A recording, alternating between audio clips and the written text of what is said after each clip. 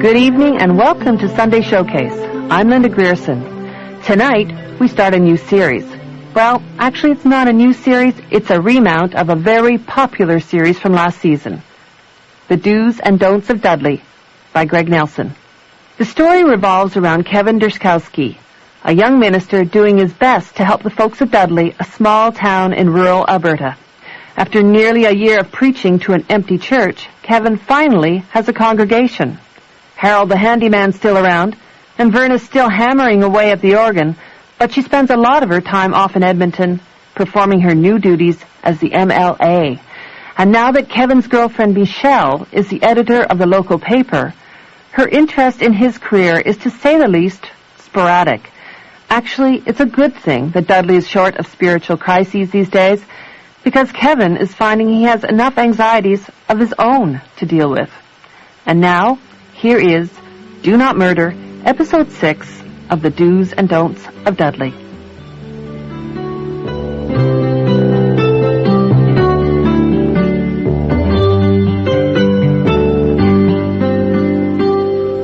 I don't profess to be a relationship expert. Lacking what anyone might call, even optimistically, a wealth of experience, I generally operate on instinct. Try to be pleasant, try to be truthful, and hope for the best. So far with Michelle, it's worked pretty well. We've been together almost a year, living in sin in the Dudley manse. We've had all the usual roommate tensions, but no serious issues. Until now. Lately, we can't stop squabbling. I can't seem to say anything right. My instinct tells me we've reached a juncture, a turning point. Either we go forward, and we take the next step, or we call it quits. And the next step, and this is the scary part, the next step is marriage. Marriage. Oh. Well, as they say in Dudley, you gotta go hog or go home. Whole hog. You gotta go whole hog or something like that. The truth is, until today, I wasn't sure that I wanted to go whole hog. A part of me wanted to run away screaming. But this morning, I'm lying awake in bed watching Michelle sleep, her face all open and innocent like a child's. And something happens. Something falls into place inside me, and I know I'm ready. Bring on the hog. The entire hog, because this is the woman I want to spend the rest of my life with. What? Morning. What are you staring at? You look nice. What time is it? 7:30. Oh, why didn't you wake me up? You gotta rush off? I told you last night I have to finish my piece on the new seed varieties before the deadline. I was thinking maybe we could have a nice breakfast together. Oh, God, what a way to start the day. I mean, can you believe I'm writing about seeds? I follow her into the bathroom. There's something I want to ask you. It's kind of important. Never in my wildest dreams of journalistic stardom did I think that one day I would find myself exposing the rough and tumble, madcap, thrill-minute world of seed varieties in the Dudley Times. I mean, right there. Perfect example. The Dudley Times. Oh, what kind of name is that for a newspaper? I'm going to change the name. The name of the paper to what? The Times of Dudley. The what? The Times of Dudley. As opposed to the Dudley Times. Right. I don't get it. A name that shouts out, this is a serious newspaper.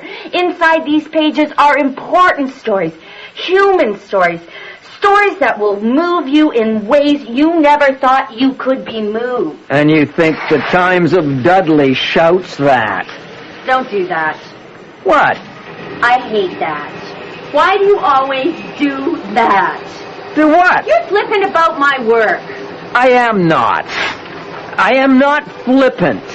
Kevin, it's an important job. I know it's an important job. I'm not disputing it's an important than your job. No, it isn't. It's twice as important. Nobody cares about about the church or, God forbid, God. They care about newspapers.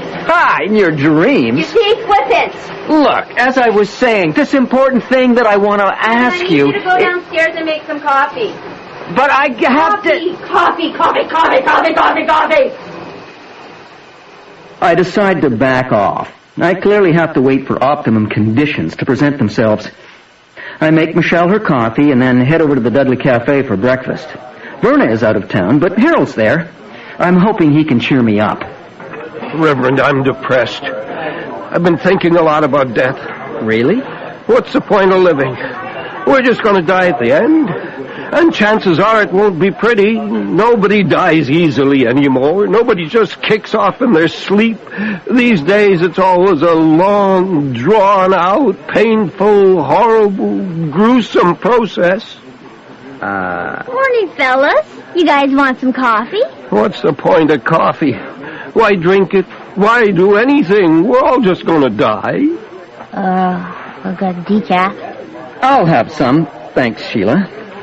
What's with Harold? I have no idea. You want a nice fried egg or something, Harold? No, thanks. You want a nice piece of toast? What's the point of toast? I'm not saying there's a point of toast, Harold. What I'm saying is, do you want some freaking toast so you don't starve to death? No, thank you. All right, fine then. No toast. I'll have some toast. No, it's too late. There's not going to be any toast for this table because Harold has wrecked it for everyone. Oh, Harold, guess what? You remember that, Eddie Palmer, the guy you had the feud with? He shot himself in the head. No. Yeah, last night. Out there at his ranch, out in the barn. Eddie Palmer? Oh, you wouldn't know him, Reverend. He lives right down at the end of the valley. He never comes near the church. Son of a gun. Shot himself. Yeah, Harold never liked him. Did you, Harold? You two were sworn enemies, huh? I glance over at Harold. He's got this look on his face. A puzzled and slightly nauseous look, like he's just been punched in the stomach. Would you two excuse me? Harold? Wait. Hey, I was just kidding about the toast. Something is definitely up with him. Yeah, he's going totally senile. After breakfast, I decide I'd better go talk to Harold, find out what's on his mind. I catch up to him at the church, or more precisely, behind the church, in the graveyard. Harold, what are you doing out here? Nothing much. Are you polishing the gravestones? Kind of strange to think of all those bodies down there. Decomposing. Not that far down either, just a couple of feet below us. Okay, Harold, what's going on? Nothing. Harold? I'll tell you one thing. That Eddie Palmer's better off. Shotgun to the head, best way to go, quick and easy. I bet he had no pain at all, just boom, gone. No more suffering. No more of this tortured existence we laughingly refer to as life. This isn't you, Harold. It's the new me. No, it isn't. There is no new you. There's only you. And the you we all know and love is a cheerful, positive, life-affirming... Oh, no, that's the old one. Come on, Harold. I'm your friend. I'm your pastor, for Pete's sake.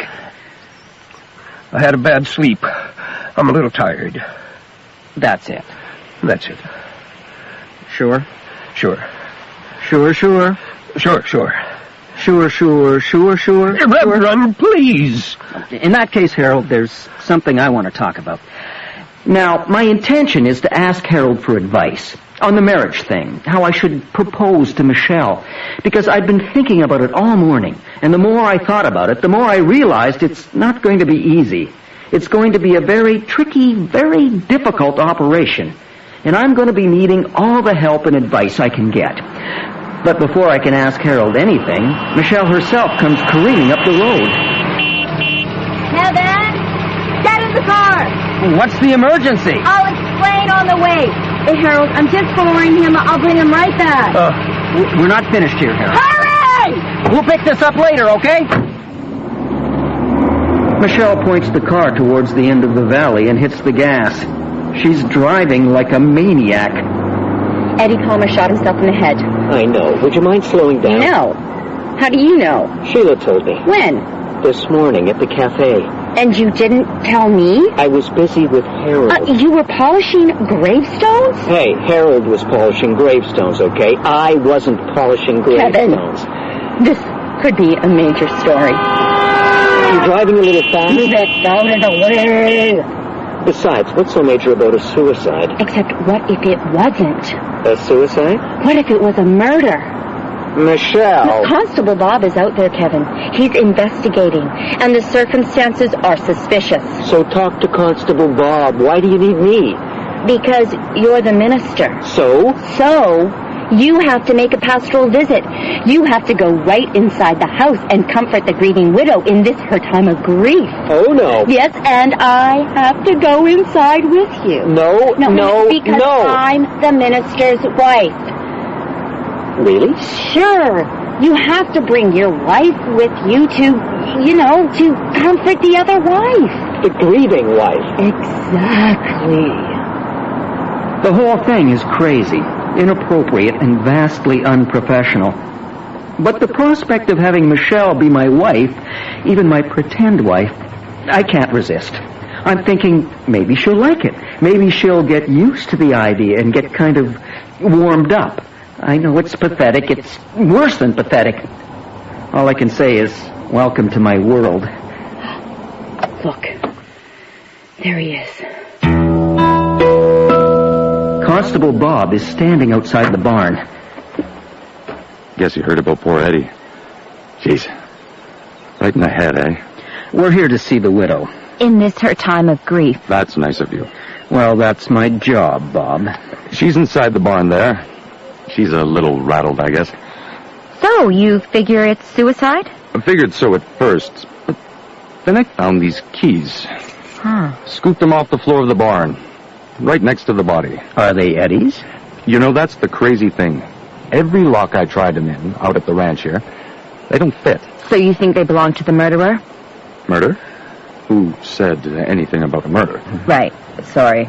I didn't say murder. No. I'm not leaping to any conclusions here. No, of course not. I'm also not ruling anything out.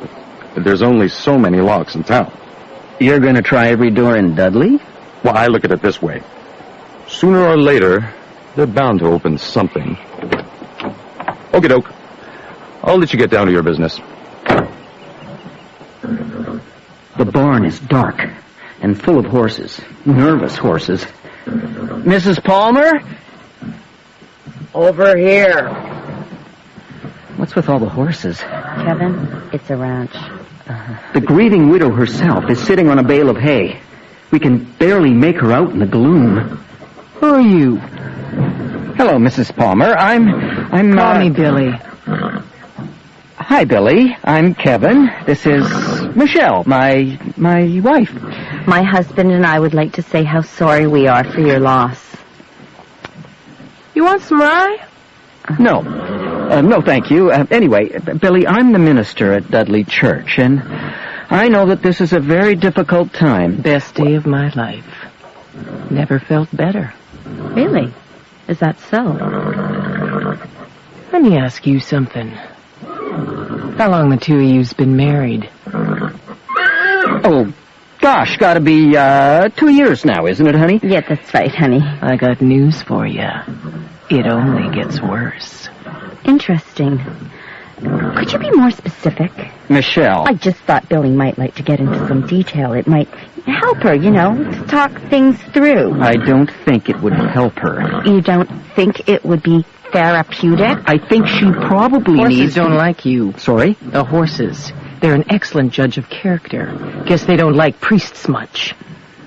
Actually, I'm not technically a priest. You know what they're saying? They're saying you should take your wife and your Jesus and get yourself the hell out of my barn before somebody else gets hurt.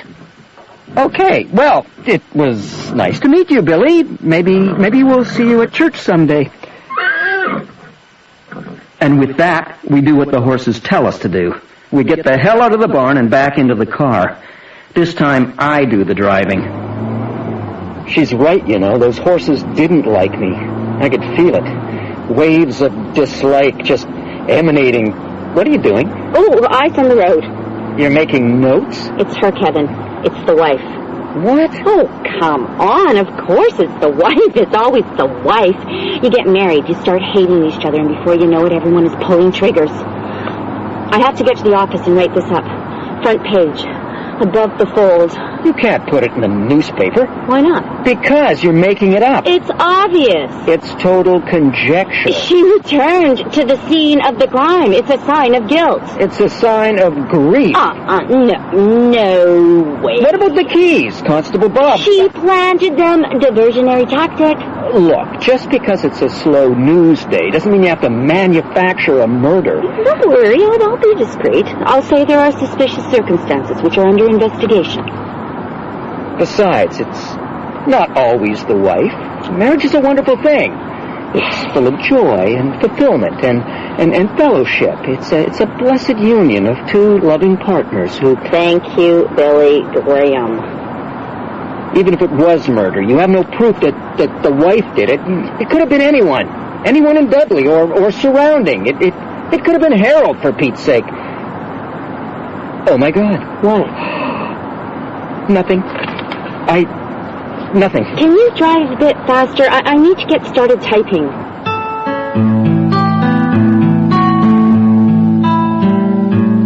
I drop Michelle off at the manse and go directly to the church. Harold has left the graveyard and made his way inside. I find him in the sanctuary, praying. I sit down next to him and wait for him to finish. It's a delicate situation. He could bolt any second. Murderers can be very unpredictable that way. In Jesus' name, amen. Oh, Harold. I'm a little busy here, Reverend. There's something I have to ask you. It's kind of delicate. Shoot? Shoot? What do you mean, shoot? Why did you say shoot? I meant to ask away. Oh, right. Well, I just wanted to know, Harold, are you feeling upset or possibly guilty about anything? I can't stop thinking about poor Eddie. Dead as a doornail. Dead as a big sack of hammers.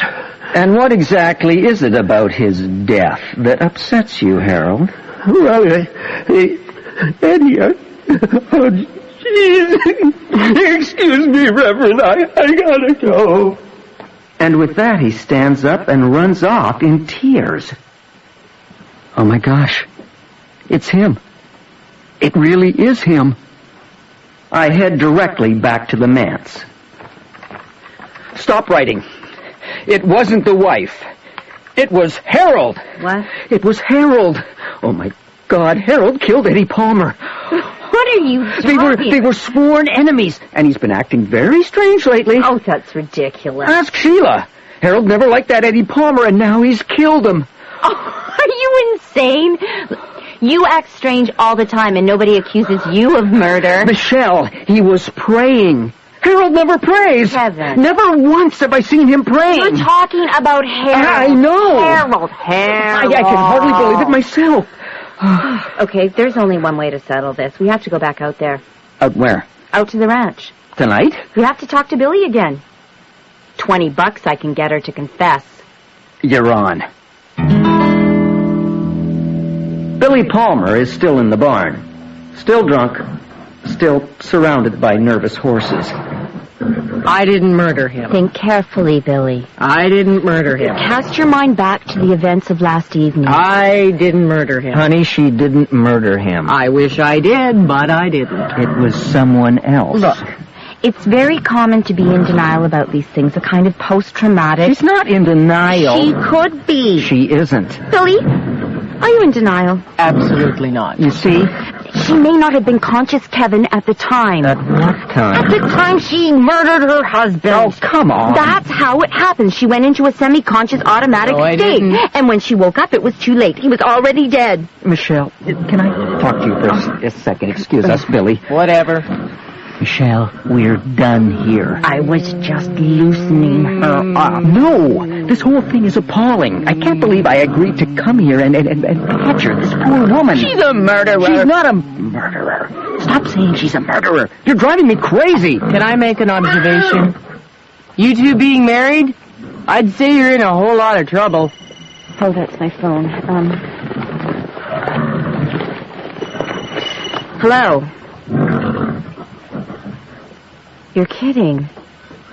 We'll be right there. Who is that? Constable Bob, he says we have to get down to the detachment now. Why? Because he just arrested Harold. Constable Bob and Harold are waiting for us in the official RCMP interrogation room. Oh, there they are. Oh, thank goodness. Harold, are you okay? Do I look okay? Thanks for coming down, Reverend. Have a seat. What's going on? It was the keys. They fit the church. I knew it.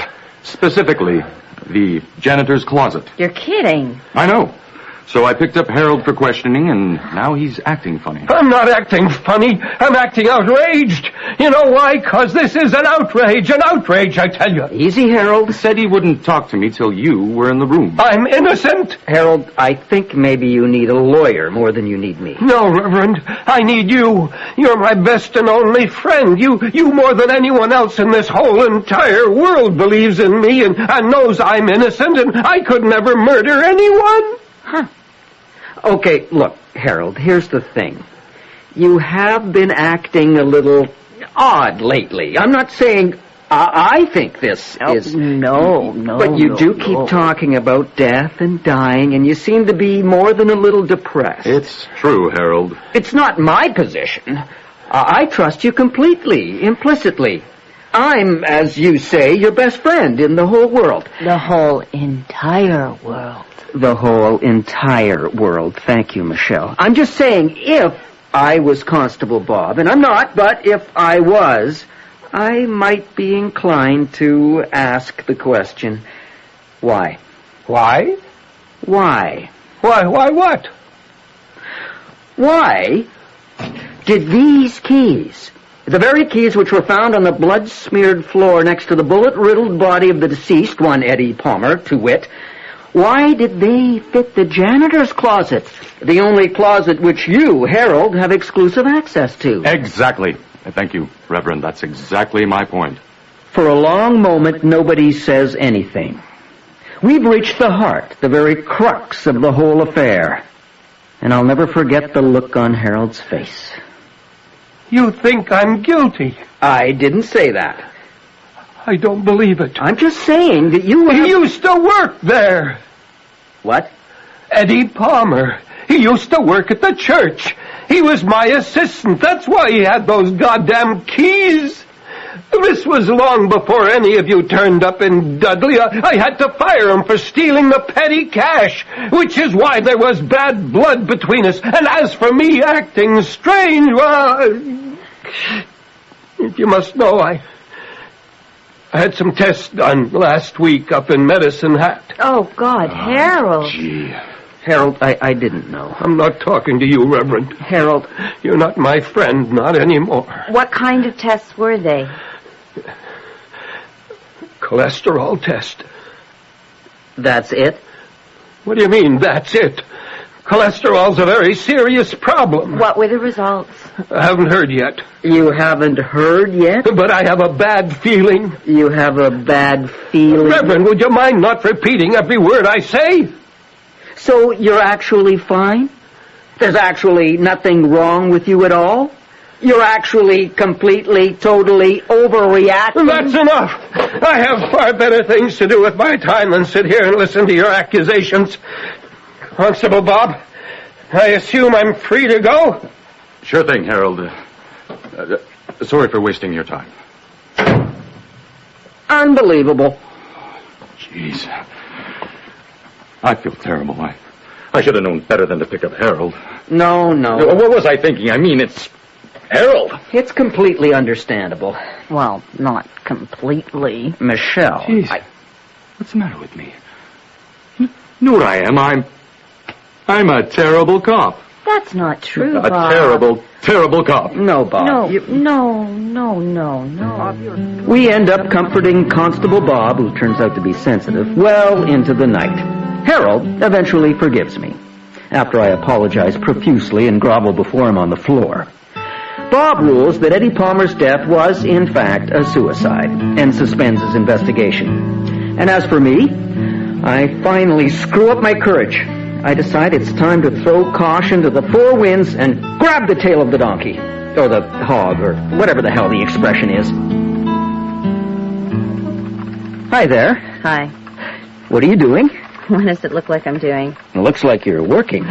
Give the man a cigar. So listen, I'm writing my column. Oh, on what? On marriage. Really? That's interesting because I have something to ask you on that very subject. A question. Okay. Could you stop typing, please? Thank you, and I'd like you to just stay quiet until I'm finished.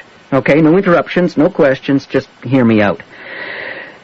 I've given this a lot of thought. Wait. I want to go first. What? I've got something to say to you, too. I never, ever, ever want us to get married. What? Instead of getting engaged, we get anti-engaged. We become anti-fiancés. You mean instead of agreeing to get married, we agree not to? I don't want to end up like the Palmers, Kevin. Killing each other in a barn. Okay, I feel I should point out that A, only one of them died, and B, it was a suicide. Still. So this is like an anti-proposal. Exactly. Do I have any choice? Absolutely none. Now, what was it you wanted to ask me?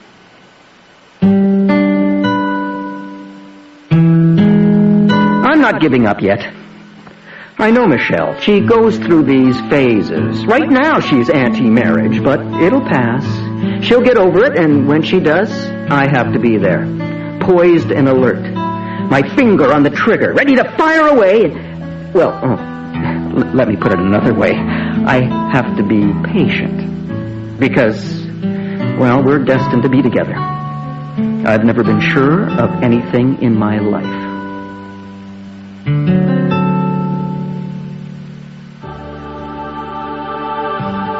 You've been listening to Do Not Murder, Episode 6 of The Do's and Don'ts of Dudley by Greg Nelson. In the cast, Richard Side plays the Reverend Kevin Derskowski, Gillian Fargy is Michelle, Lee Taylor is Harold, and Tabitha St. Germain is Sheila. Constable Bob was played by Kurt Runte, and the Widow Billy was Patricia Drake. Original music was composed and performed by Brian Tate. The script consultant was Dave Carley. The recording engineer was Chris Cuttress. Dagmar Kafunky Nunn was the associate producer. The Do's and Don'ts of Dudley was produced and directed in Vancouver by Kathleen Flaherty. The executive producer is James Roy. You can order today's drama on CD. The cost is just $21 for 2 episodes or $40 for this series of 5 half hours. You can order by phoning 416-205-5966 or email radiodrama on CD at toronto.cbc.ca. You can also mail a check payable to CBC to Radiodrama on CD, Box 500, Station A, Toronto, M5W 1E6. Reverend Kevin is a newcomer to rural Alberta and clearly has some issues regarding the customs, attitudes, and behavior of the fine folks in Dudley. Now it's time to meet a homegrown Alberta boy who's steeped in farming and small-town life. Young Martin Winkle lives on a farm near Likely, Alberta. His small world is filled with odd and colorful relatives and neighbors, with 4-H contests and meetings of the Hereford Breeders' Club. Martin's the narrator of the Miss Hereford Stories, a collection of link stories by Gail Anderson Dargetts. The book was nominated for a Stephen Leacock Medal for Humor when it was first published in 1994. Since then, Anderson Dargetts has written 2 novels, the award-winning The Cure for Death by Lightning and A Recipe for Bees, which was a finalist for the Giller Prize. Her next novel is due for release in November. Here now is part 1 of Miss Hereford. It's read by Haig Sutherland. The Miss Hereford contest was no big deal for a town the size of Camrose, where, rumor had it, Doris Day had been born. But for the town of Likely, the first Miss Hereford competition in 1969 was an event. Likely is what you call a half-horse town. We had no newspaper. The coffee shop was the cafe. The hotel was the hotel. And the tavern was the tavern. If you wanted fancy, you went to Camrose. The Hereford Breeders' Club timed the Miss Hereford contest to take place just before the 4-H shows at the Likely Fall Fair. It took the urging of Wallace Hammerstein, the only tractor and hardware dealer in Likely, to get the Hereford Club members even considering the idea. I know. I was there, sitting on a kid's wooden chair, trying to hold in a fart. Kids weren't allowed at important meetings like this, so me being there was a big deal, and an oversight by my parents, who'd forgotten I was in the back of the pickup. They'd just taken me into Camrose to see the doctor. While helping my dad milk that morning, I'd stuck one of the milking inflations, the cup that fits over the cow's teat and sucks the milk from her, on my forehead. I don't know why. In any case, the sucking action of the milk inflation left a hickey on my forehead. That was the first time I'd heard the word hickey. The doctor looked at the mark, shook his head, and slapped a bandage on it. Once there was nothing more to be done, my parents left me in the back of the pickup in the Safeway parking lot and did some grocery shopping. They then realized they were late for the Hereford Club meeting, and with me still stretched out on a pile of hay in the back of the truck, sped back to Likely. From guilt at forgetting me, and as it had begun to rain, they were forced to take me and my hickeyed forehead inside. "Don't say a word," my mother told me. "What happened to Martin?" said Mrs. Shute. "A scratch," said my mother. Mrs. Julie Shute was the Hereford Breeders' Club secretary, although she'd never raised a Hereford in her life. Mrs. Hammerstein said Mrs. Shute had only joined the club to meet men. Mrs. Shute was my accordion teacher and the mother of my best friend, Neville Shute. She was a town lady, tall and fashionable by Likely standards, who wore matching two-piece Jackie Kennedy suits that were only 5 years out of date. She frightened everyone because she was the only woman in Likely who worked at an outside job. She was a bank teller in Camrose, a job she'd taken on after her husband died of a heart attack. He'd been a banker, a loans officer, and had also been called Neville. Neither Neville Shute was any relation to the author, although to avoid confusion we took to calling my friend Likely Neville as he got older. Mrs. Shute crammed the craziest stuff into every nook and cranny of her house, like the porcupine skull in the dish cupboard, the collection of antique toasters in the music room, and the little glass ball she kept on the fireplace mantel that Mrs. Hammerstein said Mrs. Shute used for fortune-telling and other witch things. That was the other side of Mrs. Shute. She was rumored to sell medicinal preparations she concocted herself, and she sometimes accepted gifts of beef and pork in payment for counseling warring couples or negotiating land sales. My mother said Mrs. Shute was Ukrainian, as if that explained it all. Mrs. Shute's mother, Mrs. Zacharick, had been a midwife in the early days of Likely. My mother said Mrs. Zacharick had the uncanny talent of telling the sex of a child while the baby was still in the womb, just by laying her hands on the mother's belly. It was a skill Mrs. Shute inherited. Around the time of the Miss Hereford contest, Mrs. Shute taught herself belly dancing in her two-piece bathing suit in front of her living room window to a record called Learn Belly Dancing in Your Own Home that she got through a mail-order ad. That turned some people against her, but generally her counsel was sought after. Pastor Gottlieb, of course, didn't like it one bit.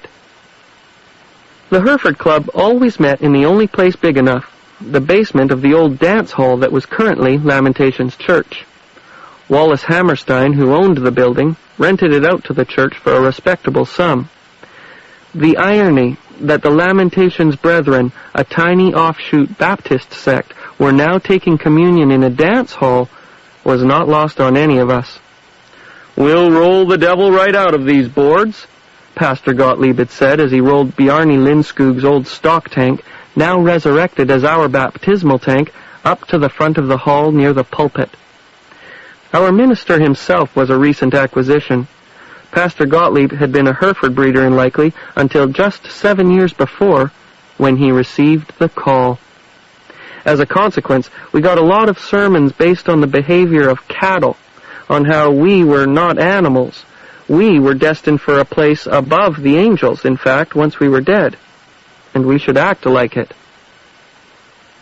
The Hereford's meeting room opened up into the kitchen so that the women could keep the coffee perking and cookie plates filled and still listen in.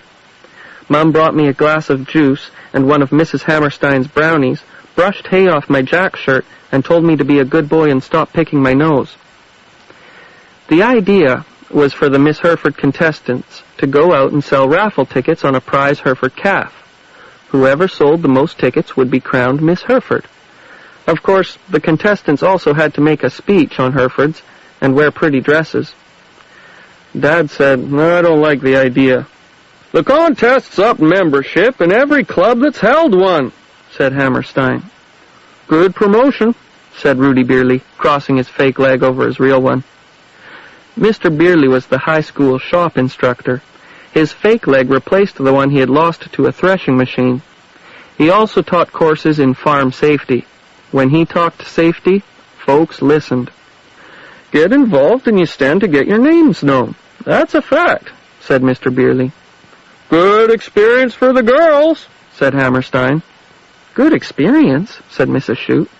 "It's a bleeping popularity contest." "Not even that," said Bjarne Lindskog. "It's which girls' folks got the most bucks so they can buy the most tickets." Bjarne Lindskog was my 4-H club leader, and I knew what he was talking about.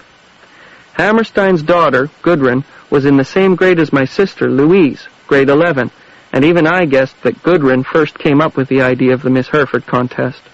Gudrun was loud, and she got good grades. Louise called her uncouth. I went to school with her kid brother, Wallace Jr., who pushed me into mud puddles and wiped snot on his sleeve. "I've seen pictures," said my mother. "They wear lipstick." "Well, that's not so bad," said Hammerstein. "I let my girl wear lipstick." His wife wore lipstick too, but that's all she or Gudrun wore for makeup. Neither of them got much sun, and they were white like pastry lard. When you saw them walking, all you saw were lips, bellies, and bird legs. Wallace Hammerstein, on the other hand, had the poise and manner of a buffalo. "Doesn't seem fitting to parade young girls on a stage," said Dad.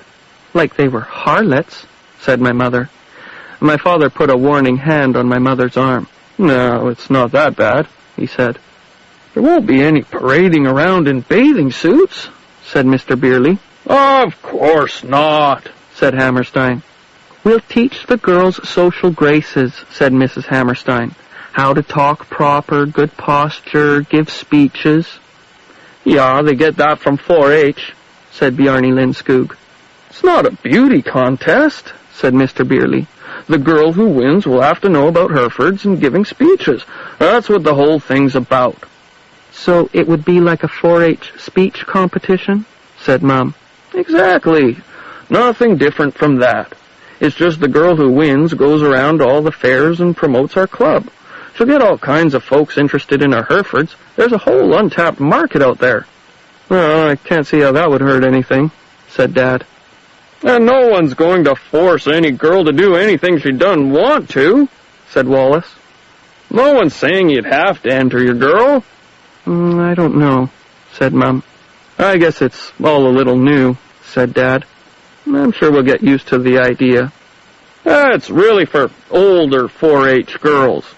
It'll be a chance for them to end their time in the club with a bang." "Like Louise," said my father, and patted my mother's arm. "Oh, no," said my mother. "No, no, no." "Just kidding," said my father.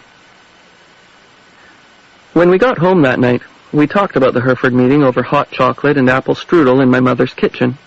Louise was in a foul mood, maybe because Mom had told her to get off the phone when we walked in. I said to Louise, "Don't you want to be Miss Hereford?" and put my fingers at my head like horns and wiggled my hips across the kitchen floor.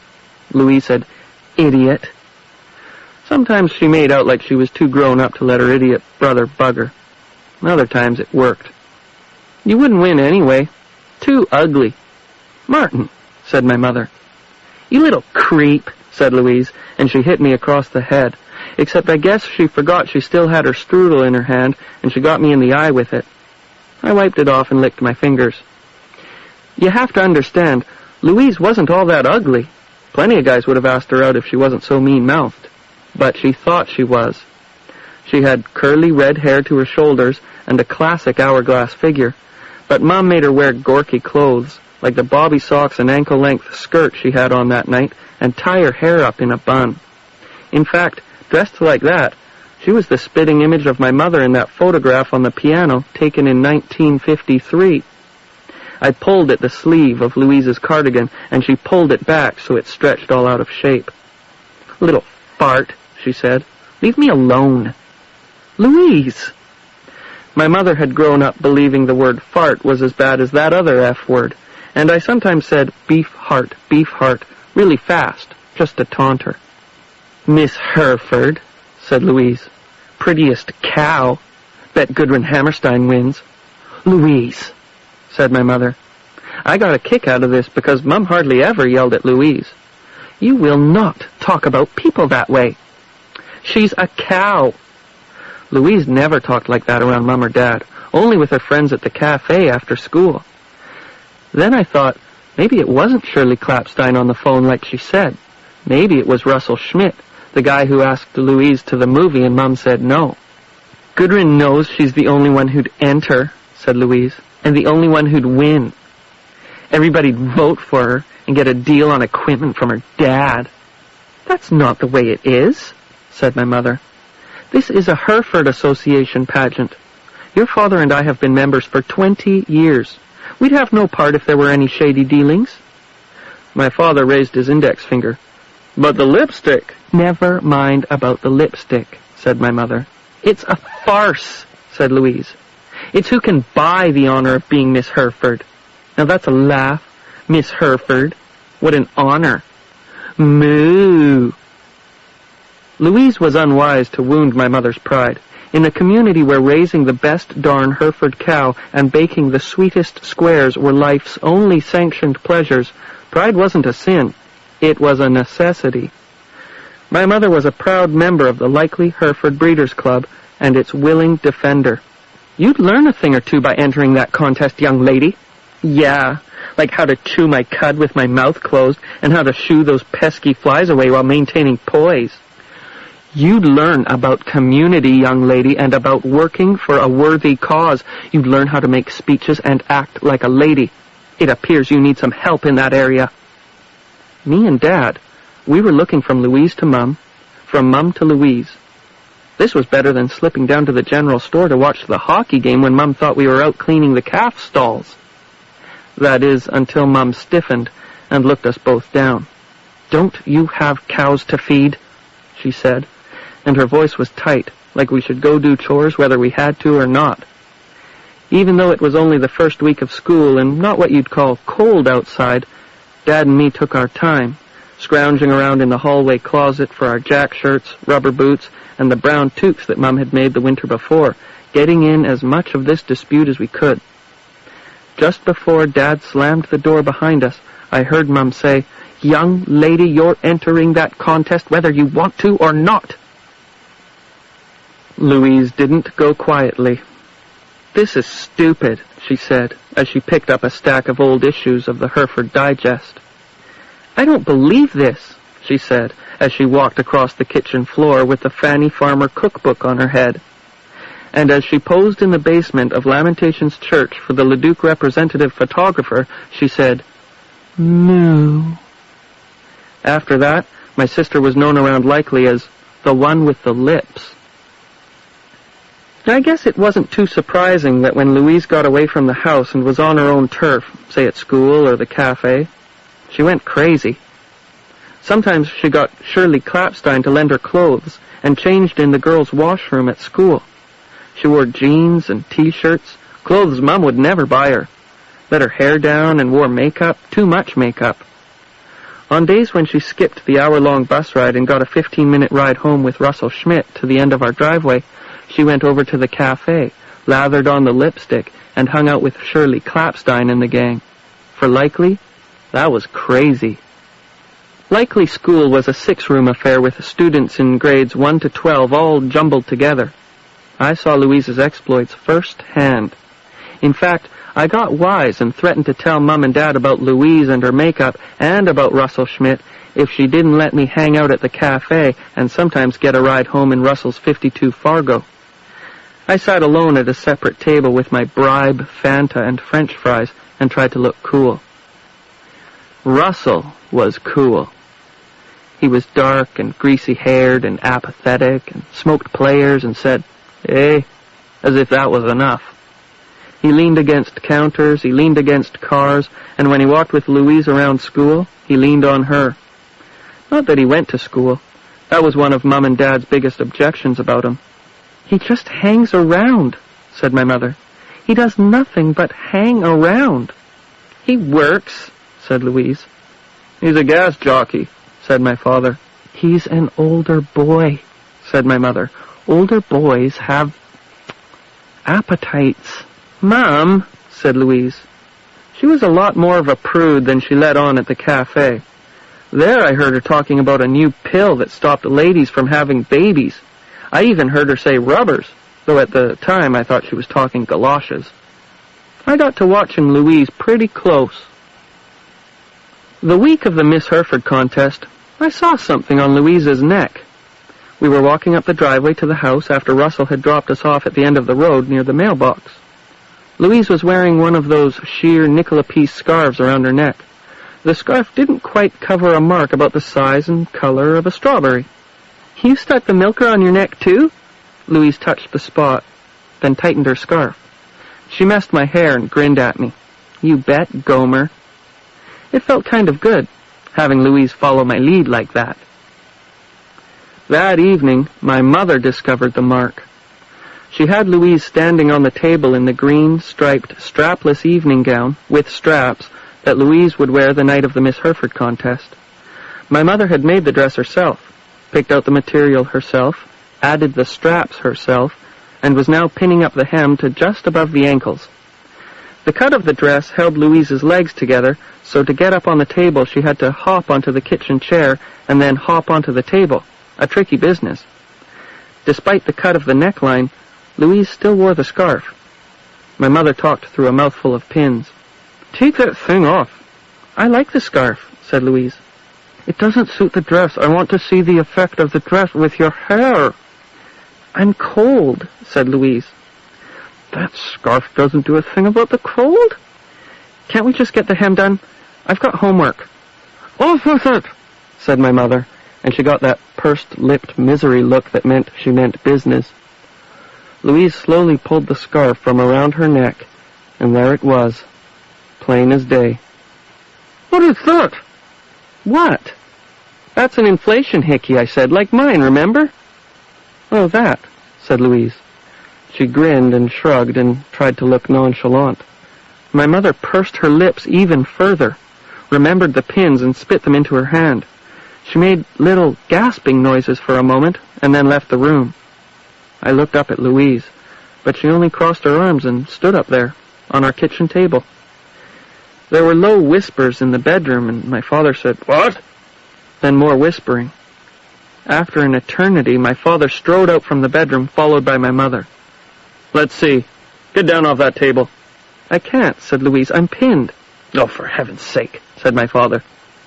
He stood up on a kitchen chair and examined my sister's neck. "You expect us to believe you got that from a milking inflation?" "You believed Martin." "Martin's 11 years old, and his hickey is in the middle of his forehead." "Then believe what you want." "You've gone too far, Missy," said my mother. "If you want to be treated like a young lady, you've got to act like one. You won't be seeing Russell anymore. Do you understand me?" "Yeah, right," said Louise. My mother pulled Louise down off the table by the elbow. Pins scattered, and Louise shrieked as the pins on her hem poked her in the ankles. "You get this straight," said my mother. "This is no game. That kind of behavior only leads to trouble. What's going to happen if this young man gets you pregnant? You think he's going to be around to support you? What kind of reputation do you think you'll have? You won't finish school." "Pregnant?" said Louise. "Who said anything about getting pregnant?" "Haven't you had that talk yet?" said my father. "I hadn't got around to it." "I think it's past due." "I don't need the talk. I know about rubbers and all that." My mother's face blanched. "Martin! Outside! Now!" I shrugged and went to the hallway to put on my socks and boots, coat and hat. I even sought out my winter mittens that were somewhere in a box in the back of the closet. I wanted to get in on as much of this as I could. I had a niggling feeling that Louise might not have gotten the hickey from the inflation cup, and that there might be other ways to get hickeys that were more dangerous and infinitely more fun. "We've got to make you understand," said my mother. "There's only one way to make you understand. We've been far too lenient with you. Spare the rod and spoil the child." "Oh, come on," said Louise. "I'm almost 17. I'm not a kid anymore." "Obviously, you're not old enough to take responsibility for the freedom we allow you," said my mother. "You've broken our trust. If you're not going to act responsibly, you'll get a child's punishment." "Bend over," said my father. "On my knee." "That's indecent," said Louise. The hallway was right off the kitchen, and I saw it all. My father took Louise by the arm and shoulders and swung her, pins and all, over his knee, and administered one good slap to the green dress that covered her bottom. He immediately stood her upright again. My father looked flushed and embarrassed, and my sister Louise ran off in tight little steps and slammed her bedroom door. My mother stood there with her hands on her hips and sniffed. Well, it had to be done. "She's right, though," said my father. "She's too old for that.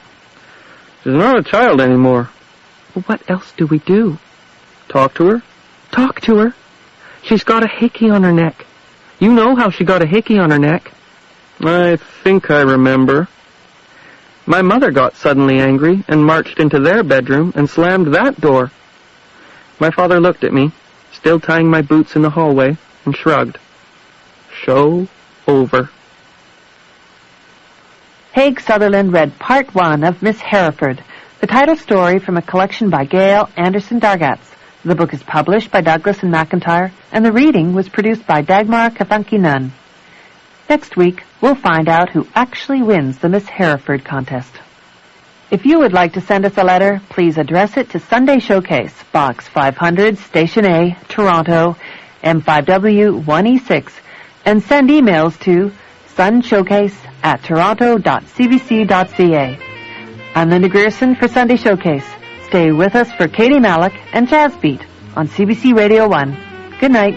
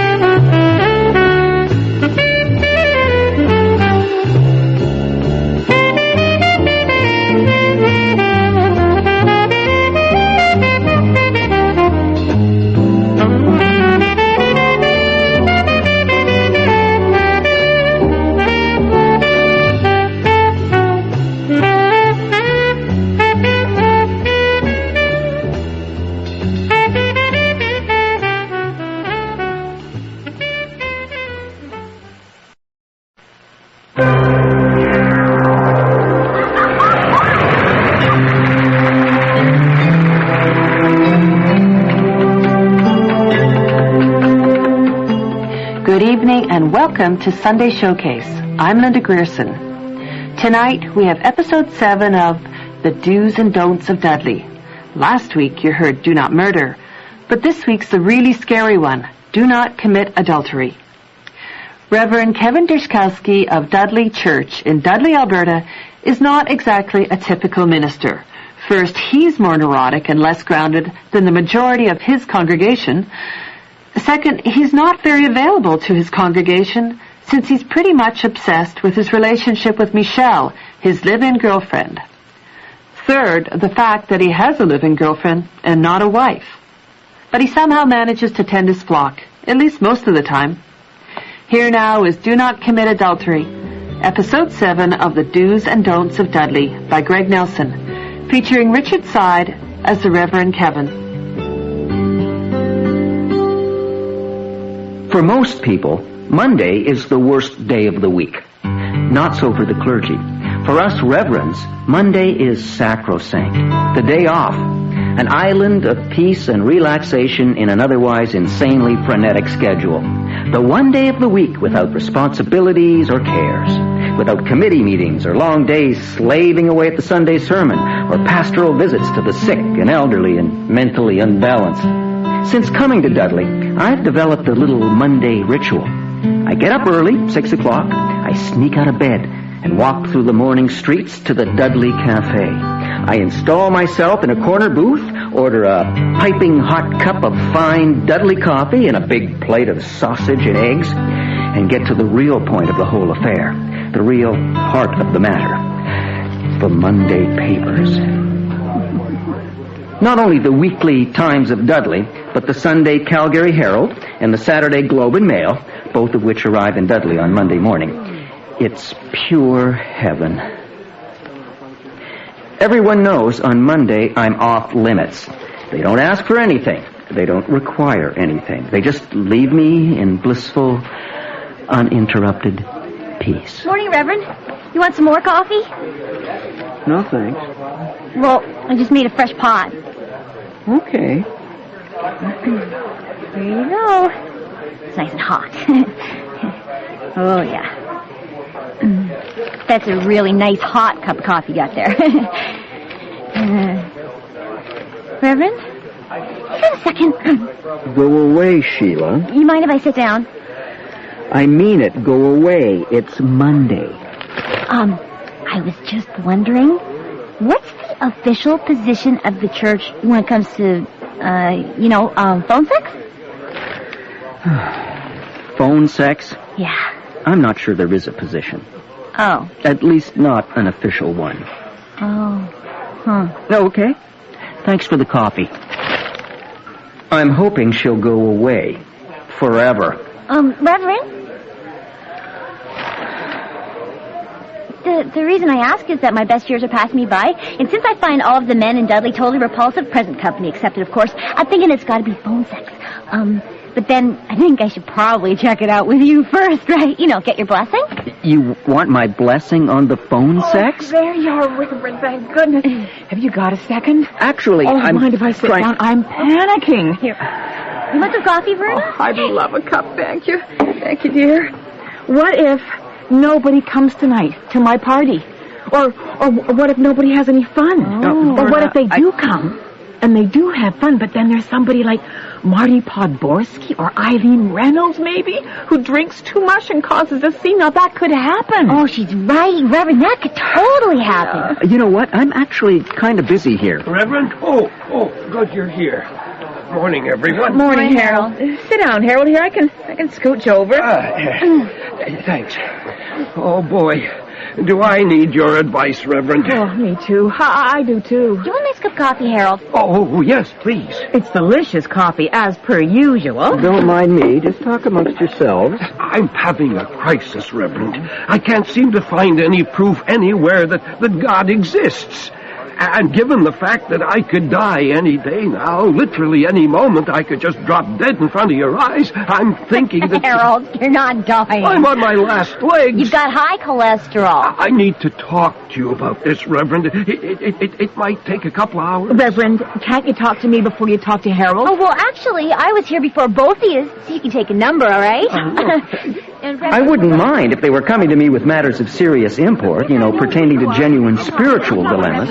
But it's like they've gotten into the habit of creating these crises and then consulting me ad nauseum. Soon I'll be getting phone calls from the grocery store. I'm having a crisis. I can't decide which cereal to buy. Okay, that's it. I'm out of here. Where are you going? I was only just getting started. I never want to talk to any of you ever again. And with that, I make a retreat back home to the manse, where I settle myself at the kitchen table once again in blissful Monday morning peace. Morning. So, I've been thinking about our relationship. Oh, no. Here's the thing. While it's true that I never want to get married, at the same time, I do want us to be together. And given that marriage is not an option, I'm thinking, why would you want to stay with me? Do we have to do this now? I mean, how do you know I'm the one? I know. How can you? You can't. I can, and I do. I'm glad we got that cleared up. Oh, look, a newspaper. Kevin, I think you should have an affair. What? An affair with another woman. An affair? Yes. You want me to have an affair? Yes. With another woman? Right. I have an idea. Let's try this again. You come downstairs, I'll be reading the newspaper, and none of this conversation will have happened. I'm serious, Kevin.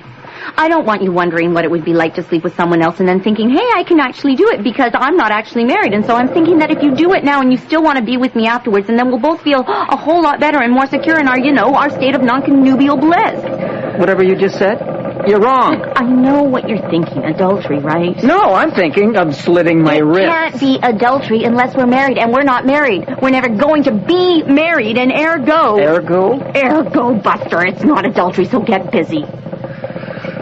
Okay. I'm going to say this once. No! Kevin. No. There's one thing I forgot to mention. You don't have a choice. Michelle, please. You have an important decision to make. Start picking out who you're going to sleep with. Oh, unbelievable. Freaking-leavable. Now, I've been with Michelle long enough to not be overly worried about these, for want of a better phrase, episodes. She loses command of her reason, and then after a while, she gets it back. All I can do is wait it out. And so, I give up on the Monday papers and go for a walk. A long walk. Which leads me, in due course, to Verna's newly opened constituency office. As the recently elected MLA for the Dudley riding, Verna wants to be accessible. She wants people to know where to find her and to feel comfortable just dropping in for, as she puts it, a good yik-yak. And so she's decided to throw an office warming party. Yeah, a little higher. A little higher. Here? No, higher. Here! Higher! When I get there, Harold is up a ladder hanging a banner which reads, Verna is your friend. Meanwhile, Verna, the honorable member herself, is blowing up balloons. Oh, can you give me a hand, Reverend? Oh, now the other sure. side's fine. It looks good in here. Oh, my stomach's in knots. I promise you tonight, this place will be packed. I mean, look, you've got balloons, you got a big sign, you've got, what are those things? Cookies. You've got cookies? Really? Those are cookies? Sheila, where are you going? I gotta talk to the Reverend. But we're not finished. Verna's gonna help you. Verna, go help him. I gotta talk to the Reverend. No, Harold. Harold, So, that's too high. It has to be lower. Here's the thing, about the phone sex. Sheila, I told you, no phone sex. I need some practice, like a rehearsal to get me warmed up, No way. Come on, Reverend, who else am I going to talk to? Hey, Reverend, what do you think of the banner? It's too high. Don't you think it's just empty, meaningless words? Everywhere I look, it's the same thing all around me, emptiness. Which is why I need to talk to you, Reverend. Is now a good time? Reverend, about the phone sex? No phone sex. I have a very bad feeling about this party. It's going to be fine, Verna. I promise you. It's going to be a huge success. It wasn't. Verna was right. Nobody came. Not a single Dudley constituent. Well, I guess we can take these balloons down. Anyone want coffee? I got 75 cups here. Nobody likes me. Verna. Everybody hates me. That's not true. Oh, you gotta have more faith in people, Verna. You ask me, this party's all the proof we need that people are worthless and God does not exist. You know what we need? A poll. We have to find out what people really think. That's actually a good idea. Yeah, I'll do it myself. Random phone calls. Out of the book. You're gonna phone people? Yeah. Are you sure that's a good idea? Maybe Harold should do it. It's not going to make any difference. I should never have gotten elected. This was all a terrible mistake. I wish I could just die. Back at home, Michelle and I argue about Verna. I mean, she should have known as soon as she gets elected she's no longer Verna. She is now politician. Of course nobody likes her. Yeah, the sooner she accepts that, the happier she'll be. I mean, she can't get preoccupied with this. She has to start thinking about more important issues. I have a question. What? Have you picked out who you're going to sleep with? You were never really in this argument, were you? You have to make a decision, Kevin. I really don't, though. Give me a short list. No. Do you want me to pick someone? She moves into the bedroom. I follow her. I know what you're doing. It's a trap. As soon as I pick a name, then you'll be able to fixate on whoever it is, and months later, years later, you'll still be using it against me. Why would I do that? Because you take pleasure in torturing me. Kevin. All right. The only person I can think of is Sheila. I knew you were going to pick Sheila. You see? It's already starting. No. She was my pick, too. She's the obvious choice. Good. It's settled. Oh, don't you feel better? No. Hey, come here. What? Come to bed. Oh.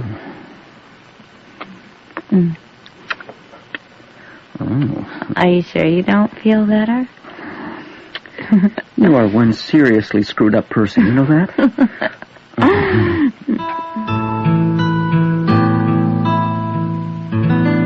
Next day, I spend the morning in denial. Then, unable to avoid the inevitable any longer, I make my way to the Dudley Cafe. What'll it be, Reverend? Sheila, I have something to ask you. It's a little weird. What? Just, here, sit down for a second. Here's the thing. I need to have an affair with you. Well, what do you mean? I mean, I need to have an affair with you. An affair? Yes. With me? Right. I don't get it. Me neither. Frankly, I don't want to get it. I just want to get through it until Michelle regains what might laughingly be referred to as her sanity, unlikely as that prospect might be. Reverend, I'm kind of busy here. Look, it's not my idea. Without going into details, suffice it to say that I'm being forced against my will to have an affair with someone, and we've decided it has to be you. And I know it's a lot to ask, but would you mind just helping me out here? Well, geez, Reverend, aren't you just a charmer? I know how it sounds, but... You're really sweeping me off my feet here. Obviously, it doesn't have to be a real affair. We just have to be seen together so she thinks that it's real, huh? So it was Michelle's idea? Yes, and she just assumed that I would be interested. Who does she think I am? Well, Sheila, you have shown interest in me in the past.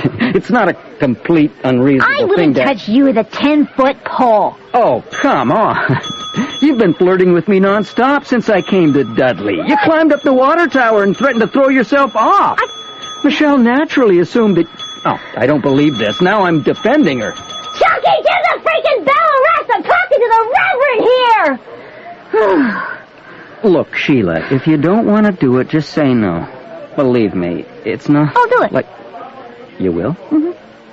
Thank you. On one condition. It's not pretend. What?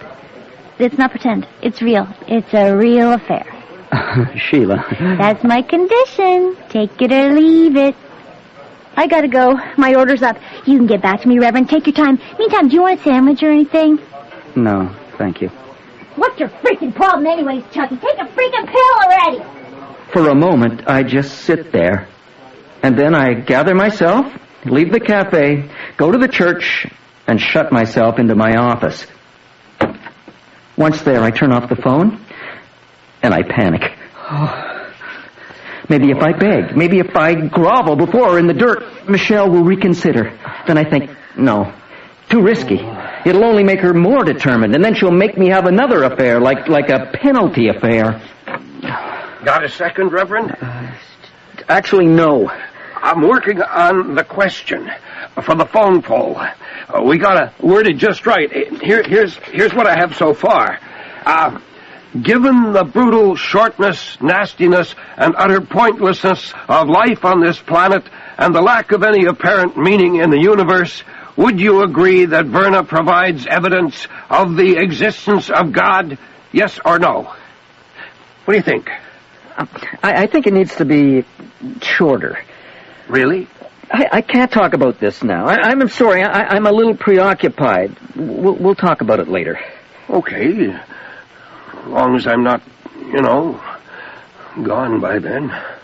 Gone? As long as I don't kick off in the meantime. I can't talk about that either. Okay. But I really don't think that'll happen. Well, I wish I had your confidence. I'd like you to go away now, Harold. Okie doke. In the end, I give in and pick up the phone. I tell myself it'll be fine. I'll think of something, a plan. I'll think of a plan. Of course I will. And in the meantime, I'll just play the game. Sheila, hi, it's Kevin. I'll pick you up at 8. And so I find myself that very night sitting next to Sheila at the movies. The closest theater is 2 towns down the highway, and tonight, incredibly, it's showing a Russian film. You didn't say it was going to be a foreign movie. It's critically acclaimed. So, I don't come to the movies to read, Reverend. I come to be entertained, okay? Look, maybe you should call me Kevin. What? Instead of Reverend. How about I call you Pumpkin? All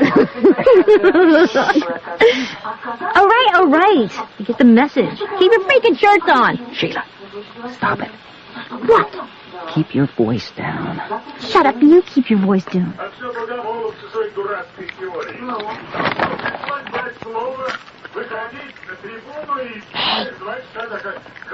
Pumpkin. When are they going to start blowing things up? Very funny. Are they at least going to shoot each other? It's a comedy. Yeah, for sure.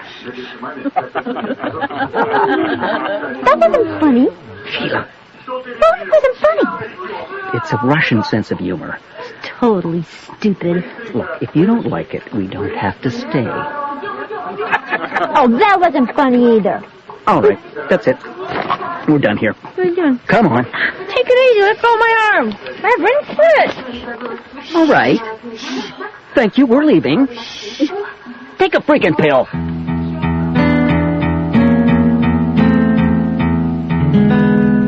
Afterwards, we sit in the car, in the parking lot. I haven't thought of a plan yet. I haven't even come close. I'm starting to panic again. So what do we do now? Good question. Wanna get some pizza or something? Oh, sure. And after the pizza, I guess we could go to the Coachman. They got hot tubs in every room. Sounds great. Oh, geez, Reverend, I gotta tell you, you don't sound like it sounds all that great. No, really, it'll be... You're not being a lot of fun here.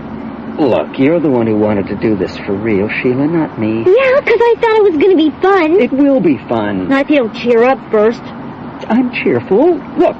La, la, la, la, la. Hello, Pumpkin. It's Pumpkin. What? Pumpkin. Pumpkin, Pumpkin, Pumpkin. No, that's it. Whoa, I'm taking you home. This affair is officially over. I don't care what happens. I can't do this. Stop the car! It's not that I don't like you, Sheila. I do. I like you. You're very nice, okay? But I'm in love with Michelle. I'm in love with Michelle. Reverend, calm down. Unfortunate, because Michelle is a total raving lunatic. I mean, what am I going to tell her now? Reverend, stop the freaking car!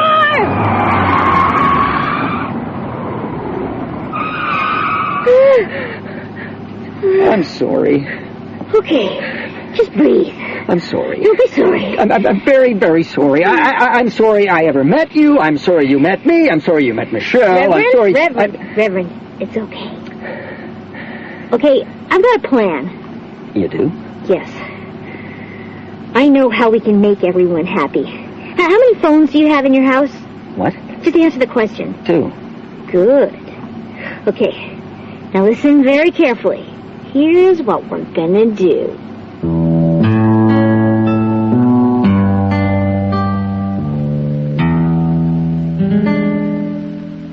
When I get home, Michelle is waiting up. So, how did it go? It was amazing. Possibly the best date I ever had. Really? I knew you'd be pleased. That's gonna be for me. Hello? It's me. Are you ready? Hi, Pumpkin. Just give me a second. Pumpkin? I'm gonna take this downstairs. Oh, and Michelle, What? if I were you, I wouldn't listen. Oh. Michelle is frowning. I smile and put the phone down right next to her. Then I run downstairs and pick up the phone in the kitchen. I'm too... Now, I wasn't actually in the room for this part, so I can only imagine it. Michelle is on the bed. She's looking at the phone, wondering if she should hang up the line. And then she hears them, sounds emanating from the receiver. At first, she doesn't know what they are, but then she gets it. And she can't help herself. She picks up the phone, brings it slowly up to her ear, and listens. Somehow, Sheila and I managed not to collapse into fits of hysterical laughter. When I creep back upstairs and into the bedroom, Michelle is pretending to be asleep. I get into bed and under the covers, smiling quietly to myself. Next morning, I get up early again while Michelle is still sleeping. I skip breakfast and head over to Verna's constituency office. When I get there, Harold is taking down the banner. Verna is packing up her desk. Verna, what are you doing? I'm quitting. What? Nobody likes me? Fine. They can elect some other chump, and then they can all go and soak their heads in a bucket. I take it the poll results are in. 100% anti-Verna. Harold, I thought you were going to change the wording. I did. You were going to make it shorter. I did make it shorter. Well, what did you ask them? Verna, yes or no? You can't get much more to the point than that. And they all said no. Every blessed one of them. Just because I'm now a politician, they have this pathetic knee-jerk reaction to write me off. They can't even give me a chance. I told her not to sweat it. They're all going to drop dead anyways. It's only a matter of time. You know what, Harold? I am sick and tired of this death business. You're not about to drop dead. You've got high cholesterol. It's not the same thing. It's time to quit moping around and pull yourself together, or so help me God, I'll murder you myself. I mean it. I'll take an axe and I'll chop you into little pieces. Well,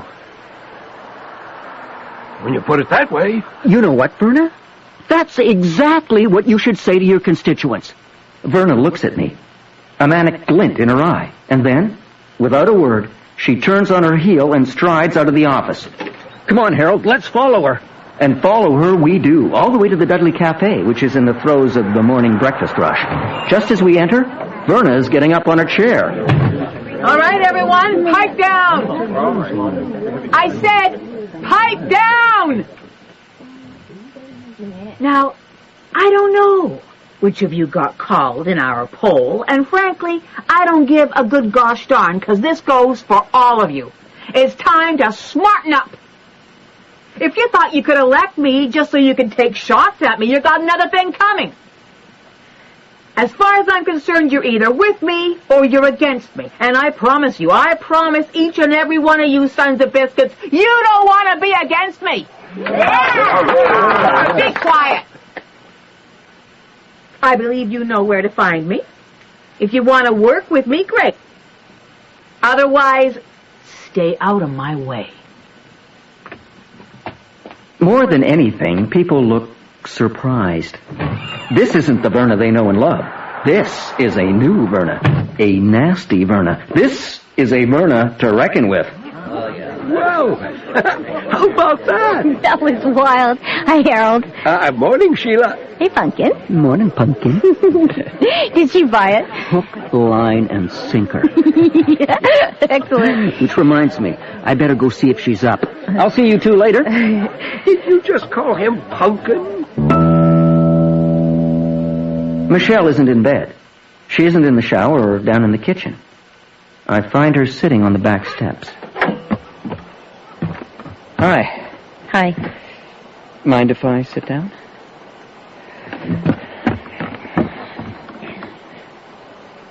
You should have seen Verna just now. At the cafe, she made a speech and... Kevin. I'm sorry. I apologize. That's okay. No, it's not okay. Sometimes... Right now, I'm a little... Look, if you don't want to get married, that's fine. But this has to stop. I know. You either love me or you don't. I do. You do what? I do love you. Well, okay. Well, okay then. Then let's take it from there. She reaches out and takes my hand. For a perfect moment, we sit there on the back steps, smiling. That was quite the performance last night. It wasn't a performance. Oh, really? My knees are still trembling. No! Shut up! No! You don't know from weak in the knees, Buster. Oh, yeah? You think you can do better? Huh? We go back in the house, back to our indoor lives. While outside, out beyond the back steps, across the river, and out past the edge of town, nothing changes. The wind blows, making the fields shiver with pleasure. And up above, way up high, the hawks circle, impervious, looking down at our antics and laughing out loud at what they see.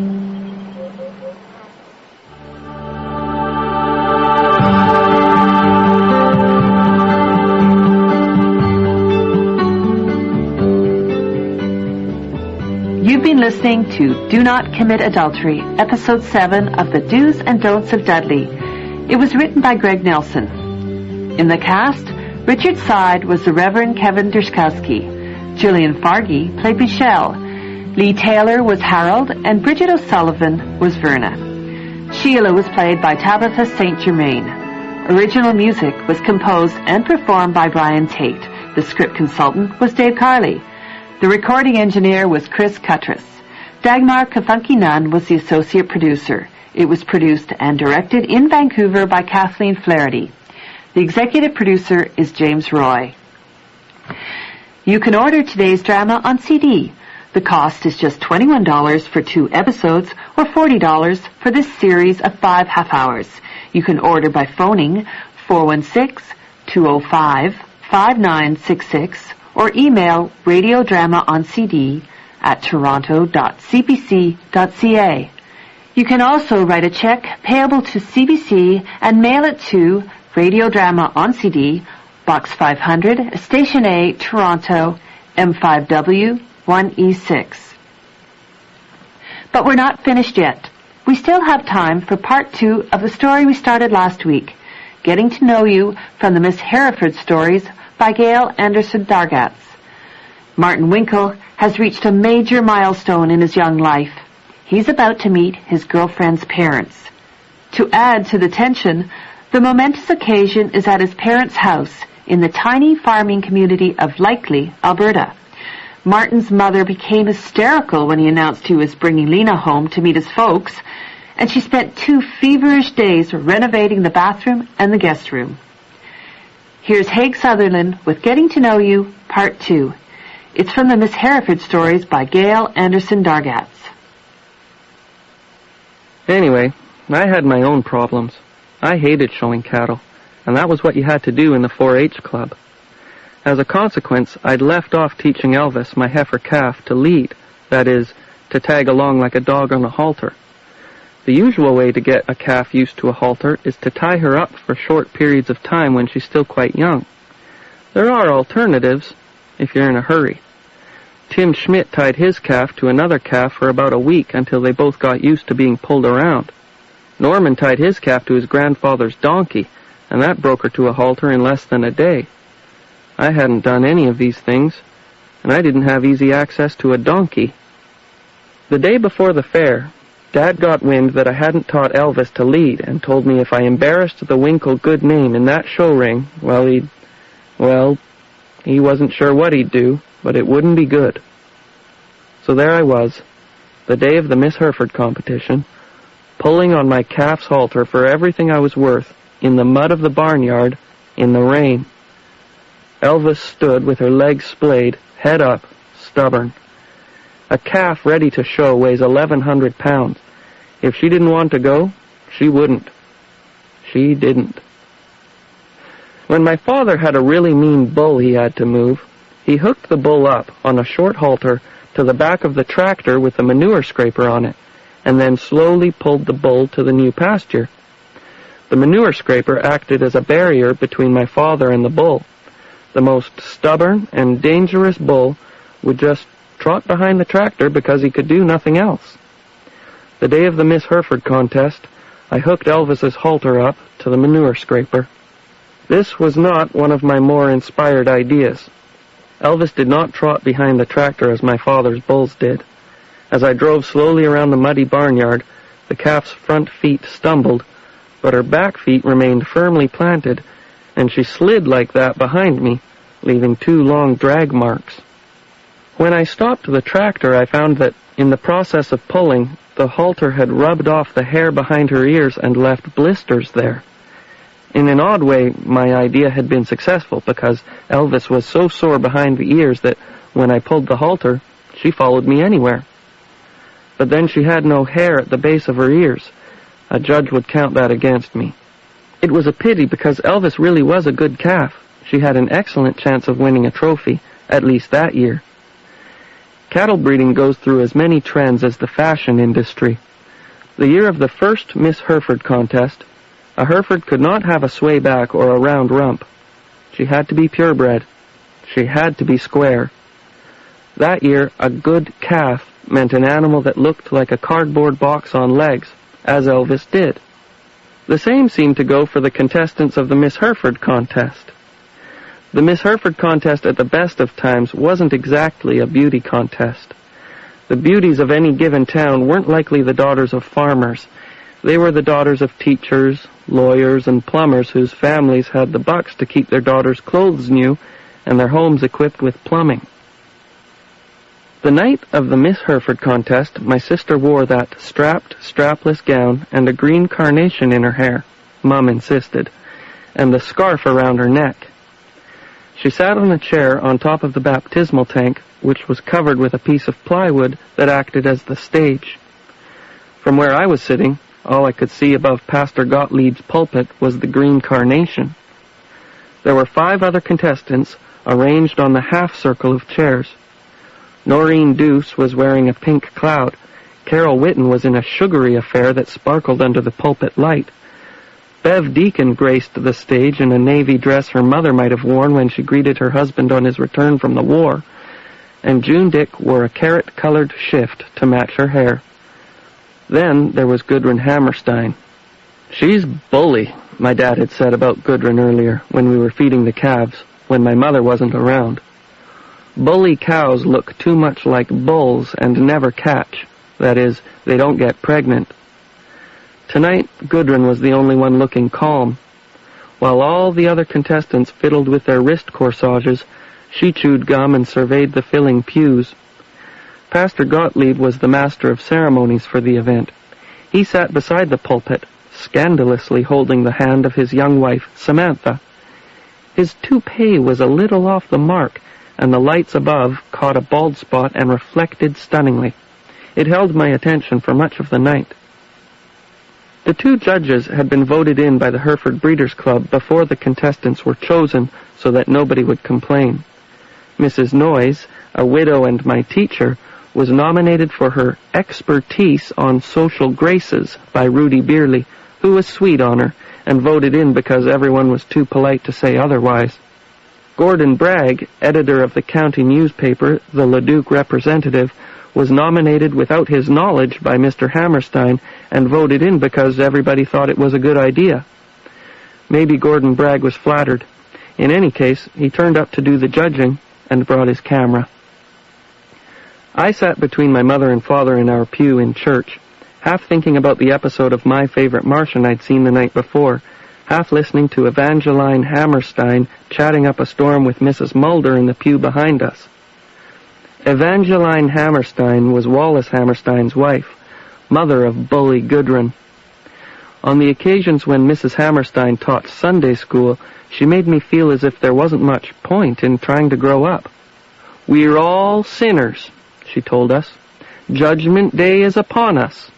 The Lord will find each of us sinning, and we'll be judged for those sins." Her message was plain. The world was coming to an end, and we'd all be caught with our hands in the cookie jar of life when the great baker came to find us. She gave you the feeling she was the only one on earth who didn't like cookies. "Look at that," said Mrs. Hammerstein. "Did you see that?"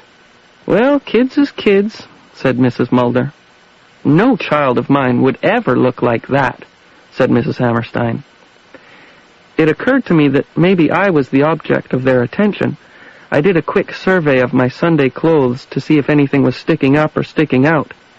Evidently, my mother was thinking the same thing. She took out her comb and flattened my hair. "That's terrible," said Mrs. Hammerstein. "Imagine." I batted my mother's hand away and tried to turn around to see what Mrs. Hammerstein and Mrs. Mulder were looking at. All I could see was Neville making faces at Norman. Nothing out of the ordinary there. "That shoot boy is always at it," said Mrs. Mulder. "It's his mother who's to blame," said Mrs. Hammerstein. "If she had more control over him." My mother had said the same thing about Neville and his mother on occasion, but she didn't like Mrs. Hammerstein, and she was a bundle of nerves this evening, what with Louise in the contest and all. She turned in the pew and hissed the biblical paraphrase, "Why do you look at the speck in your brother's eye, but don't notice the log in your own?" That shut Evangeline up, because her own son, Wally, stole jars of pickles from the general store at lunch hour, ate them all at once, and then drank the vinegary juice until his lips turned white. His favorite game was running over cats' tails with his bicycle for the sound the cats made, although he did that less now. The cats in town had gotten wise. My father crossed his legs and arms and settled his face into one hand. Neville pulled a face at me, so I pulled at the sides of my mouth and rolled my eyes. Mum slapped me across the hands, and I felt the sting through what there was of the Miss Hereford pageant. Gudrun was the first to get up and give the requisite speech on Herefords. She was still chewing gum, and she shifted back and forth on her high heels behind the pulpit, precisely like a cow bothered by flies. "Herefords fat and fast, and their fat marbles well," she read. "When you cut into a Hereford steak, the flax of fat is what makes it juicy. A Hereford will gain weight on grass. That's a fact."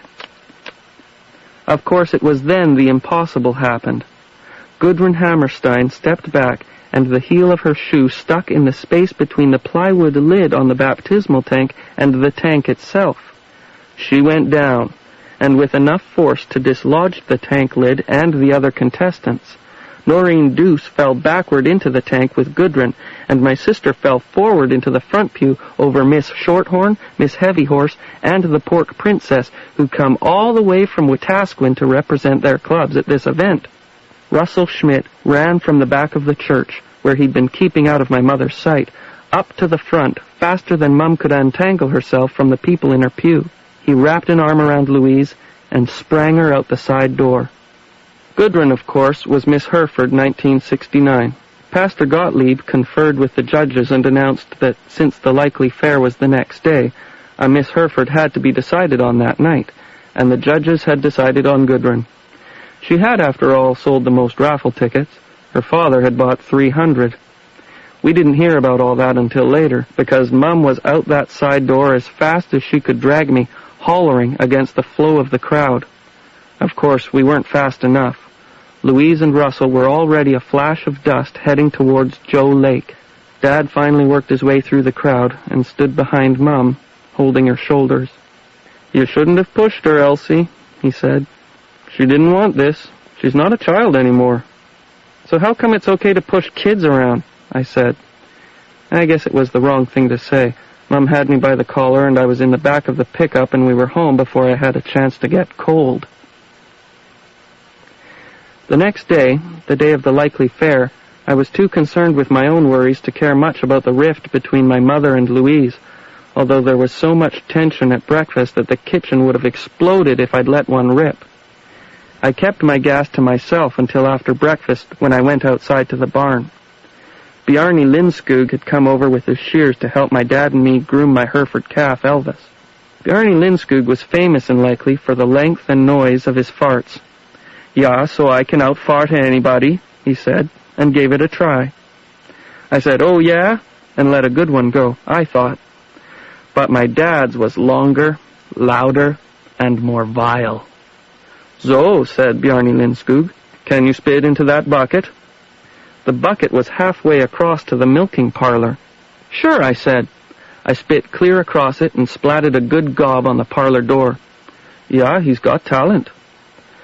The fashion was then to shave the show calf from neck to nose, a kind of buzz cut, like mine. She didn't need any trimming around the ears, of course. "How'd she get such sore ears?" said Lindskog. "I don't know," I said, and plastered what I thought was an innocent expression on my face. Lindskog looked sideways at me, but let it go. We gave Elvis her haircut, put a halter with extra-wide straps on her to hide the missing hair behind her ears, loaded her up, and took her to the barns on the fairgrounds. We then went downtown for the parade. Everyone turned out for the Fall Fair Parade. It was an excuse to take the day off from fieldwork in this easy season when every farmer in the region was working 18-hour days to get the crop out before rain, frost, freak snowstorms, hail, or wind turned the fields into a tractor-sucking mess or flattened the crops to nothing. Anyone who did not attend was branded a self-righteous so-and-so because their industriousness made everyone else look bad. So strong was this notion that 2 years earlier, Golda Lindskog, bedridden with a fever of 102, had dragged herself out of bed and stood in the crowd, swaying, until she fainted and had to be loaded up on the 4-H hay wagon and trucked off to Camrose Hospital. Likely had, and still has, the peculiar feature of a horseshoe-shaped main street, Center Avenue, that ends almost where it begins. Center Avenue starts on Center Street and ends on Center Street 2 blocks down. There are only 2 other streets to worry about, First Street and 2nd Street. The parade followed Center Avenue, starting at the new school, one of those flat box buildings with roofs that had to be shoveled off every time there was a good snowfall. The old schoolhouse directly behind the new one was, this day, the fair building. The field, barn, and outbuildings behind it were the fairgrounds. When I say fairgrounds, I don't mean to say we had a midway or anything like it. A fair in Likely was a good old-fashioned event with pie and preserve competitions, prizes for the best quilts and afghans, ribbons for truly excellent beasts and showmanship, and lots of ice cream and popcorn. Up from the new school was a patch of mud and bush where the older kids went to smoke. Here, Center Avenue started to curve north, and the town began in earnest. There was the hotel, which housed the tavern and the cafe. Next to that was the general store. The store had an oiled wood floor, vegetable coolers along the north wall, and odd greenish paint on all the walls. The shelves were arranged in rows too close together. No more than 3 people could shop there comfortably at a time, and buggies wouldn't fit through the aisles, so my mother would get an armful, take it to the counter, and go back for another armful until she'd gathered her grocery order. Then she'd pay. The front counter was always crowded with other people's groceries, and my mother would invariably come home with something completely out of character for our household that had got in the grocery bag by mistake, like a box of Betty Crocker cake mix or Chinese noodles. Once past the store, Center Avenue might as well have been called Hammerstein Avenue, because the Hammerstein family had things pretty much sewed up there. Wallace Hammerstein's tractor dealership and hardware store stood at the point where the street started back on itself, and next to him was his younger brother Ed's garage and butcher shop. The parade began with 2 bored rookie RCMP officers in a police car who must have been borrowed from Leduc. They were followed by the school's baton-twirling squad of 3 girls who dropped their sticks all the way down the street. Next came several little kids dressed as clowns and riding tricycles, followed by the likely ambulance, driven by Rudy Beerley in his John Deere cap. Wallace Hammerstein sat dangerously on top of the cab, throwing waxed paper-covered balls of fudge at the crowd. The likely ambulance was a pickup truck with a purple wood box frame on the back. It owed its existence to Golda Lindskog's fainting incident, which had thrown a shock of concern through the community. Wallace Hammerstein had been asked to contribute the paint for the ambulance after Lindskog contributed his old pickup. The cans of purple paint Hammerstein donated had been sold to him by a salesman who said purple was the color of the 60s. Hammerstein had bought them on the hunch that the man was right, never figuring the 60s wouldn't happen in Likely. After the purple ambulance came the 4-H float. 4-H had fallen on hard times in Likely. A provincial club needs a quorum of 8 members in Alberta, and there just weren't many kids interested in farming anymore. So several clubs teamed up to get enough members together. This year, the float was offered up by the Pork, Beef, Debating, and Photography 4-H Club of Likely. As always, the 4-H float was a hay wagon driven by Bjarne Lindskog. There wasn't so much as a camera or pig on it, only us kids and a tattered sheet of newsprint roll end with 4-H scrawled across it in black felt pen. Behind the 4-H float, Wallace's father, Abel Hammerstein, went by on his brand-new Minneapolis Moline propane tractor. He wasn't actually part of the parade. He was just driving from his south pasture to his north, and Center Avenue was the most convenient path. Abel didn't take much stock in celebrations of any kind, and this was his way of showing everybody they'd all be better off if they quit messing around with this fun business and got their crops harvested before winter settled in. He was the one exception to the ethic that kept us all coming out for the parade, but as he didn't go to church on Sunday, and work was the only comfort he had, he was forgiven for this trespass. Nevertheless, he cast a sour note on the parade, and as folks started drifting back to their cars after he went by, he pretty much ended it. Me and Neville and the other 4-H kids headed back to the livestock barns and spent the rest of the morning greasing up our calves, brushing our horses, and washing down our swine. Miss Hereford made the rounds of the fairground like a proud chicken, talking to 4-H leaders and awarding ribbons. She was dressed in tight jeans, a plaid shirt, a cowboy hat, cowboy boots, a ribbon that said Miss Hereford 1969, and lipstick. "She don't look so bad," said my father. "She's bully," said my mother. My sister wasn't saying anything. She sat on a bale of hay, petting the cat that lived in the livestock barns. She hadn't said anything since breakfast, and what she'd said then was, "Do I have to ask permission to breathe?" I was jumpy like a Mexican bean. I'd had 2 sticks of cotton candy, a bar of toffee, and 3 bottles of Fanta, and the 4-H Hereford show was in 1/2 hour. Mum was standing there in her sensible brown shoes, and Dad hadn't laughed when I told him how Russell's younger brother, Tim Schmidt, had been brushing down his dairy calf's back legs when the calf got himself a case of the shits. Then my mother says, "What kind of contest was that anyway, where the winner is decided beforehand?" "Stupid contest," says Louise. "Like I said, and you wouldn't listen." "I think I'll go over and talk to Lindskog for a while," says Dad, and he's off like a shot towards the show ring. I'm stuck there holding the rope to my calf. "You would have won," says my mother. "I don't care about winning," says Louise. My mother looks at me like she wants to tell me to go do chores, but she just sits on the bale of hay with her back to Louise. They sit like that for a while, back to back. Then Mum says, "There was a young man I had a crush on when I was in school." Louise says, "I heard that story." "No," says my mother, "not your father. There was a young man I met that year at college." Louise looks surprised, maybe a little scared, like she doesn't want to hear this, but she's got her back to Mum so Mum doesn't see. "He wasn't very tall or even good-looking," says Mum. "But there was something about him. Anyway, he smoked, he played cards, and as it turned out, he could never keep a job. He was from a bad family. Give me a break, says Louise. Hear me out, says my mother, and they're both quiet. After a minute, Mum says, I didn't see all that. All I saw was the hair on his arms and the way he made me feel. He made me feel like nothing much else mattered. So the point of the story is I should stop dating such a jerk, right? The point is your grandmother and grandfather told him to stop seeing me, and he did. Jerk, says Louise. It doesn't matter. It was for the best. But I hated my mother for that. I don't think I've ever forgiven her. And here I am. My mother and my sister are quiet for a while. Then Louise says, Russell's got the hairiest arms.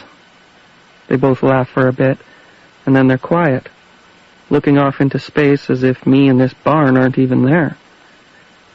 I'm standing there holding the tether to my calf and kicking sawdust and feeling sick from them fighting.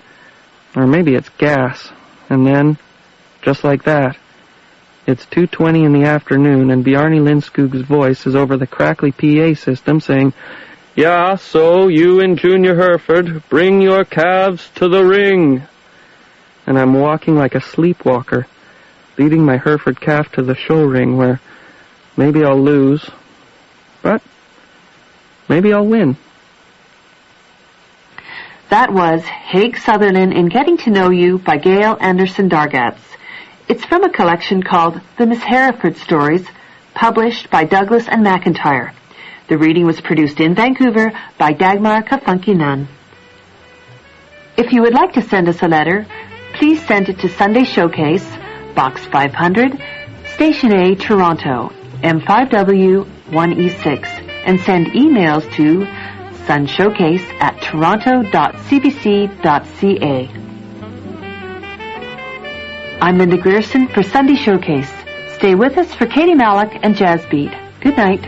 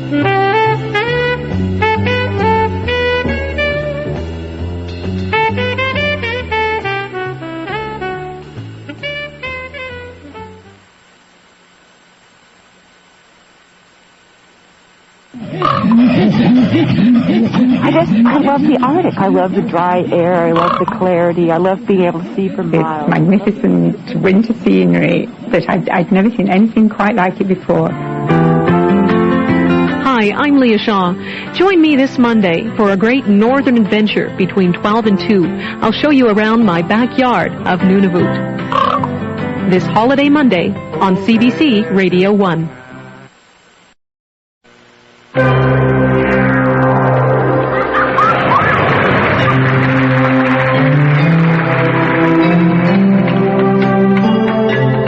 Good evening and welcome to Sunday Showcase. I'm Linda Grierson.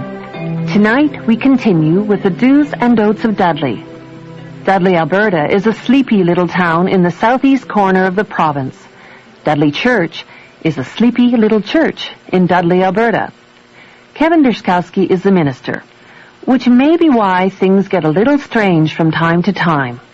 Kevin is a neurotic, somewhat obsessive, occasionally even negative guy. The most loyal members of his congregation are almost pathologically positive. Harold, the caretaker, suffers from high cholesterol, but no longer believes he will die of it. Verna, the organist, an MLA for the district, wasn't quite prepared to suffer the dislike accorded to most politicians by their constituents, but she has a new idea of how to cope with it. Michelle, Kevin's live-in girlfriend, is the editor of the newspaper, The Times of Dudley. She's desperate to find something, anything exciting to write about. Here's episode 8 of the Do's and Don'ts of Dudley. Do Not Steal by Greg Nelson.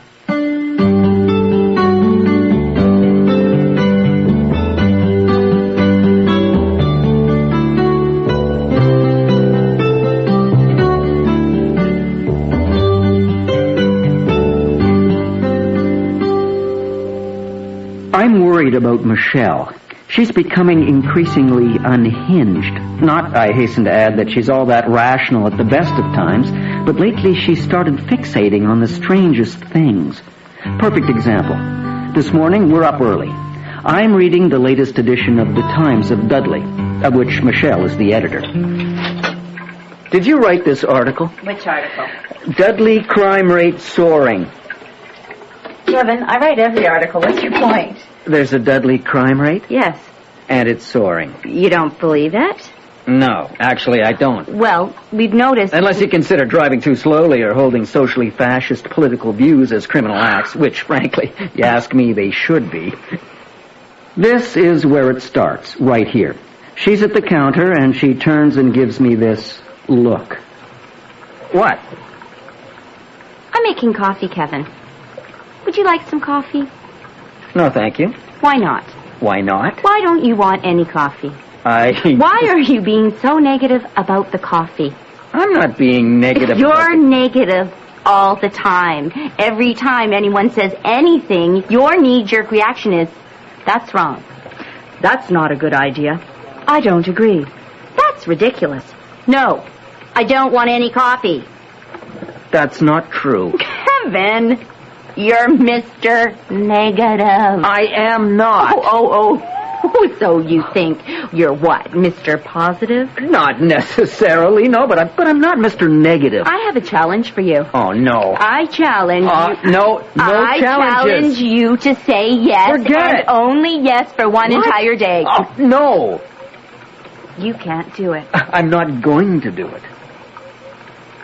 And then she gives me the other look, the pulling rank look, which means that A, the argument is over, and B, I have lost. As usual, my first response to the look is to deny that the look has taken place. No way, I'm not going to do it. Starting right now, right this second. No. Are you going to be Mr. Positive? No. Let's try this again. Are you going to be Mr. Positive? At which point I move to my second response to the look. I beg, Michelle, please don't do this. And then directly to my final response, defeat. Are you going to be Mr. Positive? Yes.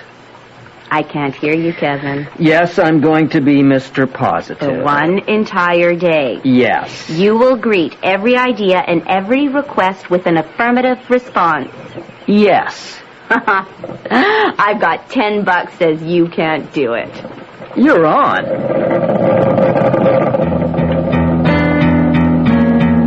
I have a bad feeling about this. A very bad feeling. I head for the Dudley Cafe for coffee with Harold and Verna. Reverend, I need your help. I'm too sensitive. That's true. She's too sensitive, Reverend. If I'm going to be a good politician, I need to be able to take abuse. You said it yourself. She needs to be tough. I was wondering if you'd, insult me a little.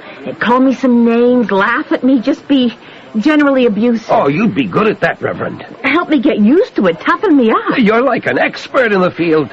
What do you say? I say yes. Absolutely, you bet.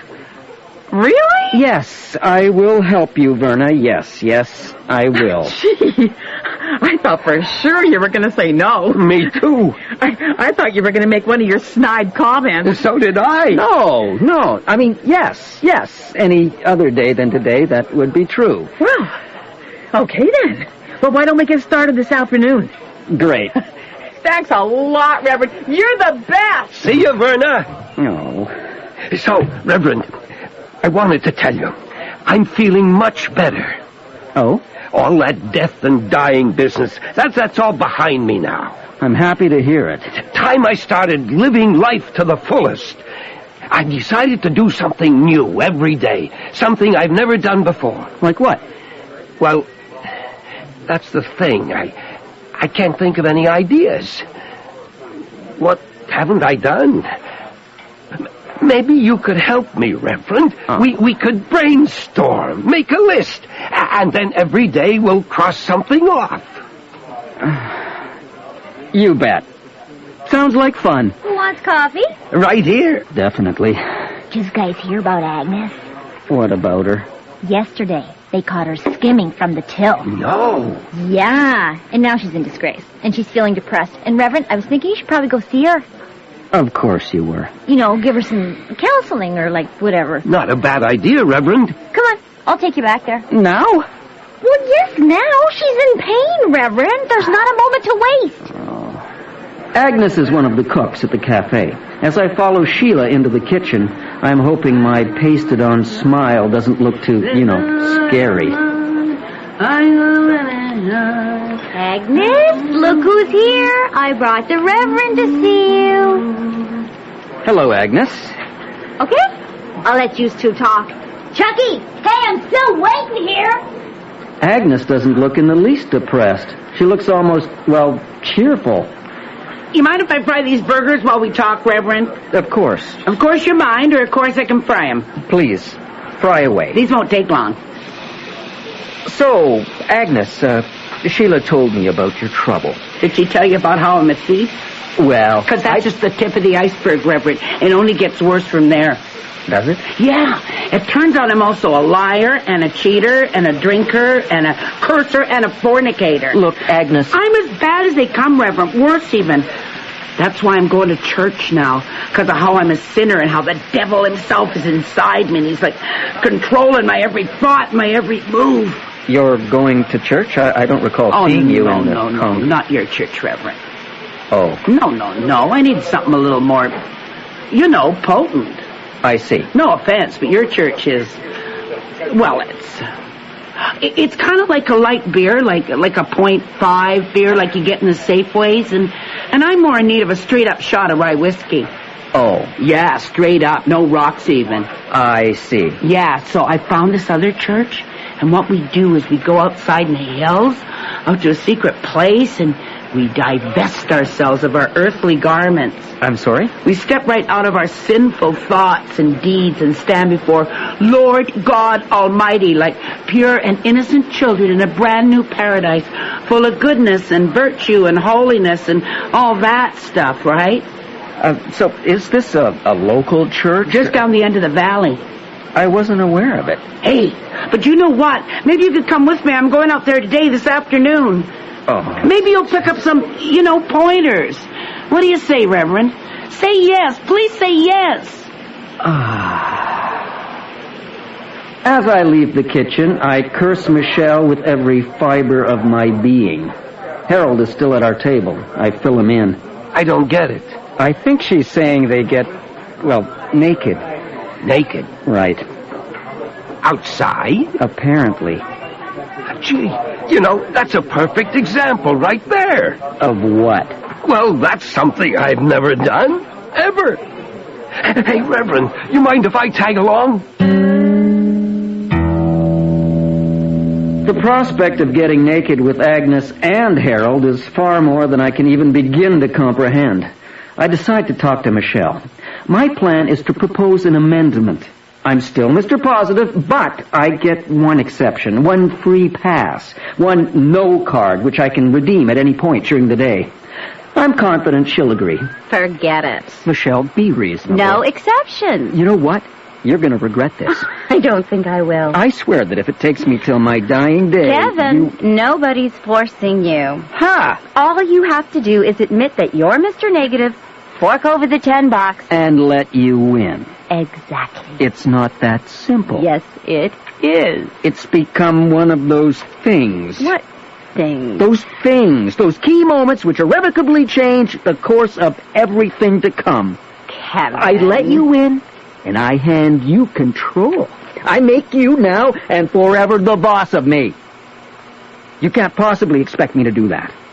She takes a moment, thinks about it. I can see she's enjoying herself. Michelle, be reasonable. One exception. Who is it, and what have they asked you to do? None of your business. Kevin, if I'm going to make an exception, I have to know why. It's a tricky moment. If I tell her about getting naked, she could clap her hands and insist that I go through with it. On the other hand, she could see it for what it is, an extraordinary circumstance which shouldn't count against me. I decide to risk it. After all, Michelle loves me. She'd hate to see me so utterly humiliated. I tell her the whole story, and I wait for her response. Have you seen my camera? What? No! Kevin, I have a duty as a journalist to record this for, posterity. No! Mr. Negative. I'm gonna get you for this. Oh, don't worry. I promise I'll be very discreet. And so I find myself in a car with Harold and Agnes driving up a dirt track in the remotest part of the valley. I keep expecting to see Michelle following us, but the rearview mirror stays empty. I ask Agnes about this so-called church. The pastor's name is Jebediah. He lives in a Winnebago. Really? Yeah, and he kind of just travels around, and people come and, hang out for a while. So to speak. Then he just moves on down the road. Oh, make a right here, Reverend. Where? Between those two trees. Oh, watch out for that big rock. Oh! Sorry. Geez, I've never been up this way before. There they are. Sure enough, up ahead are a number of cars parked haphazardly under the trees. Still no Michelle. I'm praying that she got lost. We get out of the car. We have to go through those trees there over by the river. When do we get naked? Oh, whenever you're ready, Harold. I'm ready. Reverend, are you ready? Yes. All right, then.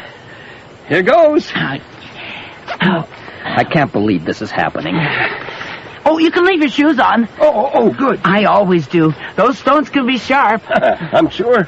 Well, usually I just pile my clothes on one of these rocks here. Oh, that's a good plan.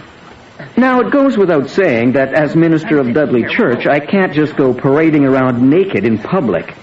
And so I've brought along a disguise, a pair of sunglasses and a fake mustache and beard. I look ridiculous, but at this point I'm past caring. There.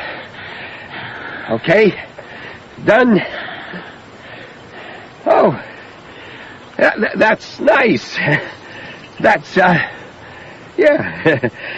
kind of a fresh feeling, isn't it? It's very spiritual. How do you like it, Reverend? It's just great. Do you think I need a disguise, too? I think you're just fine as you are, Harold. Come on, we better get going. All right. Oh, watch out for that. Yeah, there's about 20 of them in a clearing. At this point, the foremost of my many anxieties is that I'll recognize a face, someone from the church, who'll see through my disguise and tell all their friends, and word will travel like wildfire, and by Sunday morning, I'll look down at my congregation and every single one of them will be quietly smirking. Glowing with the head of gold. But as we get closer, I heave a sigh of relief. Strangers, every one. Which one is Jebediah? Over there. The big fellow with the beard. Oh, Lord, though we are filthy, though our souls are black with sin, though we are corrupt and depraved and wretched to the very core, we come now before you much like innocent little naked children, that you may cleanse us in the blessed waters of your infinite mercy. Amen. Amen. And now, let us join together in silent prayer. All the naked people close their eyes and bow their heads. And that's when I hear it. Harold, did you hear that? What? Listen. My heart sinks. A nearby bush is rustling. I catch the sun glinting off what can only be a lens. A camera lens. What is it? Nothing. Keep praying. I make frantic little stop it and get lost motions. But Michelle, peeking out through the branches, just smiles and waves, gives me a big thumbs up and keeps snapping away. Amen. Amen. Now, I see we have some special guests with us today. Who are your friends there, Agnes? Oh, well, this is Harold. Hello. And this right here is... Brian. My name is Brian, and I'm a mechanic. Aren't I, Harold? That's right, a mechanic. He's a mechanic. Well, you're most welcome, both of you. Now, let us join together in a song of praise. Shall we gather to the river where bright angel floodeth fed? Somehow I get to the end of the service and manage to slip quietly away. By this point, of course, Michelle is long gone. We drive back to town and I head straight to the Dudley Cafe. I'm already late for the next highlight of my day, abusing Verna. Okay, Reverend, here's what I'm thinking. Let's pretend it's a call-in show, and you're an irate caller. You really hate everything I stand for, okay? Okay. And go. Gee, Verna, I'm not sure I agree with your view. No, Reverend. Be nasty, be mean. Go. I think you may be mistaken. No, Reverend, nasty. Verna, I'm trying. I can't be too negative. But I'm asking you to be negative. I know you are, but I can't be. Why not? It's a really long story. You know what, Reverend? I don't ask you for many favors. Actually, and I thought just this once that you could heap abuse upon me, that you would do that for me. But oh no, I guess that's just asking too much. At this point, Michelle comes in. She sees me and motions me over. Verna, I'm sorry. Would you excuse me? I join her at the counter. She's smirking. Hi, Brian. Where's your toolbox? I swear to you, if those photos ever see the light of day... Be quiet and listen. I'm serious. I have a very bad feeling about those naked people. There's something sinister going on. You want to hear my theory? Do I have any choice? Tell me that this is a coincidence. It turns out Mr. Naked Pastor and his little naked church has been around exactly as long as our little crime wave. Michelle, there isn't a crime wave. It's in your head. I think it's a cult. Of course you do. I think he uses nudity as a control mechanism to strip down the defenses of innocent victims like Agnes and brainwash them into stealing money, which they then funnel directly into his pocket, all in the sneaky guise of naked Christianity. Oh, my God. It's happened. What? You've crossed the line. You're officially, certifiably insane. Are you being negative? Let me guess. You're doing an article. More of an expose. Michelle, the guy is harmless. Hey, Reverend, did you hear about Agnes? They caught her stealing again. Really? Yeah, Constable Bob came and took her away and threw her in jail. You're kidding. No, I guess your counseling didn't go so good, huh, Reverend? I'm coming! I look at Michelle. The smirk has become a full-blown grin. Time to pay a little visit to the naked pastor. And so I find myself once again driving up the valley in my fake mustache and beard, this time with Harold and Michelle. Okay, here's the plan. My name is going to be Patsy, Brian's wife. Brian's the mechanic. Right. Who is actually the Reverend. Right. Don't I get to be somebody? It's too late. You're already Harold. You get to be Brian's assistant. Okay, good. And Kevin, try to let me do the talking, okay? Is that what I think it is? It's my mini cassette recorder. I'm going to regret this, aren't I? Of course not. I have the feeling I'm going to regret this. Just keep your eyes on the road. Jebediah's Winnebago is parked not far from the clearing by the river. Scattered through the trees are various other vehicles and tents. The naked people can be glimpsed through the trees, gathered around a roaring fire.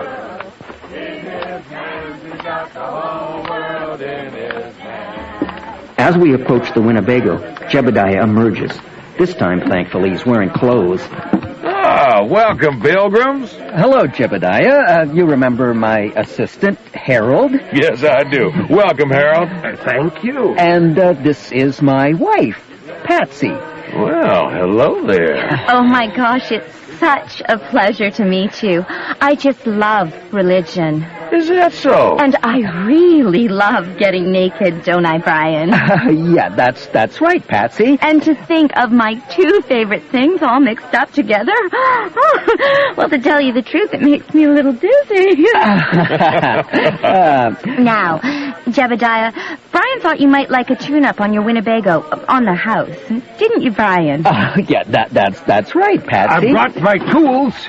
Well, now that'd be real nice. Keys are in the ignition. Okie doke. And while they're doing that, maybe you and me could have a little chat.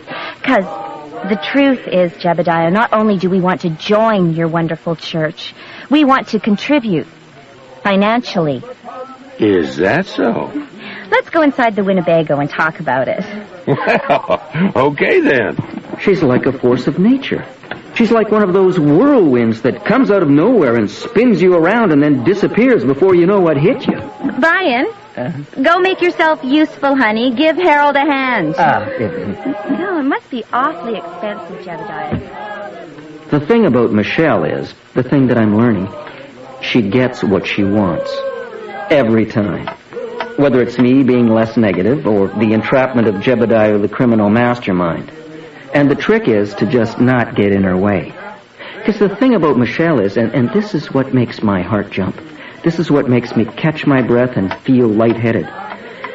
She always wants what's best. Not just for her, for everyone, for us all. And as I stand there, suddenly alone by the Winnebago, with Harold banging away at the engine and all the naked people singing through the trees, I have this moment of clarity. This moment of pure and potent and perfect love. And then, once again, everything goes crazy. Michelle comes blasting out of the Winnebago. Kevin, get in the car. Jebediah is 5 steps behind her, waving a shotgun. Give me the tape recorder! Jebediah trips and goes down face first into the dirt. Ow! What happened? Go! Come back here! Hurry. What about Harold? Circle around. Harold, get in the car! What's happening? Just move! And just as Jebediah gets to his feet and raises the shotgun, and just as the naked people come streaming through the trees, Harold makes a dive through the open door into the back seat. Oh my God! Close the door. Okay, now floor it. And off we go, careening through the night, with Jebediah and the Christian shrinking in the rearview mirror. Until finally, just before we hit the edge of town, I pull over onto the shoulder. Oh. Okay, I think we're safe. What happened back there? Yeah, what the hell was that? He got suspicious. I was asking too many questions about Agnes. And then he noticed that I was holding this under the table. The mini cassette. And he freaked out, and I ran like hell. You're incredible. Here, listen. Patsy, I am telling you the same thing I told Agnes. You gotta go out there and do whatever it takes.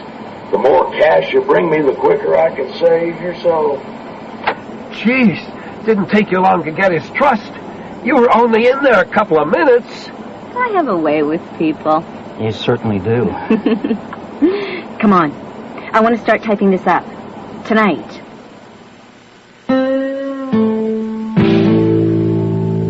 And type it up she does. Can I get you anything? Coffee? Yeah, you can give me a quote. Reverend Dershkowski of Dudley had this to say. This Jebediah is a crook and a swindler. Nice. And our Agnes was his innocent victim.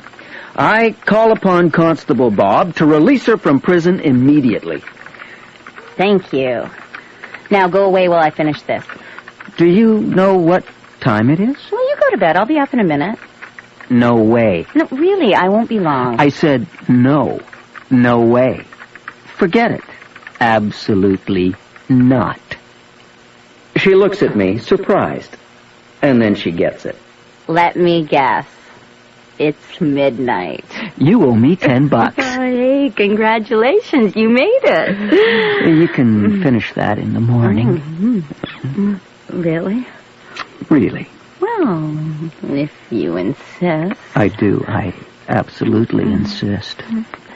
I'm gonna miss Mr. Positive. I liked him. Well, I'm gonna miss Patsy. All that enthusiasm about getting naked. Oh, that wasn't Patsy. That was me. Really? I had no idea. I mean, I suspected. But I didn't know for sure.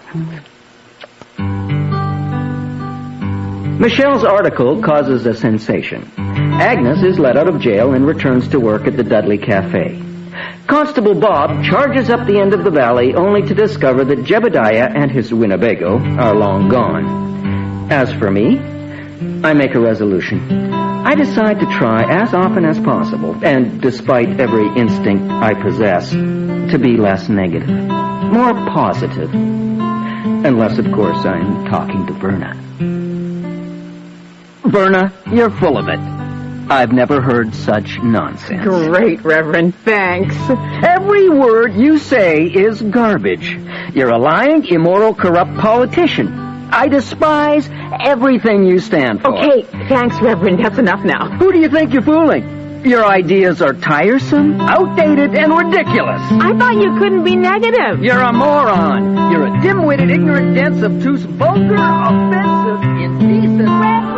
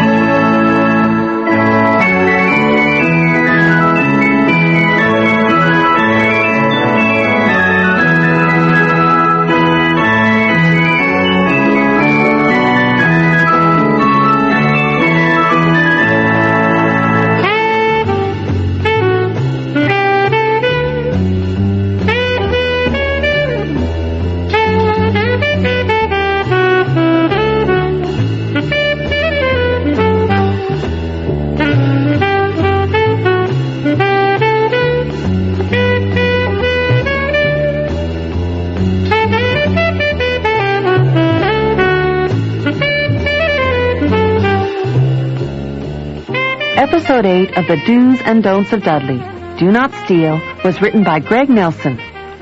Richard Side plays the Reverend Kevin Dershkowski, Gillian Fargy plays Michelle, Lee Taylor is Harold, and Bridget O'Sullivan is Verna.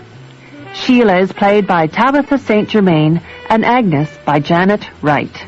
Gary Chalk plays Jebediah. Original music was composed and performed by Brian Tate. The script consultant was Dave Carley. The recording engineer was Chris Cuttress. Dagmar Kafunky Nunn was the associate producer. It was produced and directed by Kathleen Flaherty in Vancouver. The executive producer is James Roy. Now you can order today's drama on CD. The cost is just $21 for 2 episodes or $40 for this series of 5 half hours. You can order by phoning 416-205-5966 or email radiodramaoncd@toronto.cbc.ca. You can also mail a check payable to CBC to Radio Drama on CD, Box 500, Station A, Toronto, M5W 1E6. And now we have part 3 of the Miss Hereford stories by Gail Anderson Dargatz. This one's called Get Me a Love Potion, and it's read by Haig Sutherland. Tonight, Martin Winkle learns about the art of love. I spent most of my childhood believing the world would end before I reached puberty. So when puberty hit before the world ended, I wasn't prepared. There were no great love affairs going on in the community for me to watch and learn from, save the love blossoming before our eyes in the front pew of Lamentations Church between Abby Slaby, a woman with the sweetness and logic of a 5-year-old, and Squirrely Johnson, a man of normal intelligence who was, well, socially challenged. He played marbles in the dirt in front of the general store with the 8-year-olds, and he played to win. My sister Louise and Russell Schmidt had eloped, of course, but I saw little romance in getting married on a whim, in your jeans, by a justice of the peace, and then going off to live in a cow pasture. Louise had denied us all a wedding and reception, and she was resented for it. In likely sanctioned parties are hard to come by. There were Miss Gray and Mr. Dick, who were well into their 60s and who never married each other or anyone else. They were both so shy they didn't own phones, but they'd been singing sweetly to each other in the Lamentations Church choir lo these many years. The only romance with any drama was the one in which Rudy Beerley, the shop instructor, made a fool of himself over Mrs. Noyes, the elementary teacher, who responded in kind when she was a blonde, but not when she was a brunette. But that ended when Mrs. Noyes took a year-long sabbatical to get some therapy and came back with a set of contacts, a single personality, and only one wig. The blonde was gone. In most small communities, the best place to find a little romance is the Saturday dance, and folks did put on dances in the area, just not the folks from Lamentations Church or the Hereford Club or the 4-H Club. Dancing was the first sin, card-playing the second, then it went on to adultery, mouthing off to one's parents, cattle rustling, telling falsehoods, and murder. My cousin Sharon, Uncle Horace and Aunt Marion's daughter, was musical. She could play any instrument she got her hands on. When Sharon was a little girl, Aunt Marion, who was raised a Lutheran, said, "Sharon's going to be a dancer. You can feel it in her, the way she moves to music." "No kid of mine's going to be a dancer," said Uncle Horace. But if you did the math, you'd know Sharon was born just 5 months after Horace and Marion were married. Susan danced. From the moment in grade 6 math when I discovered the funny way the hair on her neck extended almost to her shoulder line, I adored Susan. In my dreams, I saw us in front of fireplaces, in my father's pickup, in the coulee back of our place, under the bleachers at the baseball diamond. Always, even as I sat out the final days of class in my graduating year, all we did in my fantasies was hold hands. "Martin," she would say. "Oh, Martin." I couldn't imagine what else she would say. I'd hardly ever talk to her. I didn't know how. In the final months of my graduating year, I began to see this as a real problem. There were only 2 people in Likely I trusted enough to take my problems to. Sometimes I went to Pastor Gottlieb, but if I was too afraid to talk to him, I went to Mrs. Shute. When Neville and I were still close friends, I had visited Mrs. Shute's house almost every day. I knew her well enough to stop in unannounced, and even after Neville and I grew apart, I often dropped by. Her house was cluttered with all kinds of stuff, like the old cream separator in the living room, and canning jars filled with polished stones on the bookshelves, and in summer, zucchinis on the couch, potatoes on the floor, beets in the bathroom sink. I liked Mrs. Shute. She gave me large bowls of ice cream. I could talk to her. "There's this girl," I said. "Ah, and you like her?" I nodded. "How do you go about—" I said, and made a hand gesture she could interpret in a number of ways. "How do you go about asking a girl out?" I shrugged. how do you go about making a pass? I shrugged again. Or is it, how do you go about all of it? I looked at my thumbnail and nodded. Mrs. Shute patted my hand. Don't worry. Lots of men, plenty older than you, don't know which end is up. That didn't help, and I told her so. You and this girl, said Mrs. Shute. You get together, and nature will take over. You'll see. I didn't understand, but I didn't tell her that. I went home and reread the instruction pamphlet inside my mother's tampon box. It was during my 18th year, the year my Uncle George moved to Edmonton and rented me his farm, that the thought occurred to me. I must be one of the 144,000 chosen, the ones who did not defile themselves with women, the ones chosen by God who follow the Lamb wherever he goes. And then I thought, no, I couldn't be one of the chosen. I was given to self-abuse. I must then be the Antichrist. Despite my Christian rearing, this held a certain fascination. Then I thought, in a burst of fundamentalist literalism, maybe the temptation of lust was not beyond the chosen. Why exactly did the 144,000 chosen follow sheep around? What got me on this train of thought was the 1,200-pound bull savagely breeding my heifer calf. The bull belonged to my father, and had just bred my heifer 4 times in the last 3 minutes. I was standing on the outside of the fence on my Uncle George's property that enclosed this love-making, with the top of the fence under my armpits. It was a perilous position. I could be kicked, horned, or pinned at any moment. But then I was young and despondent. My life stretched out before me, empty of my one desire, woman. I credit this moment of contemplation as a turning point. It was here, standing on the fence, watching procreation in all its glory, that I realized the height my frustration had reached. I had gone the traditional route in search of a mate, the Lamentations church suppers, senior 4-H events, the livestock auction coffee shop, prayers to the Almighty, and it had failed me. I was virginal at a time when John Travolta bought his condoms in bulk. Desperate times warrant desperate measures. I went to see Pastor Gottlieb, who was, like everyone else in Likely, a cattleman. I want to talk about marriage, I said. He was surprised. Marriage? Who's the lucky girl? No, I said. I'm not marrying anybody. At least, not yet. Ah, he said. Then what? I want to be prepared. Prepared? Said Gottlieb. Ah, prepared. His eyes narrowed. You're not thinking of being prepared before you're lawfully united in marriage. No. The Lord spreads the evil of disease on those disposed to be prepared before their union is sanctified by the Lord. No, I mean yes, I said. He prevents unlawful union before it takes place. He turns the rod to a snake at the very moment of crisis, if you get my meaning. Gottlieb's voice softened. Of course, the marital union of a man and woman is God's destiny fulfilled.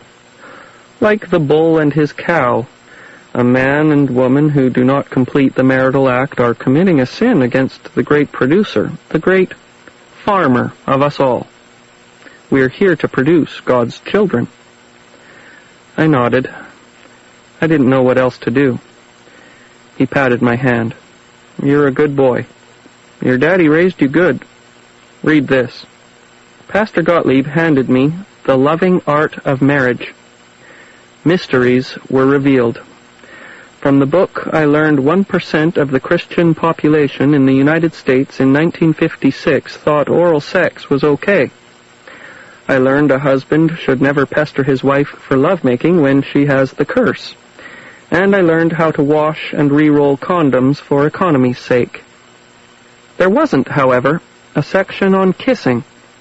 I'd never kissed or been kissed by anybody.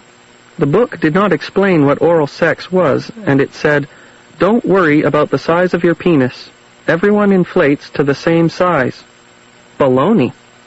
My father's bull could scratch his brisket with his penis. I went to visit Mrs. Shute again and told her I was worried. "You've got one, right?" she said. I nodded. "Then there's nothing to worry about." "Doesn't it matter?" I said. "How long?" "I never met a woman yet who gave a hoot," said Mrs. Shute. "Rough hands. Now that's a problem." I made a mental note to grease my hands with udder balm. "And the kissing," I said. "I never kissed anybody." "Sometimes you get a bull," she said, "a young one, and you put him into the herd, and he just stands there. He's never been with cows before, you understand. He's not doing his job. What do? "Dad and I just leave him in there," I said, "with the herd. Usually one of the cows in heat jumps on top of him, kind of shows him how to do it until he gets the idea." "So these old cows show the young bull how to do it, and don't even the young cows sometimes know better than the bull what to do?" "Yeah, heifers are always jumping each other. Put an untried bull in with them and they'll jump him. He gets the idea pretty quick." "Yes," said Mrs. Shute. "Now you get the idea." I went home and thought about it. It was during this time of contemplation that I decided to ask Susan to the fire hall dance. This was risky, not only because Susan could very easily say no, but because heaven only knows what would happen if my mother heard I'd been there. "Susan," I said, "you going to the dance at the fire hall Saturday?" "Yeah," she said. "You going?" "Yeah," I said. "Great," she said. "You got a date?" "No," I said. "Want to go with me?" "Yeah, great," she said. That was how it was supposed to go. "Hi, Susan," I said. "You going to the dance at the fire hall Saturday?" "What?" she said. "I was wondering if you were going to the dance Saturday." "Oh, yeah," she said and looked down the street. We were just outside the general store. "I always go." "Me too," I said. "You? I've never seen you there. Your mom would skin you." "I've been there. Lots of times." "What was that?" said Susan. "You want to go to the dance with me?" I said too loud so that Mrs. Mulder, who was coming out of the store, looked at me. Susan laughed. She laughed. I can still see the filling at the back of her mouth. "What are we going to do? Hold hands in the corner while everybody else dances?" That was, in fact, what I'd envisaged. "You're a little boy," said Susan. That really happened. All I've told you is God's truth, of course, but that is the worst story I've got from my young years. I was crushed. I couldn't stand Likely any longer.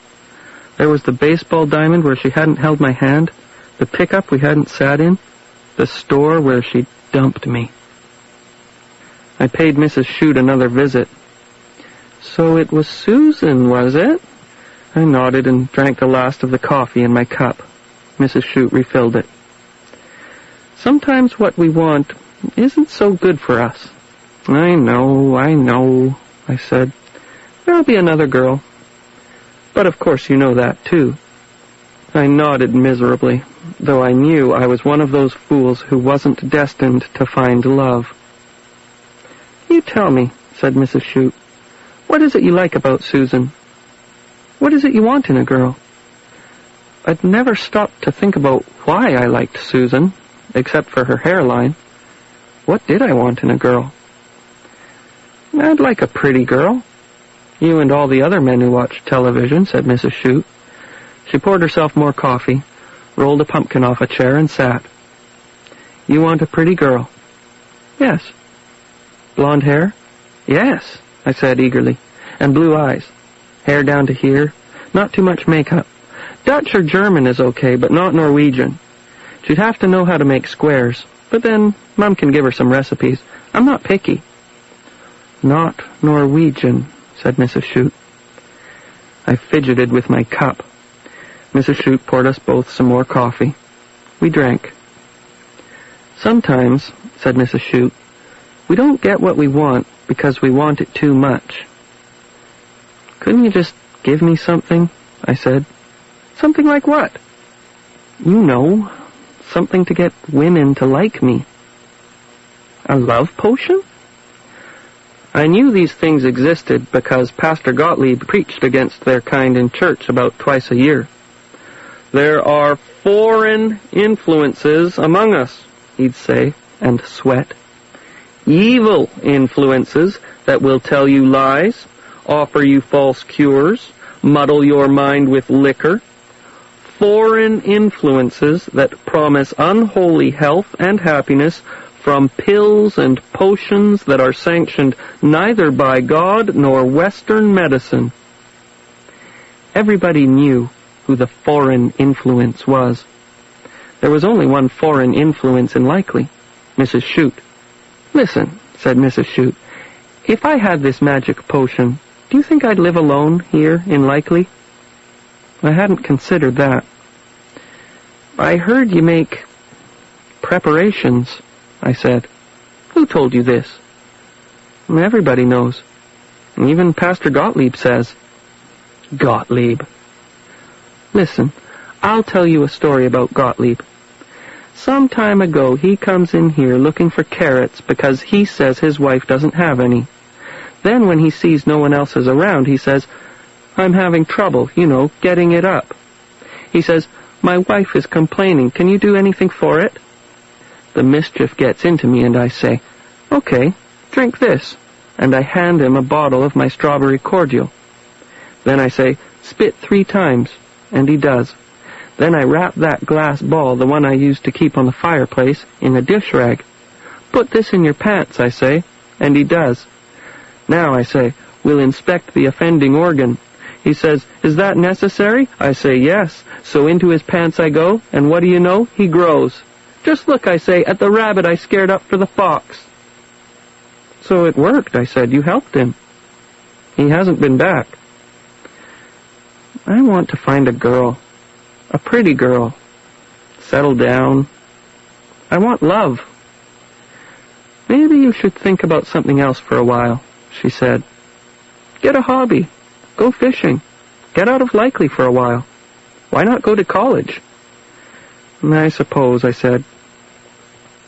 When love comes, said Mrs. Shute, it will take you by surprise. I was 3 years into my agriculture program when I finally met a woman, the woman I would eventually marry. She was in the supper line ahead of me at the Student Union cafeteria, wearing a blue dress with some lace along the neckline, sleeves, and hem that gave her a distinctly elderly air. She wore runners and a beer cap. She was trying to match her cutlery. I don't believe this, she said, and rummaged. You were at that competition, I said. The weed identification competition. Yeah, she said, and clanked spoons. You got lady's thumb and green smartweed 3 seconds flat, I said. I'd never tell them apart. Somebody yelled, get a move on, lady. She raised her head from the cutlery and held up a fork. Stick it, she yelled back at the line. You were amazing, I said. She looked at me as if she'd just noticed me and smiled. For that split second, she was pretty. The smile faded. You should have got the rough cinquefoil and henbane, she said. Easy. She picked out her cutlery and we shuffled down the food line. I'm not good with weeds, I said. I'm better with anatomy. That would have been a line if I knew what a line was. Martin Winkle, I said, from Likely. She shook my hand. Lena Henkelman, from Vulcan. Lena, I said. This place stinks. They don't even have saucers for the cups. Yeah, I said. I know what you mean. You into going over to High Level? She said. High Level Diner was 3 blocks down near the bridge over the North Saskatchewan River, where each February at reading break at least one student jumped to his or her death upon the frozen river. The restaurant had a wonderful view. You mean leave this? I said. I had the tiny beef dip with limp bread and cold brown stuff in a bowl. Yeah, I hate eating alone. This was a revelation to me. Not only was a girl asking me out, and I was accepting, but we were leaving a restaurant without eating or paying for our food. We left our trays on the counter where we'd stood. Talk about breaking the rules. Talk about rebellion. We discussed weeds until we found seats at the diner. "What are you getting?" said Lena, and she fixed me with a long look over her menu. "I'm going for the steak sandwich. I like red meat." If I'd known better, I would have recognized that as flirtation. The toasted tomato. Over dinner, we talked about our families, our friends back home, the towns we'd grown up in. Lena's hometown of Vulcan, the little town that would one day wear Spock ears to save itself from economic extinction, was a town very much like Likely. We talked about the games we'd played. "Crokinole," said Lena. "I love crokinole. You got a board?" "Sure," I said. "You could come over and play." It didn't occur to me until I put the key into the lock of my apartment and held open the door for Lena that I had asked a woman over to my place. The implications were overwhelming. "You're a slob," said Lena. "You set up the crokinole board, and I'll tidy up." She picked a few socks off the carpet and tilted her head at me. "You have matching dishes?" I nodded. "Cutlery?" "A set my mother gave me." "Good," she said, and spent half an hour picking up socks, underwear, shirts, and filthy dishes and piling them all in my closet. I set up the crokinole board. The point of crokinole is to shoot the other guy's checkers off the board and get your own checker into the hole. It's trickier than it sounds. There are pegs on the board that stop your checker from skidding across. It's all very strategic. Lena lost her balance in a tricky move, fell over the crokinole board, and accidentally stuck her tongue in my mouth. "Oh, I'm sorry," she said when she saw the look on my face. After a pause, she said, "I thought you were interested. I mean, inviting me over for crokinole and all."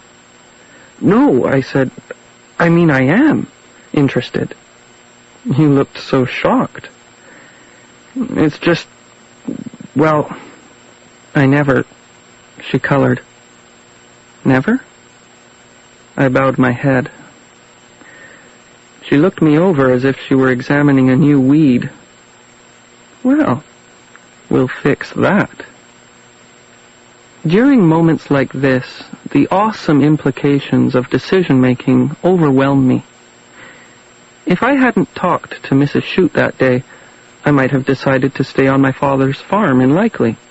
And if I hadn't decided to go away to school, I wouldn't have gone to the cafeteria that day.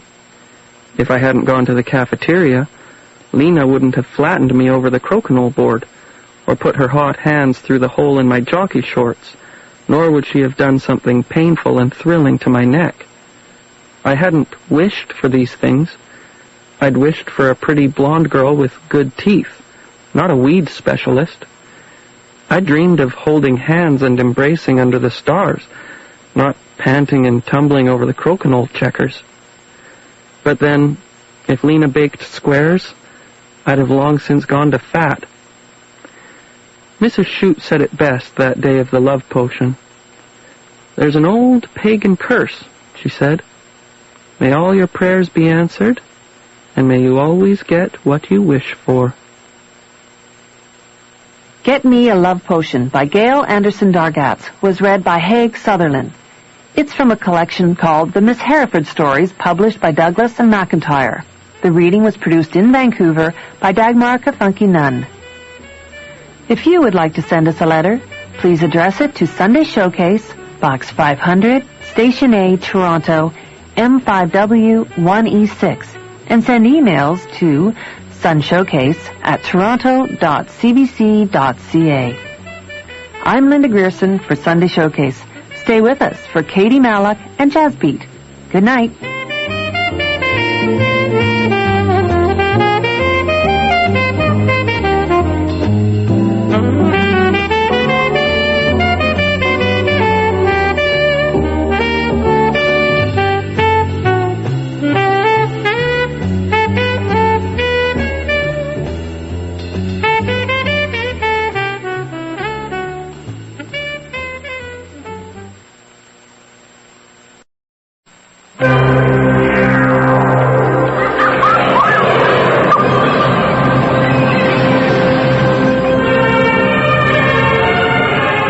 Good evening and welcome to Sunday Showcase. I'm Linda Grierson. Tonight we have episode 9 of The Do's and Don'ts of Dudley, we're taking on another commandment: do not bear false witness.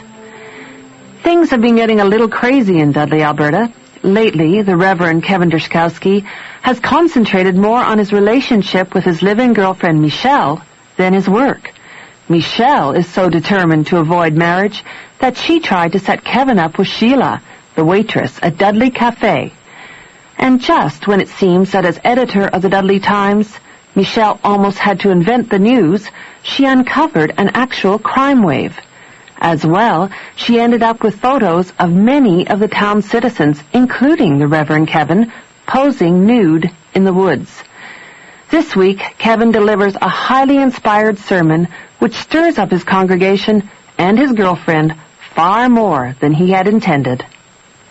Here's Episode 9 of The Do's and Don'ts of Dudley, written by Greg Nelson, starring Richard Side as Reverend Kevin, and featuring Gillian Fargy as Michelle.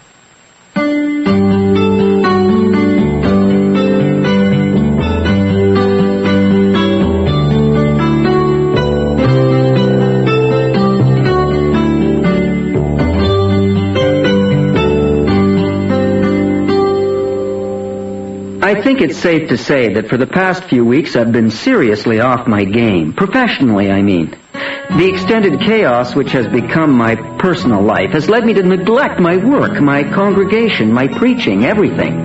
The nightmare began several weeks ago with Michelle's anti-proposal, her insistence that we become anti-fiancés. It continued with the disastrous affair with Sheila the waitress, and then climaxed with me parading naked through the valley with Harold and Agnes the short order cook. As a result, I've hardly stepped foot in the church, and so this week I'm determined to get back on track. I start by working extra hard on my sermon. All week I buckle down and type like crazy, writing, rewriting, polishing. I also resolved to make myself more available to my congregation. Painful as it is, completely contrary to my natural inclinations as it may be, I have to be nice. Should anyone have a request or a need of some kind, I have to be there for them, 24/7. So, for example, when Berna appears... Reverend, am I interrupting?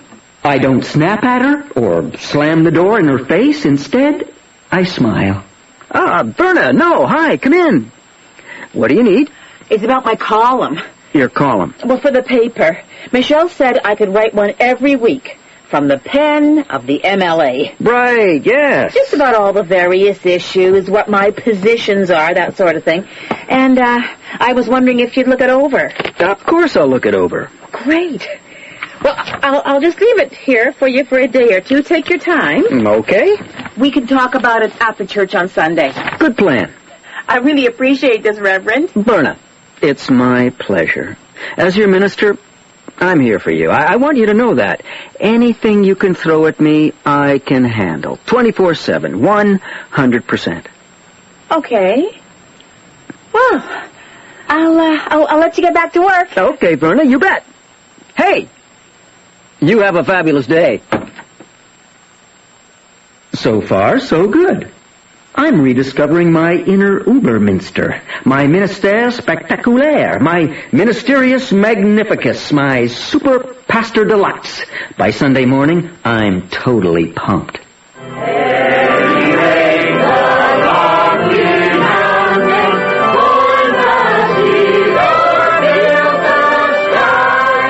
Now, any reverend you talk to is going to tell you the same thing. Every week you write a sermon. You go up to the pulpit, you preach with all the heart and soul you can muster, and sometimes it just works. Doesn't matter how much time or thought you put in, doesn't matter how you're feeling, it makes no logical sense. But on certain days, you can actually see your words hitting people with a soft thud and going right in. It just works. And that's what happens on Sunday. I talk about truth. I talk about integrity. I talk about how the really important thing in life is being honest. Truly honest with yourself, with others. And they buy it. They swallow it whole. I can see it going down smooth as sugar. And I have to say, there's no better feeling.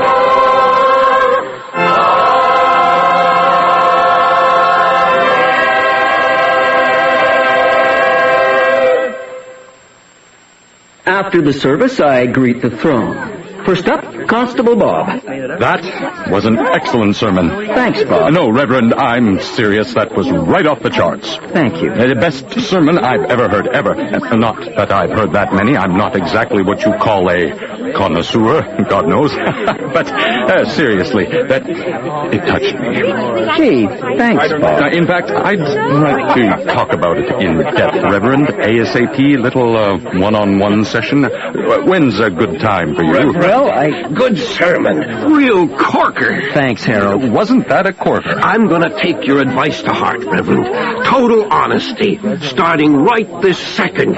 Bob, that's an ugly tie. Pete, you're looking old this morning. Harold. What about today, Reverend? Can we talk today? Of course. Whatever you need, Bob, whenever you need it, I'm here for you 24/7. Well, then, I need you at 2 o'clock at the Dudley Cafe. I'll be there. Excellent. See you then. Reverend! Oh, there you are. Verna. I don't know what to say. I'm speechless. Look at me. I'm trembling. Look, I've got goosebumps. Well, thank you. I've got tears in my eyes. I've got to go right now. There's something I've got to do. Okay, Verna. No, Marnie, I'm just saying you're a little dull, a little boring. You know what, Harold? Just maybe ease up on the honesty. You think? It's a little off-putting. I think it's a blast of clean, fresh air. Hi, Gordy. Geez, man, you look like hell. I have to admit, I'm pleased. I really seem to have connected with everyone. I scanned the room for Michelle, but she's nowhere to be seen. Turns out she left right after the service, went straight back to the manse. When I finally get home, she's in the bathroom, and she's locked the door, which is strange because she never locks the door, ever. Michelle, honey. I'm in the tub. Are you okay? I'm fine. Why is the door locked? What? The door, why is the door locked? I can't unlock it. I'm in the tub. Oh, it's okay. So what did you think? What? What did you think of my sermon? Michelle? It was good. Major hit. Everyone was raving. So listen, I have to go do some stuff. I'll be back in a while, okay? Okay. Enjoy your tub. So far, I'm having a good day. No, delete that. A great day. I have that feeling, that increasingly rare feeling that I might just be good at my job. I head over to Verna's constituency office. Oh, Reverend. Hi. I forgot you were coming by. I was just printing up my column. Oh, really? I made a few changes. Well, I hope you didn't change too much, because I thought it was excellent, Verna. Clear, straightforward, very appealing. Well, actually, Reverend... Here's what I did. Any spelling or grammar errors, I circled them. And if I thought you could find a better word... Actually, Reverend, I kind of rewrote the whole thing from scratch. Really? This morning, after church. I was just printing it up. Something is going on. Verna is looking distinctly guilty. Okay, well, I'll just take a quick look at the new draft, then. Oh, that's okay, Reverend. Oh, no, You've done enough. Oh, no. I don't mind, really. I'll just... I scanned the first paragraph. I was right. Something is definitely going on. The family is sacred. We cannot allow fringe lifestyles to corrupt our society. Fringe lifestyles? Look, Reverend... What does that mean? It was your sermon. All that talk about being truthful and honest with yourself, and I started wondering if I really was being honest. If all those things I say I think are what I really do think, or if they're just what I think I think. Verna, they're what you think. Well, I thought that too, Reverend, but now I don't think so. These degenerate lifestyles are increasingly common. Degenerate? I know you don't approve, Reverend, but after your sermon... Oh, don't blame this on my sermon. Well, I'm just being honest, like you said. What you're being, Verna, is hateful. Now, just a darn moment. I don't think you're in a position to give me advice. Well, I'm your minister, Verna. I'd say that qualifies me. You may be my minister. Well, I am your minister. Well, you may be my minister. Well, I am your minister. Reverend, you're living in sin. What? You and Michelle in the manse, for Pete's sake. You're not even married. Are you kidding? You're kidding, right? Tell me you're kidding. I'm just being honest. Stop saying that. Well, it's true. So you're really going to submit this to the paper? She won't look at me. She stares at the floor. Verna? Yes. All right, then. In that case, I'll deliver it in person to the editor right now, right this minute. Fine. I'm not worried. Michelle will take one look at it, laugh out loud, and refuse to run it. But when I get back to the manse, I discover she's still in the tub. Michelle? I'm still in the tub. Are you okay? I'm fine. I have Verna's column here. What? Verna's column. Just slide it under the door. Okay. Wait till you read it. She's made some last-minute changes. You won't believe them. Michelle? I'll talk to you later, okay, Kevin? That's quite the tub you're having.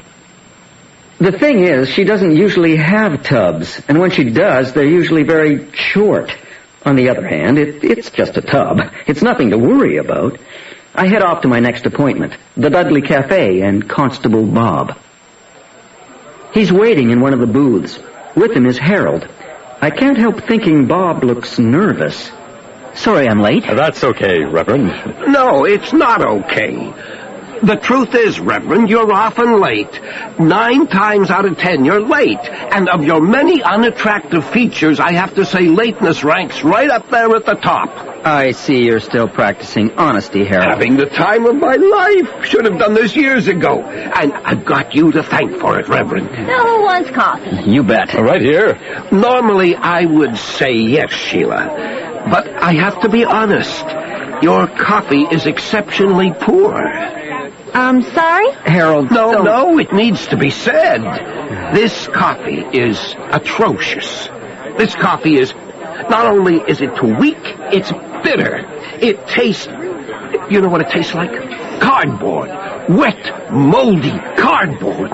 All my life I have drunk this coffee, and every sip has been torture. Every gulp has left me feeling dejected, hopeless, less than the man I know I can be. For years this coffee has trampled my spirit, and as of right now, right this moment, I have had enough. No, Sheila, I do not want a cup of coffee. You feel better now, Harold? Just being honest. I'll say. Harold's having kind of a strange day. Honest. Always the best policy. Ask the Reverend. Leave me out of this. You want honest? Well, I'll give you honest. You want to talk about torture? Try working in this crap hole 7 days a week. You think the coffee is lousy? Try the frickin' burgers. Try the curly fries. Try smiling at the same freaking jokes from the same freaking regulars every freaking morning as they stuff their fat faces with sausage and frickin' eggs. Oh, my God, I've created a monster. Good, doesn't it, Sheila? Shut up, Harold! I quit! You can all take your coffees and shove them up your rear frickin' ends! And with that, Sheila stomps off, leaving us all to our own devices.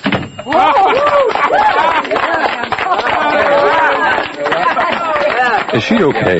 Maybe we should go after her. Oh, she'll be fine, Bob. She quits all the time. She'll be back in an hour. I hope you're pleased with yourself, Harold. Imagine if we all did that every time we opened our mouths. The mind boggles. Oh, look, there's Eddie Reynolds. Excuse me. Eddie! I thought you were on a diet. So, Bob, you wanted to talk? Maybe we should go somewhere a little more quiet. Excellent idea.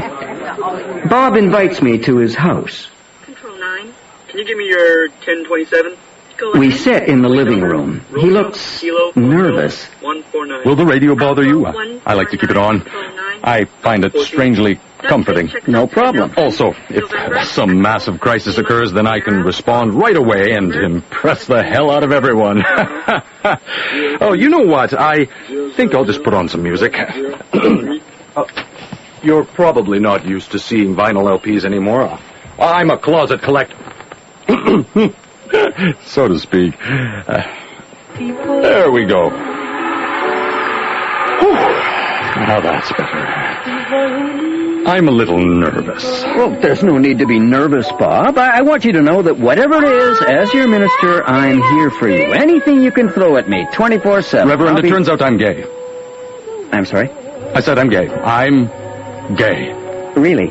It happened this morning. I was sitting in church listening to you talk about truth and honesty, right, and how we can never be truly whole until we're honest with ourselves. And it hit me like a thunderbolt. It was like, I swear to you, Reverend, a shaft of light from the heavens.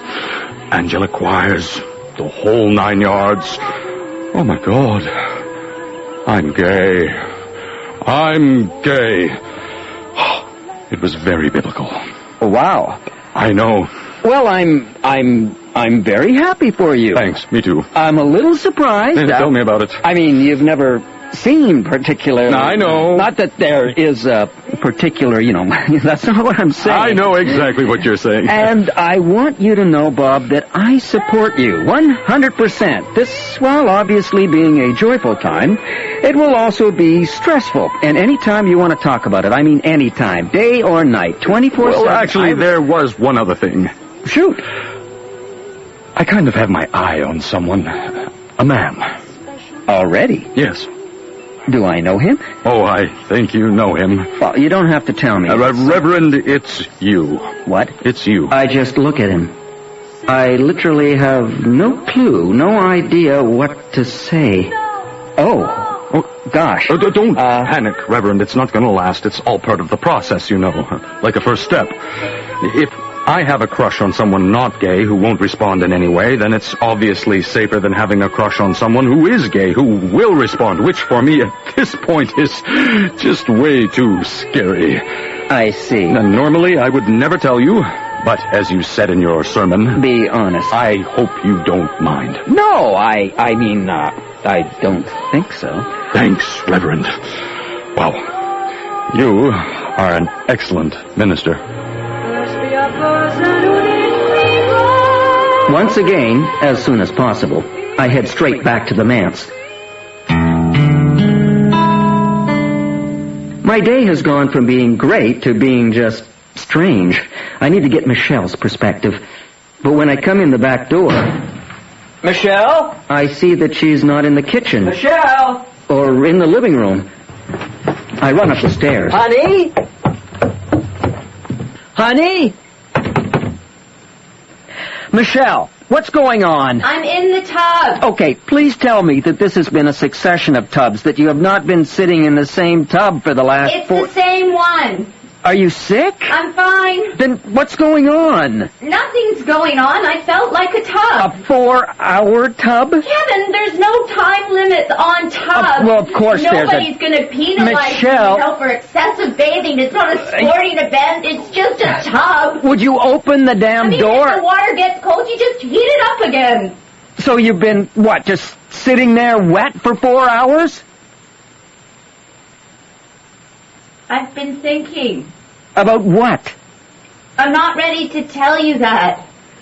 I see. Well, could you at least tell me what prompted this marathon of water? And don't say it was my sermon. It was your sermon. Oh, my God. What you said about being honest. I don't believe this. It made me think, and the more I thought, the more I realized I had to keep thinking. But you're not ready to tell me what the issue is. Not yet. Any idea when you might be ready?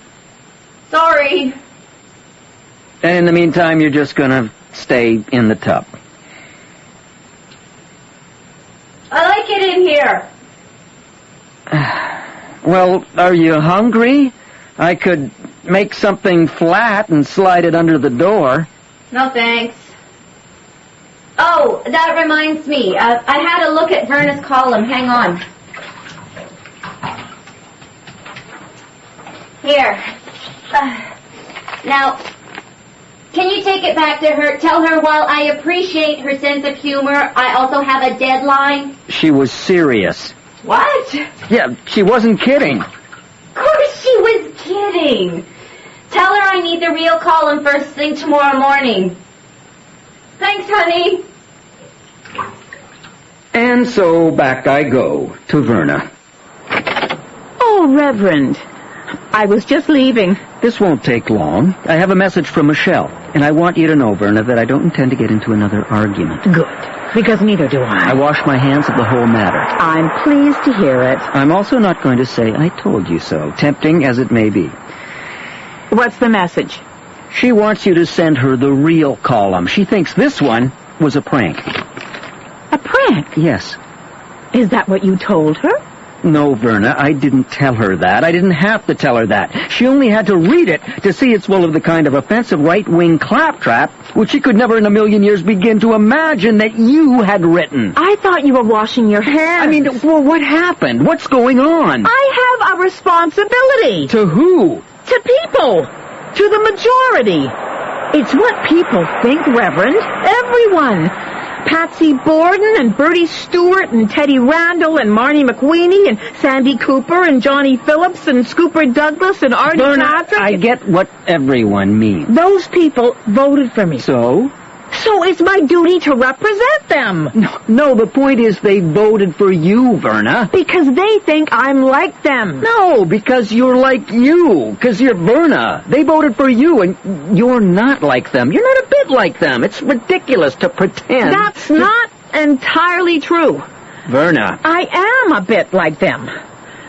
It's not a bit that I show you, but it's still there, Reverend. It's still a part of me, and I'm sorry if you don't like it, but that's your problem, not mine. She's finally looking at me, right in the eye. Her face is flushed. She means it. If you're going to stand up there on Sunday morning and tell us to be honest, then you damn well better be ready for anything. You didn't say, be honest as long as you agree with me, or be honest as long as you're liberal. You just said, be honest. Well, that's what I'm being, Reverend. Honest. And you're just going to have to accept that. You're right. I am? Oh, my God, you're absolutely right. And then suddenly I turn and I leave Verna's office. I start running. I head out into the streets of Dudley. And I knock on every single door of every single member of the Dudley congregation. I don't stop until I tell them all, in person, face to face, that they have to come back to church. And they do. That evening, at 7 o'clock, they all come back to church. Constable Bob, Harold, Verna at the organ, the whole congregation is there. I realize it's a bit unusual asking you to return here tonight. I'll try to keep it short. I just wanted to clarify some of the remarks I made this morning about honesty and how you should be honest with yourself. It turns out I was wrong. I don't recommend it after all. Do not be honest. I repeat, do not be honest. I take it all back. I mean, okay, maybe if there's a licensed professional in the room. Not me, but some kind of trained psychiatrist, preferably with some emergency medical triage experience. I break off. Someone in the congregation is standing up, right in the pews. It's Constable Bob. Everyone looks over. Bob, are you okay? You can't take it back, Reverend. Sorry? That sermon changed my life. It gave me the strength and courage to admit to myself and to you and to everyone here tonight. Whoa, Bob, not so fast. But, Reverend... This is my whole point. I'm not sure the people of Dudley are ready to hear what you're... I don't care if they're ready. I have to be honest. Bob, wait. Ladies and gentlemen, I am gay. Oh. I am a gay man. I look around. To my immense surprise, no one bats an eyelid. Everyone is looking at Bob and smiling. I can't believe it. It seems the people of Dudley are more enlightened and forward-thinking and tolerant than I had ever imagined. Oh, and there's one more thing. I am also a vegetarian.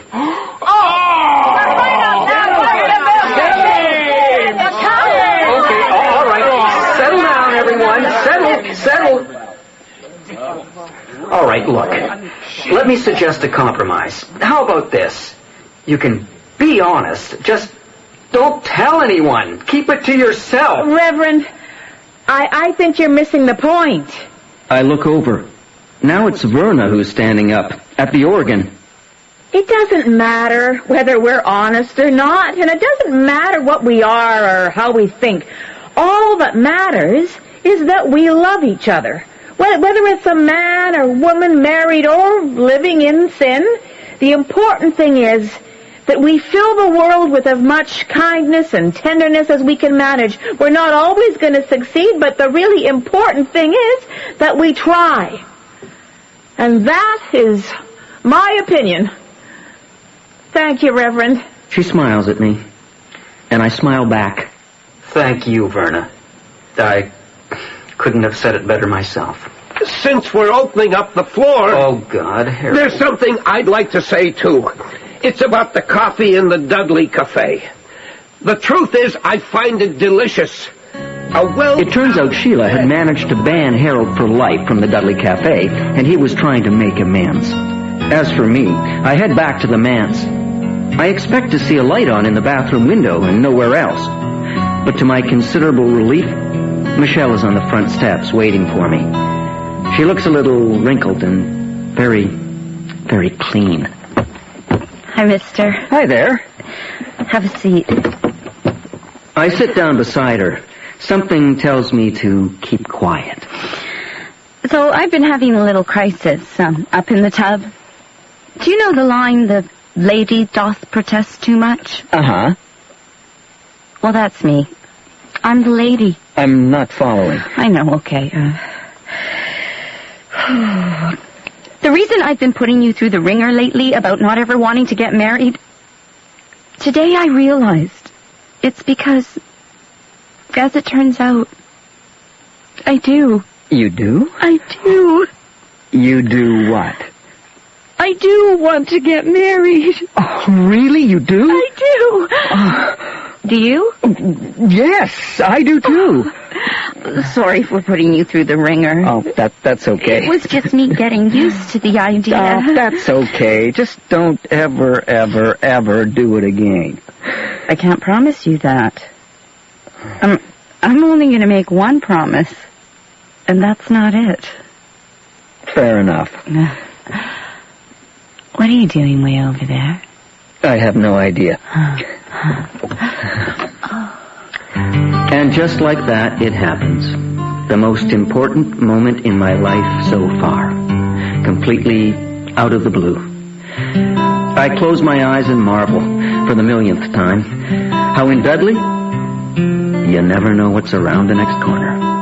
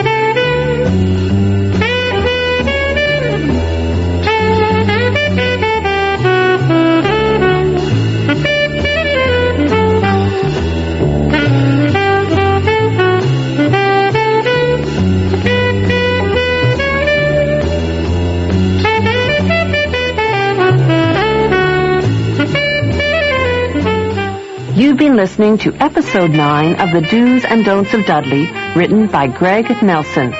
In the cast, Richard Side plays the Reverend Kevin Derskowski, Gillian Fargy plays Michelle, Lee Taylor is Harold, and Bridget O'Sullivan is Verna. Sheila is played by Tabitha St. Germain. Kurt Runty was Constable Bob. Also in the cast, Marina Buey, Jay Aikenhead, and Alistair Locken. Original music was composed and performed by Brian Tate. The script editor was Dave Carley. The recording engineer was Chris Cuttress. Dagmar Kafunkin-Nunn was the associate producer. It was produced and directed by Kathleen Flaherty in Vancouver. The executive producer was James Roy. And now we have another reading from the Miss Hereford stories by Gail Anderson Dargatz. Tonight's story is called Getting to Know You, and it's read by Haig Sutherland. Lena forced the issue. She said if I didn't invite her to meet my parents, she'd turn up on their doorstep unannounced and introduce herself.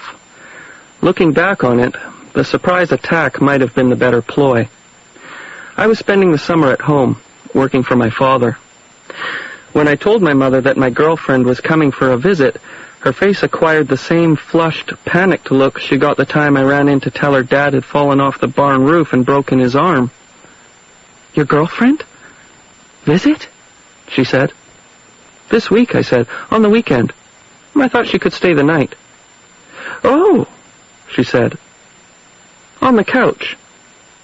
"The night?" "Louise's old room is too full of junk." "Overnight." "Well, she'll likely take the bus. I thought she could visit longer if she stayed over. You know, get to know everybody."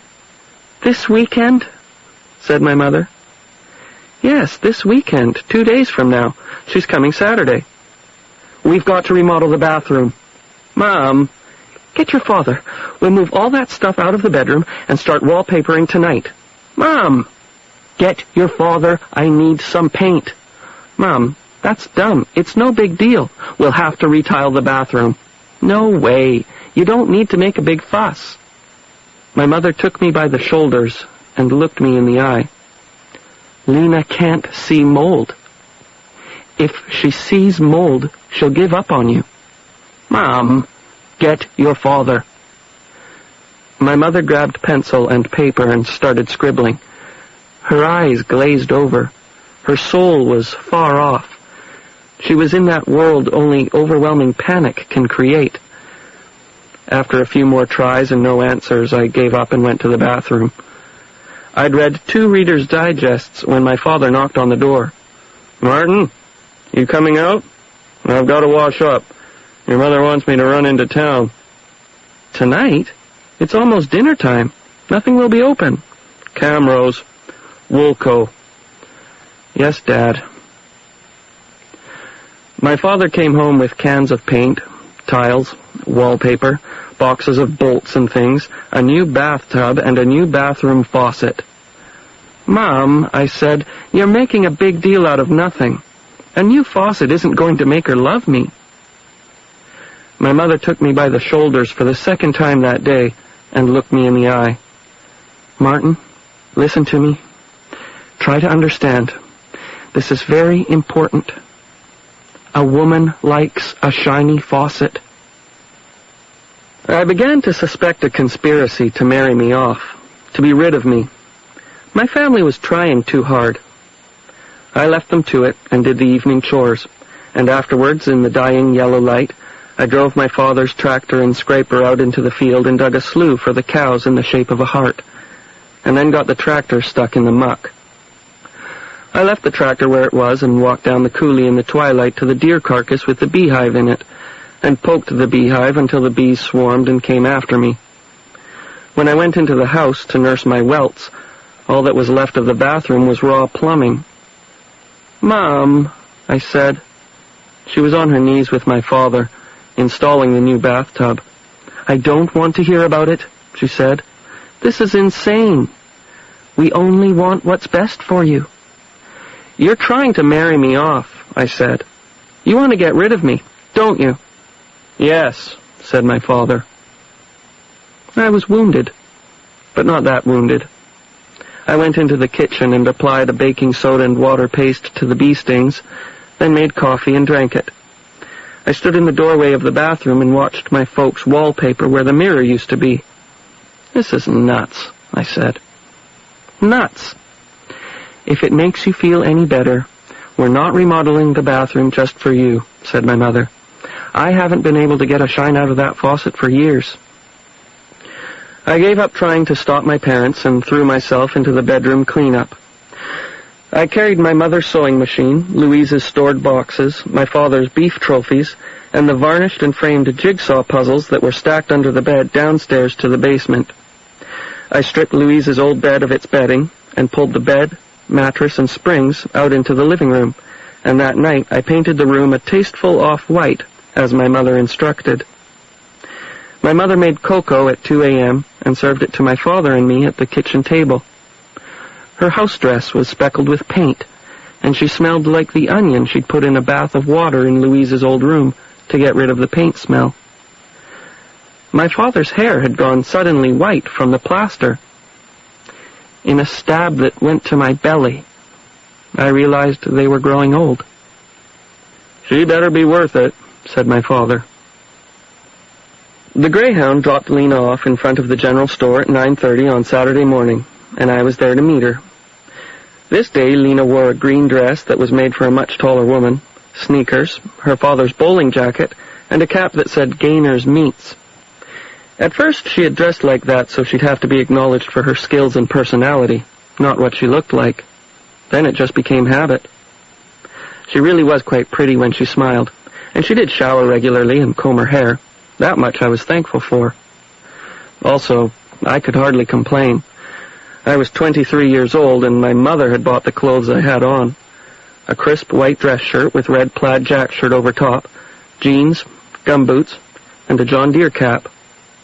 Lena said she admired me for my lack of style. "Well," I said, "this is it."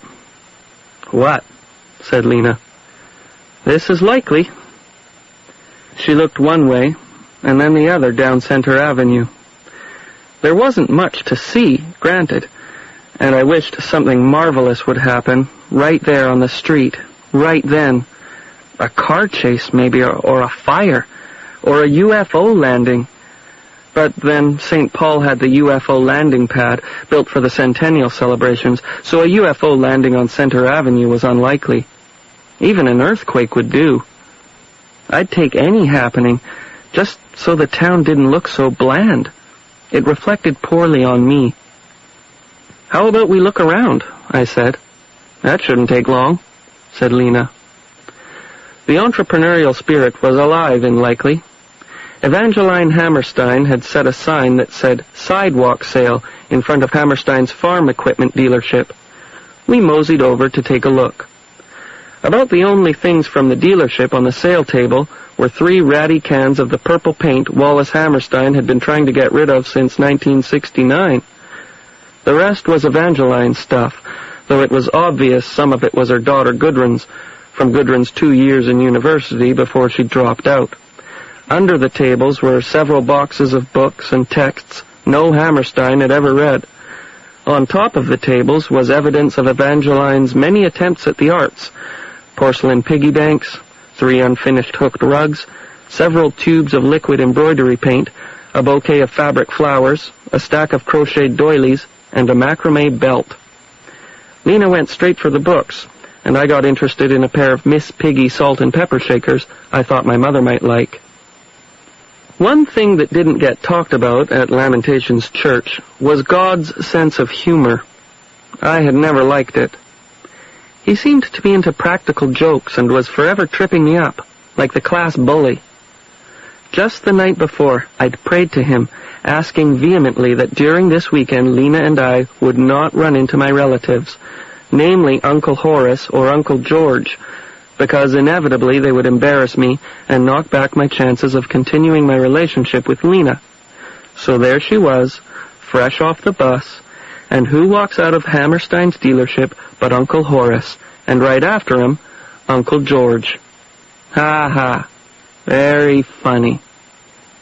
I couldn't just ignore them, although that's what Uncle George did to me. He started poking around the sale tables. Horace nodded at me and went straight for the books.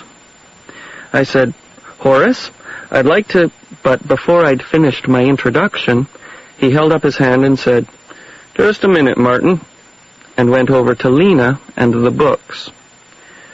"You just put the guy books to one side there, girlie," he said, "so's I can get at them easy." "What did you say?" said Lena. I found my interest suddenly drawn to a paint-by-number oil of Elvis, framed lovingly in a gold enameled toilet seat. "Whatever don't interest you, just put them to one side. I hate digging through them romances. Like that one you got in your hand, Ulysses, is it? That's set in Greece. They'll dress the same romance up and put it any place. But I expect that's what women like. Isn't that so, Martin?" I grunted ambiguously and picked up a statue of the Virgin Mary decoupaged with Christmas wrap. "I don't know what you're getting at," said Lena. "Well, it don't matter. Just stack the guidebooks to one side, will you?" Lena jumped up and stuck her face out at Uncle Horace. He took a step back in fright. "I don't know what a guidebook is," said Lena. "I don't read romances, and I don't read war books, if that's what you're after. There's no need for gender amongst books. Ever seen two books humping? I haven't. I thought men like you died off with the dinosaurs. Why don't you go dig yourself a hole in Drumheller? What do I look like, a slave? Find your own books, mister." I saw by my uncle's face that he'd stuck on the word humping and hadn't heard a word after. Women in Likely didn't use words like humping, at least not the ladies of Lamentations, and they were almost the only women Uncle Horace had ever come across. He'd looked away as soon as he heard it and made for his truck, forcing Lena to walk behind him if she wanted to finish up her speech. She did. She walked him to his truck and said, "Find your own books," as he started the engine and sped off down the street. "Who was that guy?" said Lena. "Have you seen this tea cozy?" I said. "It's made from bottle caps." Uncle George had been watching all this, of course. He could smell a feminist a mile away, and he never liked the smell. He wandered over to the sale table and came up behind Lena and me. He tapped me on the shoulder. "May I speak with your girlfriend?" he said. Lena leapt up once again from the box of books, stuck her face into Uncle George's, and poked him in the belly. I found renewed interest in the Miss Piggy salt and pepper shakers. "You got something to say to me, you say it to me," said Lena. "Nobody owns me. You understand?" Uncle George looked at me, looked around to see if Evangeline Hammerstein was watching. She was, so he smiled and fled into the general store. "Where'd all these dinosaurs come from?" said Lena. "That was Uncle George, Dad's brother." "Oh," said Lena. "You might want to go talk to him," I said. Lena fumbled through the books in the box for a few minutes longer, then, red-faced, marched over to the general store. Evangeline was looking me over, so I smiled and held up the Miss Piggy shakers. "How much?" I said. After several long minutes, Uncle George left the store and stomped over to the cafe. Lena came back outside and strode up to the sale table and went back to rummaging through the books. "What'd he say?" I said. "He said a woman should follow her man, but the man should treat his woman with respect and know her wishes. He said the only love that works is married love, where the man is the head of the family and God is the head of him. He said he hoped we'd be setting a wedding date soon." "What'd you say?" "I said he was full of crap, and if you tried to lead me around, I'd kick your butt." "He means well," I said. Lena dumped the books she'd been handling back into the box. "Nothing here I haven't got," she said. Evangeline rested her arms on her bosom and looked in every direction except towards us. "I've got to pick up a few things for Mom," I said, and pointed over at the general store. By then, in 1983, Harry Whitten was dead and the general store was half the size it used to be. It was divided by a neat white wall, but that's where the renovation stopped. The other half of the store was sometimes a hairdresser, sometimes a craft shop, depending on which one of the Lamentations ladies was feeling adventuresome. The weekend Lena first came to visit, the other half of the general store was a daycare. Harry's daughter, Carol Whitten, was sitting behind the counter engrossed in Love's Wayward Passion, a paperback. She'd owned and run the store since her father up and died from heartbreak a month after his wife expired of a heart attack. Carol had once competed with my sister Louise for the title of Miss Hereford. She wore quite a bit of lipstick and blue eyeshadow and chewed quite a large wad of gum. Lena picked up a Leduc representative from the newspaper rack, dug out some change from her pocket, and went to the counter while I collected items from my mother's shopping list, a bag of screws, a can of mushroom soup, and 3 sheets of sandpaper. Lena cleared her throat. Carol looked up and looked Lena over. She scowled. "You gotta pay for that, you know," she said. Lena held out her handful of change. "I know," she said. "Well, it's just that the paper's a day late," said Carol. It's always a day late here. That's okay, said Lena. I just wanted you to know so you didn't get any ideas about not paying. Some people complain about it being a day late. They buy it and then see it's a day late, and then they come back in here and complain. It's okay, said Lena. It doesn't matter. I came up behind Lena and put a hand on her shoulder. Carol brightened. Oh, this lady's with you? This is Lena, I said, and stood a little straighter. My girlfriend. Well, well, I thought you were just some Calgarian. How come I never heard about this? Well, I figured you'd be the first to know, I said. Carol here knows your business before you do. She's kind of our town crier. Well, I've been sick, said Carol. I haven't been going to the cafe like I used to. You know how it is when you run a business. I nodded sympathetically. Lena counted out her coins and put them on the counter. No, dear, that's okay, said Carol. We're always a day late here anyway. Hardly seems right to charge. We were outside the store, on the way to my father's pickup, when Lena dropped the bombshell. My parents are coming tonight, she said. Parents? I would have come with them, but I thought I'd better warn you. They want to meet your Mom and Dad. I said it wasn't a good idea, but there's no telling Mom anything. She came up with an excuse about stopping in on their way to Edmonton. Suddenly, she's got to visit Auntie Phyllis. She hasn't talked to Auntie Phyllis since Auntie Phyllis tried to pinch my father's butt at the Farmers Institute dance. Haig Sutherland reading Getting to Know You by Gail Anderson Dargatz. It's from a collection called The Miss Hereford Stories, published by Douglas and McIntyre. The reading was produced in Vancouver by Dagmar Kafankanan. To end tonight's program, I have a trio of poems looking on the lighter side of courtship. First up, a poem about flirtation by the Edmonton poet Nigel Darbesi. In his poem, Bat and Ball, he looks back fondly on two kinds of sport, the game of cricket and the game of love. It's read by Damon D'Oliveira. Bat and Ball. Nothing could beat wind-ball cricket. The bat cut from a piece of wood, an old tennis ball with hardly any fuzz, and for a wicket, two large pitch oil tins, one upon the other in the middle of the street.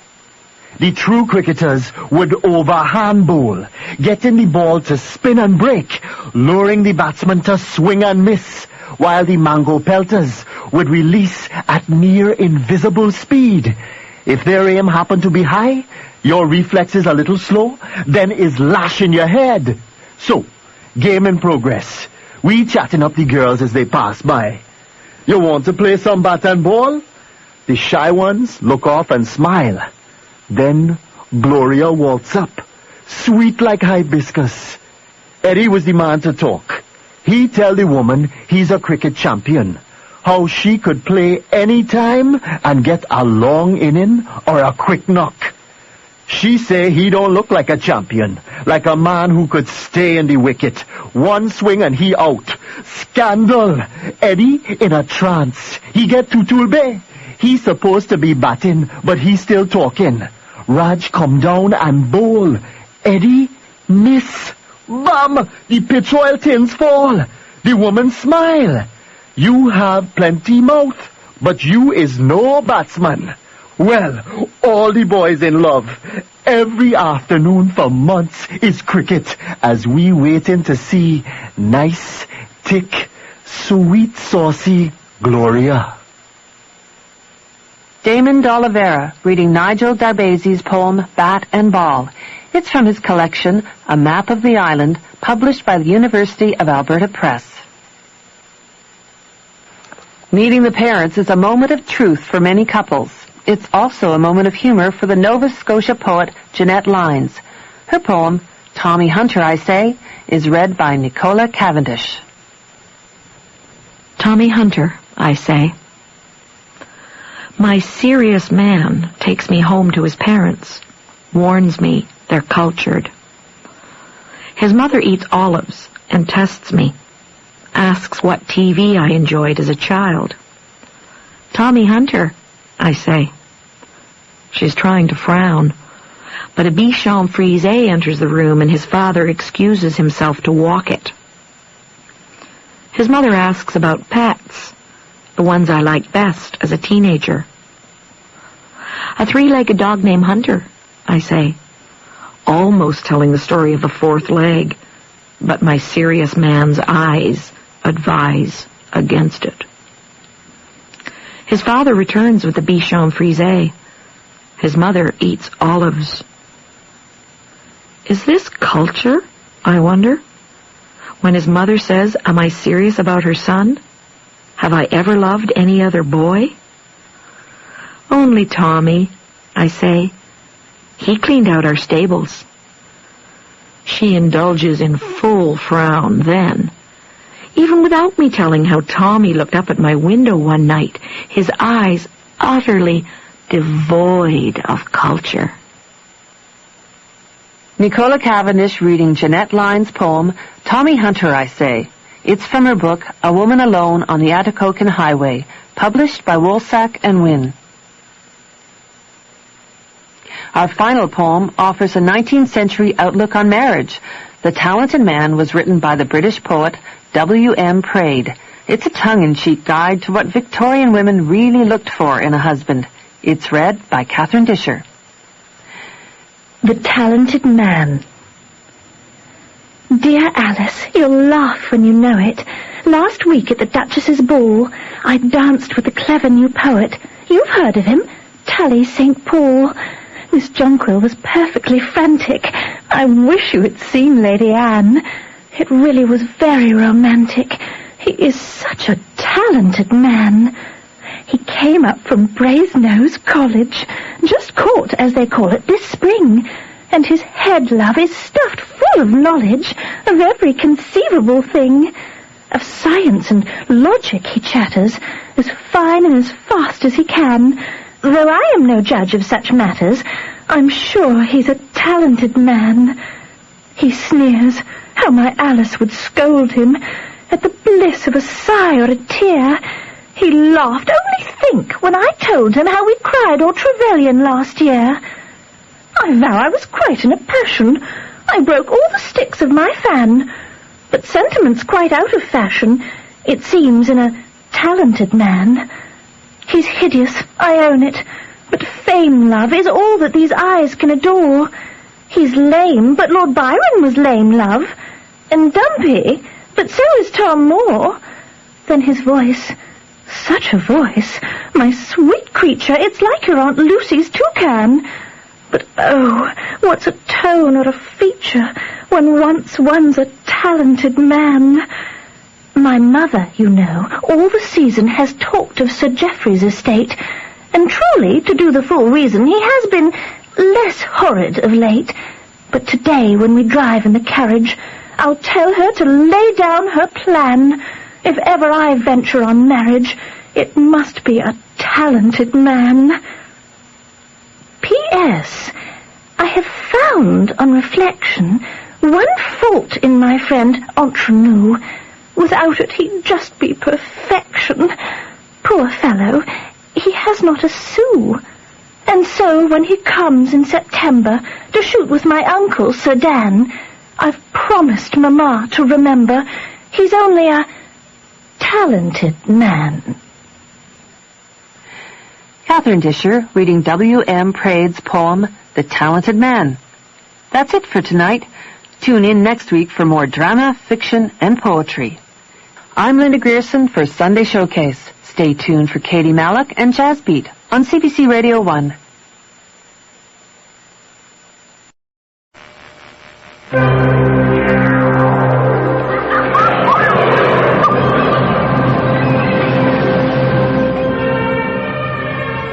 Good evening and welcome to Sunday Showcase.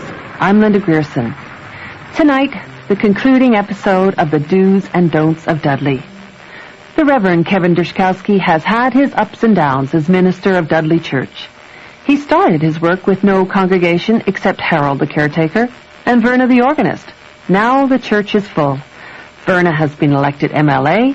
Sheila, the waitress at the Dudley Cafe, is no longer in love with him. And Michelle, his live-in girlfriend, is doing very well as the editor of the Times of Dudley. Even though Kevin's personal life is at an all-time high, If the past is any indication, it won't last. Now, Episode 10 of The Do's and Don'ts of Dudley, written by Greg Nelson and featuring Richard Side as Kevin. It's called Do Not Covet Thy Neighbor's House, Wife, Slave, Ox, or Donkey.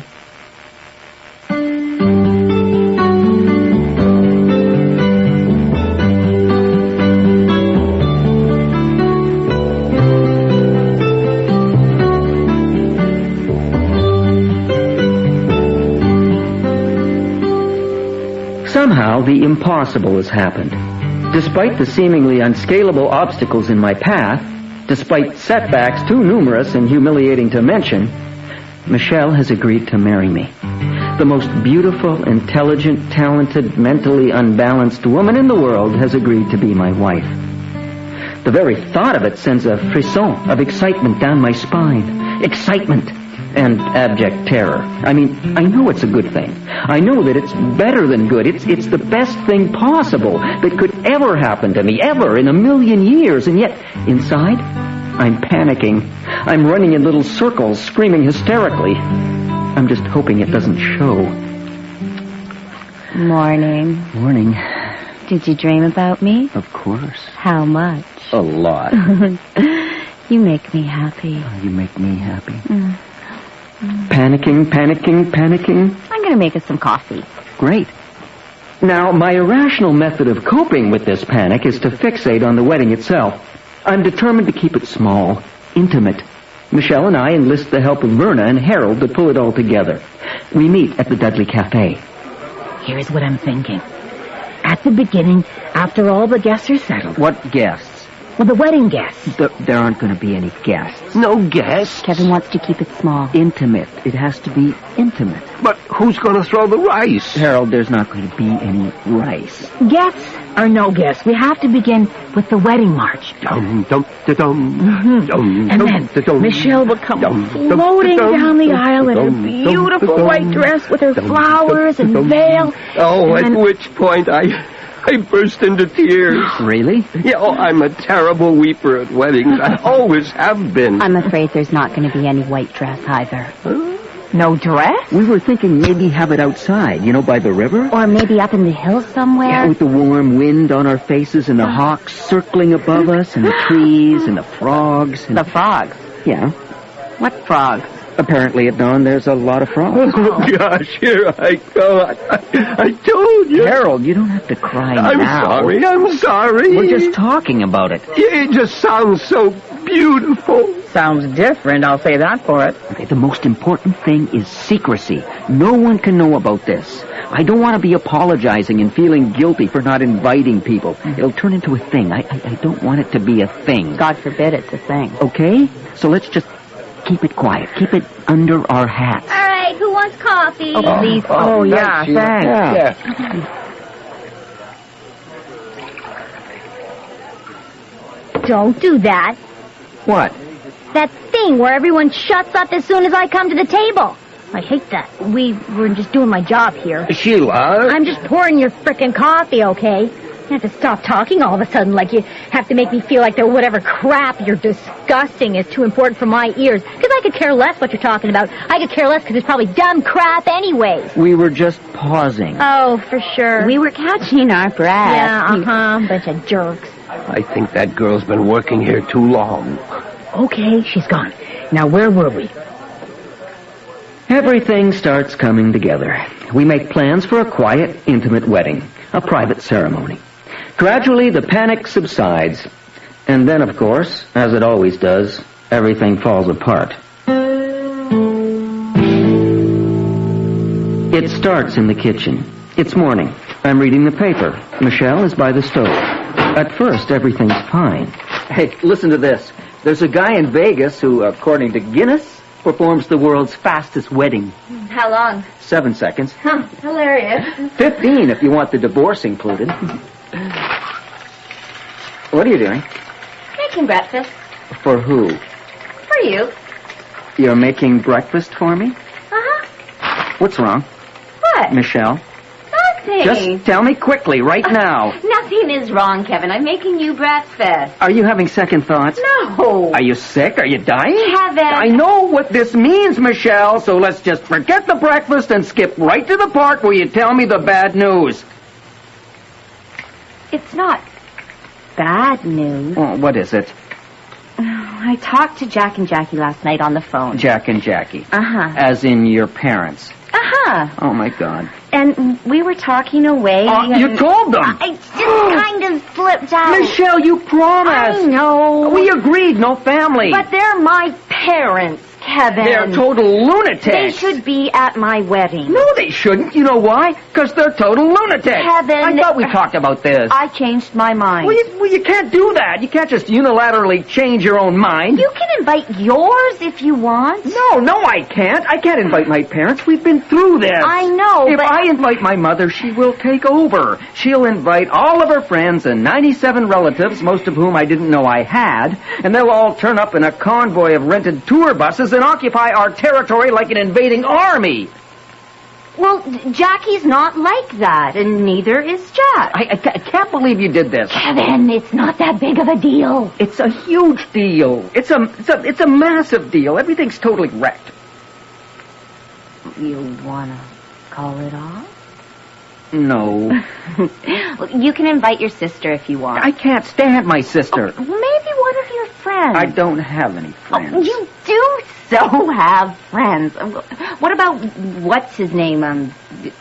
Toby. You've never met Toby. He sounds like a nice guy. I'm sure he'd love to come to your wedding. Hey, it'll still be perfect. I promise. Jack and Jackie will behave themselves. You have my word. Sure enough, a few days later, the largest RV known to man comes lumbering off the highway through the town and into our driveway. Michelle and I stand in the driveway and wait for them to disembark. I'm getting out now. I'm not waiting. I'm out. I'm out of the camper. I am now standing in the driveway. Hi, Jack. All of a sudden, they decide they got to change. You look fine like you were. Oh, good to see you. Hiya, sweetie. Long drive. Don't get me started. Jack, did you say they? Here we come, ready or not. Ta-da! Oh, look, you brought Aunt Lorna. It's a happy couple. Oh, you both look so adorable. Hi, Jackie. Hi, Lorna. Oh, look at the happy couple. I told you they were happy. Oh, I love weddings. I love them. Adorable, both of you. Aunt Lorna, I'd like you to meet my fiancé, Kevin. Lorna Scanlon. It's a pleasure. You too. Going to the chapel and we're gonna get married. Oh, my God. I'll tell you, put the two of them together is enough to drive you to drink. Mom's a little wound up, huh? Don't get me started. Did they sing the whole way? 16 hours non-stop. Oh, my God. Don't just stand there, Jack. Get the camera. Hey, Reverend, you got any whiskey? Get married. Inside, the party continues. If I didn't know better, I'd think Jackie and Lorna were high on some particularly good drugs. Jack installs himself in the corner with a Mickey of rye, a glass, and a tray of ice cubes. Don't mind me. This always happens. Jackie and Lorna get hysterical. Jack starts drinking, there's a big fight, and it all ends in tears. Great. I look forward to it. Kevin, I swear I didn't know they were bringing Aunt Lorna. All right. Let's talk turkey. Tell us about your wedding. Yes. Well, Here we go. we were thinking we'd get married outside. Outside? There's a beautiful spot by the river. It's a ways up the valley, very isolated.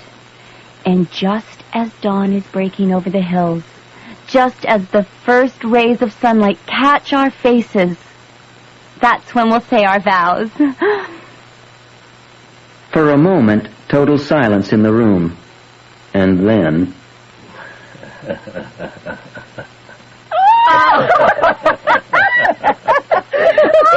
Oh, Oh, you? Oh, she had me going there, Jackie. Oh, me too. I believed every word. Now, really, honey cake, what are your plans? I was being serious.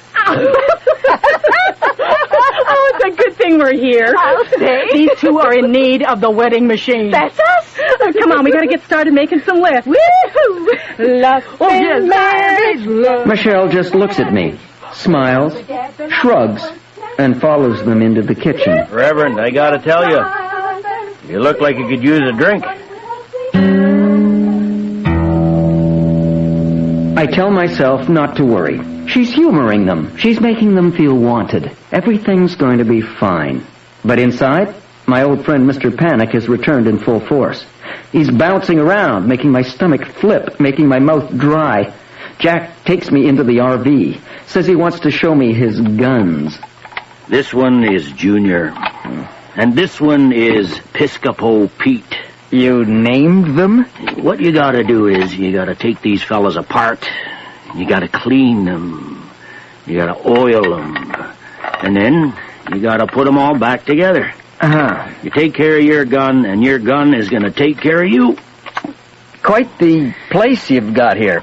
Let me ask you something, Reverend. Maybe you should be calling me Kevin, Jack. What do you think? You give this marriage thing plenty of thought? Sorry? You any idea what you're getting yourself into? Well, yeah. I'm gonna tell you something you might find hard to believe. Please don't. I've lived a few years. I guess I know something about women. And the truth is, Reverend, they're all in it together. They have what you might call a conspiracy going. Do they? They're working behind the scenes, keeping tabs on everything, calling all the shots. And you know how they do it? Marriage? Marriage. You get married, my friend, it's game over. You gotta play on their team. You got no choice. I had no idea. Most people don't. Now, how are you, Reverend? I'd run for the hills, join the rebel army in the mountains, fight for the cause of freedom. Well, thanks for the advice, Jack. You betcha. Another shot of rye? No, thanks. Oh, gosh, is that the phone? Eventually, thankfully, the phone does ring. It's Toby. I just got into town. Toby, thank God you're here. Where are you? I'm at the hotel. Don't move. I'll be right there. Toby was my best friend during theological school. He's also currently a minister, like me, at a church in a small Alberta town. I pick him up at the hotel, give him a little tour. I'm excited he's here, until I remember the thing about Toby I'd forgotten. His personality. This is so much nicer than my church. Oh? Oh, it's like, I'd have to say 25 times nicer. Really? Oh, so is Dudley. I'd say Dudley's like 35 times nicer than my town. Everything's better in your life. No, My life sucks. No, Toby, don't say that. I mean, you're getting married, and I don't have a girlfriend even. I can't even get a date. Oh, well. Women don't find me attractive. That's not true. It's okay. I'm used to it. You don't have to say anything. Can I see your office? Reverend? Hello? We were interrupted by Harold and Verna, who appear at the back of the sanctuary. Can we talk to you for a second? Verna, Harold, I'd like you to meet my friend Toby. He's in town for the wedding. Well, it's a pleasure to meet you, Toby. Any friend of the Reverend's is a friend of ours. Wow. Are you people ever nice? Listen, Toby, why don't you go on ahead? My office is through that door there. Okay. I'll catch up to you in a second. I turned back to Verna and Harold. They looked tense. What's up? We're just going to come right out and say it, Reverend. We're feeling rejected. Abandoned. Forsaken. In a big way. In a very big way. We understand things have changed. You know, with Michelle's parents arriving. But it's like you just cast us aside. You found someone better and cast us aside. And the truth is, we're feeling more than a little used. Because, we did our bit, Reverend. We did. We kept it secret like you asked We us didn't to. breathe a word. But now we're thinking, you never really wanted us to be a part of the wedding. You were just being nice. And so we've decided that it would be better if we didn't attend. You can have your nice wedding and we'll be just fine, thank you. We'll just sit at home by ourselves. Maybe watch a little TV. We'll be fine. Okay, so just leave us out of it, Reverend. That's all we have to say. I stare at them. I feel like I'm about to either burst into tears or start throwing punches. Luckily, before I can do either, Toby reappears. Your computer's way better than my computer. Everything you've got is so much better. Oh, I wish I had your life, man. Your life really rocks.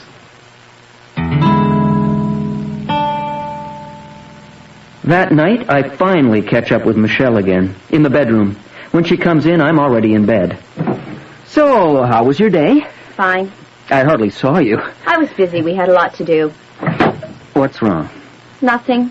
Can we just skip the part where we pretend there's nothing wrong and go right to the part where you tell me what's bugging you? You're not making an effort. At what? I get the feeling you'd rather my family wasn't here. I would rather your family. Well, they are here, Kevin, okay? They're here, and they're my family, and maybe you better start getting used to them.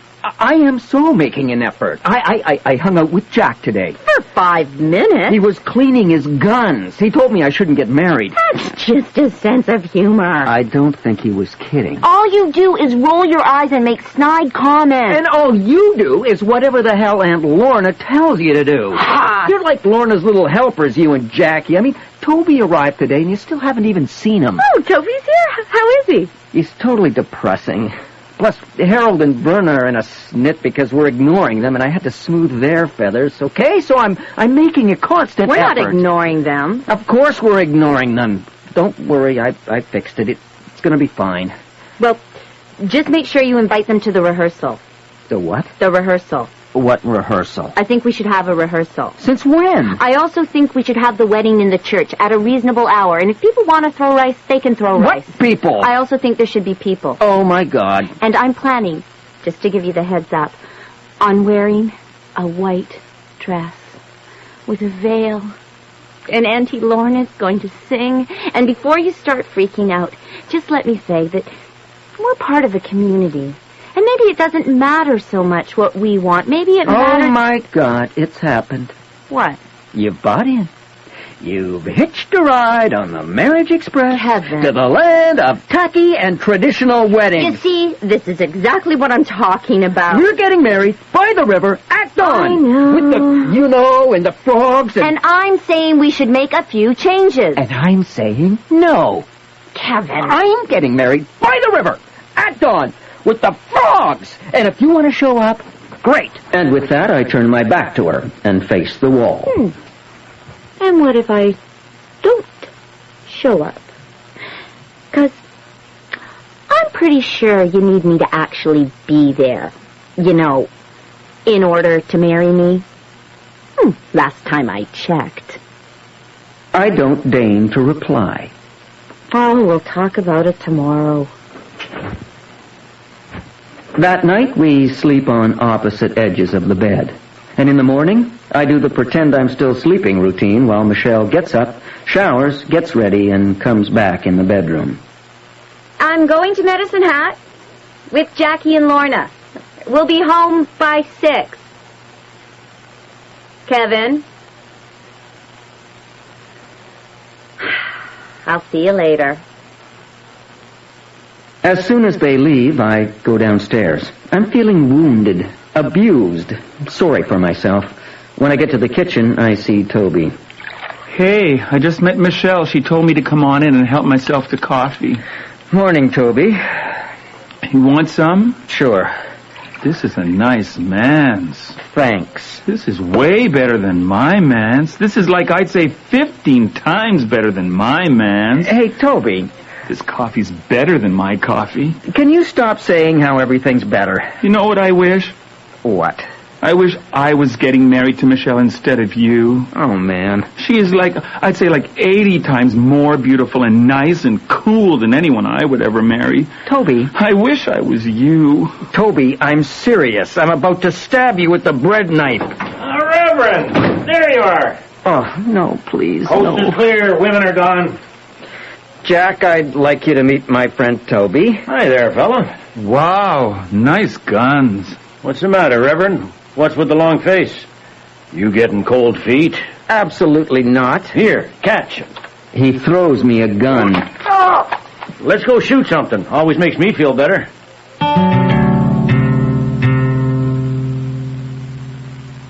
And so I find myself sitting up in the hills above town, the sun on my face, the strong, dry prairie wind at my back. Beside me, Toby swigs from a bottle of Jack's rye whiskey and rattles away, while behind us, somewhere in the background, my future father-in-law shoots at things. I'm serious. I'm totally serious. I think she's the most beautiful woman I've ever seen. And I don't just mean physically. Although physically, she is definitely stunning. Don't get me wrong. I'm talking about the whole package. It's like she radiates a kind of deep inner beauty. Totally. Oh, I'm so jealous. And as Toby goes on and on beside me, I feel myself somehow strangely at peace. It could just be the whiskey, but for the first time, I could care less about the wedding itself. The details don't matter. We could get married on top of the water tower for all I care. The important thing is that it happens. So what do you say, Reverend? Feel like taking a turn with Episcopal Pete? Give me that. Ah, boy. How do I work this thing? You just place it against your shoulder, nice and gentle. Like this? Perfect. Good. And you put your finger here, and just gently squeeze up.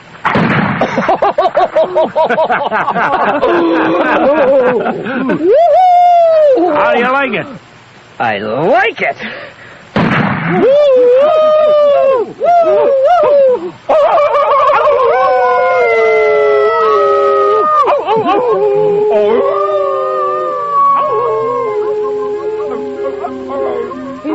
Little sister, what have you done? All right, move this over here. Hey, little sister, of the only one.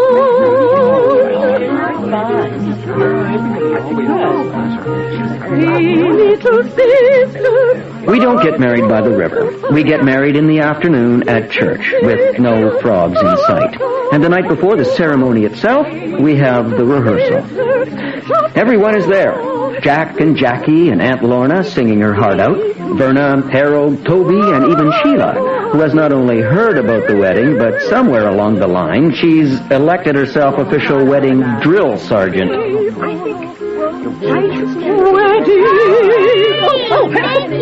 Thank you. That's enough. Is that what you're going to be singing? Yes, so beautiful. It's Billy frickin' Idol. It was my favorite song in grade 7. I never even heard it before yesterday, but I'll tell you something else. It's not the easiest song to play in the world. I think it's perfect for every note. Oh, yes. Hey, Reverend, can I ask a question? Of course, Harold. What's the dress code for the wedding? The dress code? Do I have to wear a suit? No, not if you don't want to. I got a brand new pair of coveralls. Oh, that should be fine. Everybody pipe down. Has anyone seen Jack? Jack? Up here, Mother. Oh, what are you doing up there in the balcony? Setting up the video. I'm going to shoot the whole shebang. Let's get this team on the ice. Verna! Give me a headache. Okay. Now, does everyone know where they're standing? I think I All right. Let's take it from the top. Michelle, back of the church. Back of the church. Well, how far back? Well, back. Reverend, you're up at the front. Harold. Sheila, hang on a second. There's something I want to say. It's Toby. I'd almost forgotten he was there. Everyone stops and turns to him. He peers at us through his glasses, shuffles his feet a little. I've been telling Kevin how much I envied him. Toby, don't... Now, wait just a second. I just want to say, I think you're the luckiest man in the world. Okay, that was And nice. Michelle, you're the luckiest woman. Aww. And Jack and Jackie, you're the luckiest mother and father and father-in-law in the world. You got that right, son. And Lorna, you're the luckiest aunt in the world. Oh, I know it, Toby. Oh, and Verna, the luckiest organist. Oh, and Harold, the luckiest best man. Toby, we get the idea. So, And anyways, I know you're going to be happy, the two of you. You fill me with hope. Well said, Toby. I look over at Michelle. She's smiling at me. One of her full-on, dazzling, incredible smiles. Just for me. Oh, man. I love it when she does that. All right, everybody, let's get cracking! Don't look up here at me.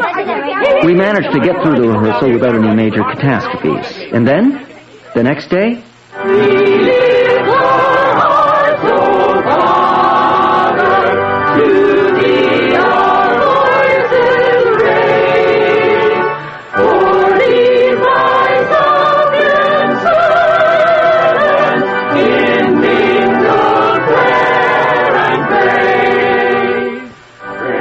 The church is packed to the rafters. Word is spread. Almost all of Dudley turns out, and I'm pleased to see each and every one of them.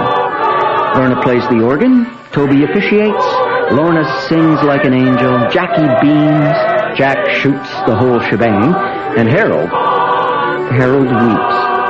Just quietly to himself, standing there beside me, wearing his brand new coveralls. Harold weeps from beginning to end. It's the perfect wedding. I can't imagine a single thing different. And the best part of all is the knowledge, way at the back of my head, waiting there like a shy smile, that at the end of it all, Michelle and I get to go home together. Just us. Just her and me. And begin the rest of our lives.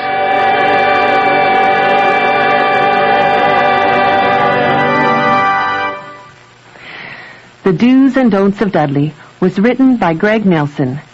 In the cast, Richard Side plays the Reverend Kevin Druskowski. Gillian Fargy plays Michelle. Lee Taylor is Harold. And Bridget O'Sullivan is Verna. Sheila is played by Tabitha St. Germain. Michelle's parents, Jack and Jackie, were Michael Hogan and Angela Gann. Auntie Lorna was Marilyn Gann. Toby was played by Dennis Simpson. Other voices were Marina Bowie, Jay Aikenhead, Alistair Locken, and Lorna Scallon. Original music was composed and performed by Brian Tate. The script consultant was Dave Carley. The recording engineer was Chris Cuttress. Dagmar Kafunkanan was the associate producer. It was produced and directed by Kathleen Flaherty in Vancouver. The executive producer was James Roy. And now for the concluding episode of Getting to Know You from the Miss Hereford Stories by Gail Anderson Dargatz. Martin Winkle's romance with his new girlfriend is about to take another turn as he prepares to meet her parents for the first time. The story is read by Haig Sutherland. I didn't so much fear meeting Lena's parents. What's more stress when you're already stressed? But I did fear my mother's reaction, given what she had done in response to the news Lena was coming for a visit. My mother was on the doorstep when Lena and I drove into the yard. She was dressed in her Sunday best and was momentarily taken aback by Lena's green dress, sneakers, and bowling jacket, but she had restored her smile by the time we reached the door. My mother shook Lena's hand and slapped her on the shoulder. "Lena, it's so good to finally meet you," she said. "I'm very happy to meet you, Mrs. Winkle," said Lena. "Elsie. Call me Elsie." Introductions and pleasantries over with, my mother, Lena, and I settled into coffee and cookies. Dad was still out feeding the cattle. I thought I'd make Lena's parents' visit sound like a casual thing, old friends dropping in.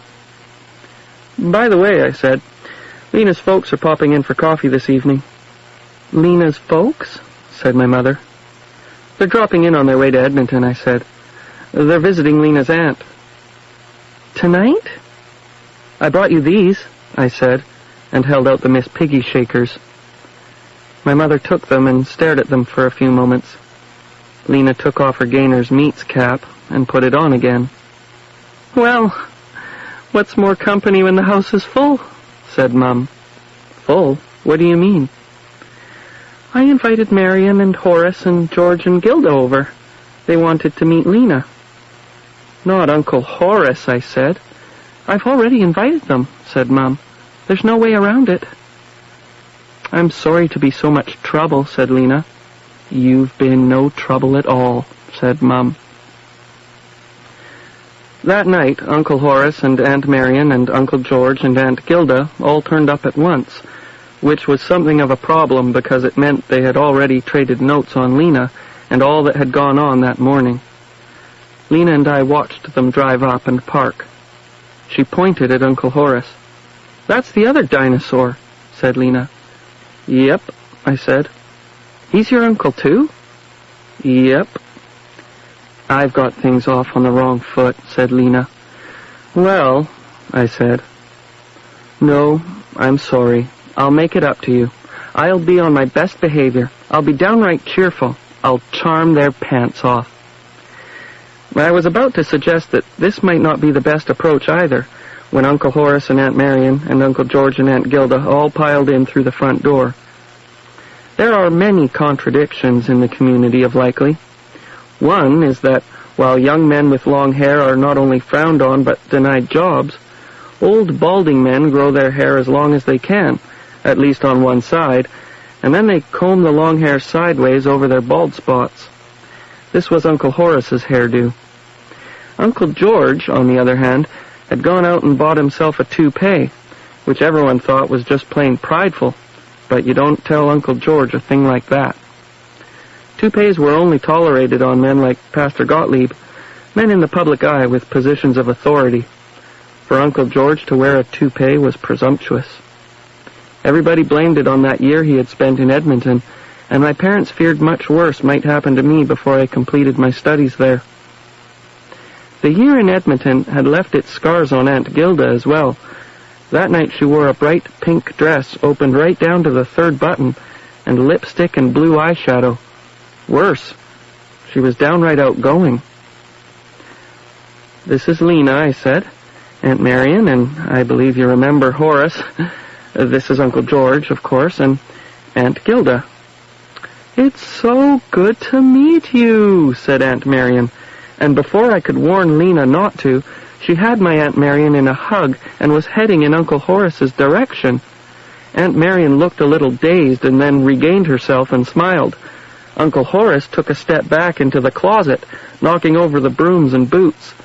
In the fuss of Mum running over to pick up the brooms and Aunt Marion apologizing, Horace managed to avoid the hug completely. Lena stood there looking uncertain until Aunt Gilda, who was well versed in hugs, having done some therapy, hugged Lena. Uncle George just sat himself down at the kitchen table, avoided all attempts at eye contact, and said nothing. In fact, he said almost nothing all night, which was probably for the best. "I understand you study plants," said Marion. "Weeds," said Lena. "Fascinating," said Marion. "Sit, sit," said my mother. We all sat around the kitchen table except my mother. She served us coffee, tea, and 5 kinds of squares. Several days of panic had settled into my mother as a kind of euphoria. She had gone beyond the need for sleep or rest or even food. She ran on coffee and tea and was no longer able to sit down for lengths greater than 1 minute. Instead, she found reasons to clank around the kitchen. We all listened to my mother clank. Aunt Gilda and Aunt Marion smiled at Lena and snuck looks at her clothes. Lena had changed into a black skirt that reached the floor, a T-shirt that said "Sue Me," and a pair of bowling shoes for the occasion, and then asked again if they could do anything to help. My mother said, "No," a little more shrilly each time. My father stretched his legs and put his hands in his pockets. Uncle George sulked. Uncle Horace scratched his crotch, and I fumbled with Lena's hand. I had been struck dumb by this event, and I began to have an understanding of my father's many silences. Aunt Gilda and Marion smiled. Lena smiled back. We waited. When the Henkelmans finally drove into the yard, my family, except Uncle George, all leapt up and ran to the door to greet them. Mr. Henkelman wore a cap that said "Old Fart," and he didn't take it off when he and Mrs. Henkelman came in and sat at the table with Uncle George and the rest of us. My mother kept looking at the cap as she poured more tea and coffee. Mr. Henkelman saw her looking and pointed at his hat. "Pretty good, eh?" he said, and nudged Mrs. Henkelman. "Lorna here picked it up for me. Suits me, eh?" My mother blanched and looked away. "Fart's a bit of a swear word in these parts," I said. "Martin," my mother said quietly. "Oh, fart's a wonderful word," said Lena. "Did you know fart goes all the way back to the Anglo-Saxons? Fart's one of the very few words an Anglo-Saxon farmer of 1,000 years ago would understand. That and tits." "Lena," said Mrs. Henkelman. "Well, teats ain't a swear word around here," said Uncle Horace. "Got too many of them around, eh? On the cows." "Tits, dear, not teats," said Marion. "Sorry, his hearing's been going lately." "Speaking of that," said Uncle Horace, "I went into Hammerstein's for a part this morning, at 9 o'clock on the button. 9 o'clock. Says the hour's right there on the door, 8:30 a.m. to 5 p.m., and the door's locked. That's pretty shoddy business." "There's a law about that," said Uncle George. "You gotta open when you say you're going to open. In fact, there's a standard. Banks gotta open at 9, hardware stores at 8:30, restaurants at 7 a.m. "Where'd you get that from?" said Aunt Gilda. "Read it somewhere," said Uncle George. "Well, that's just foolishness," said Mrs. Henkelman. "A business is the owner's business. They can open and close when they please. If you've got to close the shop for some reason, like a funeral, say, then you go ahead and close it. There's no law about it."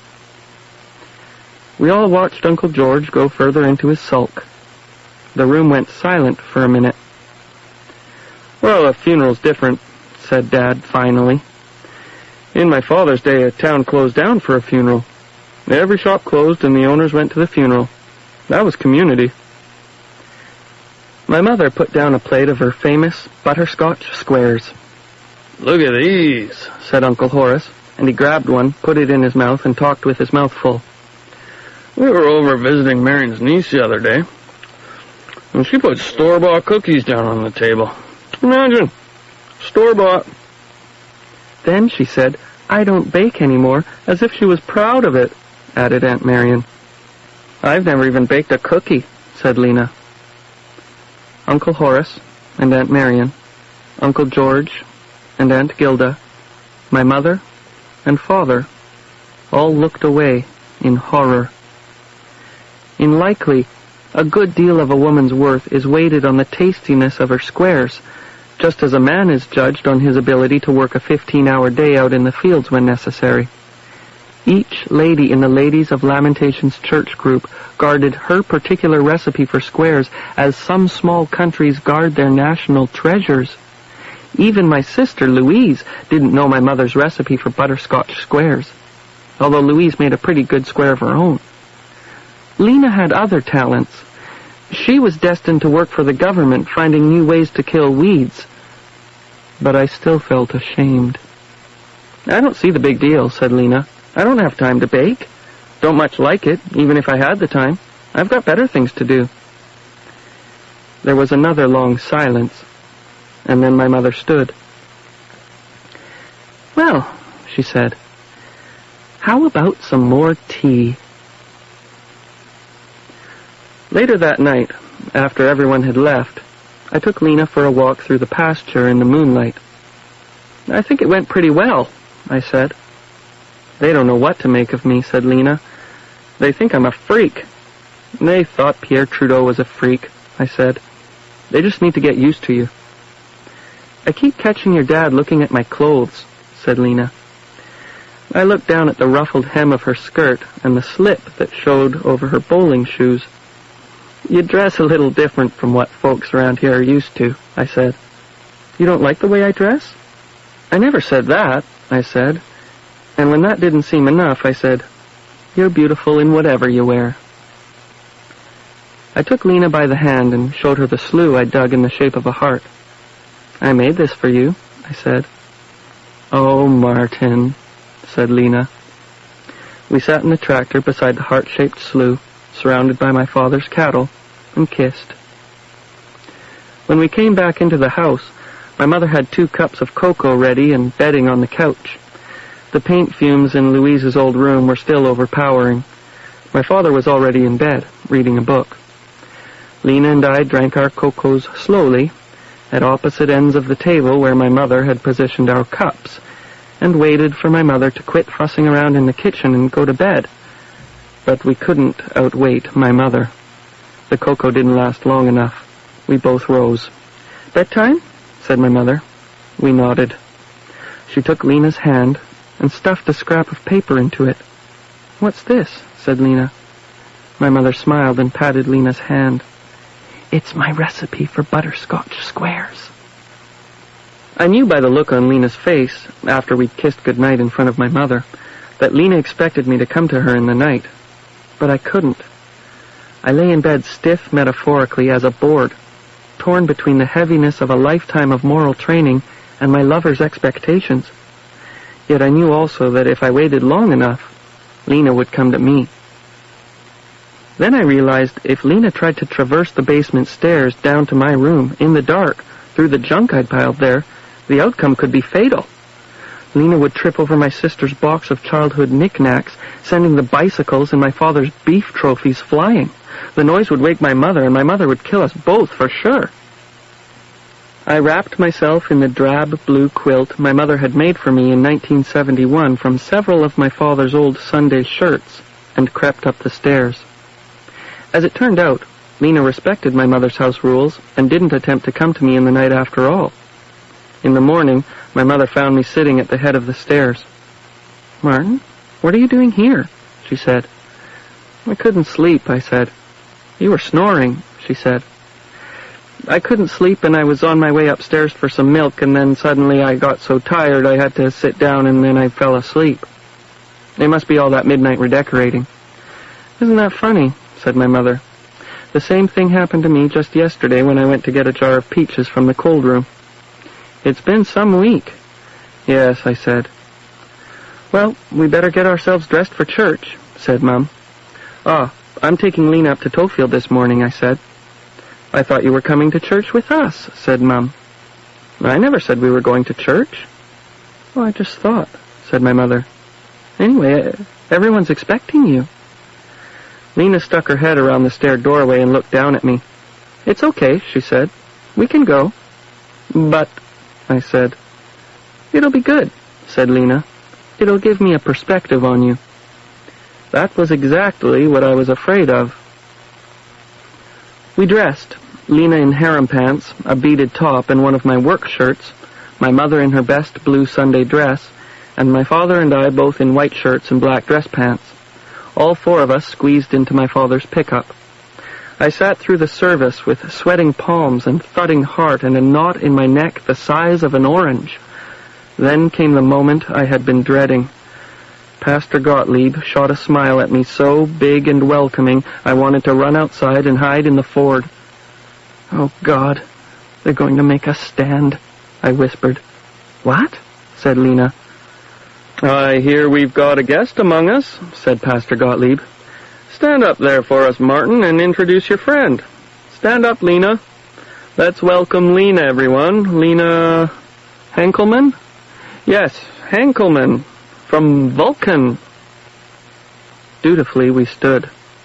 I grabbed Lena's hand in panic and squeezed it and fumbled with it and tried to fit a smile on my face. I realized I wasn't sure just how at that moment a smile went. Lena pulled her hand from my sweaty, painful grip and patted me so I'd sit down again. We sat. "Be prepared for after," I said. "After?" "After the service." At Pastor Gottlieb's last amen, we were mobbed. The faces I'd known all these years took on a different quality. I saw them through Lena's eyes, or at least I thought I did. They were an odd, ragtag group of people. They'd suddenly got old, and I'd missed it somehow. Wallace Hammerstein was bumped this way and that as he tried to work his way into the group to shake Lena's hand. Beerley was more tottery on his fake leg than I'd ever seen him before.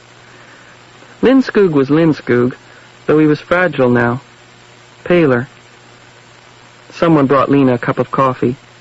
There were several invitations for lunch. I took up a post near the coffee maker and watched Lena in the midst of the mob. She saw me watching her and pulled an ape face. There is something about Lena that makes me want to break the rules. All of a sudden I wanted to kiss her, there, in that church.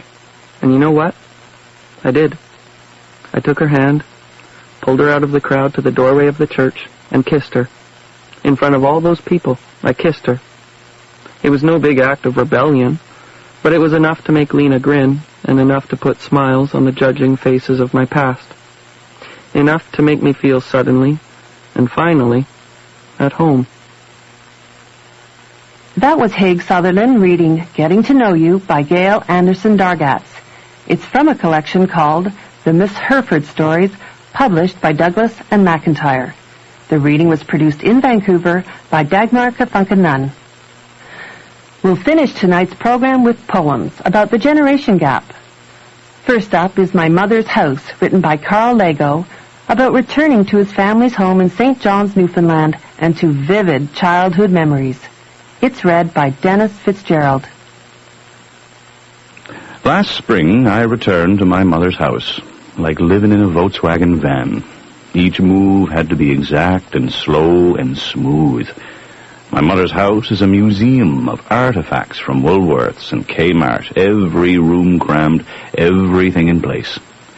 My mother has 2 or 3 of everything, just in case, because it was on sale, because she found space not filled. Stacks of satin-bound blankets in cellophane, more than the Glenmillan, enough dish towels from Duz detergent to wash all the dishes in all the restaurants of Corner Brook. Salt and pepper shakers, and pots, pans, mugs, jars, jugs, cups, cans, tins, filling every cupboard, corner, crack, cranny, nothing ever used, just collected and stored and protected like the treasure in Ali Baba's cave. My mother's house is not a house for dancing in, and yet I recall I once danced in rubber boots. I was a Cossack from Siberia. Every Wednesday night, I wrestled my brother in a match to the death, or the end of Skipper's patience. My brother and I played pool in the kitchen on a table with collapsible legs, sometimes opening the fridge door to make a shot. I was going to be the first Newfoundlander to make the Canadian gymnastics team, somersaults and handstands on the sofa cushions. My brother and I shot ceramic animals with darts from spring-loaded guns, like Hemingway hunting elephants in Africa. But last spring, in my mother's house, I was like a reformed bull who knows how to behave in a china shop. If I moved quickly, I would upset the balance. I learned to move little, always slowly, but that is not how I once lived in my mother's house. Perhaps I have grown bigger. Perhaps I've grown smaller. Dennis Fitzgerald reading Carl Lego's poem, My Mother's House, from his collection, View from My Mother's House, published by Killick Press. Our next poem is about the generation gap between a mother and her teenage daughter. The Métis poet, Heather McLeod, takes a good-humored approach to this in her poem, Words from My Mother.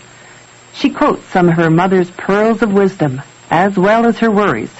It's read by Sandra Laronde. A lack of pleasure makes you clumsy. Dreaming of watermelons is a sign of pregnancy. Are you pregnant? Don't open tin cans upside down. It's bad luck. And never buy a rocking chair. Only the dead'll sit in it. When that old Labrador howls at the full moon, I'll be dead. See those 3 black crows? The ones on the left side of the road? They're good luck, but 6 on the right are bad. If a bird flies into your house, someone's sick. And if it lands before it flies out, then someone is dying.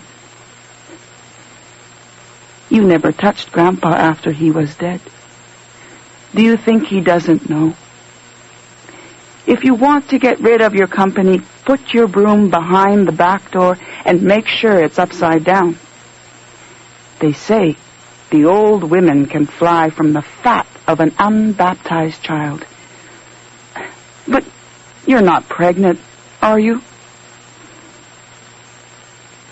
Words from My Mother, written by Heather McLeod and read by Sandra Laronde. It's from My Flesh, the Sound of Rain, published by Coteau Books.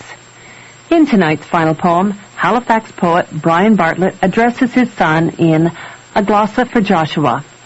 A glossa is a poetic form in which a poet completes each stanza with a line from another poem. In this case, he uses a stanza from Dr. Seuss. It's about growing older and about growing up. A Glossa for Joshua is read by Guillermo Verdecchia. You will come to a place where the streets are not marked. Some windows are lighted, but mostly they're darked. A place you could sprain both your elbow and chin. Do you dare to stay out? Do you dare to go in? Dr. Seuss, oh, the places you'll go. I've waited 2 years to write you some lines.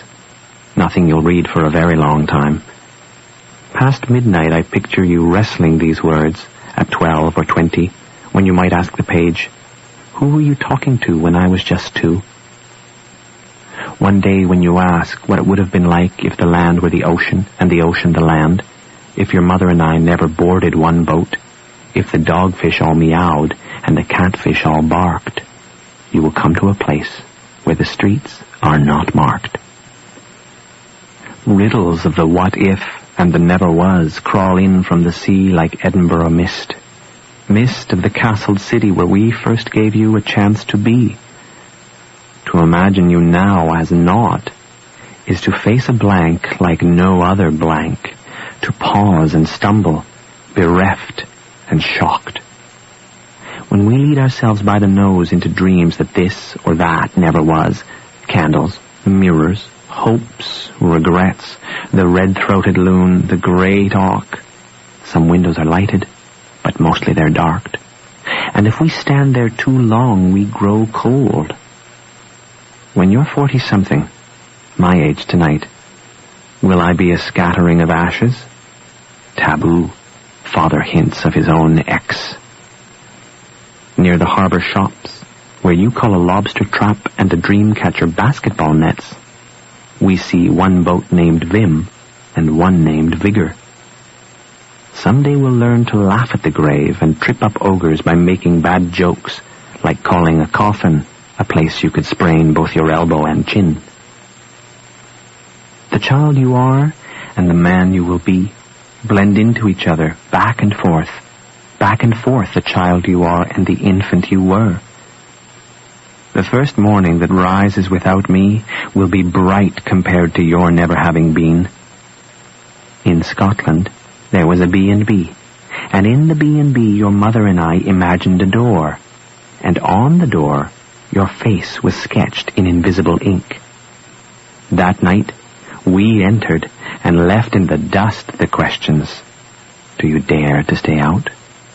Do you dare to go in?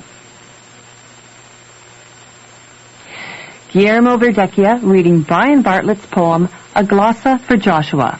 It's from his collection, The Afterlife of Trees, published by McGill Queen's University Press. If you would like to send us a letter, please address it to Sunday Showcase, Box 500, Station A, Toronto, M5W1E6, and address emails to sunshowcase@toronto.cbc.ca. That's it for tonight. I'm Linda Grierson for Sunday Showcase. Stay with us for Katie Malik and Jazz Beat on CBC Radio 1. Good night. Good evening and welcome to Sunday Showcase. I'm Damiano Pietropaolo. Tonight, we begin a 5-part dramatization of Vikram Seth's acclaimed novel, A Suitable Boy. Set in the newly independent India of the 1950s, A Suitable Boy is a romantic love story on a grand scale. This radio production was recorded entirely on location in India. Here now is episode 1 of A Suitable Boy.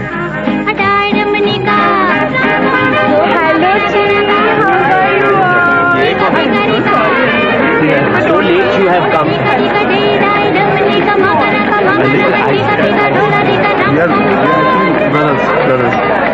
You two will marry a boy I choose. I know what your mean, young lady, and I can tell you, I will not stand for in this matter. Not now, Ma. It's Savita's wedding day. Do you think it's easy for me trying to arrange things for all 4 of you children without his help? People are looking at you. They want to congratulate you, and they'll think it very odd if they see you crying in this way. Let them see me. They will only think it is because of my happiness.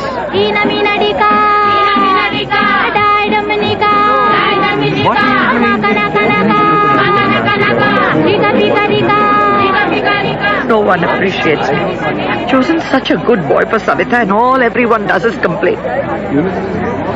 Well, he is a little thin, Ma. Thin? What is thin? Everyone is trying to be thin these days.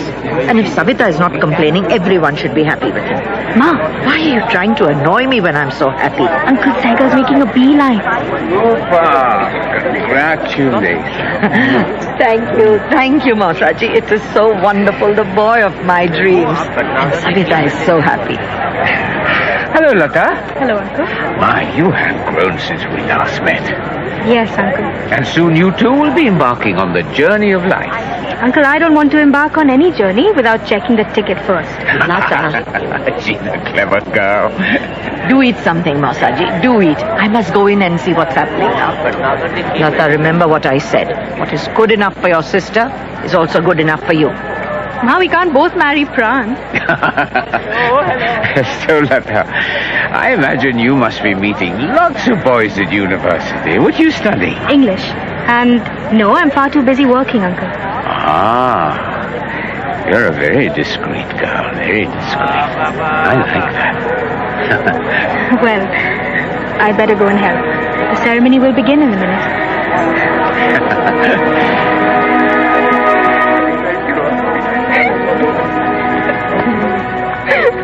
Enjoying yourself, Lata?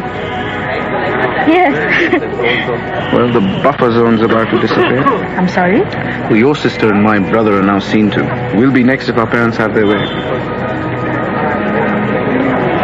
Why are you smiling? You're not laughing at me, are you? I'm not laughing at all. Smiling, I meant. No, not at you. At myself. That's very mysterious. It'll have to remain so, I'm afraid. My niece wants her ice cream, and I have to supply it. Try the pistachio. It's not bad at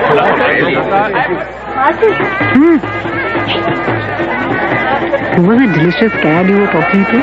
It's just Ma, and he's Pran's younger brother. Really? But he's so good looking. And Pran so well, not ugly, but, dark and nothing special. Aarti, don't be mean. Pran's very popular with the students, and I like him. Since he'll be my brother-in-law, you'll have to like him too. Promise me you will. I won't. He's taking you away from me. He's doing nothing of the sort. My mother, with her fine sense of household economy, is dumping me on him. I don't see why you should obey your mother. Malti?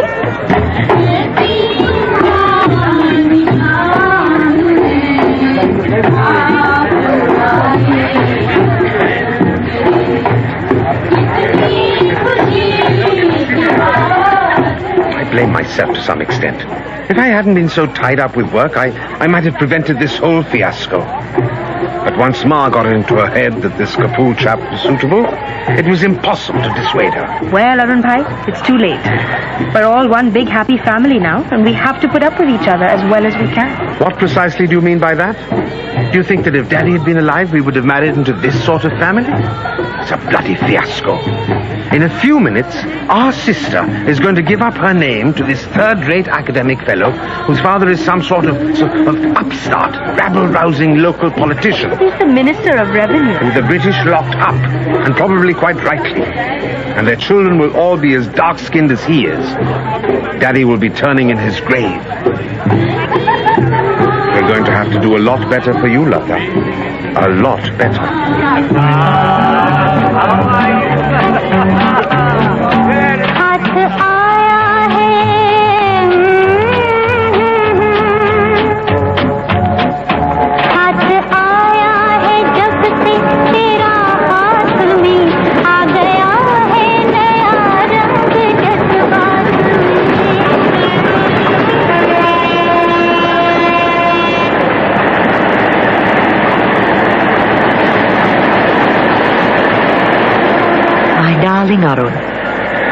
So here I am back in Brahmapur, and the wedding seems just like yesterday. Since arriving, Pran and Savita have taken good care of me. Savita is looking very well and taking the pregnancy in her stride. And Pran is a first-class husband, except for his asthma, and most caring. Unfortunately, Pran cannot afford a car on his lecturer's salary, and the transport situation is not good. I take a bus or tonga to go here and there, and sometimes I walk. Professor Mishra, there is nothing radical in my suggestion. As you can see, we have 21 writers whose works we consider essential for our BS students to read in order for them to obtain proper understanding of modern British literature. But there is no choice. And I might add, no Lawrence. Now, these two writers... Wouldn't it be better if we were to concentrate on Joyce for the moment? The two matters are interlinked, surely. But not on this agenda, Dr. Kapoor. Not on this agenda. But what were you saying when I so rudely interrupted? Joyce is a great writer. This is now universally acknowledged. The Dead, a fine story. I read it twice. Very good, very good. But there is more to Joyce than The Dead. There is the unreadable Ulysses. There is the worse than unreadable Finnegan's Wake. This kind of writing is unhealthy for our students. It encourages them, as it were, in sloppy and ungrammatical writing. And what about the ending of Ulysses? And there are young and impressionable women whom in our courses it is our responsibility to introduce to the higher things of life, Dr. Kapoor. Your charming sister-in-law, for example. Would you put a book like Ulysses in her hands? Yes. Now, Arun, mind, do not be cross with me for what I am saying. But I have been thinking a lot about Lata lately. I could see how busy you were with work, so I mentioned it very rarely when I was in Calcutta. But I think it's time for you to help in the matter of finding a suitable boy. Another covenanted boy from a good family would be a dream come true. Lata sometimes comes up with the idea that she will not get married, and I think it is time we cured her of such theories. Now that the college year is almost over, Lata will have time. Anyway, space is running short, so my darling Arun, I will end now. Do not worry at all about me. My blood sugar level is okay.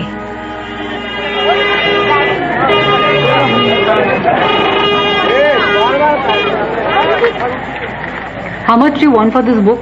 As you can see, it's damaged. Exams are coming up, Maltiji, and you're still buying novels? You will be now. Just give me 2 minutes. You would go out of business if we didn't read your novels, you know. I'll be at the back browsing. Come and get me when you're ready. Okay, I won't be long. We are sacrificing our examination results on the altar of your prosperity. But I can't give it like that. You want the prize to the best. No, I'm sorry. I can't. No. It's unusual for someone to be interested in both poetry and mathematics. Is that so? Carlton Robbins. It's an excellent work. Oh, is it? My father says so. Not as a text, but as a broad introduction to various, facets of the subject. He teaches maths at the university. Actually, I'm not interested in mathematics. I was just browsing randomly. No. You know, nor am I. I'm a history student myself. I must go now. My friend's waiting for me. Oh, I'm sorry. I suppose I've been disturbing you? No. In that case, may I ask your name? Lata. Aren't you going to ask me mine? No. He wanted to rob me of 12 annas. Hello? Hello. Are you ready, Malti? Yes. Well, let's go. Goodbye. Goodbye. Who's he? Just someone. Just came up to me and started a conversation. Hurry up, let's go. It's hot in here. I am taking you straight to the Blue Danube, and there you're going to tell me exactly what happened between that cad and you, huh? What is this cad nonsense? Delicious. Like Cadbury chocolate. We are forgetting something even I must admit, did not bear in mind earlier in this discussion. I mean that by tradition, the modern British literature paper does not include writers who were living at the time of the Second World War. What? Then this is not altogether a matter of surprise.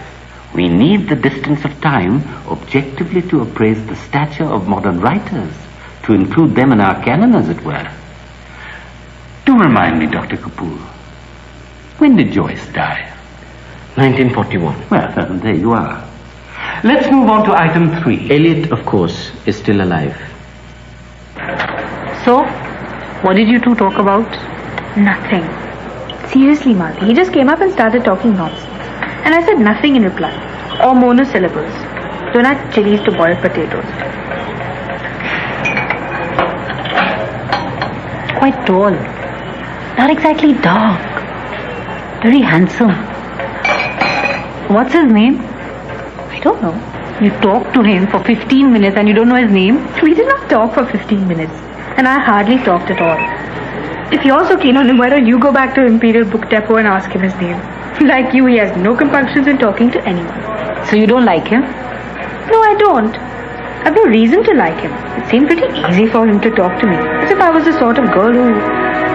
What? Who can be talked to?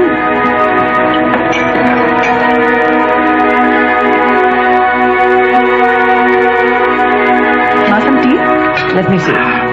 No, this tea is absolutely cold. In Calcutta, Arun's cook used to make the most piping hot tea and hot buttered toast. Oh, it was wonderful. And they didn't have this bitter marmalade that you're having here. That's right. You know, they had, from Caventer's, they used to bring cherry marmalade. Have you seen Lata anywhere? No, ma.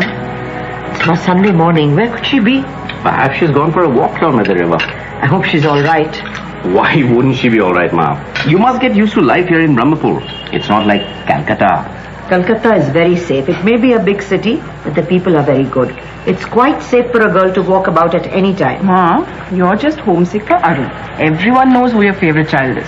I don't have favorites. I'll take it. It's probably something to do with tonight's debating contest. Why do I consent to organize all these wretched activities? For the looks of adoration in your students' eyes? Yes. You must have an egg at freedom. Yes. What? Oh, God. I see. What is it? No, thank you. No, it's always better to know. Yes, thank you.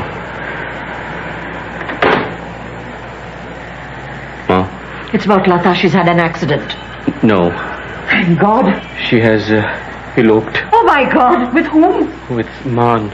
Oh, my God. She phoned my father from the railway station. Why didn't he talk it over with me? I don't see any objection to the match as such, except Man's already engaged. No objection? Your brother may think he's a cat's whiskers, but how can you... My poor daughter. My poor daughter. What do you think? You were calling me. Now what's the matter? Say it isn't true. Just say it isn't true. How can you think of doing this? And with Man? How can you break my heart like this? It can't be true. The railway station? I haven't been to any station. What's going on, Ma? Fran told me you were going to have a long session by yourself about plans and prospects for me, and that it would embarrass me to be here. He told me to come back late for breakfast. What have I done to upset you all so much? Fran, what's going on? Those who are not conscious of the date must take the consequences. Ma, this is Pran and Lata's idea of an April Fool's joke. Not mine. Really, Pran. It's not so funny, huh, Lata? Yes, and at exam time. It will disturb your studies, and all this time and money will have gone down the drain. Don't laugh. You have to see the funny side, Ma. Cheer up, everyone. Lata is still unmarried. God's in heaven. I could have had a miscarriage. Oh, no. You are robust. I'm the frail one. Besides, this was done entirely for your benefit. To liven up your Sunday morning. You're always complaining about how dull Sunday is. Well, I prefer boredom to this. Aren't you at least going to apologize to us? Sorry, Ma. Sorry, darling. I should think so. Say sorry to Lata, too. Sorry, Lata. Apology noted and duly accepted. Though actually, I don't see why I should apologize. I don't enjoy these April fooleries. It's because I've married into a westernized family that I decided, well, Pran, you have to keep your end up, or they'll think you're a peasant and you'll never be able to face Arun Mehra again. You can stop making snide remarks about my brother. You've been doing so ever since the wedding. Yours is equally vulnerable. More so, in fact. Come on, darling. Forgive me. What do I have to do to make up? Take us to see a film. I want to see a Hindi film today. Just to emphasize how westernized I am. A Hindi film? I thought the strange tastes of expectant mothers extended only to food and drink. All right, that's fixed then. Which one should we see?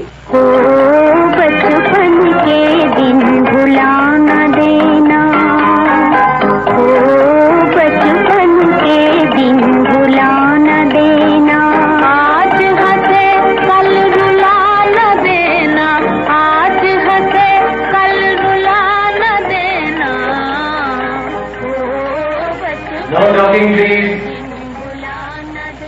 Silence. Pens down, please. No more writing. Silence. Bring your papers to the front of the hall.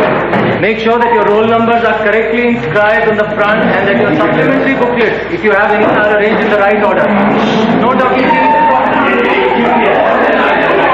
This is one paper I know I've done really well. Especially the King Lear question. I think the answer was yes. Think so? Hello. Yeah. I suppose you don't remember me? I do. We met at the bookshop. Yes. Please just let me be. I don't feel like talking to anyone. It's the exams, isn't it? Yes. Don't worry, you will have forgotten all about it in 5 years. Really? Yeah, I say that because a student of my father's once tried to kill himself after he had done badly in his final exams. And it's a good thing that he didn't succeed, because when the results came out, he found out that he got a first. But how can you think you've done badly in mathematics when you've done well? Your answers are either right or wrong. Well, that's an encouraging thought. Both of us have probably done less badly than we think. So you've done badly too? Yes.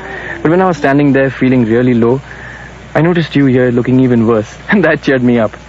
May I sit down? Please don't. No, do. But I have to be off. I hope you've done better than you think. Well, I hope you feel better than you do. Has it helped to talk to me? No, not at all. Oh. Anyway, remember there are more important things in the world than exams. Like what? Like friendship. Really? Really, talking to you has certainly cheered me up. You don't have any objection to my walking along with you, just for a bit? Can't very well stop you. India's a free country now. All right. I'll sit on this bench and think of you. And of that attractive and mysterious ink stain on your nose. What? No, we're not coming out. No. What's happening, Savita? Ma's son's brother and his friends. They want to cover us in pink powder. Oh, no, not me.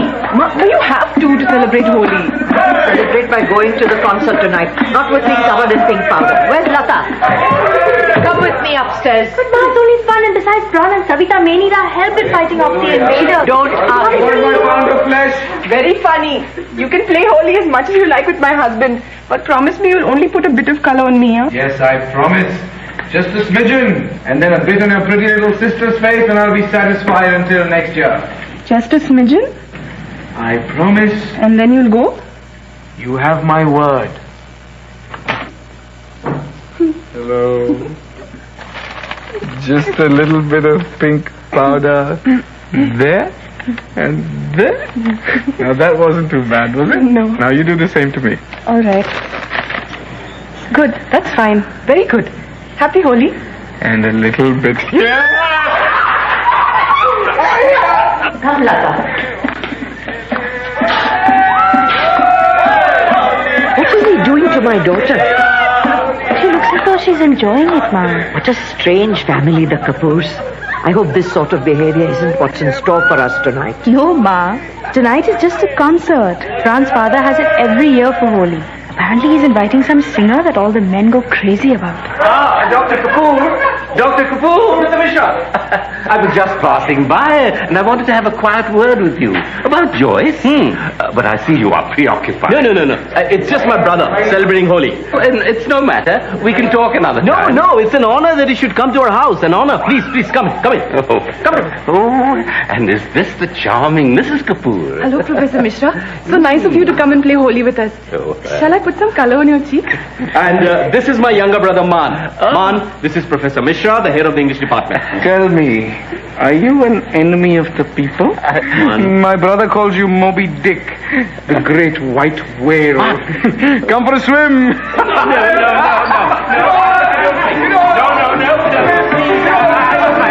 Get pneumonia.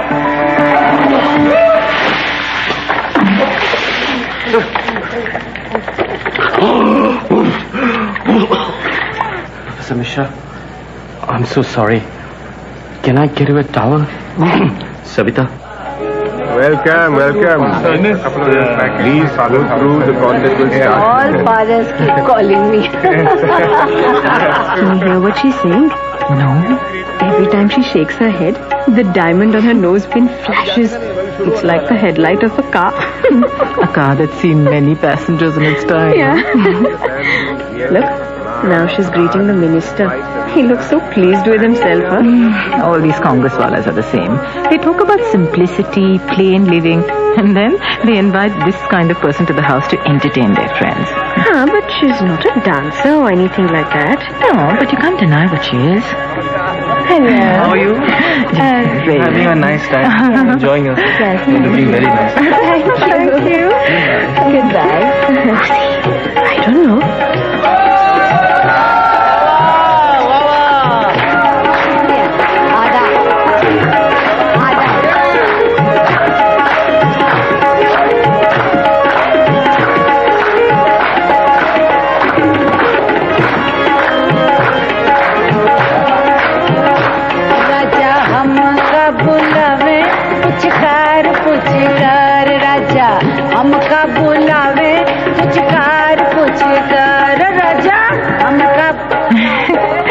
Well, nice sari, but nothing special.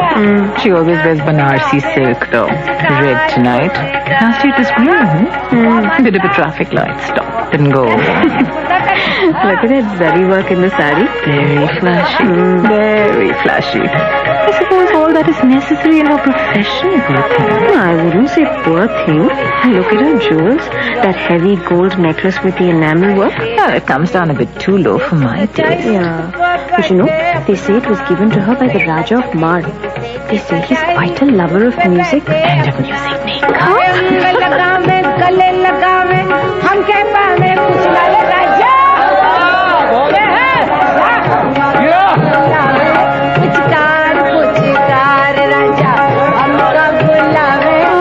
Look at the eyes she's making at the young men. I tell you. That poor young man doesn't know where to go. And look at the minister's son, Man. He's laughing at her.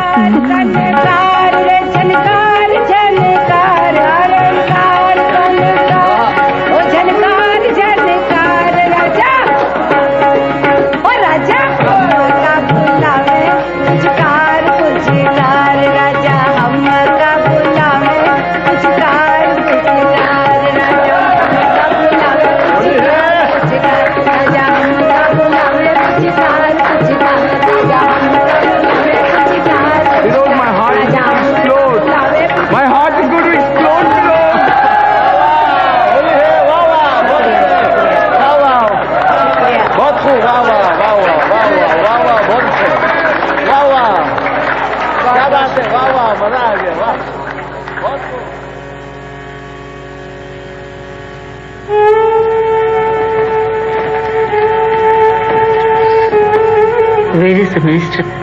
He asked me to convey his apologies and thanks, Saidabai. But duties. Duties.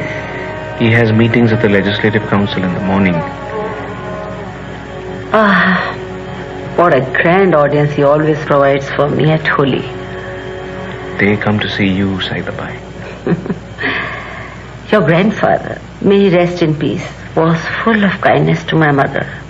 And now I am the recipient of your father's graciousness. And my appreciation, Saidabai. Really? Such things must run in the blood. The guests have all gone and now I must go. There's no need. Perhaps you could arrange for a car? Of course. I'll walk in the garden till then. This is the most beautiful time of night. Just have the harmonium and other things sent back to my place tomorrow morning. Ji, Saida Begum. Well then. सिराने नीर की आहिस्ता बोलो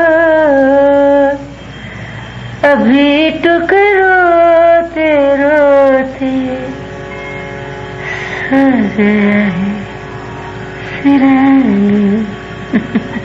Inshallah. Leave me to walk alone in the garden.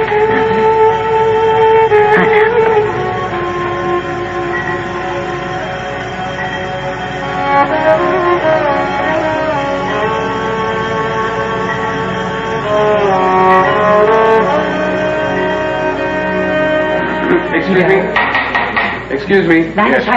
Fellow members of the Brahmpur Literary Society and friends, welcome. We have gathered here for the 1698th meeting of our society. Second row, fourth from the left. What? Your knight in shining armor. What nonsense you talk, Malti. I don't even know his name. As I am already seated at the table, I will avail myself of the chairman's prerogative of reading my own poems first, as by way of an aperitif to a more substantial fare that is to follow. So, bon appetit. You do like him, though, don't you? The first poem that I would like to read is entitled A Haunting Passion. I am haunted by a tender passion, the ghost of which will never die. The leaves of autumn have grown ashen. I am haunted by the tender passion.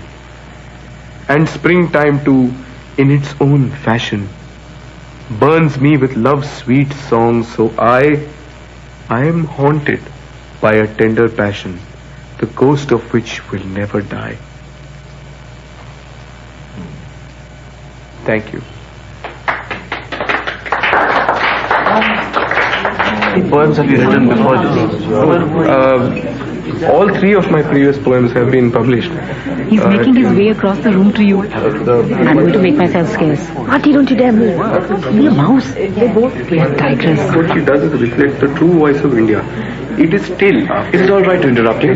What? I wondered if it was all right to interrupt you. To interrupt me, but I was doing nothing. I meant to interrupt your thoughts. I wasn't having any. Quite stuffy in here. Lovely poetry, though. A time in my life. Yes. I was especially moved by Mr. Naroji's A Haunting Passion. Were you? You're very quiet. I'm always very quiet. No, you're not. You and your friend were chatting like a pair of jungle babblers all through the readings. I can't say I blame you. So, do you think men don't chatter and babble as much as women? I do. It's a fact of nature. Shall I tell you a folktale about Akbar and Birbal? It's very relevant to the subject. I don't know. Once I've heard it, I'll tell you if you should have told it. Well, maybe at our next meeting. I suppose there will be one. We seem to keep meeting by chance. Does it have to be by chance? When I talked about you and your friend, the fact is that I had my eyes mostly for you. Mostly? The moment I saw you enter, I thought how lovely you looked. In a simple green sari, with just a white rose in your hair. Stop. I know what I wanted to ask you. Yes? What's your name?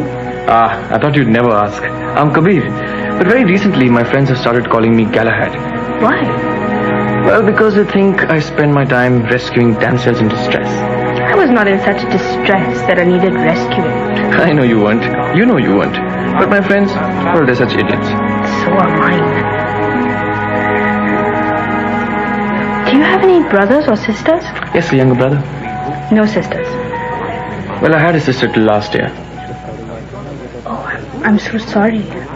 How terrible that must have been for you. And your parents. Just one. Well, just for my father. Excuse me. Could I have your attention, please? Just one final notice. I'm sorry. Next week's meeting. Next week, Professor Mishra of the English department will present a paper on the subject, Eliot Wither. It should be fascinating. So please, even though it is the holidays, do try to come. Thank you. Please enjoy. Carry on. Thank you. Yes. Wither. Where? No, Eliot Wither. Wither. Where, Eliot? Like that. Yes, thank you. I see. Okay. I thought Eliot Wither meaning some ladies. No. So your poetry is about ladies. How did you come? I walked. These are fine clothes to risk in the dust. It's just a few minutes away. Please sit down. I came yesterday too, but I was turned away. I know. My fool of a watchman. You were busy? What can I say? We are not all blessed with the faculty of discrimination. But I am here today. Yes? I was hoping that maybe you would sing for me. Sing? For me. Alone. Alone? Yes. And what would you like me to sing? Anything. Not a ghazal, I hope. No? Ghazals are for open gatherings or the intimacy of lovers. Yes. So I will sing what my family is best known for. I will sing you a rag, Pilu. Oh. And then? Yes.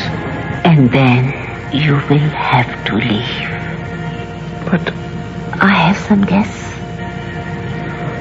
Oh, I see. Adab. You have to find out who he is, Malti. Who? Malti. Well, I could have told you something about him if you'd allowed me to after the Poetry Society meeting. Like what? Well, here are two facts to begin with. His name is Kabir and he plays cricket. But I know that already. And that's about all I know. Don't you know anything else? No.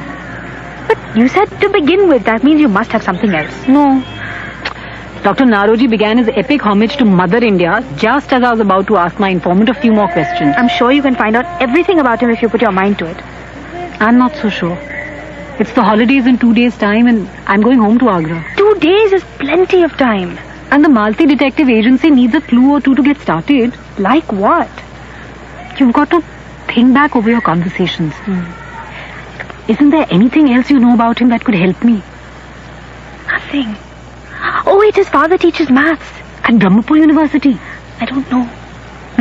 Leave it to me. I'll find out whatever I can. Anyway, Lata, from your face, no one would know you still had a paper left.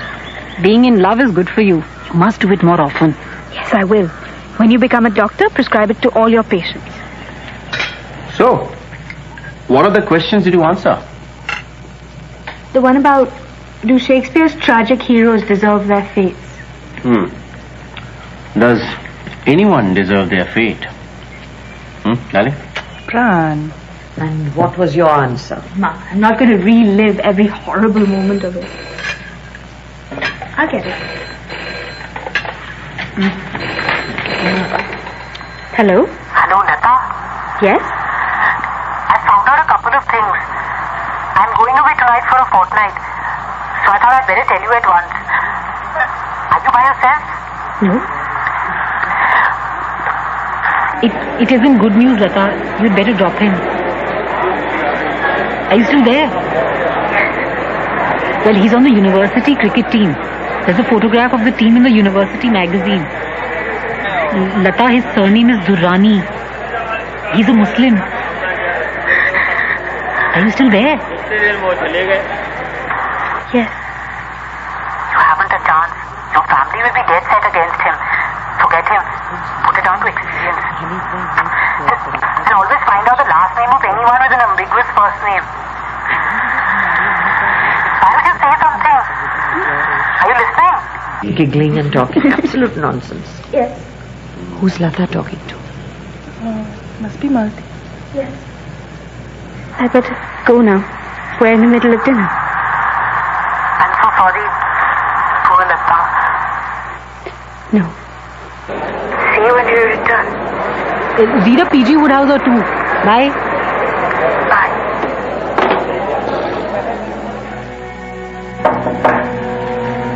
May I come in? What's that you're reading? P.G. Woodhouse.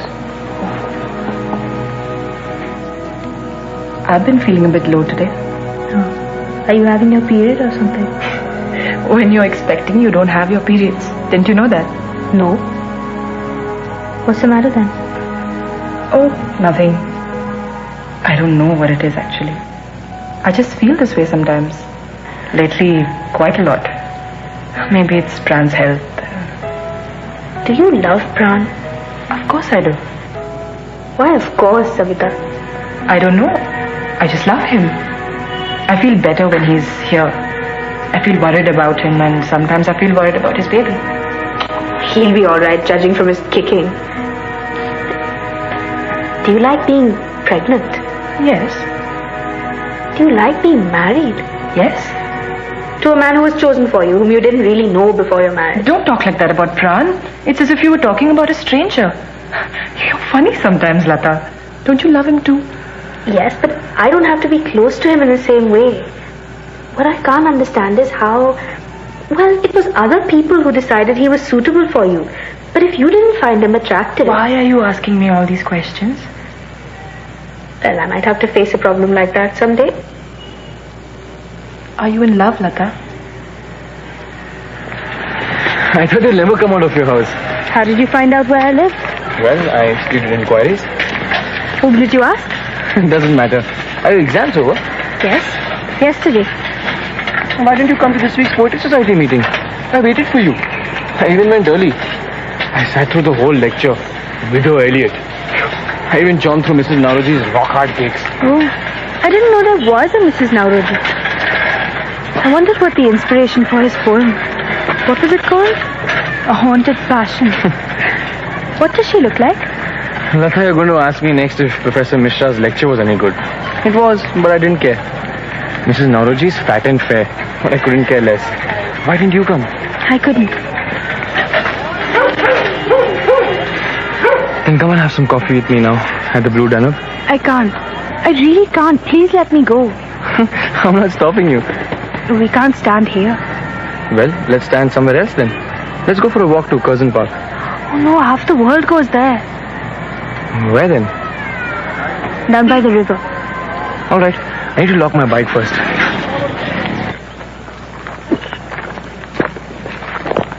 We could go boating. Boating?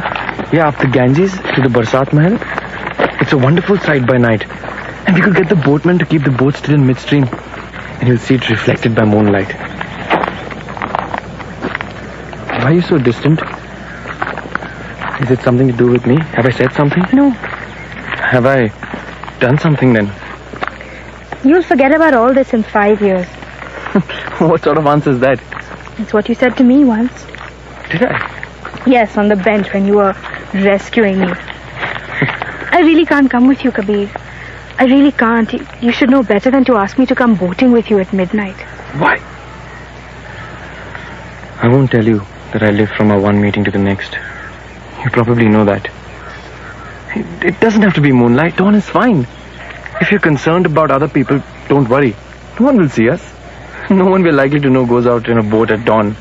Bring a friend along. Bring 10 friends along if you like. I just wanted to show you the Barsat Mahal reflected in the water. Don't you care for me at all? Listen, if anyone asks you, it was just an educational trip. With a friend. With as many friends as you like. I'll tell you the history of the Barsat Mahal. You'll be the students, and I'll be the guide. A young history student. Can't quite remember his name now. He came with us and pointed out the spots of historical interest. Provided quite a passable commentary. Really quite a nice chap. So I'll see you and your friends here at this very spot on Monday morning at 6 sharp. Wear a sweater, there'll be a river breeze. But all my friends are on holiday. Say you'll come with me.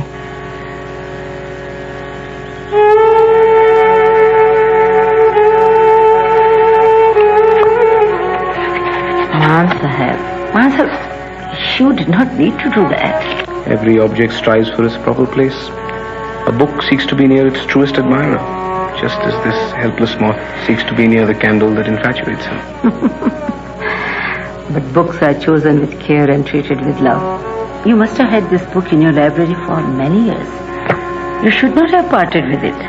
The Urdu, even of the poems that I know by heart, is wasted on me. I am not a Muslim. I cannot read the script.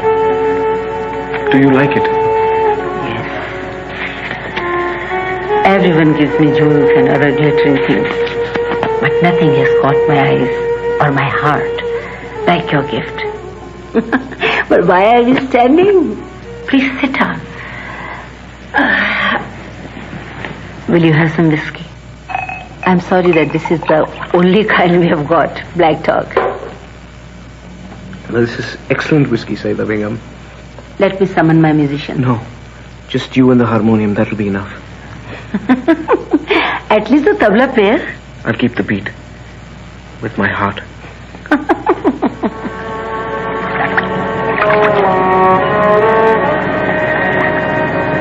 Although Fatima Jan was only third wife of Nawab Khushwaq, still it was to her that he made the nobile edifice of the Barsat Mahal, miracle of marble filigree work for their life and pleasure.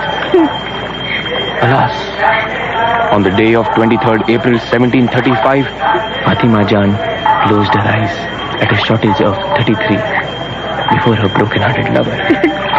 It's so sad. But is it all true? Every word. Trust a historian. And after her death, the palace became sordid and sad. No longer did the tanks, full of golden and silvery fish, afford sportive amusements to the Nawab. He became lustrous and debauching. He built now a dark room where members of harem were hanged and their bodies were swept away in the river. After expiry of the one of his life, what to him mattered the innumerable blooming ladies? He breathed his last on 14th January, gazing steadfastly at a picture of F. Jan. But which year did he die? I believe the Diamond Guide is silent on the subject, but I can supply the date myself. It was 1766.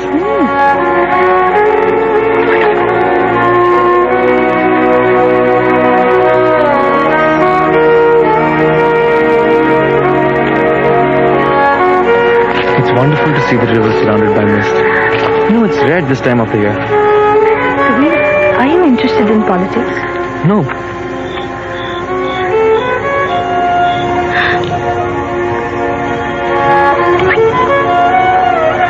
I love you.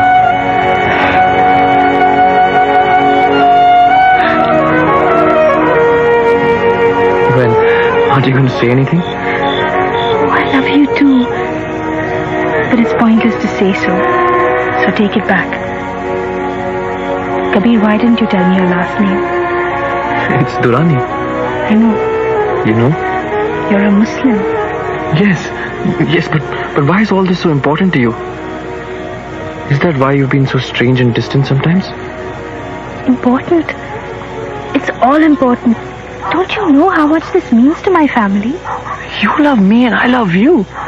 That's all that matters. Doesn't your father care? No.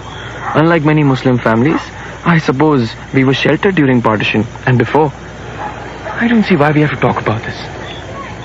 I need to get back. Can we meet again? When? On Wednesday morning? Same time, same place? All right. Have you kissed anyone else? What? Do you mean ever? No. I don't think so. Not seriously.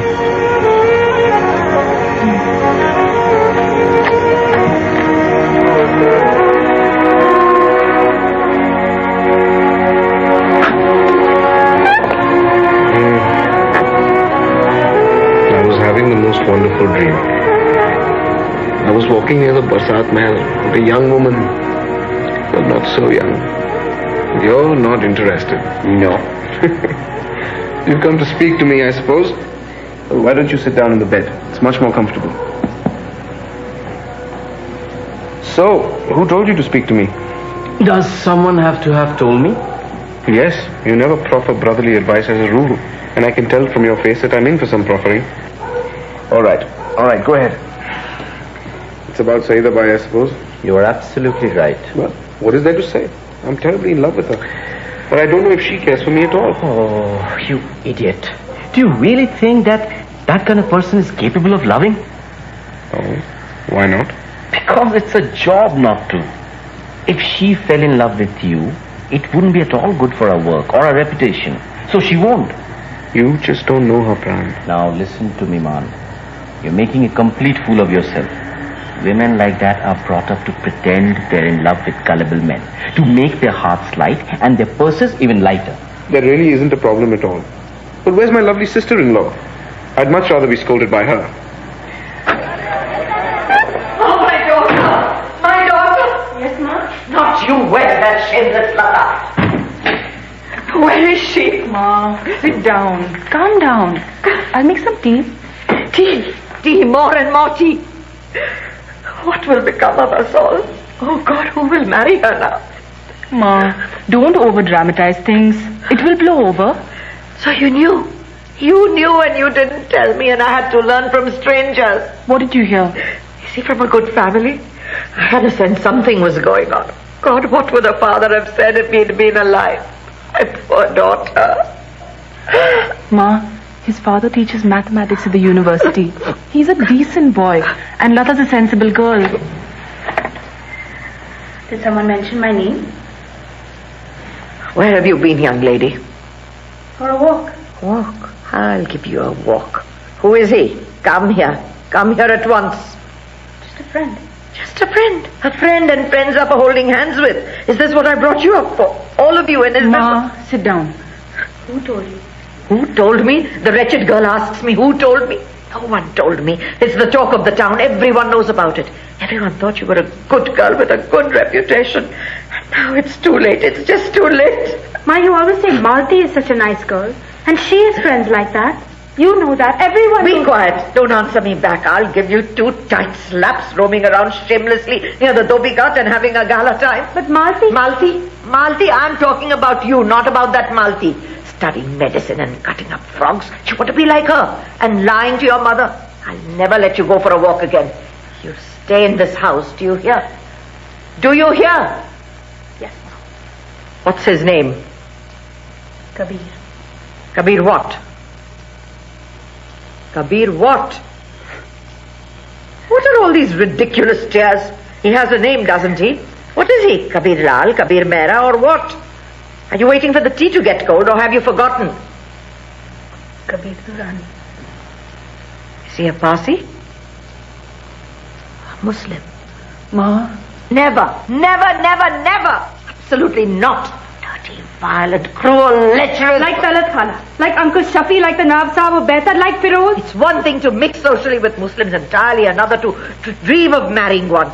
You want to marry him? Yes. He'll marry you, and next year he'll say, talak, talak, talak, and you'll be out on the streets, you stupid, obstinate girl. You should drown yourself in a handful of water for sheer shame. I will marry him. Lata, Ma, I think we should all come. You go to your room. Ma, this is my house. This isn't good for you. Daddy used to say we should follow our own heart. Still answering back. I'll give you 2 tight slaps.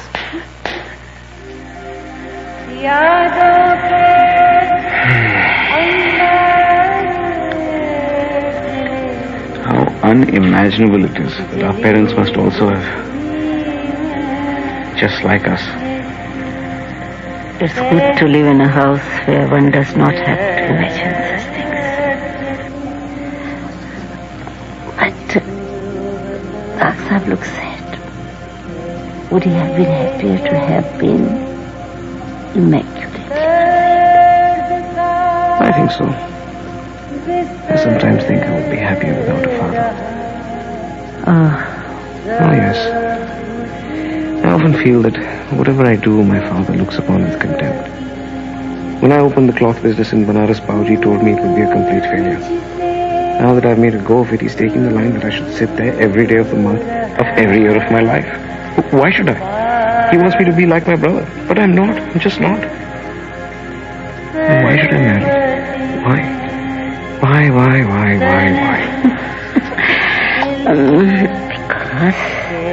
Because your father can get me to sing at your wedding. And at the birth of your children, and at their Mundan ceremony, and at their marriages. But I won't be alive to do that. In fact, sometimes I wonder what you see in an old woman like me. Why do you say things like that? Do you do it just to get me annoyed? No one ever meant so much to me as you do. That girl in Banaras, I met her twice under heavy escort. She's nothing to me. And everyone says I must marry her just because my father and mother say so.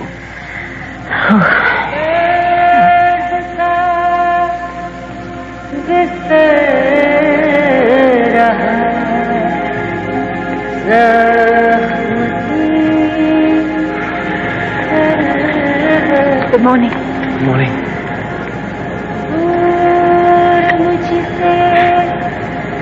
Did you sleep well? Very well, thank you. I dreamt of a donkey. Oh, not of me? No.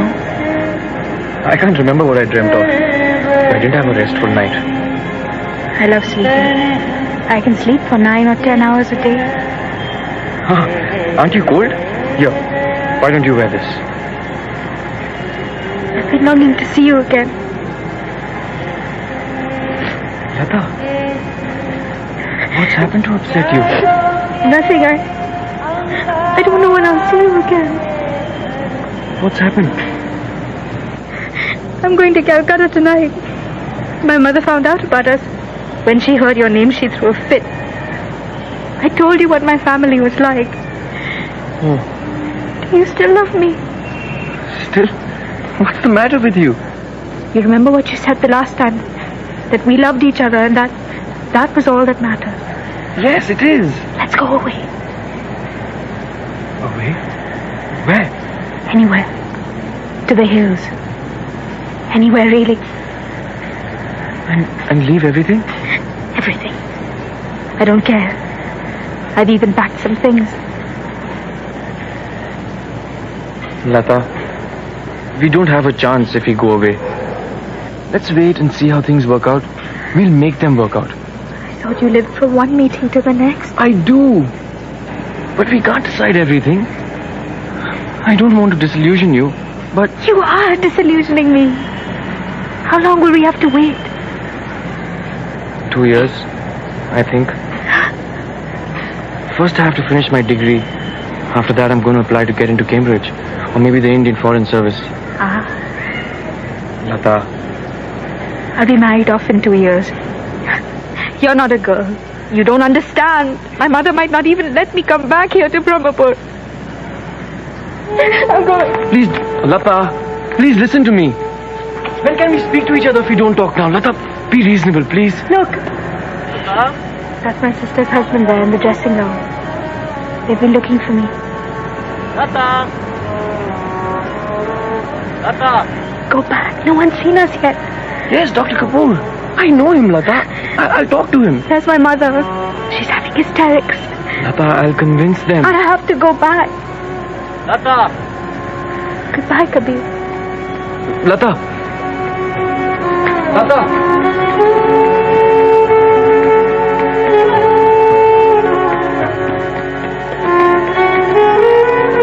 In episode 1 of A Suitable Boy by Vikram Seth, the part of Lata was played by Aisha Dharkar.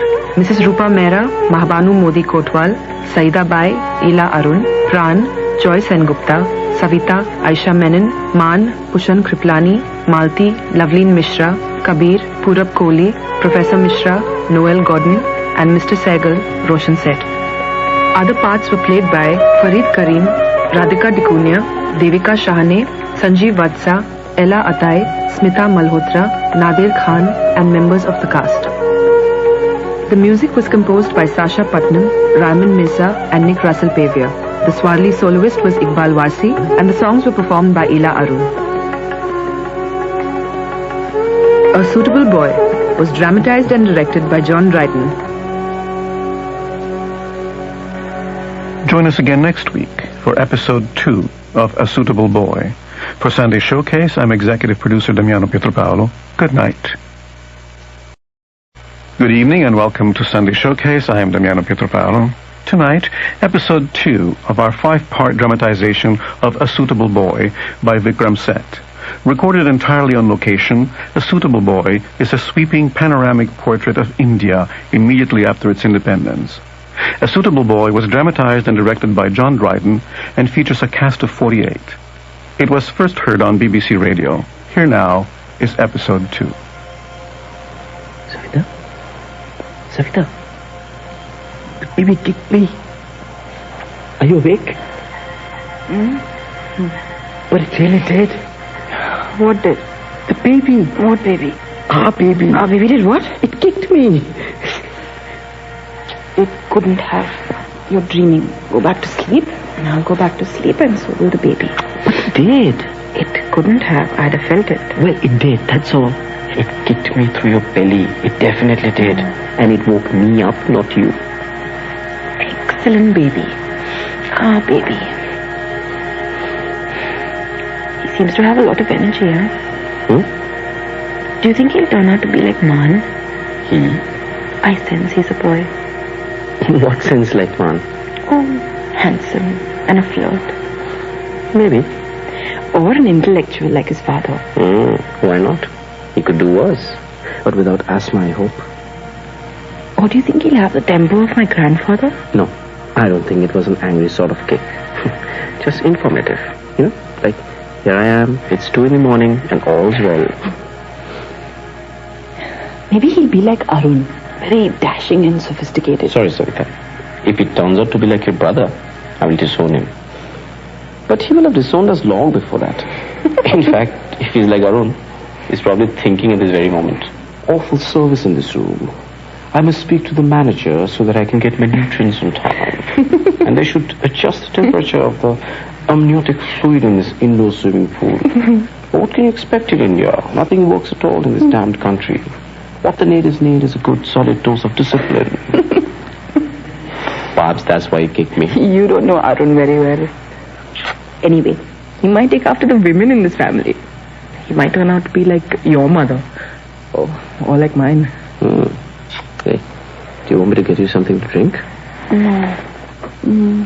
Yes, just a glass of water.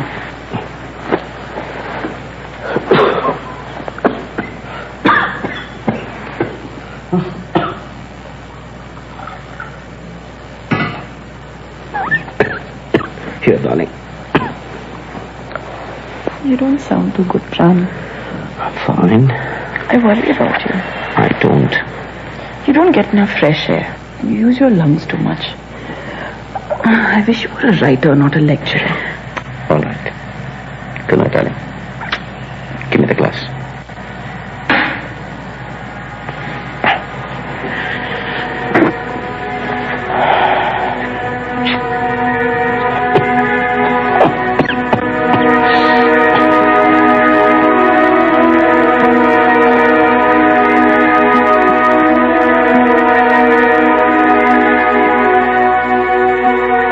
Dearest Savita and Pran, by now the baby must be kicking even more. And tears come to my eyes that I cannot be there with you, my Savita, to share the joy. I remember when you were kicking, it was so gentle a kick, and Daddy, bless him, was there, and put his hand on my stomach and could not even feel it. Now, my darlingest Savita, are yourself to be a mother. You are so much in my thoughts. Everything is well in Calcutta. Aparna is a sweetheart and so fond of her grandmother. I'm often left with her in the evenings. Arun and Meenakshi go out and socialize. It is important for his job, I know. When is that damn fool going to bring me my bloody egg? I shall be late. Honey? Coming, Anand bhai. Sorry, sir. Sorry. About bloody time. Good morning. Good morning. Morning. Varun, I'm so worried about. He is supposed to be studying, but really, I don't see any signs of it. All he seems to do is play music and go out with his friends. You might think of using the butter knife. Did you hear me? Yes, Arun bhai. Then you would do very well to acknowledge my remark with a word, or at the very least, a nod. Yes. There is a purpose to table manners, you know. Don't, Arun. Arun tries to encourage him. But sometimes I think he is too fierce with his little brother. Not everyone enjoys seeing the butter encrusted with crumbs from your toast. All right, all right. And Varun is so lacking in confidence. All right, Arun bhai. Where's Grandma? Grandma will be coming in a moment, Aparna precious. She's probably praying or something. Meenakshi sometimes I find has moods. And then she stares at me. And Savita, darling, I feel that I'm not wanted in the house. I want to stay back, but sometimes I start crying. I can't help it at all. Then Arun says to me, Ma, don't start the waterworks. You're always making a fuss of nothing. Probably your mother that spoils her. So I try not to cry. But when I think about your daddy's gold engineering medal, how she melted it to make earrings, the tears come flooding back. Why are you looking so sad, Auntie? I'm not sad. Are you angry with me? No, not with you. Then with who? With myself, perhaps. Lata, I fear, was very angry and hurt with me when we first came to Calcutta, and not like herself at all. It was that boy Kabir, of course, and nothing else, whom she had met in Brahmapur, and he was clearly a bad influence. I had no help or sympathy from Arun at all in this. But now I've told him to introduce Lata to his friends. And let us see if we can find a suitable boy. I should fire that bloody driver. But he certainly makes me aware when it's time to leave for the office. Bye, darling. I'll send the car back in half an hour. Bye, ugly. Sometimes I feel there are so many things for me to worry about. But don't you worry. My blood sugar level is all right. Bye, Lata. Bye. Say goodbye to Ma when she emerges. And don't forget, Basil Cox, my boss, is coming for dinner. Don't worry, it's all under control. Now, Aparna, darling, this morning Mummy's going shopping, so Grandma will take care of you. Okay, y'all can play. Won't that be fun? Yes.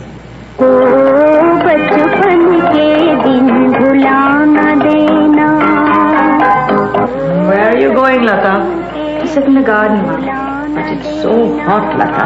I know, Ma, but I can't read with this music going on. I'll tell him to turn it off. The sun is bad for your complexion. Varun, turn it off. Varun!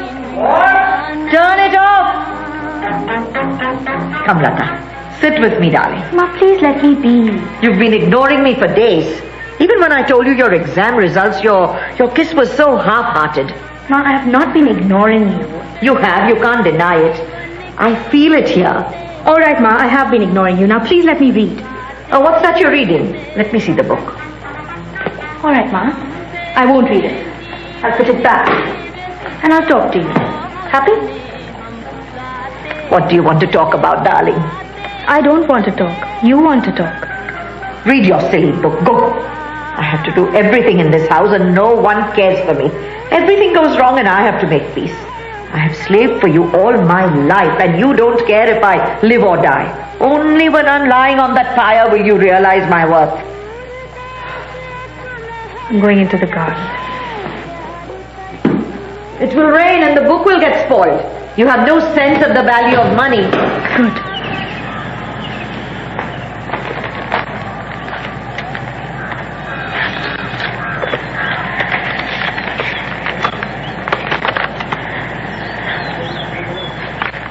Dearest Lata, why should I repeat that I love you? I don't see why you should disbelieve me. I can't think about anything except you. But I'm annoyed that I have to say so. I couldn't and I can't run off with you to some earthly paradise. But how could you have expected me to? Suppose I had agreed to your crazy plan. I know that you would have discovered 20 reasons why it was impossible to carry it out. But perhaps I should have agreed anyway. Perhaps you would have felt reassured because I would have proved how much I cared for you. Well, I don't care for you so much that I'm willing to abdicate my intelligence. I'm not made that way, and I do think ahead a bit. Darling Lata, you are so brilliant. Why don't you see things in perspective? I love you, and I don't want things to end this way between us. Anyway, congratulations on your exam results. You must be very pleased. But I'm not very surprised. You must not spend your time sitting on benches and crying in the future. Who knows? Who might want to rescue you? My father, though he is fairly absent-minded, can see that there's something the matter with me. Yesterday he said, "It's not your results, so what is it, Kabir? I believe it must be a girl or something." I too believe it must be a girl or something. Well, now that you have my address, why don't you write to me? I've been unhappy since you've left and unable to concentrate on anything. I knew you couldn't write to me even if you wanted to because you didn't have my address. Well, now you do. So please do write. Otherwise I'll know what to think. And the next time I go to the Brahmpur Poetry Society meeting, I will have to read out some stricken verses of my own. With all my love, my darling Lata, yours Kabir. Lata? Yes. You better come in, Lata. Ma's getting anxious. What's the matter? Nothing.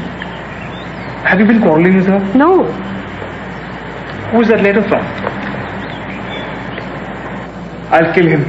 There's nothing to kill. Just don't tell Ma, please, Varun. It'll drive both of us crazy.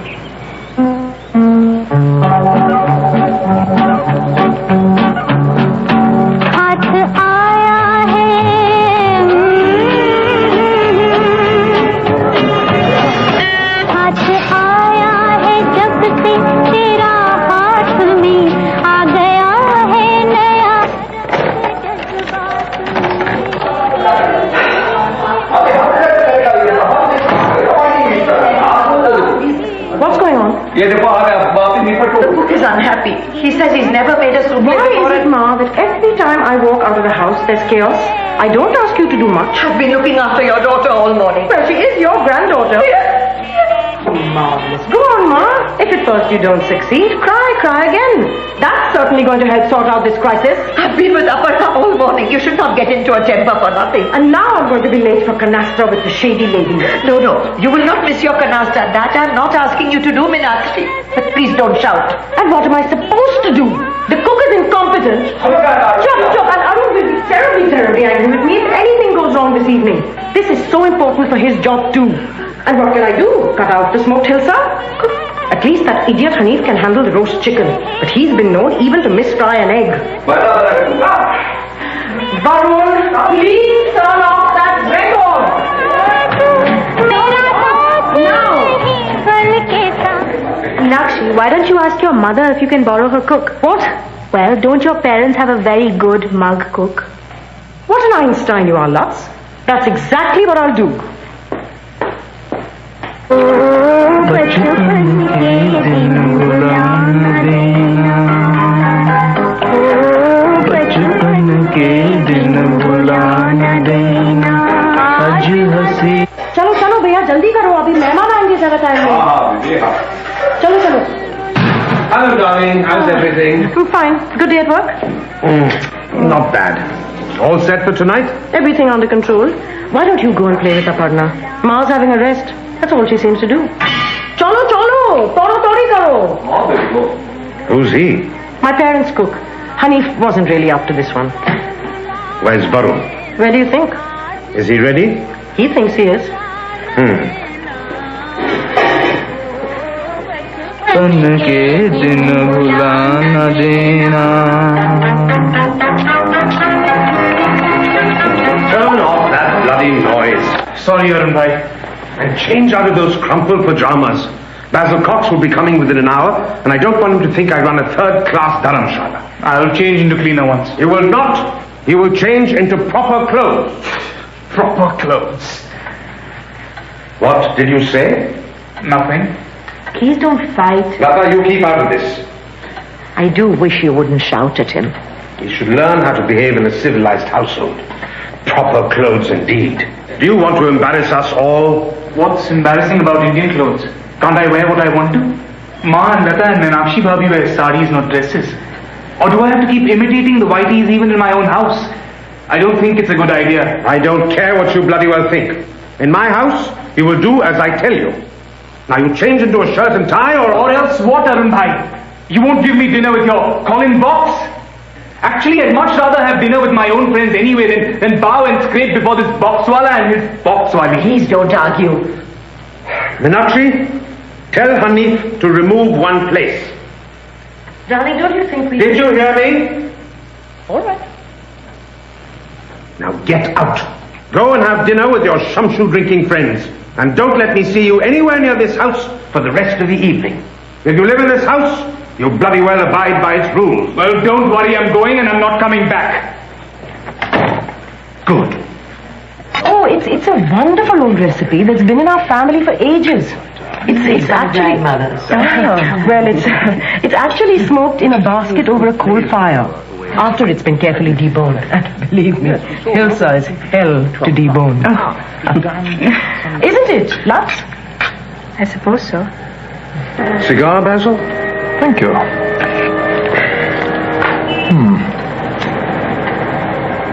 Between us, you know, strictly between us. Of course. I've rather begun to doubt his soundness.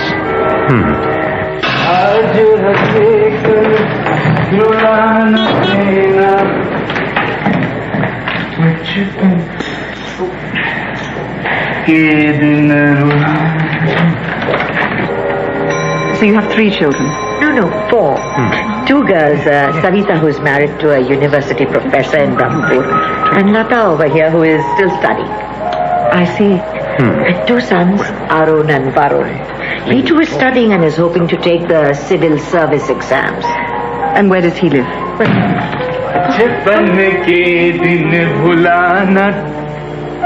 Oh, you must be Mr. Box. Hello. Sorry, Mrs. Box, yes. Oh, I don't believe we've met before. Mr. Box. How do you do? This is my brother Varun. Varun. He's a little, would you excuse me a minute? Come with me.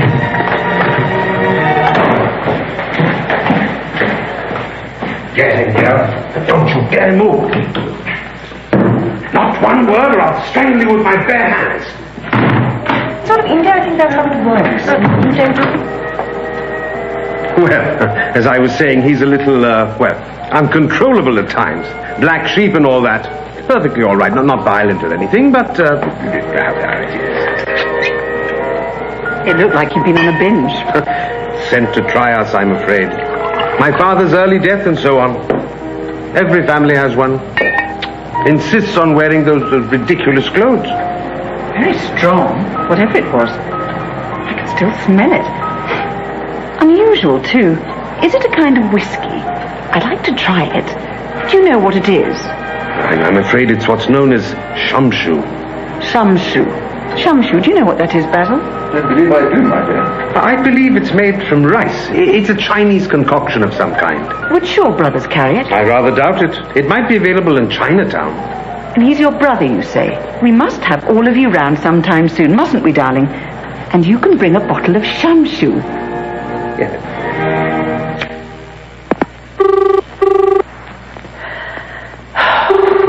Benson Price, Billy Ronnie speaking. You sound different. Is there anyone in the office with you? No, but I wish you wouldn't call me at the office. It's so difficult for me to call at other times. But everyone happens to be out this morning. What are you doing this afternoon? I know it's Friday, so don't say you're working. Actually, I have lunch first. And then a game of golf. What? In this weather, you'll be swept out to sea. So let's meet. For tea and so on. Well, I'm not sure this is such a good idea. I don't love you at all. Thank God.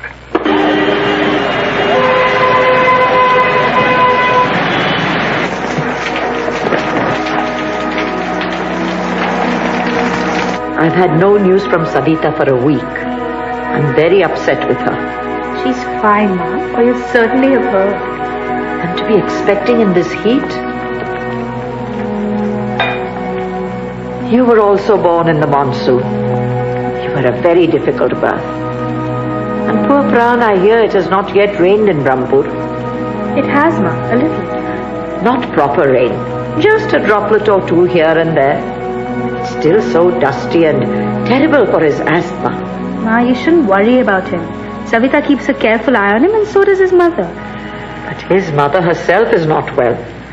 And talking of which, I have been feeling like visiting my homeopath. Those little white pills, do they do you any good, Ma? I think it's all faith healing. What is wrong with faith? In your generation, no one believes in anything. Except in having a good time and staying out till 4 in the morning. Why are you laughing? You weren't laughing 2 days ago. Nothing, Ma. I was just laughing, that's all. Can't I laugh once in a while? But you were laughing for some reason. Ma, I'm not a baby. I'm allowed to have my own thoughts. For me, you will always be my baby. Even when I'm 60. God will have taken me away long before then. And it's only when I'm dead and gone and you see my empty chair that you will appreciate me. Now you are hiding everything from me, as if you don't trust me. So, why were you laughing? I don't know. You're quite pretty, you know, when you're not frowning. Where's Varun? Do you think he's gone to the races too? You're always saying things to upset me, Lata. I have so many troubles and then you say things like this. Races. No one cares about my troubles. They're always thinking about their own. What troubles, Ma? I have plenty of troubles. You know them as well as I do. Look at Meenakshi and how she handles the child. And Varun and his studies. What will happen to him smoking and drinking and gambling and all that? And you don't get married. Isn't that a trouble? And Savita expecting. And Pran with his illness and Pran's brother doing all those things and people talking about it all over Brahmpur. So these are my troubles and now you've upset me even more. And I'm a widow with diabetes. Isn't that a trouble? Well, maybe the diabetes counts as trouble. And Arun shouts, which is very bad for my blood pressure. And today Hanif has taken a day off, so I'm expected to do everything myself, even make tea. I'll make it for you, Ma. Would you like some now? No, darling, you're yawning. You go and rest. I don't want to rest, Ma. Would you like some tea? Not if it's too much trouble. I'll make a pot of tea.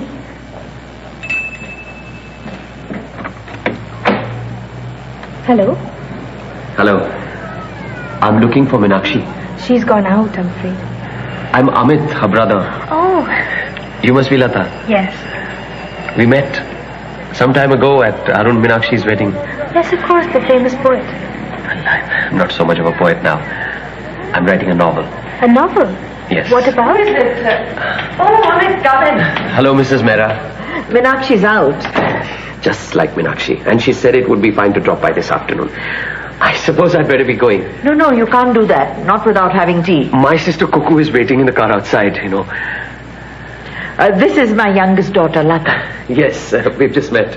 Lata's on holiday. She's studying at Brahmpur University. Mm-hmm. So, what have you seen of Calcutta so far? Victoria Memorial and Howrah Bridge. That's all? That's all. What a pity. What are you doing this afternoon? Nothing. Good. Then I'll show you a few places of poetic interest. I've got the car, that's good, and a couple of umbrellas in the car so we won't get wet when we walk around the cemetery. But, Kuku can be Lata's chaperone. Well... That'll be all right, won't it, Mrs. Mehra? Where have you been? Oh, being nice to me, really. I'm sorry I'm late. I've had the most awful time and I have a headache as huge as Buddenbrooks. A headache? Shall I ask them to get you a couple of aspirins? No, Billy. I think I have a better cure. You know, Meenakshi, this thing makes me very anxious. I don't like it a bit. I don't believe it makes you anxious. Certainly not so anxious that it detracts from your wonderful... Performance? Performance. Just the word. Let's perform. I thought women were supposed to say, not tonight, dear, I have a headache. Some women, perhaps. Does Shireen say that? I'd rather not discuss Shireen.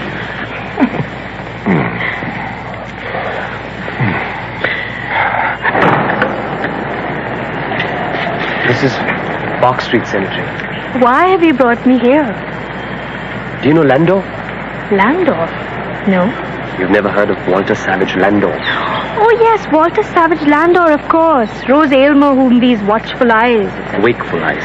Yes. Well, she lies buried here. As does Thackeray's father and one of Dickens' sons.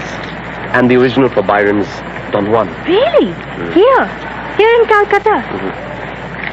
Ah, what avails the sceptred race? Ah, what the form divine. With every virtue, every grace. Rose Aylmer, all were thine. Rose Aylmer, whom these watchful eyes... Wakeful. Sorry, wakeful. Rose Aylmer, whom these wakeful eyes... May weep, but never see. A night of memory and sighs. I consecrate to thee. Lovely poem. Lovely poem. Actually, it's a night of memories and of sighs. Isn't that what I said? No, you left out the second of. A night of memory and sighs. Of memories and of sighs. That's right. I see what you mean, but does it make such a difference? Oh, yes, it makes a difference. Not all the difference in the world, but, well, a difference. A mere of conventionally permitted to rhyme with love. But she's in a grave and, oh, the difference to him. This is the tomb. So she was only 20 when she died? Yes. Just about your age. They met in the Swansea Circulating Library. And then her parents took her out to India. What did she die of? The sorrow of parting. A serpent of pineapples. I can see you don't believe me, but it's true. Oh, it's true. We'd better go back to the car. You're getting drenched. And so are you. So, the Victoria Memorial and Howrah Bridge is all you know and all you need to know of Calcutta? Not all I need to know. All I happen to know. But Arun has said we'll go for a picnic to the Botanical Gardens. Oh, and you'll go there in the rains? Well, if not now, then at Christmas. So, you'll be back at Christmas? I think so. Oh, good. That's very good. There are lots of concerts of Indian classical music here in winter. And Calcutta is very pleasant. I'll show you around. I'll dispel your ignorance. I'll expand your mind. I look forward to it. Don't you ever recite your poetry? Almost never. When people ask you to? Oh, yes. All the time. Have you listened to poets reading their work? It's usually awful. Maybe someday I'll read some of your poems. I can't imagine the kind of poetry you write.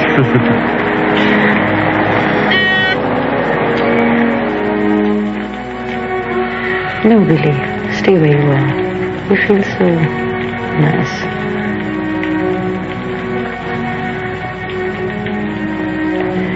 That was lovely. Yes. Whoops. What? I'm sorry, Meenakshi, but the thing slipped off. It's still inside you. But it can't be. I can't feel it. Well, it's not on me, and I could feel it slip off. Don't be ridiculous, Billy. It's never happened before, and it's here. It did come off. Sorry, Meenakshi. How dare you? How dare I what? How dare you let it slip off? I'm not going through all that again. Look, it's probably all right. How do you know? Meenakshi, I just can't go on with this sort of thing. Oh, be quiet and let me think. My headache's come back. What day is it? Yes, I think we're safe. Thank God. Yes, we're just in the clear. Just don't let it happen again. But after Srini and I are married... What does marriage have to do with it? I'm married, aren't I? You enjoy it. I enjoy it. That's all there is to it. Next Thursday, then. But, Meenakshi... Don't gape, Billy. It makes you look like a fish. I'm trying to be reasonable. But, Meenakshi... I'm not staying to discuss all this. I'm going to have a shower and go home. Well, Arun must be wondering what on earth happened to me. Well, Ma, here I am. Ooh, they're going to fall like flies. You can't wear that. You can't. You just can't. She can, Ma. Don't be so old-fashioned. Why can't you wear that lovely pink sari I gave you? Because it's absolutely awful, Ma. It's not at all awful. Pink was your father-in-law's favorite color. Pink? He liked wearing pink. On me when I wore it. If you don't have any respect for me, at least have respect for my husband. You have no sense of proportion. Going off gallivanting and leaving upper and upper the servants to take care of. Now, Ma, I'm sure pink looked lovely on you, but it's absolutely the wrong thing for Lutz's complexion. And for Calcutta, and for the evening, and for this kind of society. Well, are you finally ready? Not quite, darling. Would you close the clasp on my choker for me? Of course. Arun, darling, it's one thing allowing your wife to wear these outfits, but now she's inflicting it on Lata. How can you allow it? Can't she wear a decent blouse like other Indian girls? Ma, I'm sorry. We're getting late. One can't tango in a dowdy choli. Come, Lutz. Don't worry, Ma. I'll be fine. Tango? Bye, Ma. What is tango? Tango, a dance. We're going to the Golden Slipper. Nothing to worry about. There's just a large crowd and abandoned dancing. Abandoned dancing?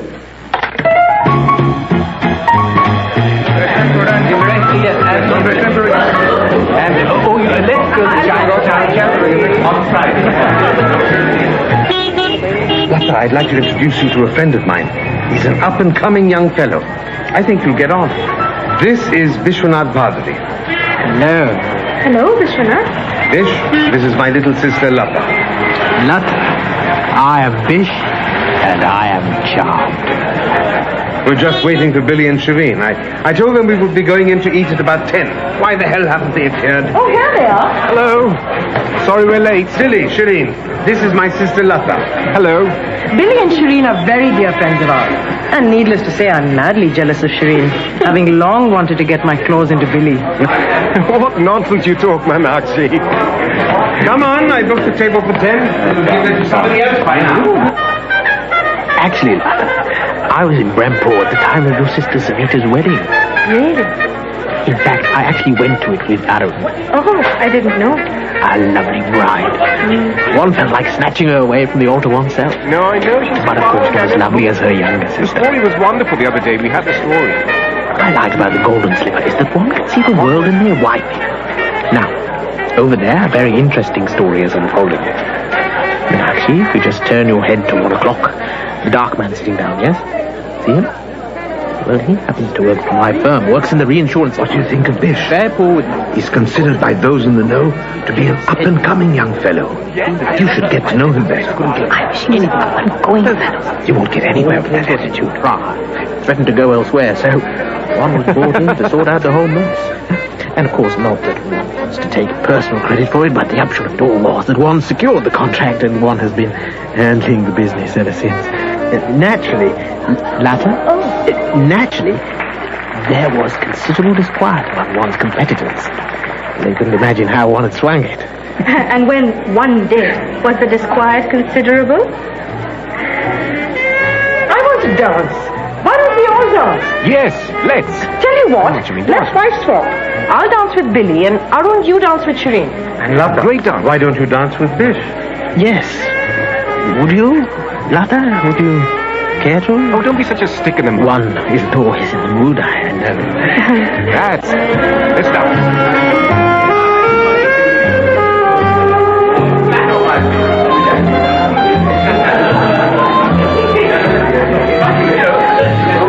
Look at you. Look at you. Good girl. That's it. That's right.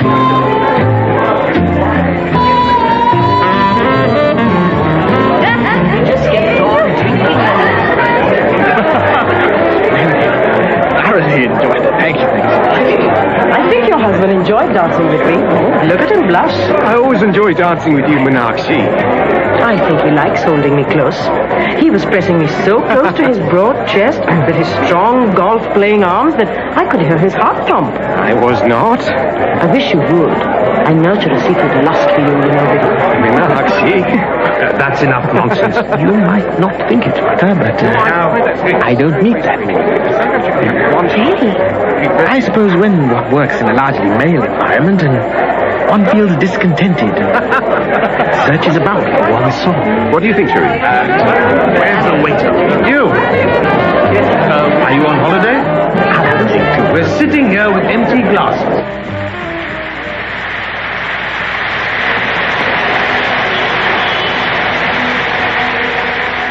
Dear Kabir, my sweetest rat.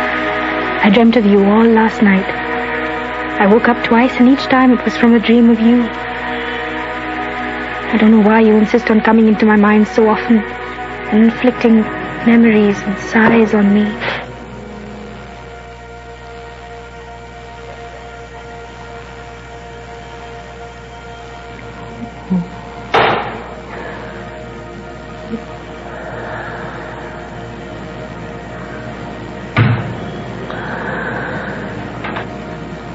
It's me, Kabir. Close the door, it's cold. I've closed it, Amija. Who's it? It's your son, Kabir. So it's Thursday night. Yes, Thursday night. How is Asheen? Very well. He's doing well in school. He had some very difficult homework, so he couldn't come. And Tanya? Still at school, in England. She never writes. No. Oh, Tanya. How's your father? Still asking if 2 + 2 makes 4? Yes. When I was married to him, You still are me. you're not listening to me. You've made me forget.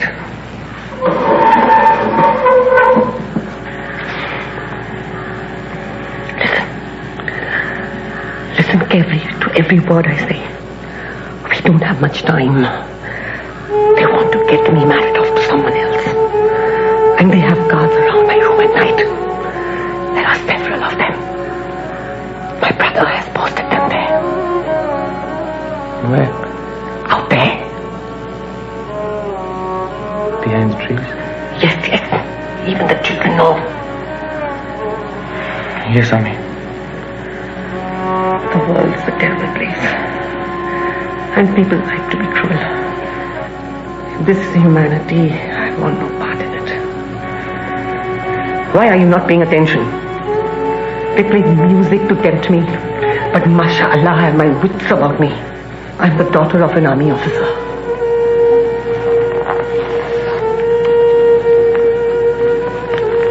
What do you have there? I brought a few sweets, Ami. For you. I don't want them. You like sweets? There is medicine in those sweets. The doctors have put them there. If God had wanted me to have medicine, he would have sent word. Hashim, you do not care. Kabir, Ami. Kabir came last week, on Thursday. Hi.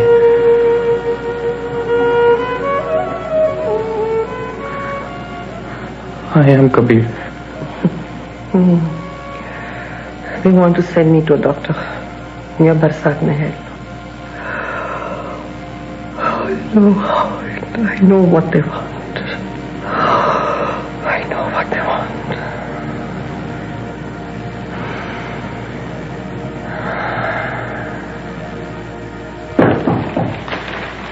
Yes? Varun, I've got you some tea. What are you doing? I've decided to improve myself. I'm going through the rules for the civil service exams. They're to be held this September, and I haven't even begun studying yet. Arun Bhai thinks I'm irresponsible, and he's right. I'm wasting my life. Daddy would have been ashamed of me. No. Look at me, Lats, just look at me. What am I? I'm a bloody fool, Don't you think so too? Would you like some tea? I suppose so. Listen to this, Lats. The candidate will be interviewed by a board. The object of the interview is to assess her suitability for the service for which she is entered, and the board will attach particular importance to her intelligence and alertness, her vigor and strength of character, and her potential qualities of leadership. I don't stand a chance. Nonsense. I have such a poor personality. I don't make a good impression on anyone. I don't make an impression at all. They want people with qualities of leadership, not fifth-class bloody fools like me. You've got many good qualities, Varun. Hey, listen to this. For the Indian Administrative Service and the Indian Police Service, the Government of India may not select a woman candidate who is married and might require a woman to resign from the service in the event of her marrying subsequently. No, what's wrong with that? I'm sorry, I've taken over the Gazette. Oh, no. You read it. I've suddenly remembered I must go out. I promise. Promised whom? Sajid and Jason? No, not exactly. Anyway, a promise is a promise and never should be broken. That's what Ma always says. Varun, you've just told me you're going to improve yourself. But I'll tell them that I can't see them anymore. I am too busy studying. Will you talk to Ma for a little while? Oh, while you slip out. No fear. Please, Lats, what can I say to her? She's bound to ask me where I'm going. Tell her you're going to get disgustingly drunk on Shamshu. It won't be Shamshu today. I'm feeling flush.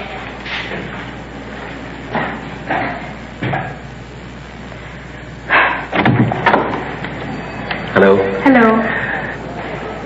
Is Meenakshi there? No, she's gone out. Not again. Where's she gone? To her shady ladies club. Would you like to come in? Oh, yes, thank you. What a pity she's not here. But it's nice to see you. Hello. Oh, both of you, obviously. Hello, Mrs. Mehra. Cuckoo was just going off to Presidency College to see an old friend, and I thought that perhaps we might go along together. I remember you wanted to visit the university. Yes. May I go, Ma, or do you need me for something this afternoon?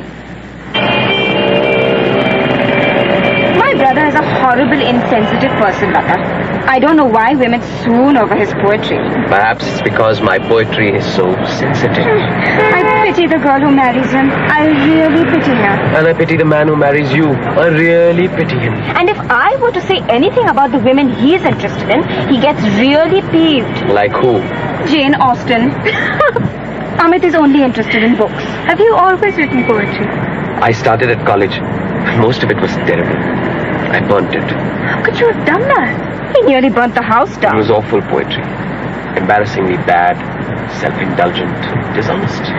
Poetry I don't desire, I will immolate with fire. All my sorrow, all my pain, ashes flowing down the drain.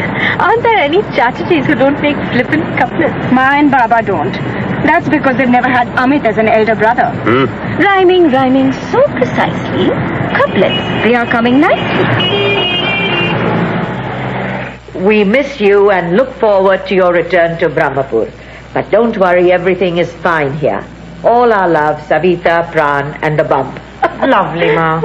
Now you must taste these mangoes. No, Ma, I really can't. It's not good for my figure. And it will ruin my lipstick. Hello, Aparna. Darling, don't kiss Mummy just yet. Your lips are all sticky. Amit and Cuckoo enjoyed them. Oh, what a pity I miss seeing them. Amit came specially to see you. He's come several times and you've always been out. I doubt it. What do you mean? I doubt he came to see me. He's very rarely visited us before you came from Brahmpur. He's quite content at home living in his own dream world of characters. Oh, Ma, you're so slow on the uptake. It's clearly Latsumi he's interested in. Lata? Lata, is that you? Hello, Ma. Taken your own sweet time. Even Meenakshi has returned before you. You've put up my blood pressure and my blood sugar. No, Ma. If your blood sugar's gone up, it's because of all those mangoes you've been eating. Now, please don't have more than one a day, or at most 2. Are you teaching your grandmother to suck eggs? Ma, I can tell something's wrong. What is it? I'm very tired of Calcutta, darling. And it's not good for my health. Let's go to Delhi. What on earth for, Ma? I'm beginning to have a good time here. And why so suddenly? And we have all those mangoes to eat, and we still have to make sure Varun studies a little. Tell me. Yes, Ma. Tell me what you did today. Ma, not now. Perhaps I will go to Delhi by myself. Hello, Arun, darling. How was your day? Where's Meenakshi? In bed, I think.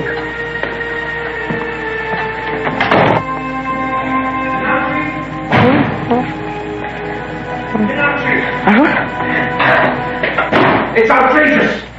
Darling? Damn swine! Who? The whole bloody lot of them! What happened? Have you had a hard day, darling? Come, sit.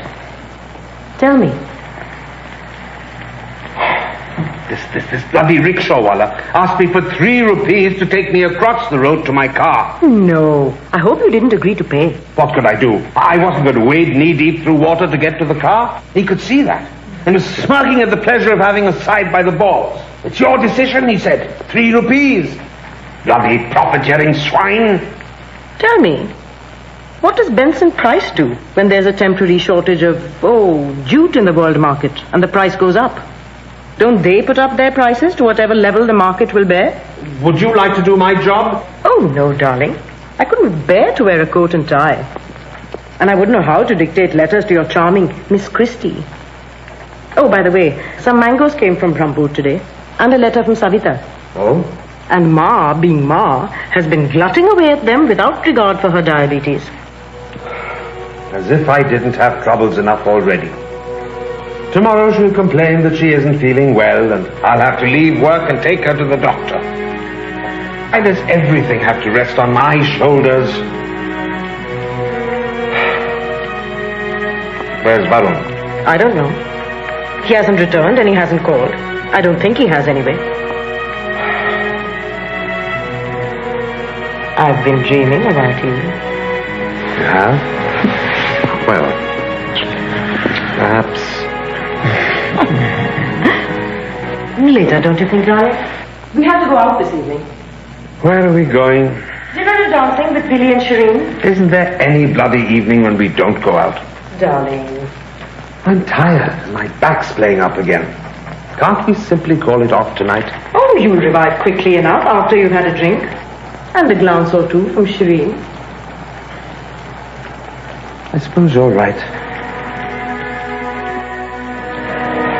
You see, my usual doctor, Dr. Mukherjee, is in Brahmapur, and I'm staying in Calcutta with my son and daughter-in-law, and you were recommended by... So you see, doctor, it's to do with my blood sugar level. What I need is... You've reached menopause? Yes, but... Yes? What? Nothing.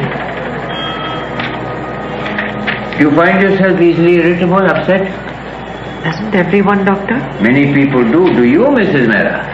Yes, this morning at breakfast... Yes? Yes. Do you sometimes feel extreme sadness, abject despair, uncompromising melancholy? Extreme? How extreme, doctor? Any answer you can give me will be helpful. Sometimes I feel very despairing, doctor. Whenever I think of my husband, no? Are you thinking of him now? Yes. And are you in despair? No, not just now. What are you feeling just now? How peculiar all this is. Mrs. Mehra, do you think my questions are not pertinent? That they are impertinent? Well, I assure you they are very pertinent for understanding your condition. In homeopathy, we try to deal with the whole system. We do not merely confine ourselves to the physical side. Now, tell me, do you suffer from loss of memory? No, doctor. I always remember the names and birthdays of friends and other important things. Good. And dreams? Dreams? What dreams do you have, Mrs. Mehra? I don't remember, doctor. You don't remember? No. Do you grind your teeth in your sleep? How do I know, doctor?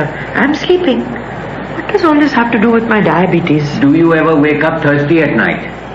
Yes, quite often, but I keep a jug of water by my bedside. Do you feel more tired in the morning or in the evening? In the morning, I think. Are you fond of mangoes?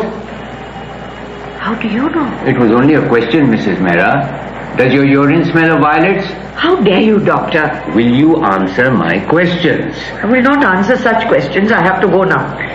You see, Mrs. Mehra, I am not conjuring up these symptoms out of my head. But even the strength of your resistance to my questions has been helpful to me in my diagnosis. Now, I have only one further question. Yes? Do the tips of your fingers ever itch? No. You will not eat onions or ginger or garlic, and you will take one small packet of powder before each meal, at least half an hour before each meal. And this will improve my diabetes, doctor? Inshallah. But I thought you would give me those small pills. I prefer powders. Now come back in 7 days and we'll see. I'm leaving Calcutta this afternoon, doctor. I won't be back for months. Why didn't you tell me? You didn't ask me. Really, Amit, it's very nice of you to let us have the car. Not at all, Ma. It happened to be free. Give my best love to your family. Ma, the train's about to go. Lata, take care of Varun. And Varun, Yes, Ma? take care of your sister. Don't let her out of your sight. And work hard. Yes. Promise? Yes, Ma. And Lata, don't worry about me being all alone. I can manage even with my blood sugar level and this new treatment. I'll see you in 2 weeks, Ma. Yes, 2 whole weeks. Oh dear, I feel I've done something to upset your mother. I should have brought you back on time that evening. It isn't you, it's me. She wanted me to go with her to Delhi and I didn't want to go. It's because of me. I know it. She looked so unhappy with me. She can't bear to see me waste my life. I've got to turn over a new leaf. Would you like to stop at College Street on the way back? College Street? An entire street full of bookstores. It's fabulous. Excellent idea. And you can drop me off on the corner of Baliganj Road. I've arranged to meet a friend who's helping me revise.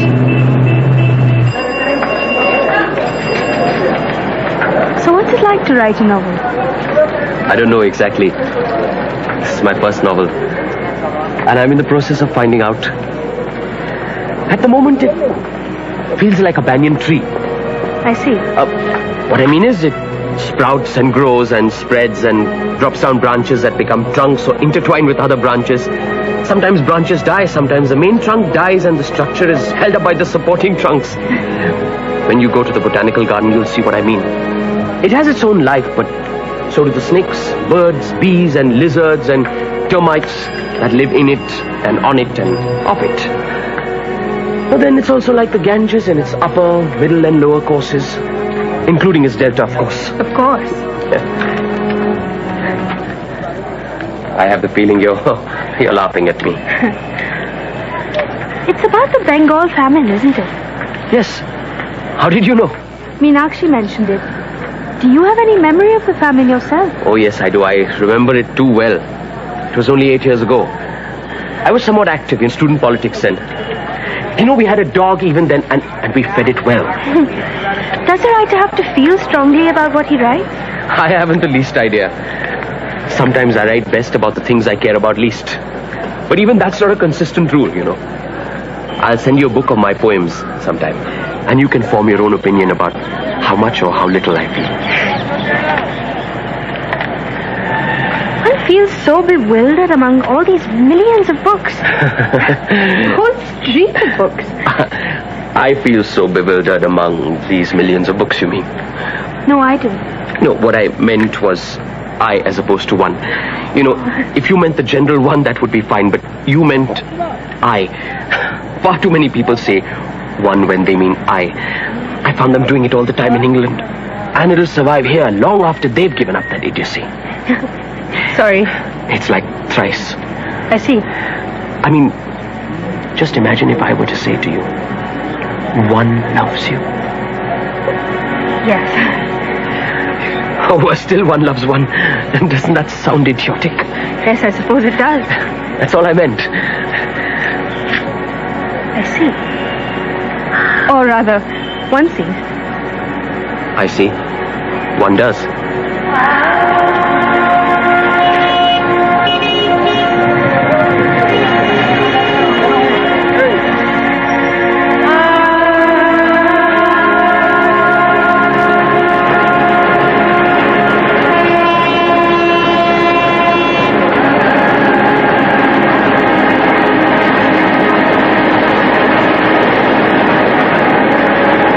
In episode 2 of A Suitable Boy by Vikram Seth, the part of Lata was played by Aisha Dharkar, Mrs. Rupa Mehra, Ma Banu Modi Kotwal, Amit, Rajat Kapoor, Meenakshi, Radhika Dikunia, Arun, Farid Karim, Varun, Kunal Roy Kapoor, Billy, Anthony Zaki, Vish, Shiv Grewal, Pran, Joy Sengupta, Savita, Aisha Menon, Kabir, Purab Kohli, Kabir's mother, Shamali Varma, and the doctor, Roshan Seth. Other parts were played by Nadir Khan, Pushan Kriplani, Sophie Doherty, Conrad Hughes, Devika Shani, Somishala Remedios, and members of the cast. The music was composed by Sasha Putnam, Raymond Mirza, and Nick Russell Pavia. The Swarli soloist was Iqbal Wasi, and the songs were performed by Ila Arun. A Suitable Boy was dramatized and directed by John Dryden. Join us again next week for episode 3 of A Suitable Boy. For Sunday Showcase, I'm executive producer Damiano Pietropaolo. Good night.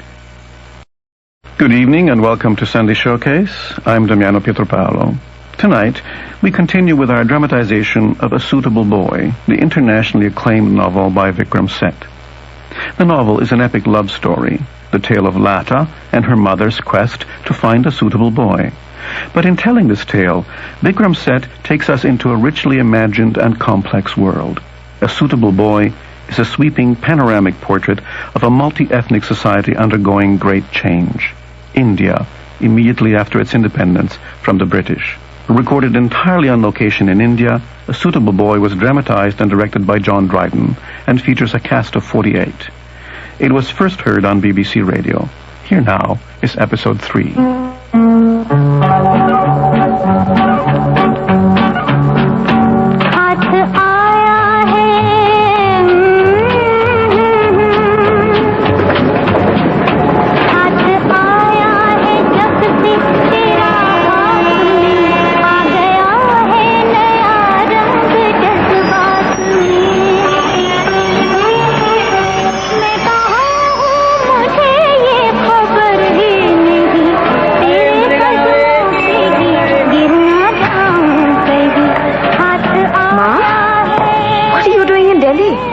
come from the station. Didn't you get my telegram? No. I need your help, Kalpana. Now you will need some tea and rest. How can you go traveling in this heat? Now how is Savita? When is the baby due? I haven't been to Brahmapur. I've come straight from Calcutta. I decided to come suddenly. It's Lata. I want you to find her a boy at once. A suitable boy. She's getting involved with unsuitable boys and I cannot have that. Khatri, of course, huh? 1 or 2? 2, please. I will stir it myself. Actually, I should have this saccharin. My blood sugar level, you know. But after a journey, one can always make an exception. Of course, Khatri. But proper Khatri. You know, Seth, Khanna, Kapoor, Mehra. No, not Mehra preferably. I'm coming to you in desperation. Don't worry, Ma. I'll see what I can do. Do you have a photograph of Lata, a recent one? Yes, I have several. I don't think a photograph of Lata as a baby will do it. I'll take these.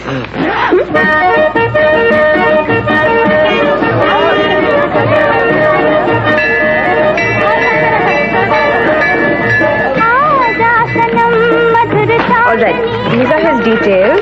Photograph attached. He's a very lively, friendly young man. I know him from university. We acted in plays together. But surely he's too rich. You know our circumstances, Kalpana. But he's sure not to want a dowry. He's very flush.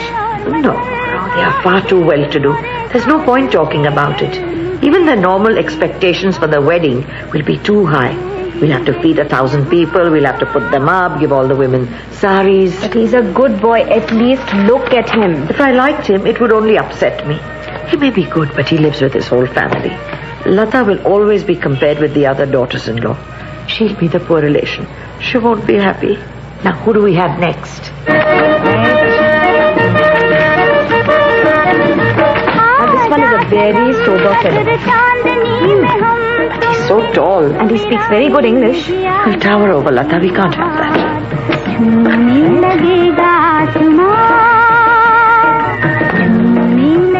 Too dark.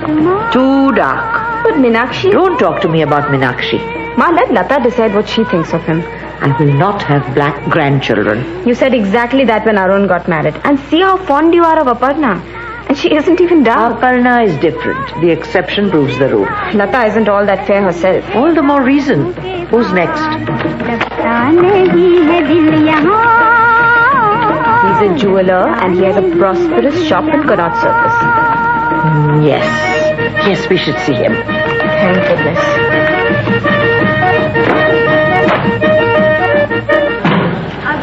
Dr. Kapoor. Ready for the new town? Yes, I think so, Professor Mishra.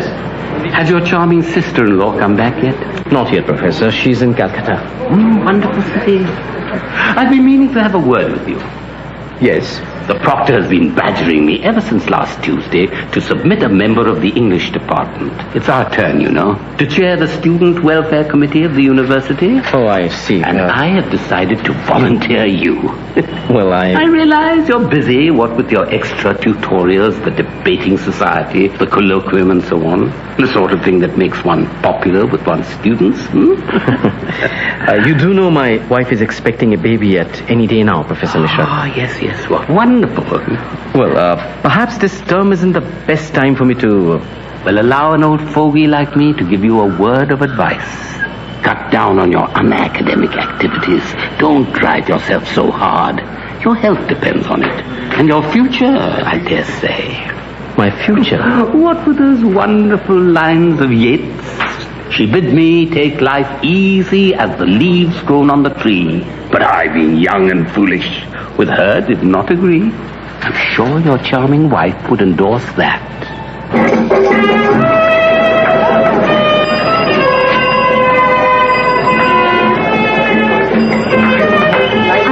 sorry, Ma. I've never been so insulted. 2 lakh rupees for a dowry? Who do they think they are? Honestly, Ma, I didn't know that they were like that. And demanding it before we had even sat down, before they'd even offered us a cup of tea. As if the boy was something special with that ridiculous smile. And I'm sure he smelt of whiskey. I don't even know the boy myself. A friend simply told me that they had a son for whom they were seeking a bride. I'd never have put you through all that if I'd known. If my husband was alive, he might have been chairman of the railway board and we'd never have to lower our heads before anyone, especially people like these. Don't worry, Ma. I'm not giving up. This one. Taxi? Taxi?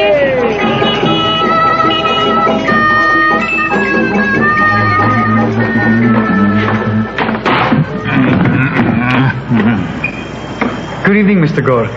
I wonder if you remember me. I'm Harish Khanna. Yes? I knew Kalpana at St. Stephen's. We studied English together. Weren't you the one that went to England to study physics or something? Shoes. Shoes. I see. Yes, I work in Lucknow, but I happen to be in Delhi and I thought it's so long since I saw Kalpana, I would drop in to say hello. Oh? Is Kalpana in? Harish? Me? God, you're every bit as good looking as when I used to admire you during Dr. Mathai's lectures on Byron. And you're just as charming as when all of us were laying ourselves and our cloaks under your feet. I was quite pretty then, wasn't I? You still are. Oh, do you remember my good-looking aunt? No, I don't think we've ever met. Auntie, this is Harish Khanna, an old friend of mine. Khanna? That's right, Ma. We studied English at university together, and then Harish went to England to study. Sit. Thank you. To England? To study what? How to make shoes. Shoes? Is that what you do now? Yes, I work for the Kanpur Leather and Footwear Company in Lucknow. Oh, you work for a firm. I've only been there a year, but I am establishing a whole new department.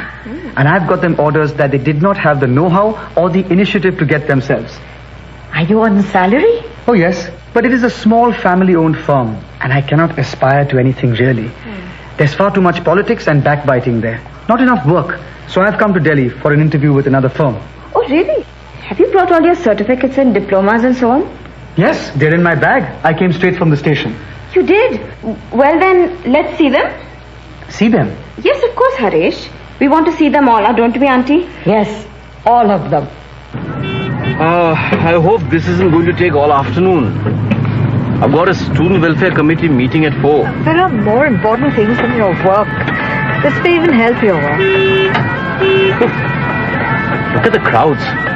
Unbelievable that people believe in this superstitious nonsense. And if you think of Krishna's character, flirt, adulterer, thief. You should not be so proud, son. You should humble yourself before God. I may as well humble myself before a stone or a potato. Ran is just trying to bait you, Amma. Don't you believe in God? No. But when we die? Even if everyone I loved were to die, I would not believe. Well, I believe in God. And I'm sure our baby will too. That's great.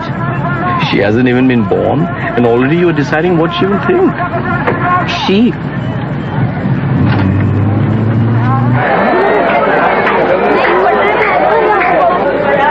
Why is he so famous? I don't know. But in his place and time, he has done many things.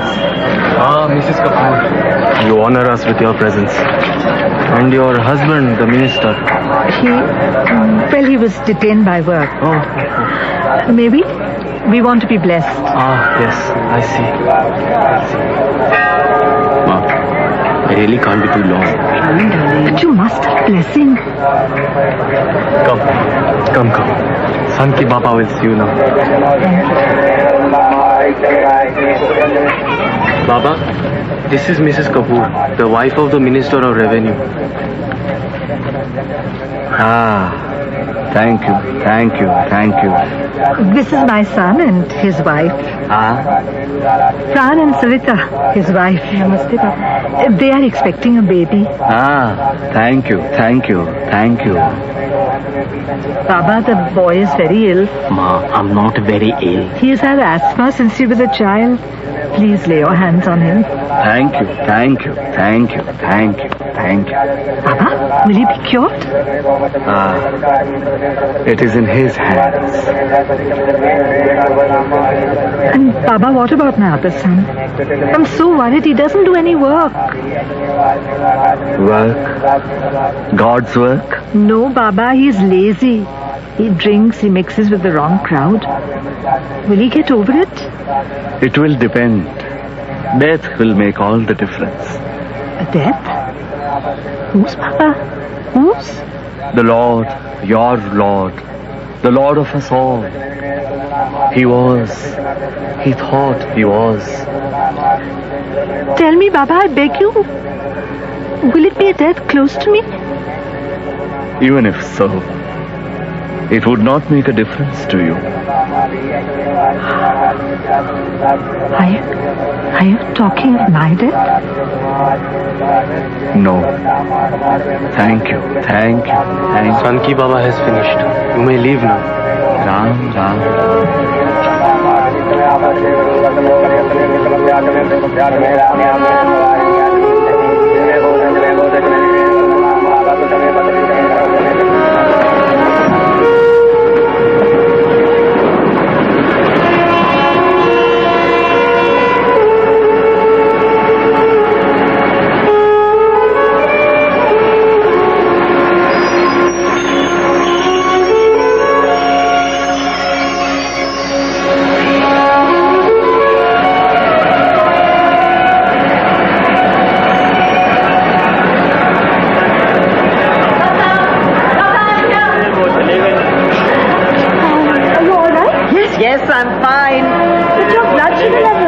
Down again. That homeopathic treatment seems to be working. But I thought you were ill.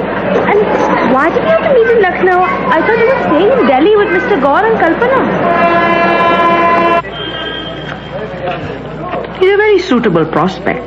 You treat me like a child. Oh, what is the harm, darling? I'm not forcing anything on you. And when you've met him, we can go back to Brahmapur together. And it was for this. Not because you were unwell or you needed my help that I was summoned from Calcutta. Darling, I do need your help. Getting you married is not easy.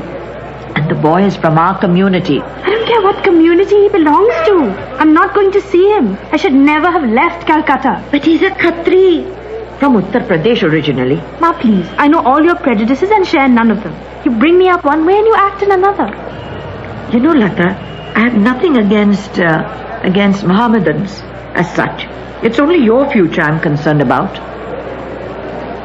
Why aren't you eating anything, dear? It's been such a long journey. I'm not hungry. Yes, you are. Where are we staying?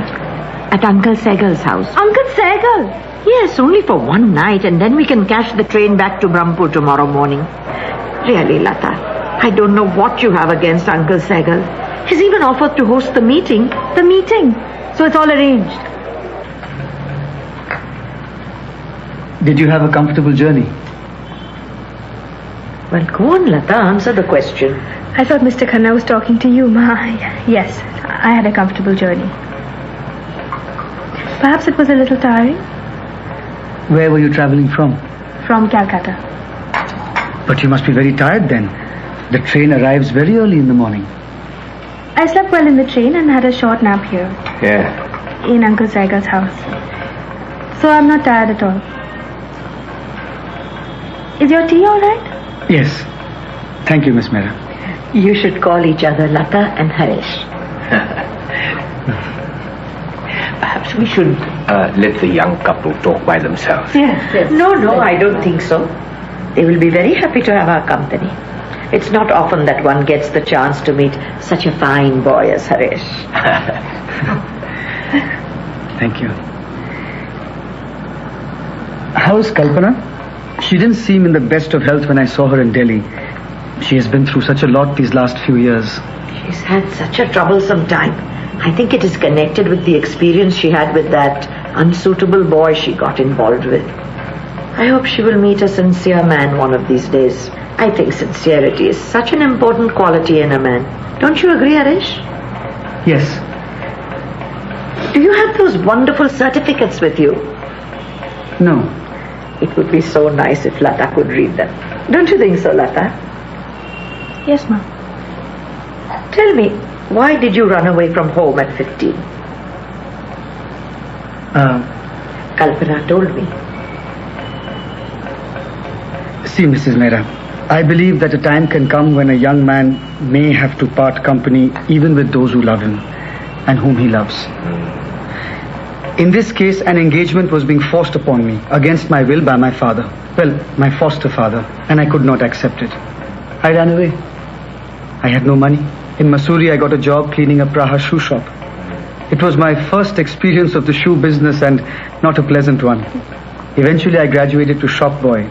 I starved and I froze, but I was determined not to go back. Didn't you even write a letter home? No, Miss Mehra, I did not. I was very stubborn. What happened in the end? One of my foster brothers came to Mussoorie for a holiday. He saw me in the shop. I pretended I was a customer, but the manager asked me why I was gossiping when there was work to do. When my foster brother realized the truth of the matter, he refused to go back home unless I came with him.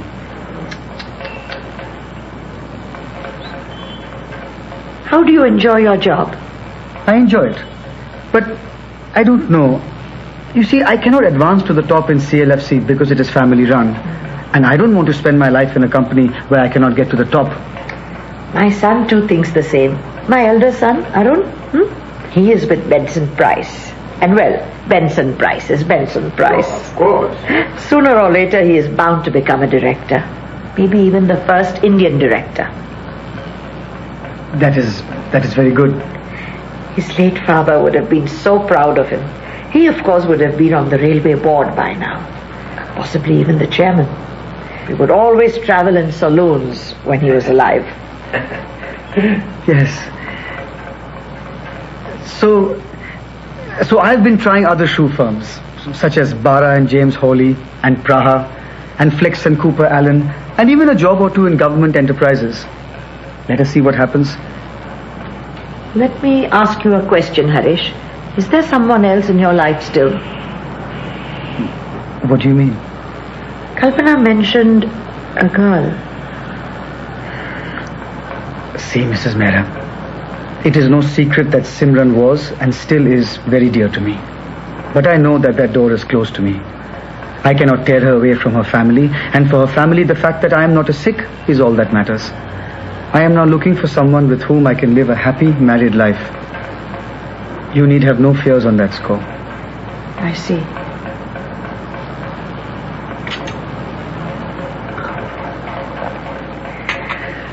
I have enjoyed this so much that I have lost track of the time.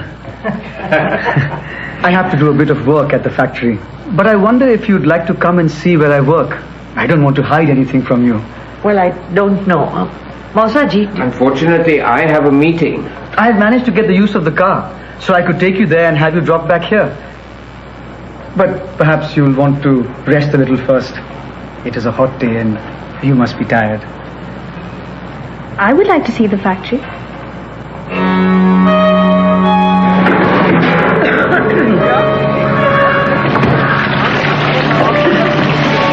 This is the tannery where the hides are treated. Are you all right, Mrs. Mehra? Yes. Lata? Yes, thank you.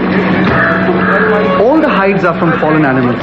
In other words, cows that have died a natural death. You see, we don't accept hides from Muslim slaughterhouses. These are the soaking pits where the hides are de-haired and pickled. Then you can see what comes next. Fat liquoring, sanning, splitting, shaving, dyeing, setting, drying. Then there we are. The leather that we actually think of as leather. All the other processes, glazing, boarding, ironing and so on, happen in the next section over here. I think we should be going home now. Mr. Sehgal is waiting for us. It will just take 20 minutes. You can meet Mr. Mukherjee, my boss, and I'll show you the setup for the new department. Of our time. Actually, I'm feeling the heat a little. The smell. The smell, now. But you should have told me. I'm sorry. You see, I hardly gave it a thought. I get used to it and forget how strong it is for newcomers. And of course, in a week or two, when the monsoons come with the heat and the rain, well, you can imagine what the smell is like. Come, I'm going to take you back at once.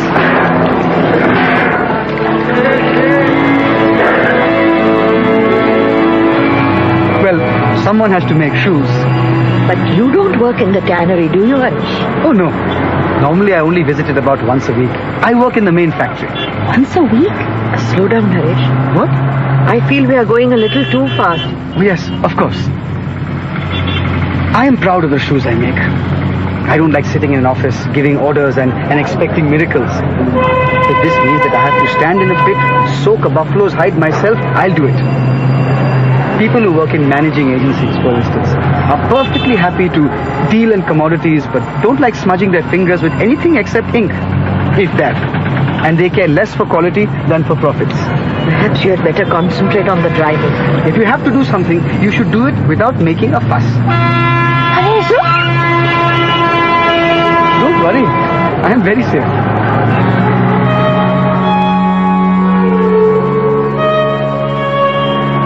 May I write to Lata, Mrs. Mehra? Yes, you may write, of course, and you really must call me Ma. Everyone else does so after 5 minutes, so you must as well. Are you quite sure I cannot be of any help to you tomorrow? I could drive you to the station. No, quite sure, Harish. God bless you. Lata, you're sure I may write? Yes, that would be nice. It would be really very nice. It's a good way to get to know each other. Au revoir, then. Au revoir. Why are you laughing? Were you laughing at me? Yes, I was. Thank you. For what? For a very enjoyable day. I won't forget it. Neither will I. You must learn to say shorter goodbyes. Do you have any other advice for me? Yes, I do. Keep to the left.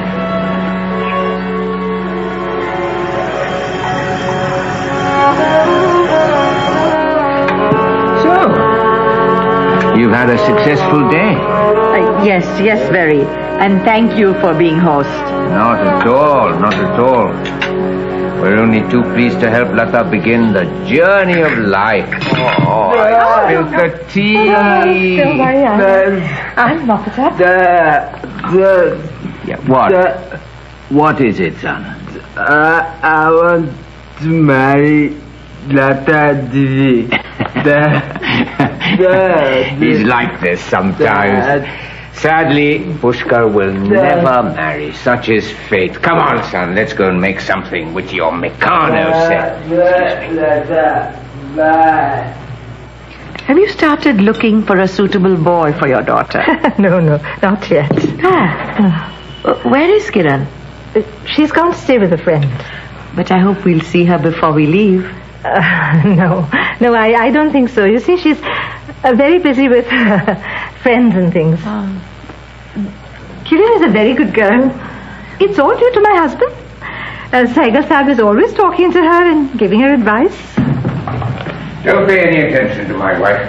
She's always trying to sully my name. There could be no father like him, even when clients are waiting. But Lata is a good girl too. No, unfortunately, I'm a bad girl. Ma, what will you do if I get married and move away? Whom will you be able to tick off? I will tick you up just the same. Lata, you are not a bad girl, I know. I've heard all about your results and we're very proud. Sometime soon we must have a long talk about the future. Shall I put on the gramophone? Yes, I think I will. Do you have any hobbies, Lata?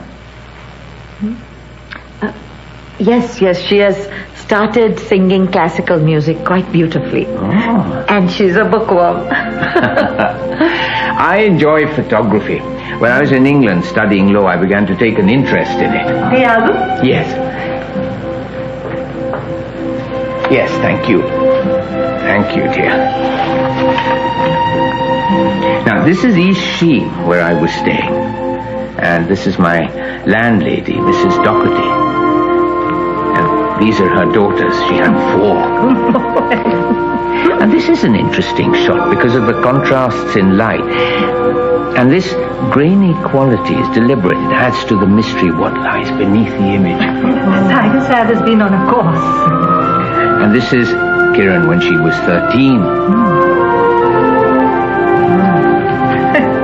It was just for fun. No, Maya, dear, not fun. This is one of a set that was published in a magazine. You see how lit from behind her form is revealed, though she's fully clothed. I mean, she could have been a model, you know. Oh, yes? And she wasn't interested. And now she isn't even interested in university. I thought I'd say a word to my darling daughter before she fell asleep. Yes? Well, Lata, Well, Ma. don't you think Harish is suitable? Ma, I've only met him once. Well, that's enough. What do I really know of him, Ma? Let's say it's not negative. He's all right. I've got to get to know him better. What does that mean? Let me put it like this. He's not rejected. He says he wants to write to me. Let's see what he has to say for himself. You're a very fussy and ungrateful girl. You're always thinking of the wrong people. Yes, Ma, you're quite right. I am very fussy and very ungrateful, but at the moment I'm also very sleepy. To do. No. Points to remember. No. Action points.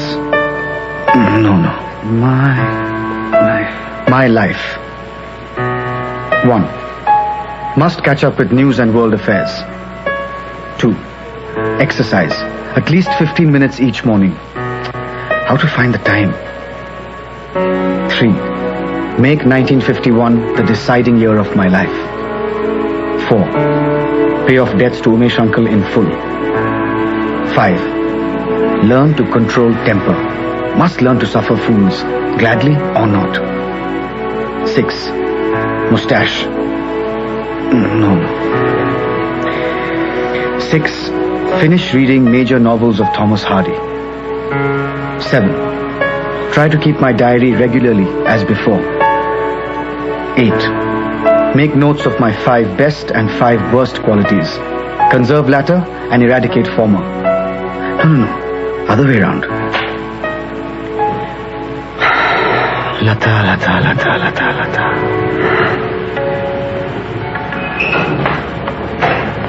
Ma? What is it now, Ma? I'm trying to sleep. Ma? Lata? Uncle Saigal? Are you all right? Are you ill? No, not ill. But I've been working late. That's why and then I saw your light was on. But then you put it off. You're an intelligent girl. Good reader. There's no chair in this room. I must speak to Maya about it. Oh.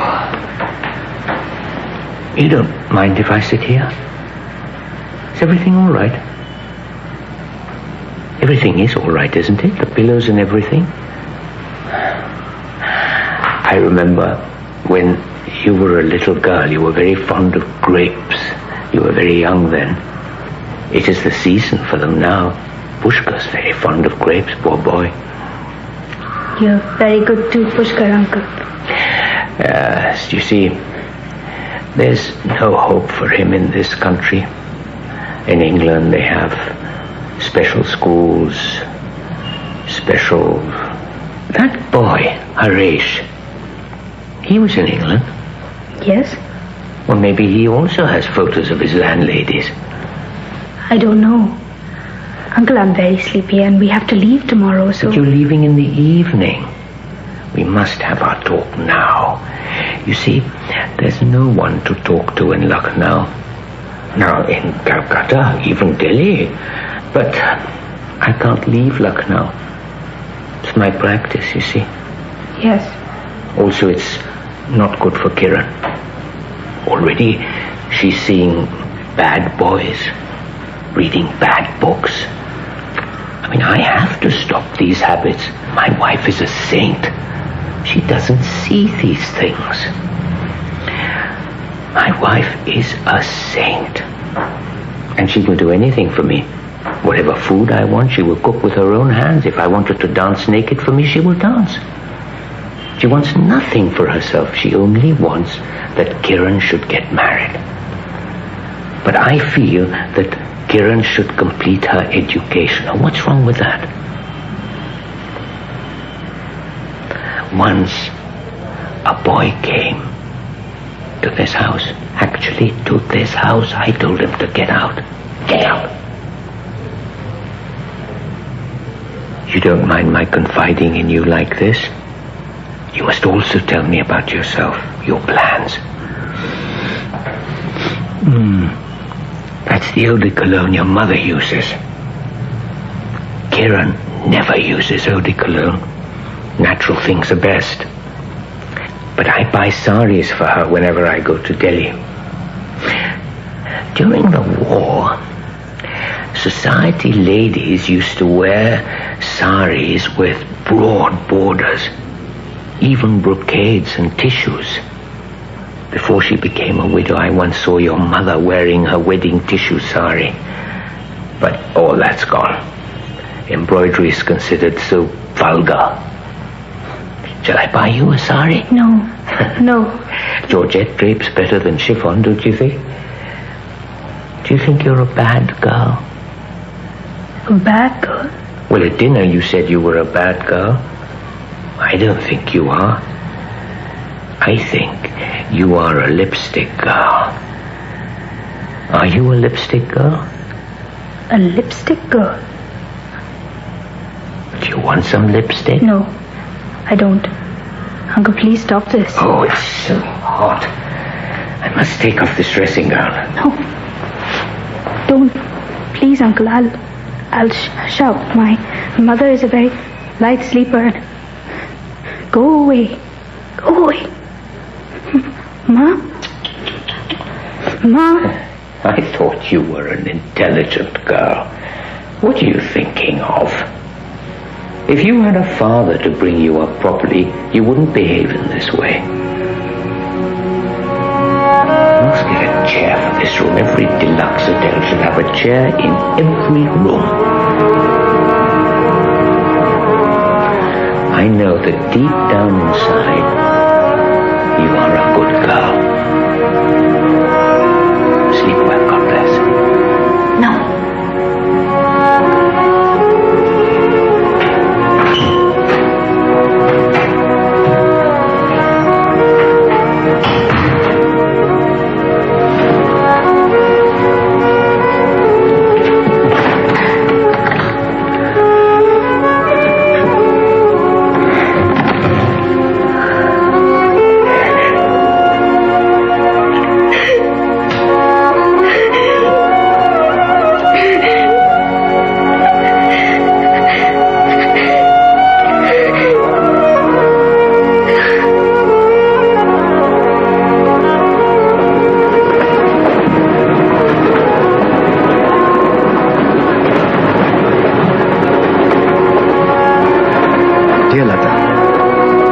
You had a comfortable journey home and that you were missed by all who met you after such a long absence from Brahmpur.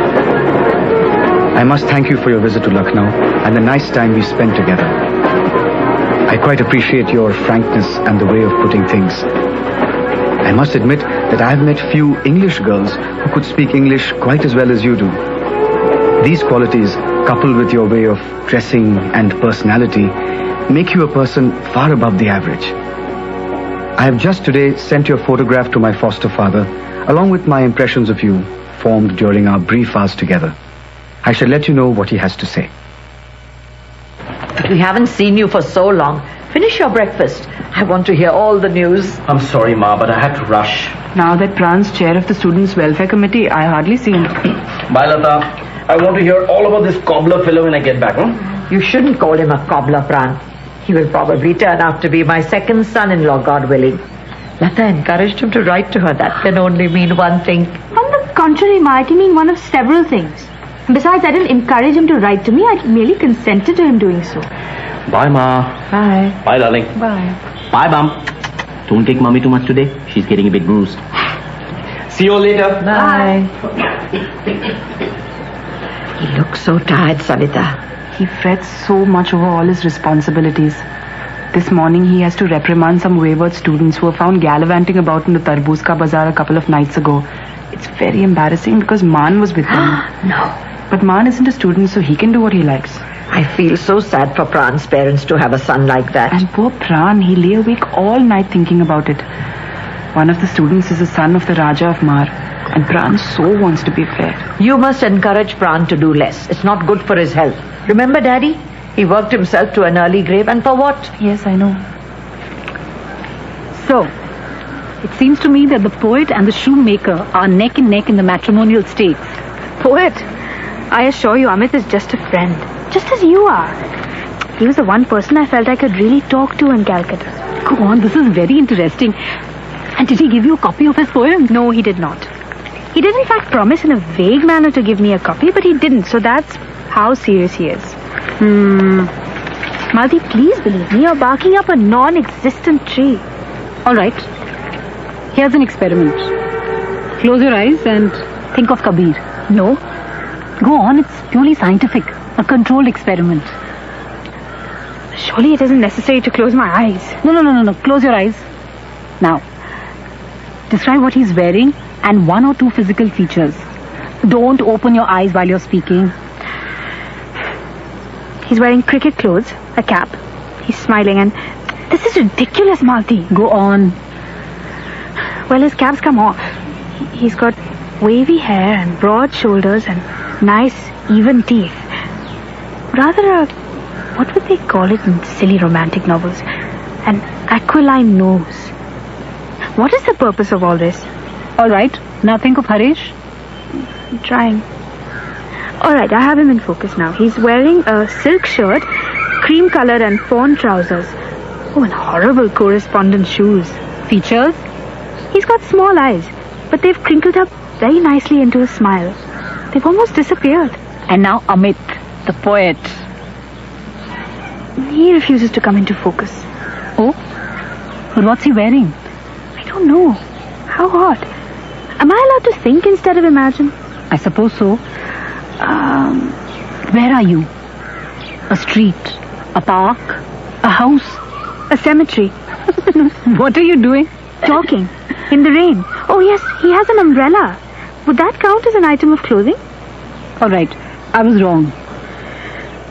There'll be no avoiding Kabir, Malti. I'm bound to meet him. What you've got to do is to build up your life without him. Intolerable though that may appear at first. Accept the fact that your mother will never accept him. That's an absolute given. It's terrible, Malti. I want to meet him more than anything. And in a few months the cricket season will start and it'll be impossible to avoid reading about him or hearing about him. I'm sure I'll be able to pick his name from 50 yards away. To stop moaning, Lata, in that feeble way. What? You need to do something. Something that is active and takes you out of yourself. No, my daughter is not going to act in any play. Not at all. Definitely not. Boys and girls together, acting. Like in Julius Caesar last year. Have you ever heard of Savita wanting to act? To act on the stage with hundreds of people staring and going to those nightly gatherings with boys. Rehearsals. Yes, rehearsals. It was on the tip of my tongue. I won't have it. Think of the shame. What would your father have said? Oh, now, Ma. Don't get upset. It's just a play. The rehearsals take place during the day, except in an emergency. I read 12th Night at school, and it's a harmless play. There's nothing scandalous in it. Malti said I needed something to distract me from other things. If Malti says so, it must be so. Who am I to say anything? I'm just your mother. You'll only value my advice when I'm burning on my pyre. Then you'll know how much I cared for your welfare. Anyway, Ma, there's a good chance I won't get the part. Let's ask the baby. Hello? Is there anyone in there? Olivia. Maria. Viola. Nothing. It kicked. It definitely kicked, didn't it? Yes, I think so. On which part? On nothing. Which means, Ma, you have nothing to worry about. Hello, excuse me. Attention, please. Thank you. Welcome to the first rehearsal of 12th Night, and congratulations to all of you for getting past. I don't believe it. What we have to do today It's him. is to read He's in it too. Where? Over there. He just walked in. Wait here. But I'm sure you'll be fast. That's the idea, and I'm sure it will give you a better perspective to your life and your studies, whatever you're doing. Hello, Kabir. Hello. Who are you? Malvolio, madam. You never told me you had the least interest in amateur dramatics. How did you tell me? I was not interested until a few days ago when Malti dragged me into the auditions. And my interest dates from about the same time. I suppose you instituted the usual inquiries? No, I heard about it by chance. I haven't been following you around. And so? Why does there have to be a so to it? I just happen to like the lines of the play. There is no woman's sides can bite the beating of so strong a passion as love thought give my heart. No woman's heart so big to hold so much they lack retention. Alas, their love may be called appetite. You're reciting someone else's lines, I'm afraid. Those weren't written for you. But you know them rather too well. I learned them, and a good deal more besides. The night before the auditions, I hardly slept. I was determined to get the part of the Duke. But I had to settle for Malvolio.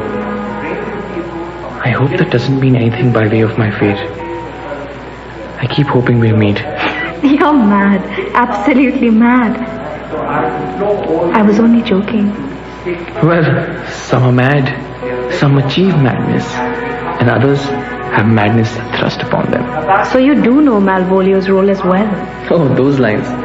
Everyone knows those lines. Just poor Malvolio, playing the fool. Why aren't you playing cricket or something else instead? What? In the monsoon term? Alright, now let's make a start. If music be the food of life. Love. Sorry, love. If music be the food of love, play on. Give me excess of it, that surfeiting the appetite may sicken and so die. That strain again, it had a dying fall. Oh, it came o'er my ears. Pran, darling, please turn off that light. Oh, I'm too sleepy. But I can't sleep with it on. What if I had been sitting in the other room working late? Wouldn't you have been able to do it yourself? Yes, of course, darling. But you're closer to the door, no? Oh. The moment Pran, darling, appears, I lose his alright. Pran, you're so lovable. Of course. Anyone would be who dances attendance. But when Malti Trivedi finds me lovable... As long as you don't find her lovable.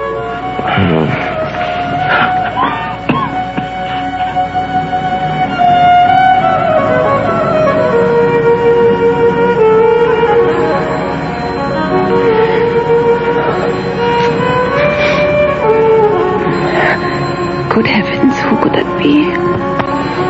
The phone. The phone. What? It'll wake up the whole house. What's the time?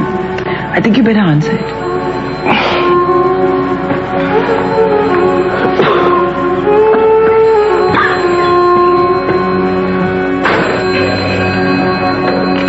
Hello, Pran Kapoor here.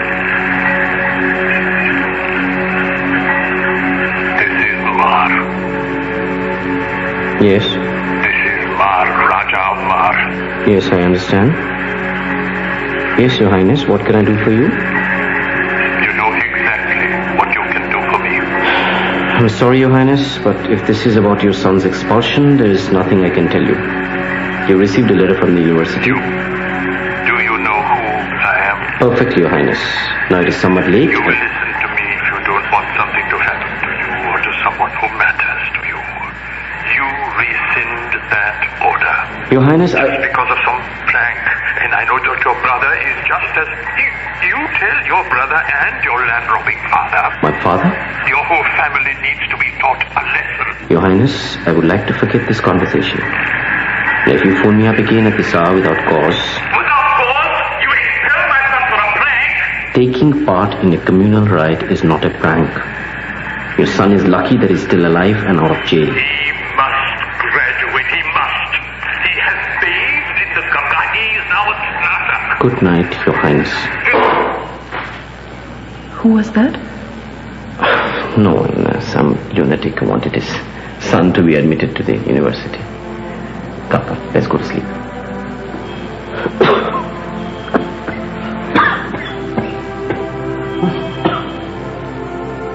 Why, how dost thou, man? What is the matter with thee?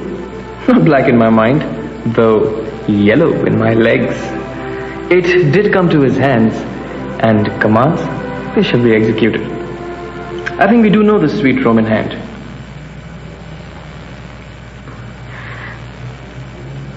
Carry on.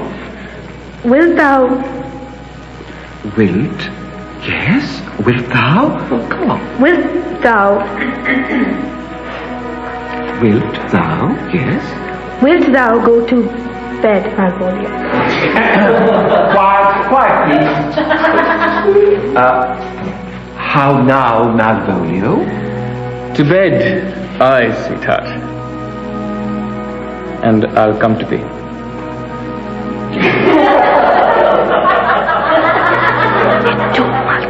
Sorry, Lata, but it's very funny. Come on, concentrate. Maria, where's Maria? You missed your cue. Oh, it's my part. How do you do, Malvolio?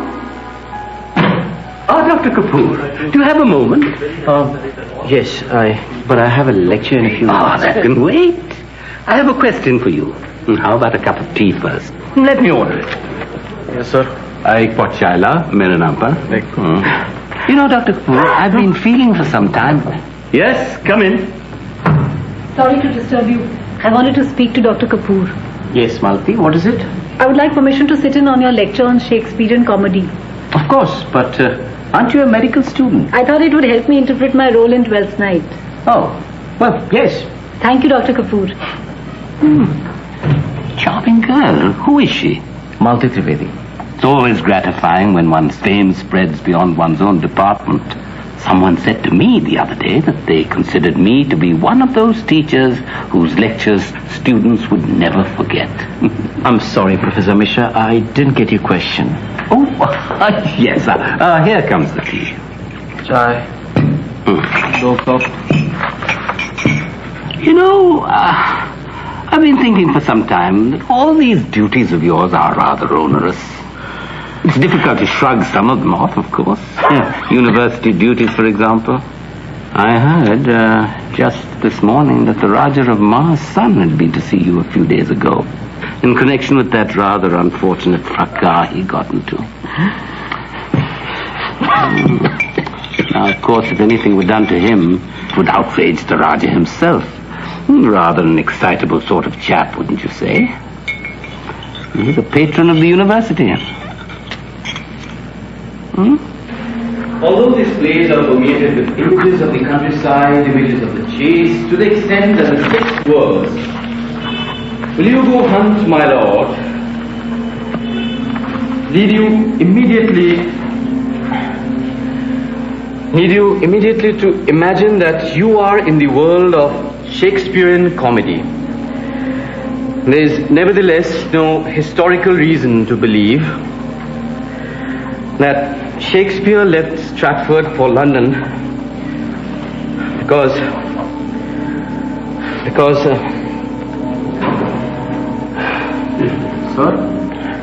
Sir, are you all right? Yes, I'm.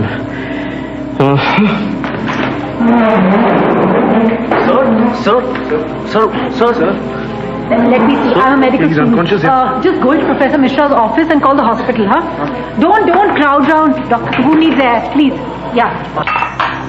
Think nice thoughts. Read poems. Yes, You were overdue, you know. My mother-in-law insisted that I must try her own method of inducing labor. I had to drink a whole glass of castor oil. It's a laxative, you know. And it was supposed to begin my birth pangs. Tasted horrible, but I felt it was my duty, so I had to drink it. It was lying on the sideboard. It was winter. I remember bitterly cold, you know, the middle of December.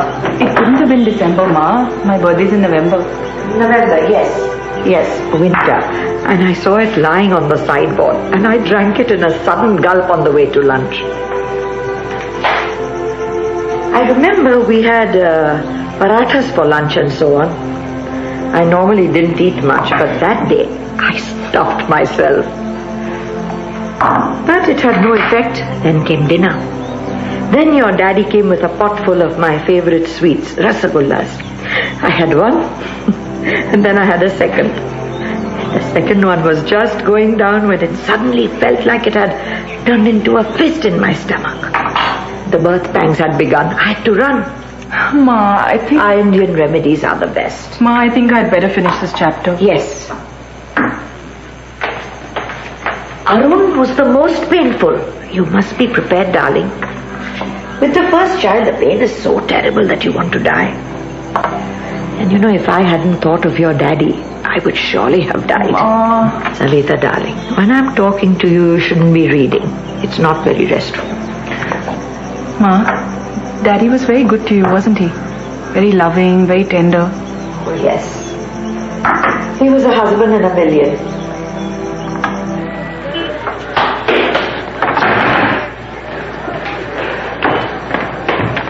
Malti, what are you doing here? Aren't you supposed to be at the university today? Something wrong? Where's Savita? Hello, Malti. Are you all right? Is Lata all right? What is it? It's Pran.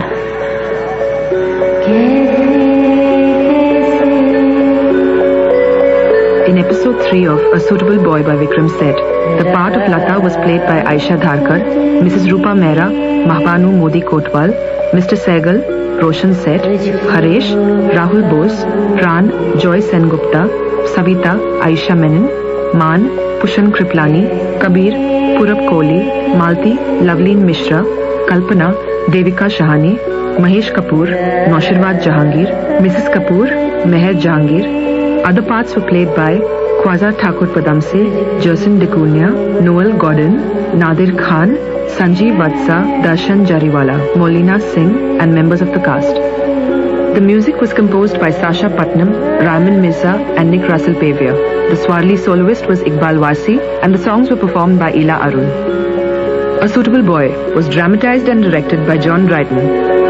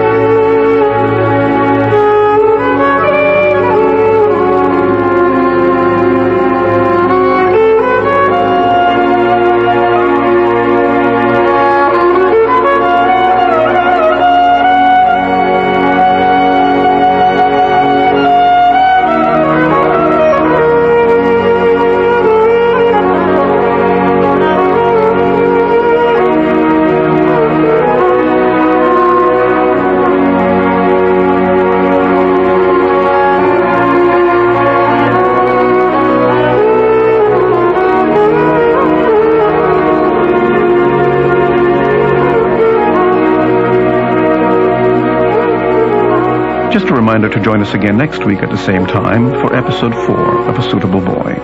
For Sunday Showcase, I'm executive producer Damiano Pietropaolo. Good night.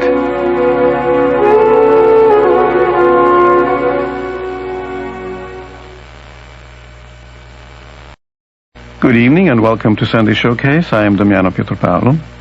Tonight, we continue with our dramatization of A Suitable Boy, the internationally acclaimed novel by Vikram Seth. In this epic love story, Vikram Seth paints a sweeping portrait of India just after her independence from Britain. This radio dramatization is a richly imagined panoramic canvas of the sounds of a complex multi-ethnic society undergoing great change. Recorded entirely on location in India, A Suitable Boy was dramatized and directed by John Dryden and features a cast of 48. It was first heard on BBC Radio. Here now is episode 4.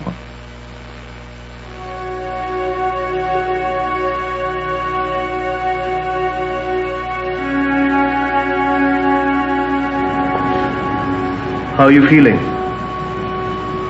Just very tired. Been working hard? Yes, I suppose so. Where am I? What happened? You're in hospital. You collapsed during a lecture. Oh. Where's my wife? She's resting at home. Doctor's orders, she's fine. What's that? The ECG machine. It's not very big. How'd you sleep? Fine. How'd you feel? Really, doctor, what's the purpose of an ECG? That's for the heart, and my problem is my asthma. Well, this time it's not asthma alone. It is your heart. You have what we like to call severe right ventricular strain. Have I had a heart attack or something? Dear Lata, it can be no easy time for you with Pran's illness, and by now maybe his baby too. So I'm sorry to burden you with this request. I hardly ever see the photograph you gave me because it does the postal rounds. Please do send me another photograph of yourself, recently taken. I will not send that one around. Do you mind if I keep your photograph on my table? It may tend to keep me more ambitious.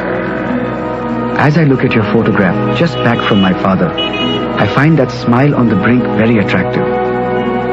You certainly have a poise which makes you very attractive to me. But then you must, I'm sure, be knowing it yourself. Others will have told you all that before me. Sometimes it seems to me that meeting you is too good to be true. I was at a dead end. I knew not what to do and where to look for company. You came into my life like a brightening influence, like someone for whom I have the desire to become better. One of the things I like most about you is your directness. I feel comfortable speaking freely to you. Please also send me the impression of your foot, because I wish to design something for you.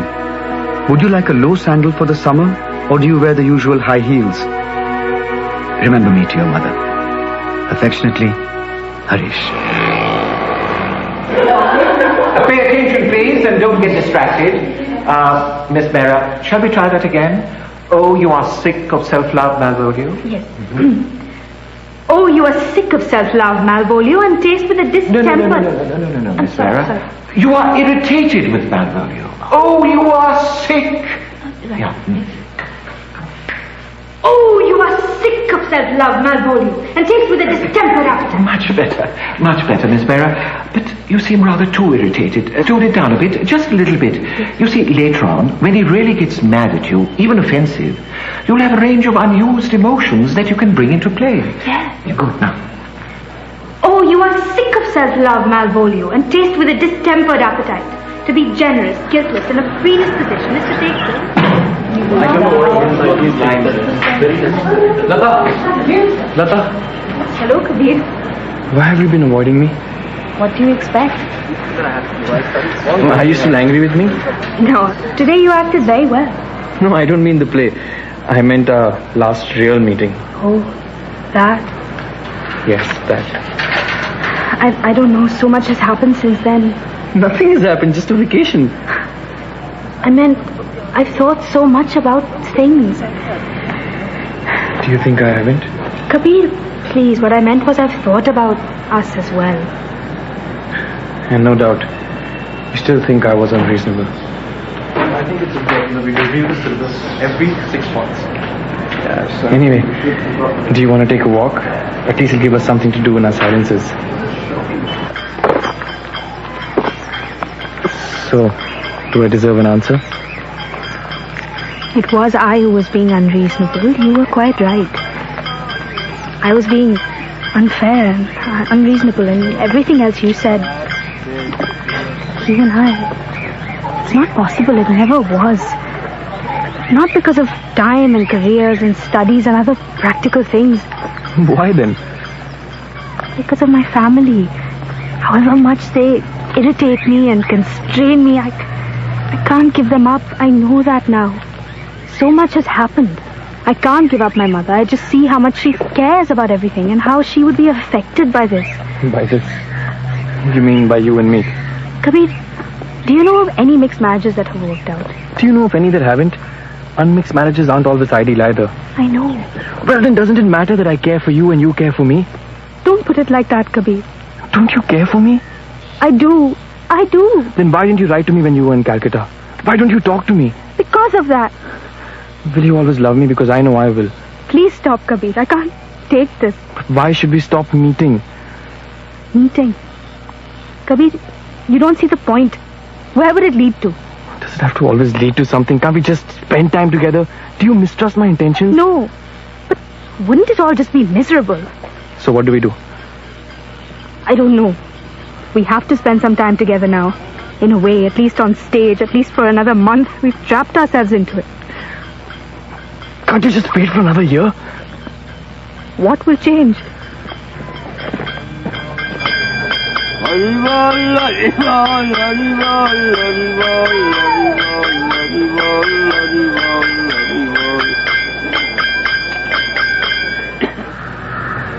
How are you feeling, darling? Just been bitten by a mosquito. Oh, poor darling. Bad mosquitoes. That's the problem with the room on the ground floor. What is? The mosquitoes. We'll close the windows. Too late. They're already in. I'll get them to spray the room with flit. Oh, that spray will knock me out as well. I can't leave the room while they're doing it. That's true. Savita, why don't we ever quarrel? Don't we? No, not really. Well, why should we? I don't know. I feel I'm missing out on something. But look at Arun and Meenakshi. You tell me they're always having tips. Young couples always have tips. Well, we could have tips about the baby's education. That's too long to wait. About his feeding times? Oh, do go back to sleep, Pran. You're being very tiresome.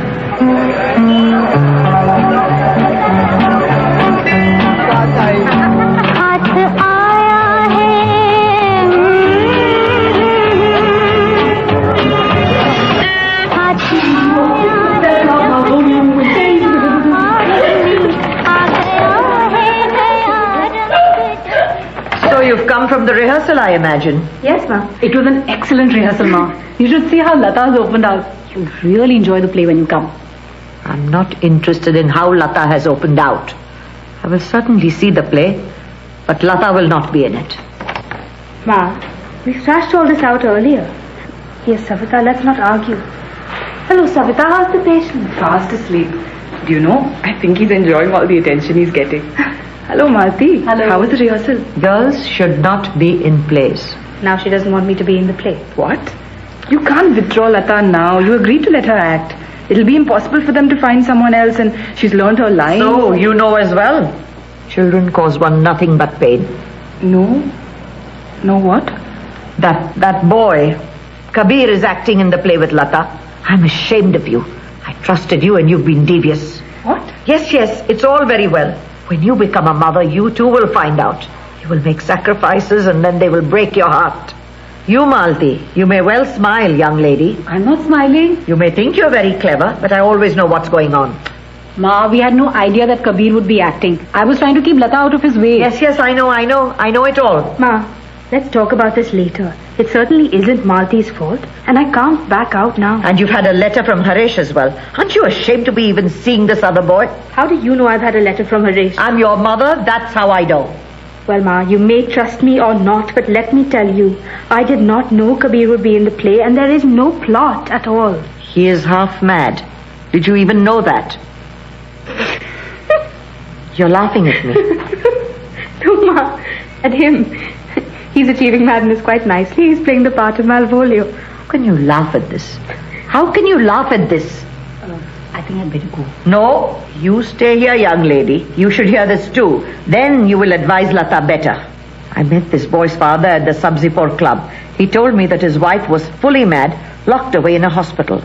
The peculiar way he said it made me think that he was also partly mad. Poor Kabir. Mad. You remember that when you go gallivanting around having a gala time. Muslim and mad. My dear Lata, I feel sorry to burden you at this difficult time with some bad news, but I had to write to you today under the very great stress of circumstances. I now find myself jobless. It happened very suddenly and through no fault of my own. I hope that your mother does not take this too seriously. There are other jobs in the offing, I am sure, and it will not take too long to fix up. It may be that the Praha Shoe Company will have a position for me. I have written to them several times in the past, but as yet have had no reply. I plan to go to Calcutta and present myself to them. Under these circumstances, there are a few things that you shall have to decide.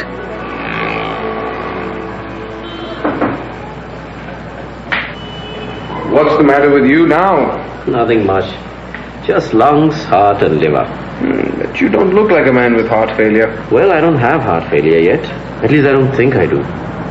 What I have is a severe strain.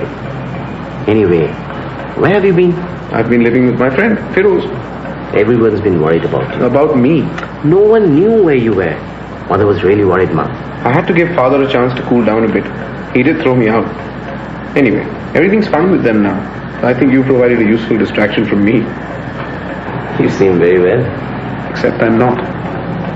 I fall upon the knives of life. I bleed. Thorns. Thorns? Thorns. Oh, well then, that's what I fall upon. At any rate, I'm miserable. Your lungs are in good shape, though. But my heart isn't. Or my liver. Sit down. Are you still seeing that woman? I don't know. You don't know? She threw me out of her house the other day. Do you think that's a good sign? Not on the face of it. I suppose you're right. But I love her dreadfully. I can't live without her. Oh, like oxygen? Yes, I suppose so. Anyway, I'm going to send her a note today. Firoz is going to take it. I'm going to threaten to end it all. End what all? Your life? Yes, probably. Do you think that'll win her back? Well, do you plan to back your threat up with action? No, I don't think so. I don't think so either. Anyway, don't. I'll miss you. And so will Savita. And the baby when he arrives. And so will mother. Possibly father too. And so will your creditors. Dear Haresh, your letter came to me today and I'm replying immediately. You must believe that it doesn't make any difference to me. Affection doesn't depend on things like jobs.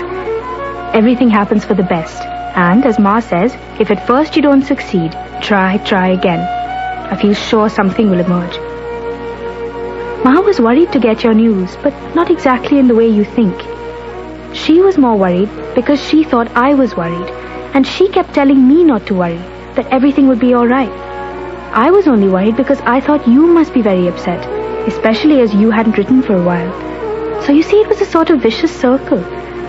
I'm happy you haven't lost any of your optimism and are not bitter. I hate people who wear martyred airs, just as I dislike self-pity. It is the cause of too much unhappiness. You ask if I want you to come to Brahmapur on your way to Calcutta. It would be good to talk to you again. The only problem is that the house is in chaos at the moment, and even if you were to live in a hotel, you'd see us at a very confused time.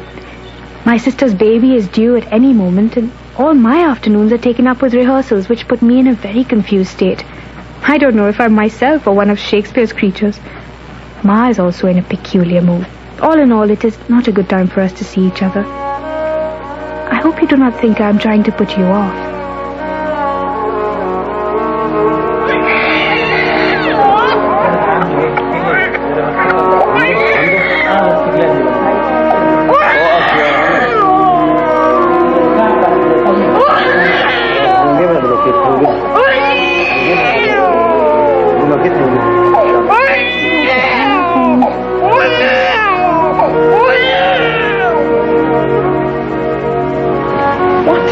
A girl. They're upstairs. Man's there too. Quite happy to be mistaken for the father. A girl? How is Savita? Fine. I've had a word with the obstetrician. He says the birth was a little difficult, but nothing unusual. Well, let me go to see her and the baby. I suppose she can't move. No, she can't. Not for a couple of days. She has a few stitches. And I'm sorry, Pran, you can't move either. Neither movement nor excitement will conduce to your recovery. This is ridiculous. But the baby, unlike the mother, is a transportable item. And she can certainly be brought to you here. It's a good thing you aren't infectious, or even that wouldn't have been possible. Dearest Pran, herewith find enclosed one baby.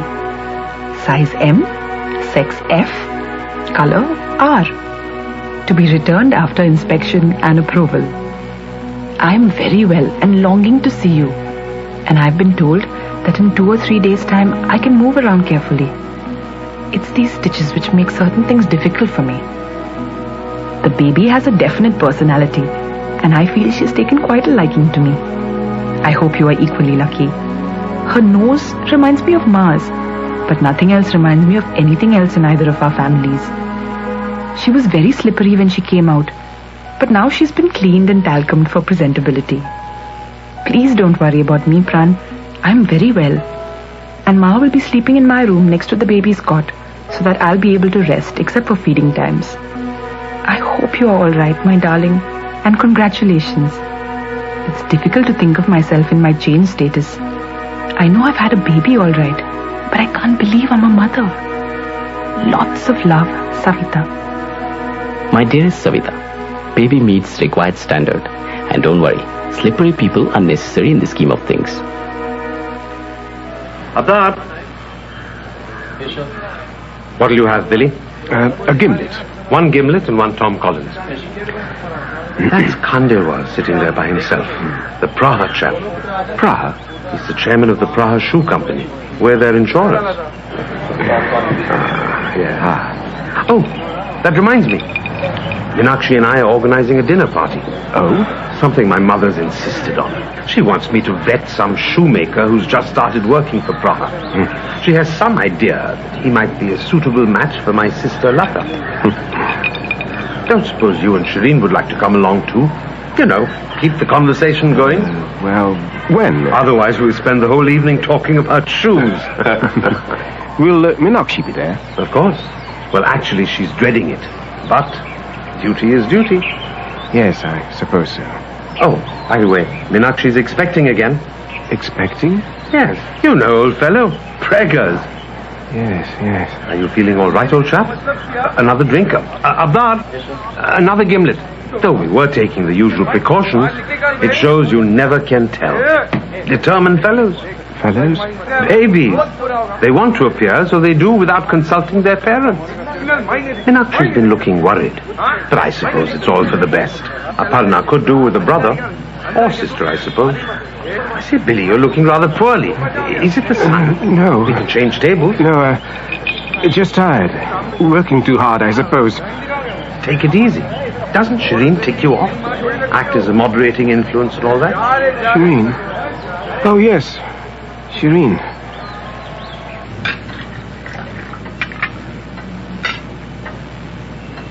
How is Lata? Very well. And your mother? Very well, thank you. This is delicious, Meenakshi, really. Thank you, Shireen. Darling, I think our glasses... Yes. Let me open another bottle. And the baby? The baby? Your new niece. Uma, isn't it? She must be flourishing. More wine, Shireen? Yes, thank you. Don't overdo it, dear. I'm sure Shireen can decide for herself, Billy. Do you have any children? Yes, a girl. What is it you do exactly, Harish? I understand you've been taken on by Prahas in some sort of position. A managerial position, I presume? Well, not a manager's position. I'm in a supervisory position at the moment, though my previous job was in a manager's position. I decided to take this job because it has more of a future. Supervisory? I'm a foreman. Ah, a foreman. Praha usually starts people on the shop floor, not even in supervisory jobs. You're from Delhi originally, aren't you, Harish? Yes, indeed. And then I understand you went to England for your education? Was that to Oxford or to Cambridge? I went to the Middlehampton College of Technology. What plays have you seen recently, Harish? Plays? Well, since you've come from England, I presume you'd have taken the opportunity to visit the theatre? I didn't have much of an occasion to see plays in the Midlands, but I did see a large number of films. Well, I expect you visited Stratford. It's not far from Middlehampton. I did. They're restoring Anne Hathaway's cottage, you know. Oh, I didn't know that. What do you like best about London, Harish? when you do happen to be there? The pubs, of course. No matter where you go, you bump into a pub. Where do you buy toys for your daughter? I'm always telling Billy to buy toys from England. They make such good gifts. People are always being born in India and I don't know what to give them. I always believe that one should go for the tried and tested stores. And really, there still is nothing to compare with Hamley's. Toys from top to bottom. Nothing but toys on every floor. And it's done up beautifully at Christmas. It's on Regent Street, not far from Jaeger's. When were you last in England, Arun? Are you all right? Yes. Some water.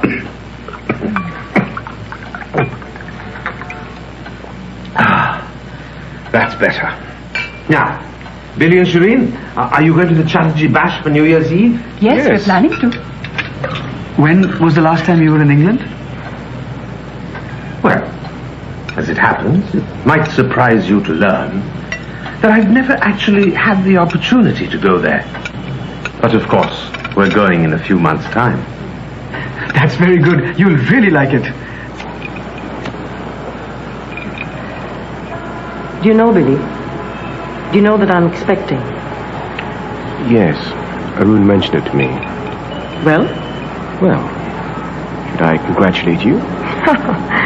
No, I don't think that's a good idea. You might be congratulating yourself in a few months. But we were careful. I've been careful with everyone. Everyone? I mean, with you and with Arun.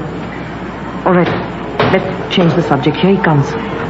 And of course, I understand nothing about these handicaps and so on, but I do like the names, Eagles and Birdies, and they sound so... Still out here? Another whiskey, Billy? Oh, I don't know. I suspect Shireen is getting restless. No, she's deeply engaged in a conversation with Harish about insults. Perhaps I ought to rescue her. Don't. Finish your cigarette first, and Arun will top up your whiskey. Don't be too long, darling. I'll come in a moment. And I hope you're not eyeing up Shireen while my back's turned. See you in a minute. Now, Billy, when should we meet? We can't meet. Not after this. I can't get pregnant twice. It's perfectly safe now. Really, Meenakshi. Don't really Meenakshi me. We are going to continue as before, Billy. Or I won't answer for the consequences. You wouldn't tell him. Wouldn't I? And, well, the baby? I'll have to think of what to do about that. I go mad wondering about it otherwise. Not knowing. That's something I might need a little help with too. So let's say Friday afternoon? Friday afternoon then. That's fixed. It really is lovely to see you again. But you're looking a little under the weather, Billy. Eat a raw egg before you come.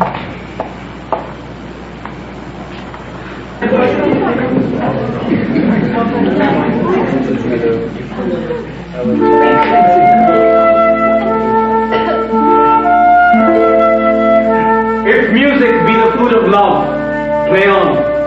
Give me excess of it, and surfeiting the appetite may sicken, and so die. That strain again, it had a dying call.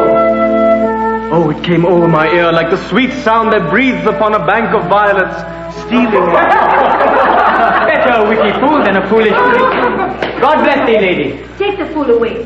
Do not hear, fellows. Take away the lady. Oh, go to, you're a dry fool. I'll no more of you. Besides, you grow dishonest. Yes, Mom. How say you to that, Malvolio? I marvel. Your lady takes delight in such a barren rascal. Hurry, it's that boy, Kabir. I knew it all along. Look at them.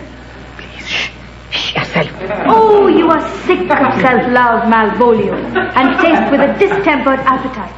To be generous, where is Malvolio? He is sad and civil and suits well for a servant with my fortunes.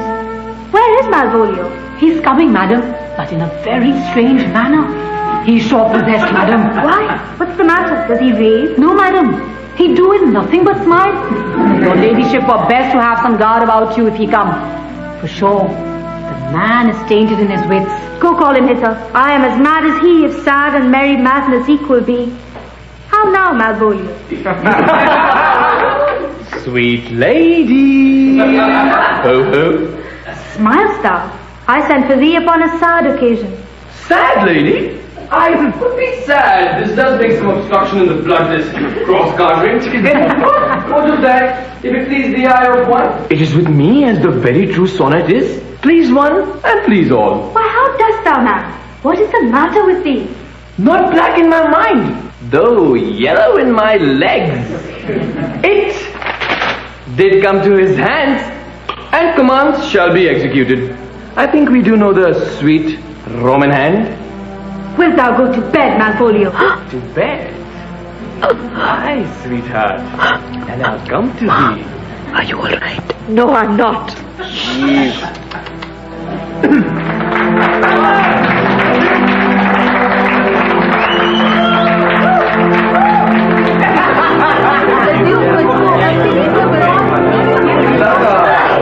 You were wonderful. Thank you, man. And Firoz thought so too. Yes, I did. I never knew you could act so well.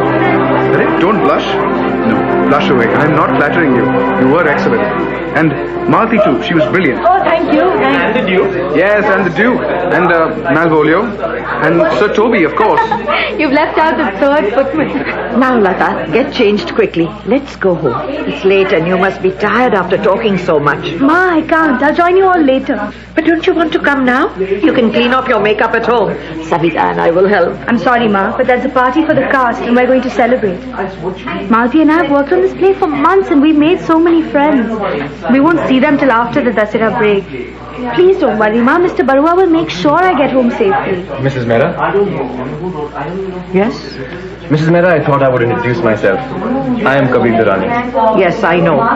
Do you mind if my daughter doesn't attend the cast party? No, Mrs. Mehra, I meant if... I want to attend. This has nothing to do with anyone else. Lata. Yes, Ma. I will wait for you at home. And Lata, don't be late. We are going to Calcutta tomorrow and we have to pack. Yes, Ma. Nobody looks so good in the pink side.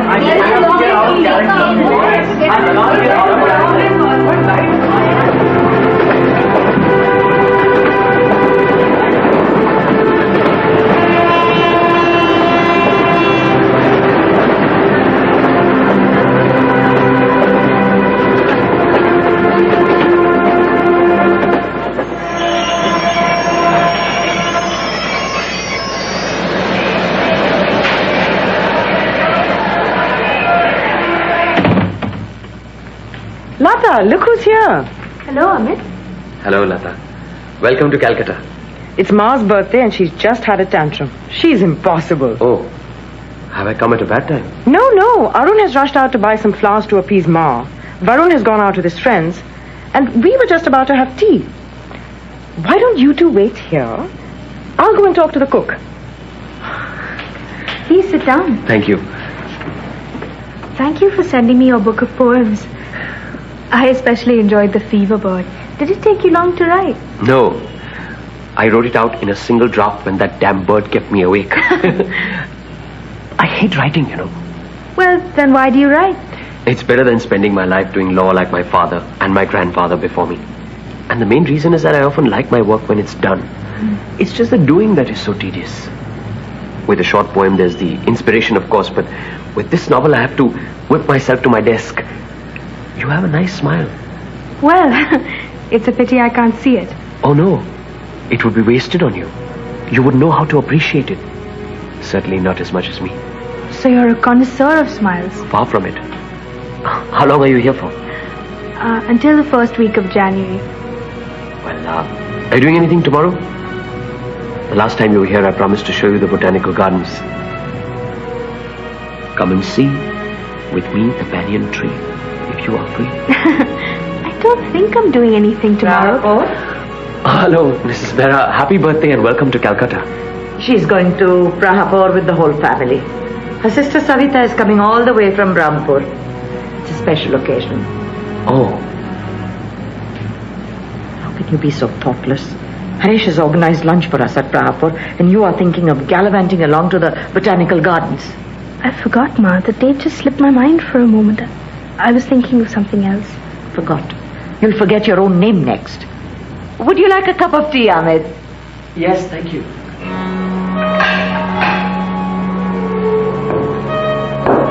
Now, you're sure there will be no problem even if we are as much as half an hour late? No. See, my friends are coming from Calcutta.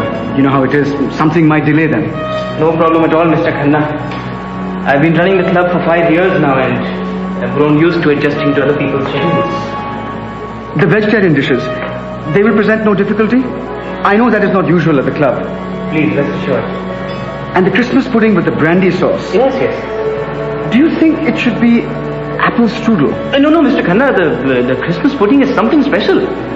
See, Khushwantji, no expenses to be spared. Mr. Khanna, at 18 rupees per head, there's no need to mention such matters. It's a pity the swimming pool has no water at this time of year. Mr. Khanna, can I ask you something? You see, this special party for your friends will consume 2 weeks of your salary in just 2 hours. Must be something very important. Of course, Mr. Khushwant. It is. It is the most important thing in the world.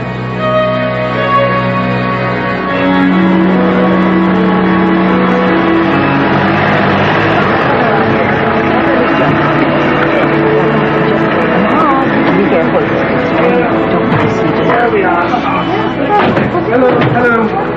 Mrs. Mehra, welcome to Prahapur. Thank you so much for inviting us all. How many times must I tell you, call me Ma? We've been so looking forward to seeing your new place of work. So, how long have you been staying in Calcutta? Just 2 days. Lata's term finished last week.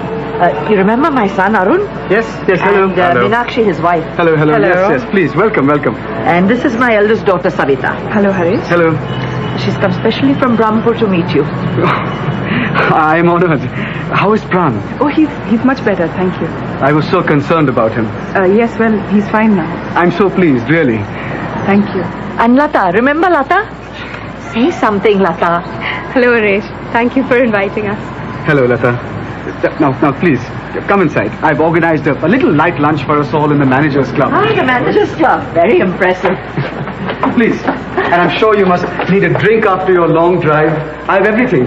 Beer, scotch, white horse, not I'm afraid, black dog, gin, nimbu pani. Please, come. How lovely the flower arrangements are. And this cheesy thing. It's delicious. I did not know what to ask the cook to make for you, Ma. But he thought that this would be a good idea. And he has a treat for the second course. So he says. I am only the second Indian to be permitted to live here in the manager's colony. Oh, really? Why are you allowed in here? Well, I drove a very hard bargain. If they wanted me, I insisted they must let me into the manager's club. That is wonderful. Lata, are you listening to Harish? Yes, ma'am. Yes, and since starting, production has increased to 3,000 pairs. That's triple what it used to be. Really? The well stitching operation was the real bottleneck. This is a wonderful place to live.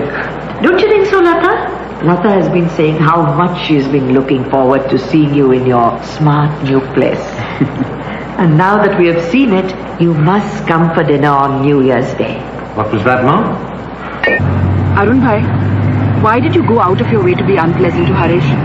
Perhaps you should ask him that question. I don't think he was being particularly nasty to you. Well, he certainly said that Praha was a household word in India, and that the same couldn't be said for Benson Price. It's a fact. I see you are determined to take his side. That's not how I see it. Why couldn't you at least be civil? Don't you have any regard for Ma's feelings or for Lata's? I most certainly do. That is precisely why I think this thing should be nipped in the bud. He's simply the wrong sort of man. A shoemaker in the family. Absurd. I don't see what's wrong with making shoes. We're certainly happy to wear them. I think I have a bit of a headache. Yes, I'm driving as fast as I can, considering I'm being distracted by my passenger. We'll be home soon. Well, Arun Bhai, what do you have against him that you didn't have against Pran? You didn't have much to say about Pran's accent either when you first met him. Pran's all right. He's getting to know the ways of the family. He has always been all right. It's just that the family has adjusted itself to him. Have it your way. Just let me drive in peace. Or would you like me to pull over and continue this argument? Meenakshi has a headache. Arun Bhai, this is not an argument. I'm sorry, Meenakshi. I have to have things out with him before he starts working on Ma. I don't know what you hope to achieve by this discussion. I just don't want you to ruin Lata's chances. She isn't too certain about things herself, you know. And I want her to make up her own mind, not have Big Brother deciding everything for her and laying down the law as usual. Bloody idiot! Do you mind if we continue this conference at home? There are hundreds of people at home. It will be impossible to make you see sense with all the interruptions. Don't you realize, Arun Bhai, that offers of marriage don't come raining down from the sky every day? Why are you determined to thwart this one? There are certainly others who are interested in Lata. Meenakshi's brother, for one. Amit? Do you really mean Amit? Yes, Amit. I do really mean Amit. Well, let Lata decide for herself. Oh, please, let me out at Newmarket. I'll join you later. But your headache, darling. It's all right. I have to buy a few things. I'll come home in a taxi. Are you sure? Yes. Just drop me right here.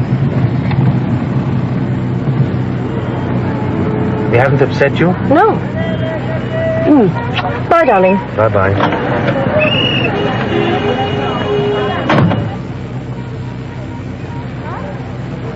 You have quite needlessly upset my wife.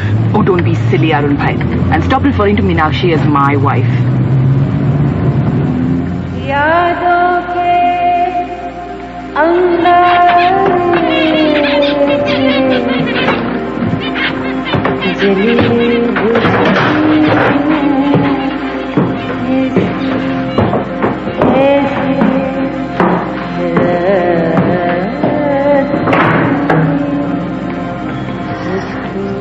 Oh, come back, Sahib. Come. Sit down. You look startled.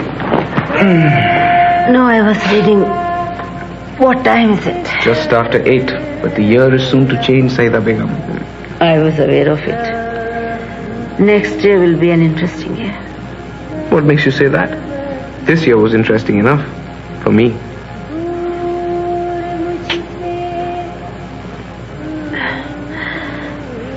Something the matter?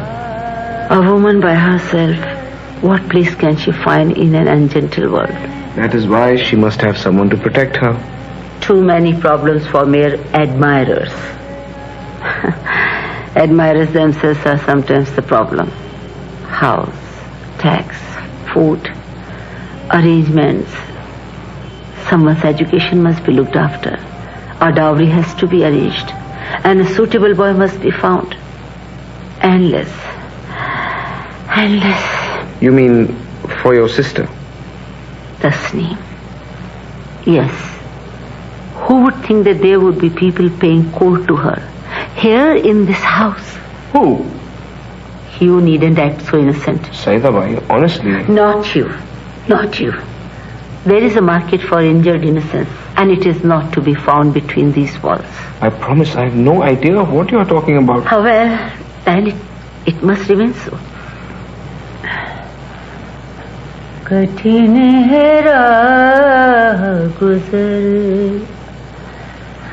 बड़ा कठिन है सफर कठिन है राह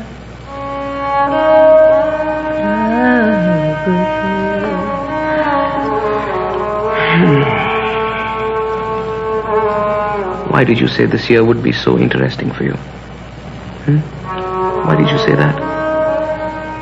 Oh, that. 52 is the number of a pack of cards. Things are complete. Fate is bound to have shuffled and dealt things in a comprehensive way this year. So far I have lifted the edge of only 2 cards that have fallen to me.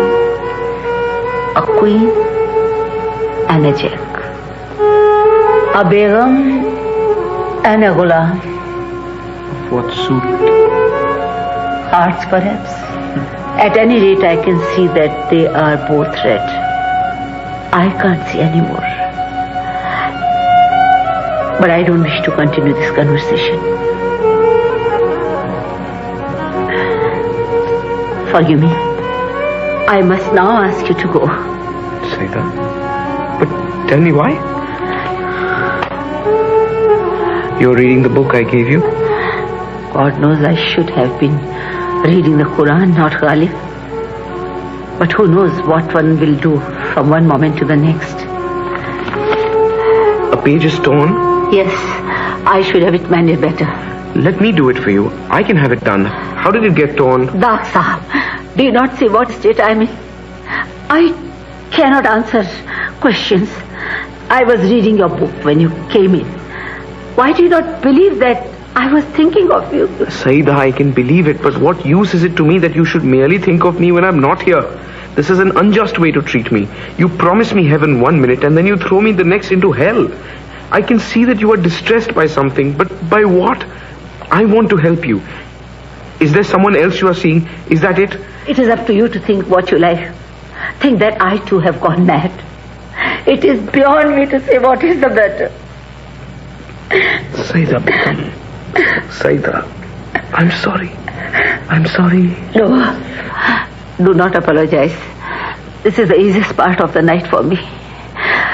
I tried what is to come. Is it the Raja of Mar? Is he coming? The Raja of Mar? Yes, perhaps. Please leave me. Here, have some mango. There is a knife there. This will nourish you better than what comes of it. Every night I have thought of you. Every morning I have lingered for a few minutes in bed imagining that we were together. And now you grant me just 5 minutes of your time? Mahan, please leave. I will not till you tell me who's coming. I cannot tell you. You will not tell me? No, I cannot. Please believe me when I say I cannot. I cannot.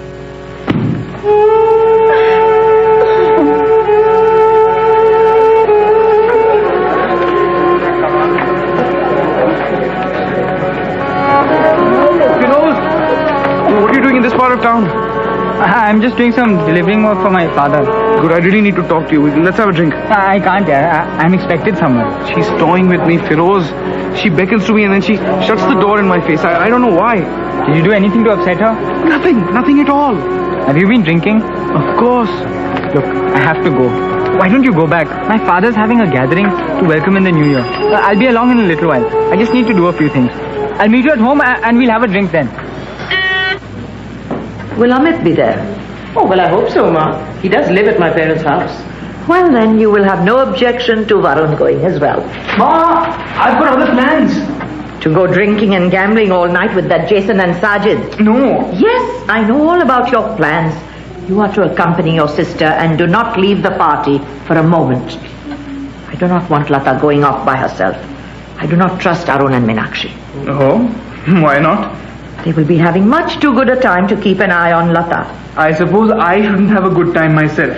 No, not if your sister's future is at stake. What would your father say? Lata, put off the light. Electricity does not grow on trees. And Meenakshi, all this gallivanting about, all this frivolity is a disgrace in a city as poor as Calcutta, especially when you're expecting. All the rest is drab and driven. You're a very irresponsible girl, Meenakshi, I can tell you that. How dare you sing to me like that? Oh, Happy New Year. For later, Ma.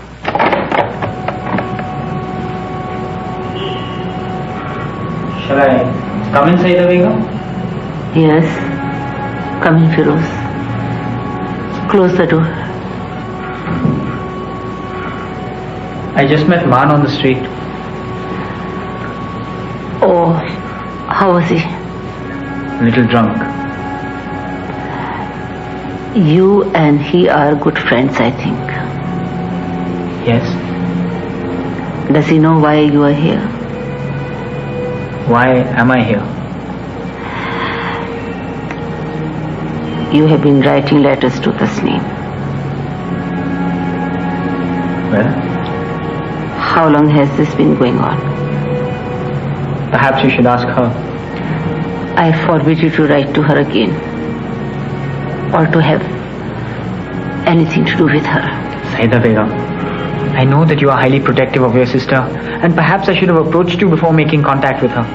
But I am in love with her, and the last thing on my mind is to dishonor her in any way. Tasneem is not my sister. She is yours.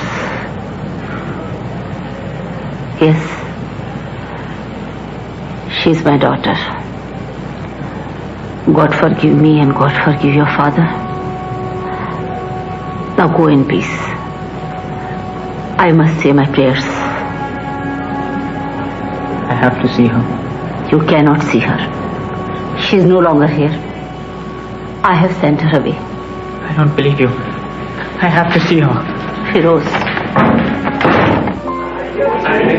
Many people do. I mean, I don't think... Billy, I can't make it on Thursday. The shady ladies just want to say they're having a special meeting. Oh, I'm so sorry. So it will have to be Wednesday. I can't. Why did you get me away from my friends? She will begin to suspect me. She will not. But it's good your back's turned to her at the moment. If she saw you looking so angry, she certainly would. And indignation doesn't suit you. In fact, nothing suits you. Only your birthday suit. Don't blush, Billy, or I shall be forced to kiss you passionately an hour before your New Year kiss is due. Wednesday, then.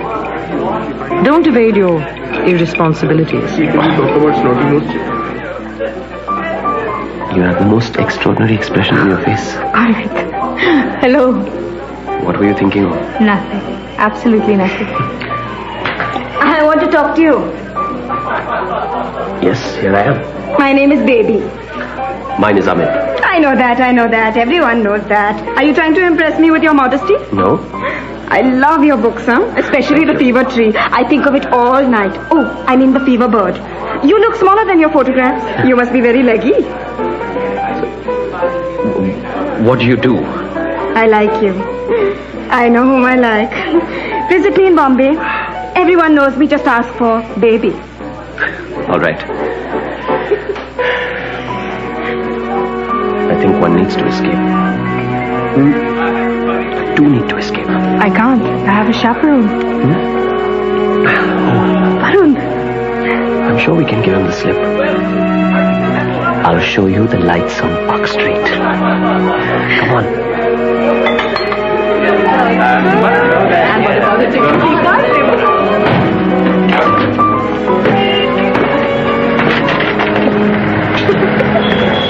Taxi?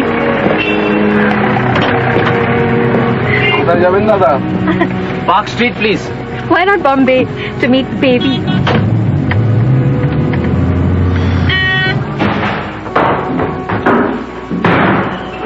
Get up! How dare you? Who let you in? Take your shoes off in my room. Where is he? Who? The parakeet? His cage is covered up, as you can see. You know who I mean? I saw him come in. How dare you? How dare you go in my bedroom? Get out! How dare you think? Never come here again. Get out before I call Bibu. Where is Firoz? He hasn't been here. What is this then? It's his walking stick. He has gone. Why did he come? To meet your sister? Is it your sister he's in love with? Why are you laughing? Stop it! Stop it! Tell me he came to see your sister. No. He came to see you about your sister. My sister. My sister. It is not my sister he is in love with. It is not my sister he is in love with you. Betray me. Tell me where he is. He's still here. Where is he? Doctor. Where is he? Doctor. Where is he? Man! Look here, man. Man, what's the matter? Man, let's talk this over. Man, is it...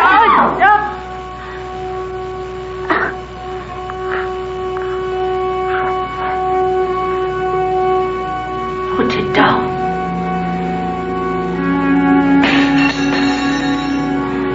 Leave at once. Why? Go. You're bleeding.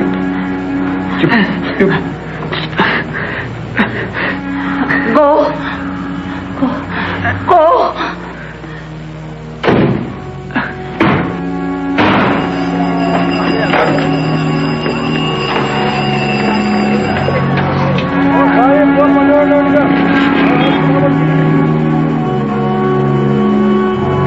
Do you think we're a very typical family, Amit? I would say you are an atypically typical family. Not typically atypical. Perhaps that too.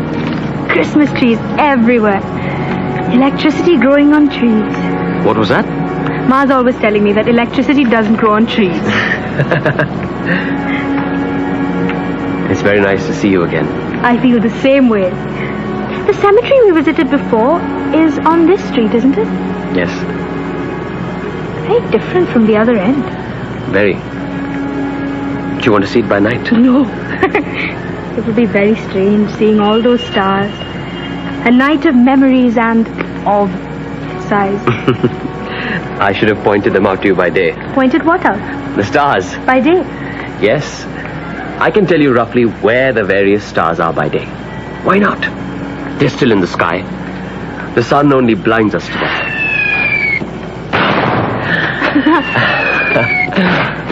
Happy New Year. Happy New Year.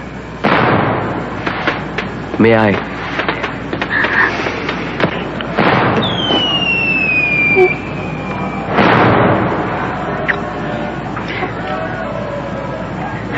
Amit, you didn't plan this, did you? Of course not. Do you want me to deliver you back to Varun? Or should we take a walk by the Victoria Memorial? Neither. I'm feeling tired. I'd like to go to sleep. 1952, how new it seems, as if each digit were polished.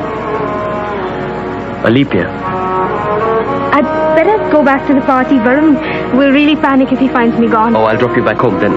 I'll go back to the party and tell Varun myself. How's that? All right. Thank you, Amit. I hope you aren't annoyed with me. New Year's license. I couldn't help it. So long as you don't claim poetic license the next time.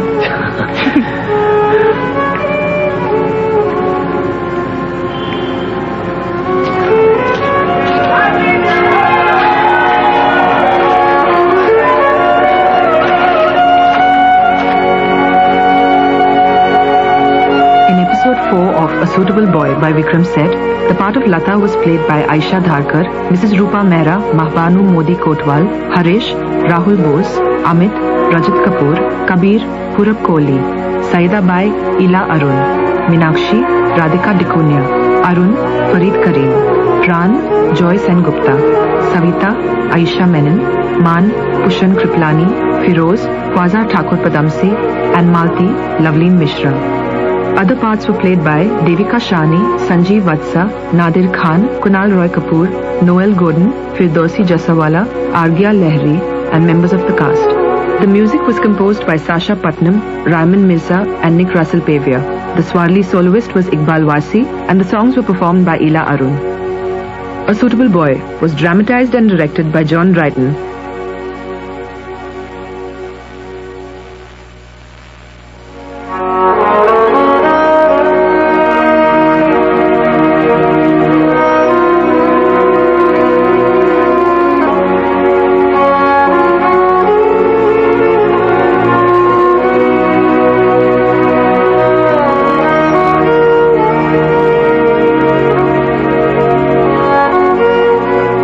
Just a reminder to join us again next week at the same time for the conclusion of A Suitable Boy. For Sunday Showcase, I'm executive producer Damiano Pietropaolo. Good night. Good evening and welcome to Sunday Showcase. I am Damiano Pietropaolo. Tonight, we bring you the conclusion of Vikram Seth's novel, A Suitable Boy. Dramatized and directed by John Dryden, this radio production was recorded entirely on location in India. Here now is the conclusion of A Suitable Boy.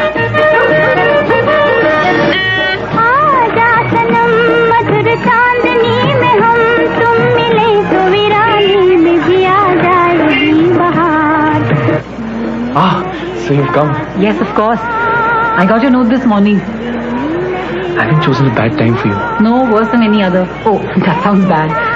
What I meant was that life is so hectic, I don't know why I simply don't collapse.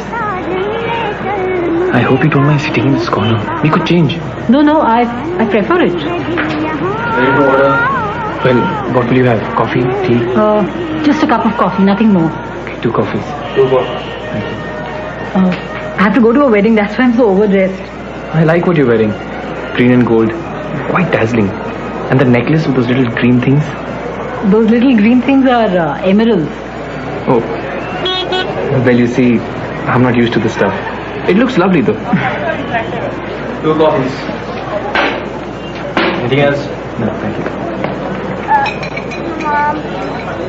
Did you know that there's more snow and ice in India than anywhere else in the world, other than the poles?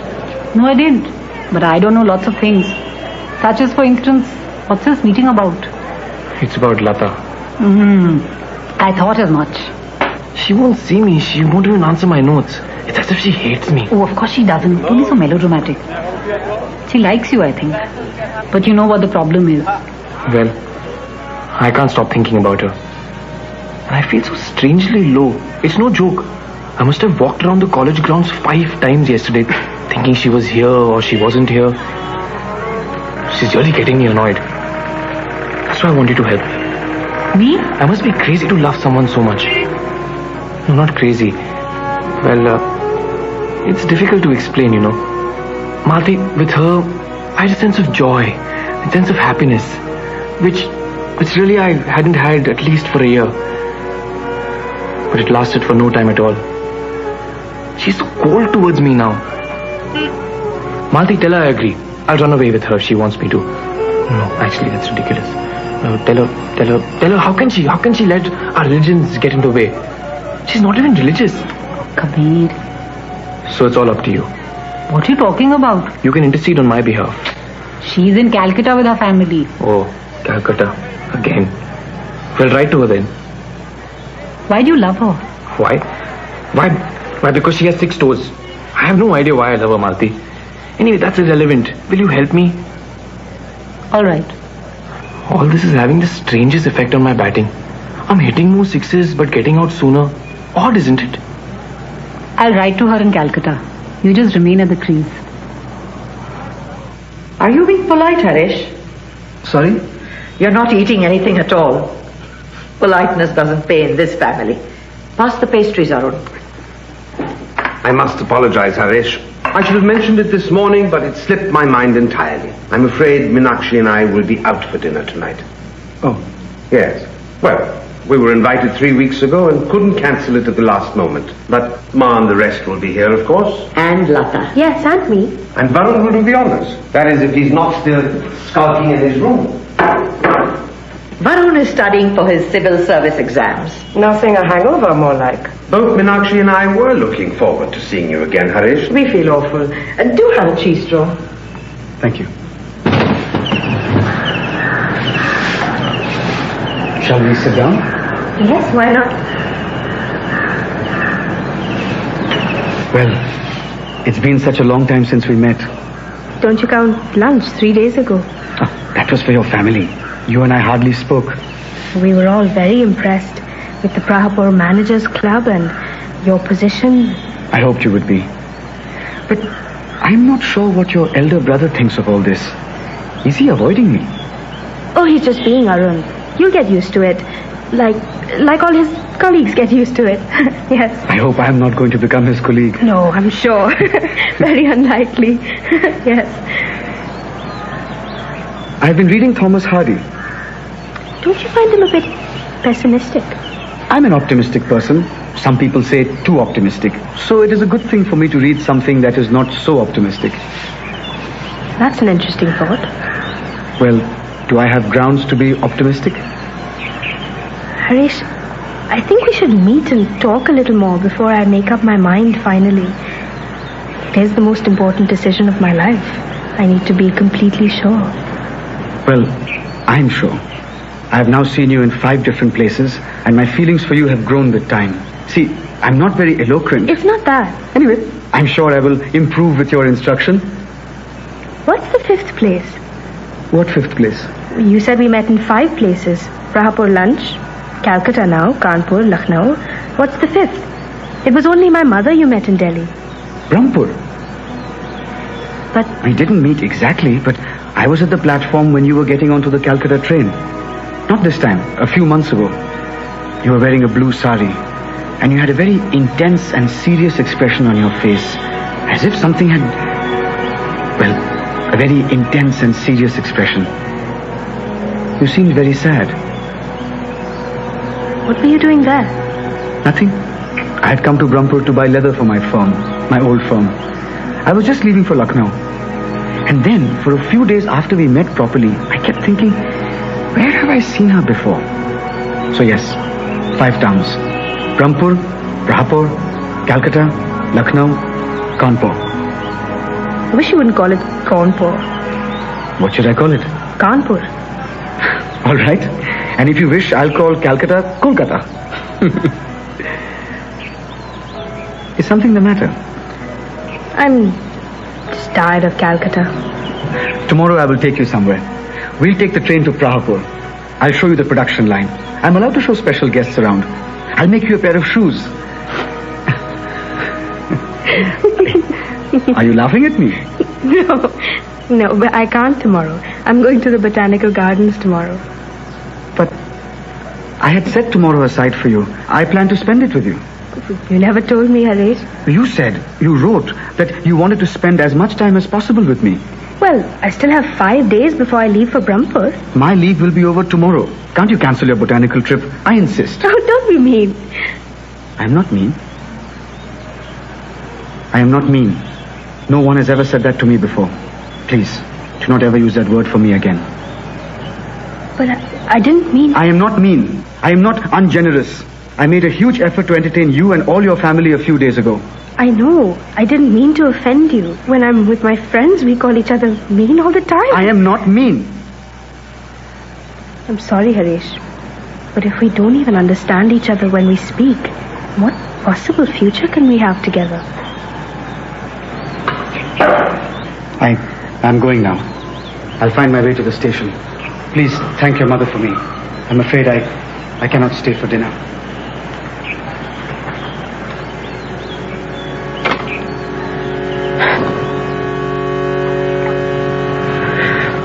It's cold. You'd better hold on to me for warmth. Are you going to recite a ghazal by Mast for me? Sorry, you married the wrong brother. No. I don't think I could handle Man. He may be romantic, but he's so Reckless, unpredictable. exciting. He's too exciting for me. And I'm happy with my wonderful, hardworking, reliably caring Pran. Aren't they exciting too? Yes, you are. In a lovely way. Especially when you play April Fools. Have you heard from Man recently? Not since he came to visit me in hospital. What is that thing there? With the walls and chimney beyond the Barsat Mahal? Perhaps the tannery or the shoe factory? But everything looks different from this side. Especially at night. What's the latest on that front? Lata and Harish? Yes. I don't know. When I was in Calcutta, Lata was being very secretive. Arun is dead set against him.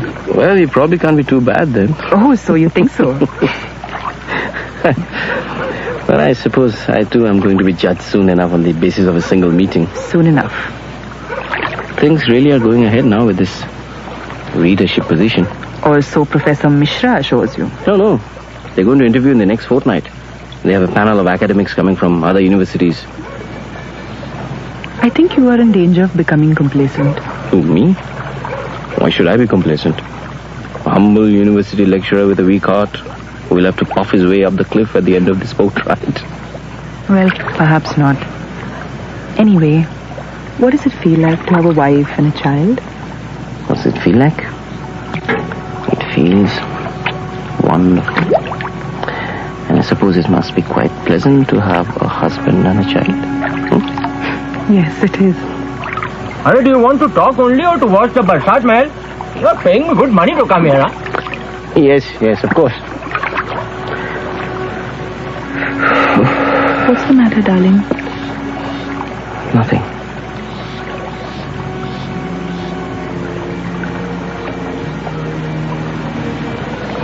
What's the matter, darling? What have I said? Nothing. I'm so happy. I'm just happy.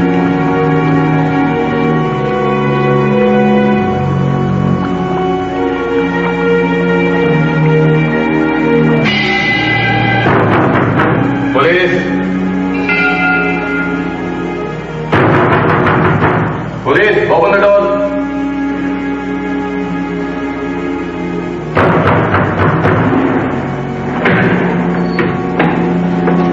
Yes? We have questions to ask you about a murder.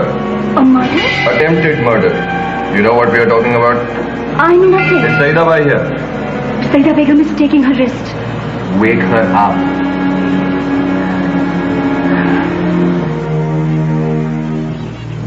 Yes, there was a fight Where did it take place? in this room. Why is there no blood here? What was the weapon? Answer these questions, please. It was a fruit knife. Where is it? She took it with her. Who did? The attacker or the victim? I don't know. What is all this about Man Kapoor? Man Kapoor? The victim keeps repeating his name. I don't know. Was Man Kapoor here last night? Please, Sub-Inspector Sahib. Saida Begum can hardly speak. She has been singing so much and the weather has been so bad these few days. Is it Man Kapoor, son of Mahesh Kapoor, Minister of Revenue? Please, Inspector, you are distressing her. And what is all this about a sister? What is all this about a sister? The victim keeps crying, Tasneem, Tasneem. She is not my sister. Who is she? Haven't you had enough? Haven't you had enough of torturing Saida Begum? She's my daughter. My daughter. She's my daughter. बचपन के दिन भुला न देना.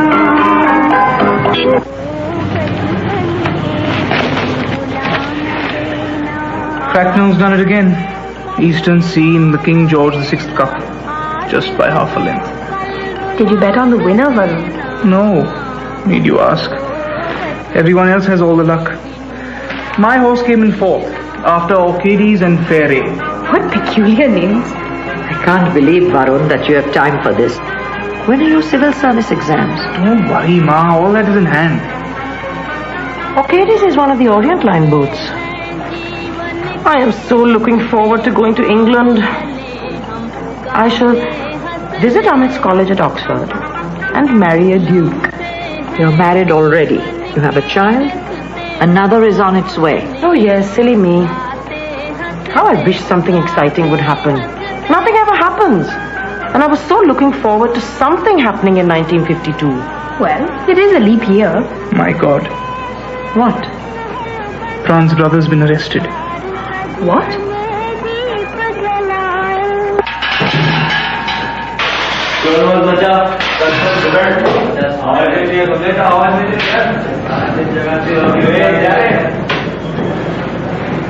How's Firoz?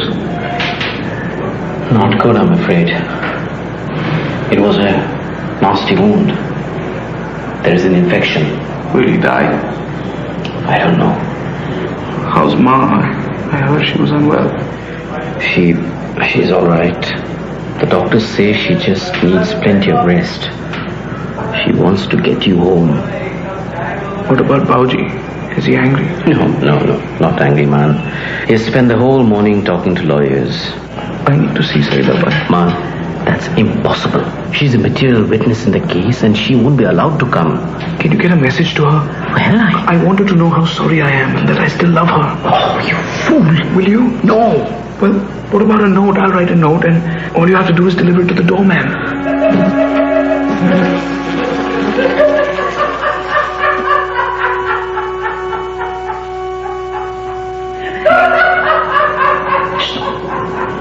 Hey. Are you the minister's son? Man Kapoor? I've heard about you. So, how do you like it here? If he dies, you will be hanged, you know. Especially as he's a Muslim. Hindu minister's son murders Muslim Nawab Sada. It's probably caused a riot already. Maybe led to more deaths.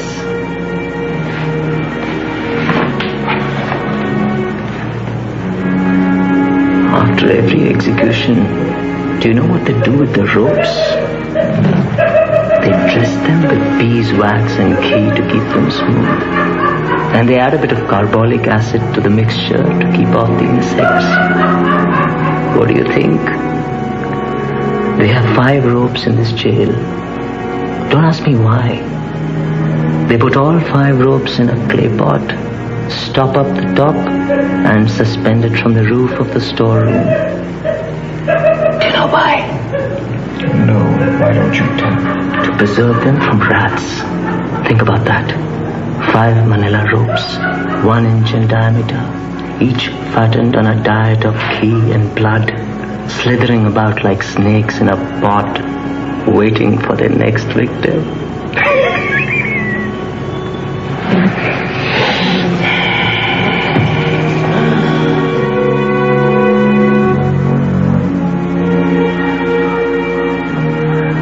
Can't you talk to someone? What? Can't you have a word with the superintendent of police? What good would it do? All the good in the world if it saves our son. You are the Minister of Revenue. The law must take its course. I spent the best part of my life fighting for equality. And I'm not about to start pulling favors just because I happen to be a minister. But we're talking about man. Do you have any idea what is happening in this country? We are about to embark on the largest election ever held anywhere on earth. The Congress Party, the party of Gandhiji, is threatening to split down the middle. People are defecting left and right. Everyone who is decent is leaving. They are accusing us, rightly enough, of corruption, nepotism, and jobbery. And you ask me why I don't have a quiet word with the superintendent of police? I'm thinking of planting a yellow jasmine here on the front wall. What do you think? It will look beautiful in the autumn. Do whatever you want. Do I ask you for your opinion on my files?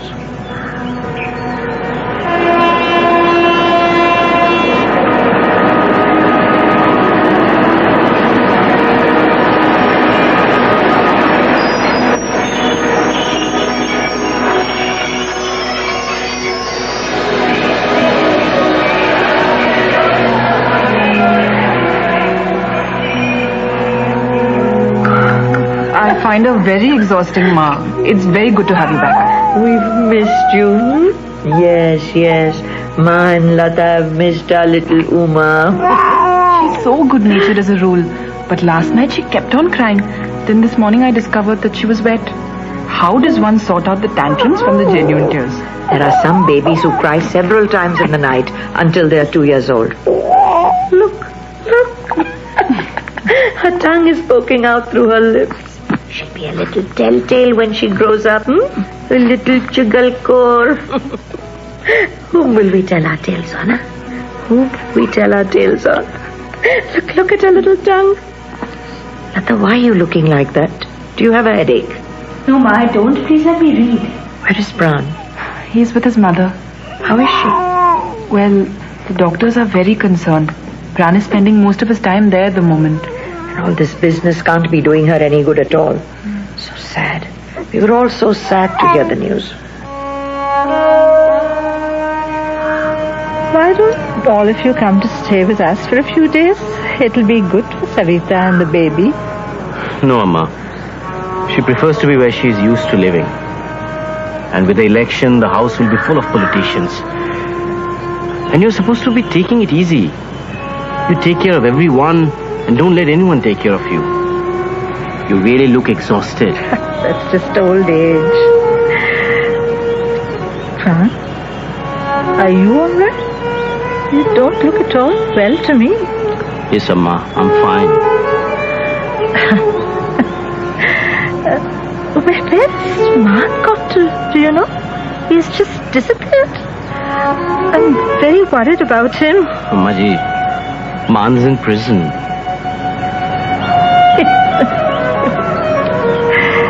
I need to lie down for a while. I just lie down here for a while. Amma ji, are you feeling tired? Why don't you go to bed? Can I get you something? Tea.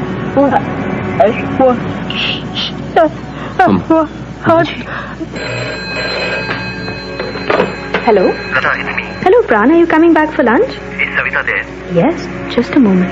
Savita, it's Pran. Darling, what is it? This is a serious condition, you see. I'm worried that our 7th, 10th and 12th nerves are affected. Yes, but what does all this mean? Well, you see, these nerves are connected to the main area of the brain. I'm worried that the patient's ability to swallow might fail. There could be a second stroke. That would be the end. I suggest that the patient should be removed to the hospital immediately. I see.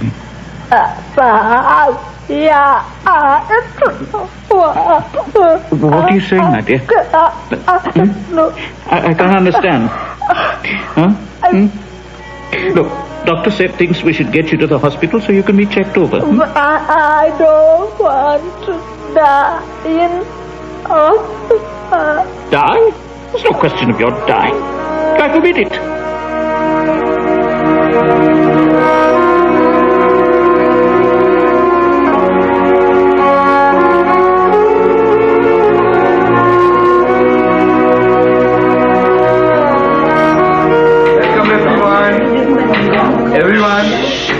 Everyone, excuse me. Yes, thank you. Welcome to the 1701st Brahmapur Poetry Society meeting.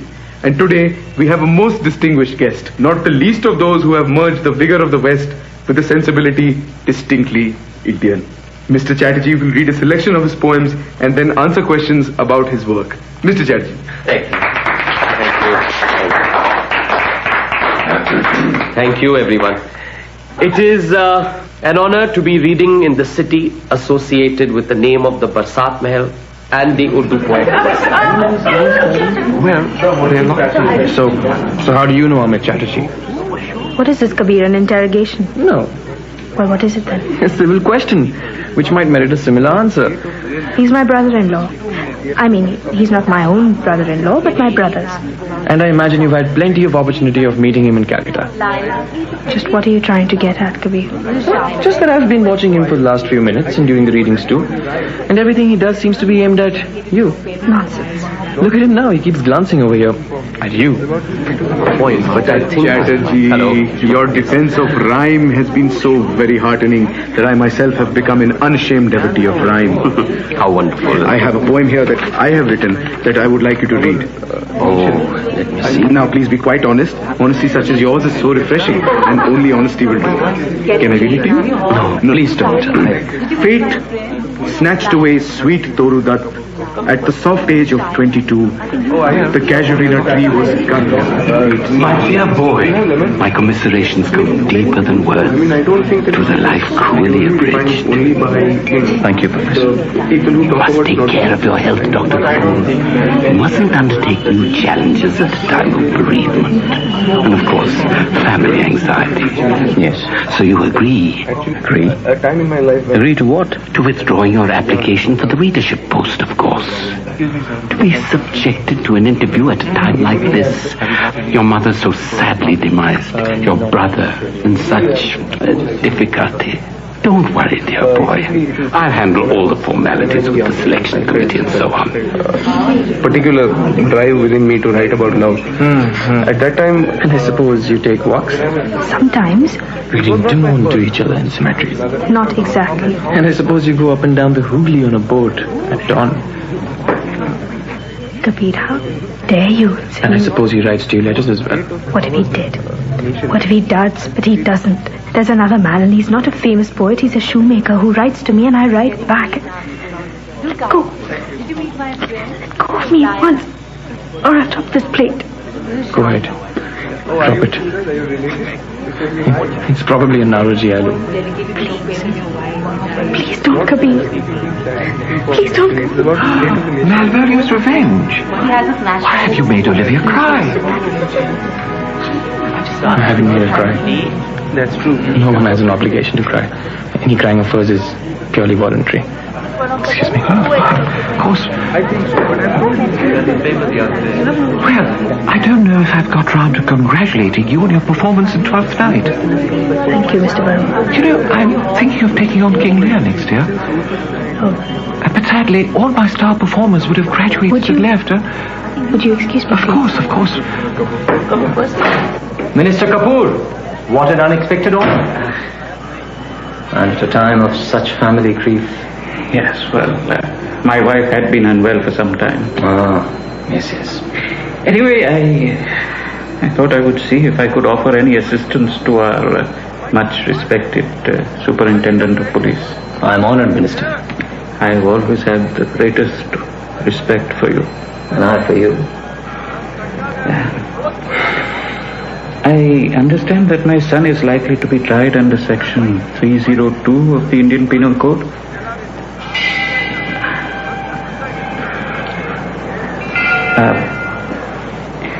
I am concerned about the effect such a high-profile trial will have on the populace.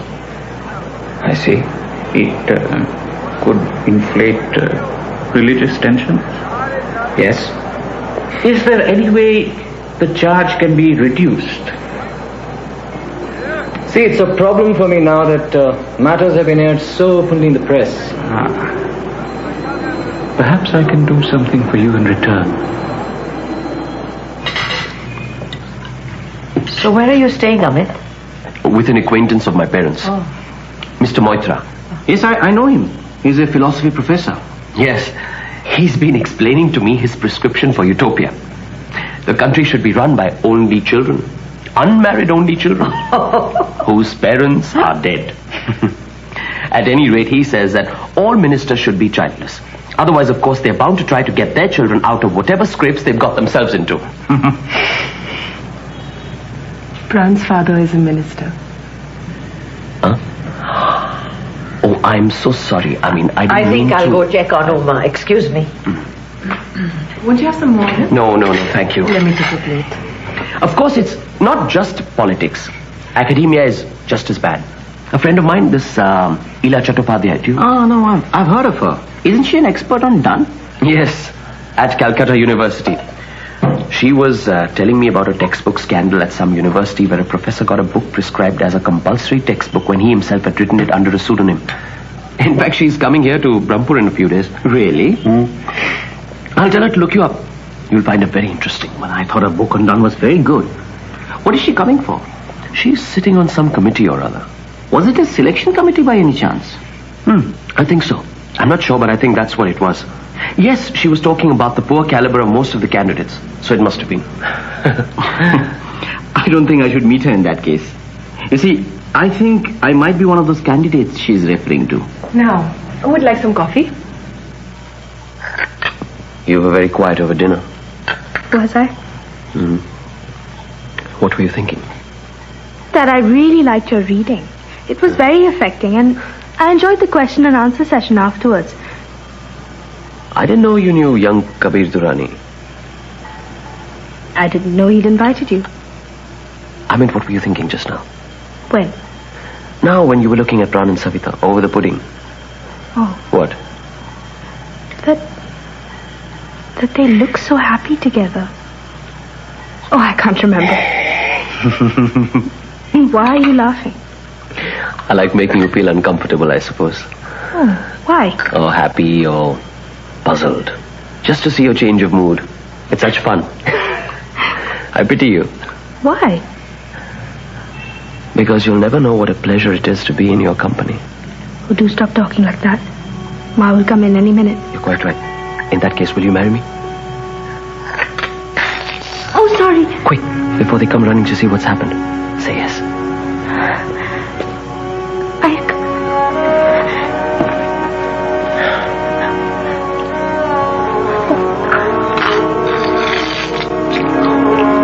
Was it a family heirloom?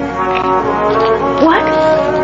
I'm sorry, I suppose I'll have to wait. I was hoping that by springing it on you like that, I'd surprise you into agreeing.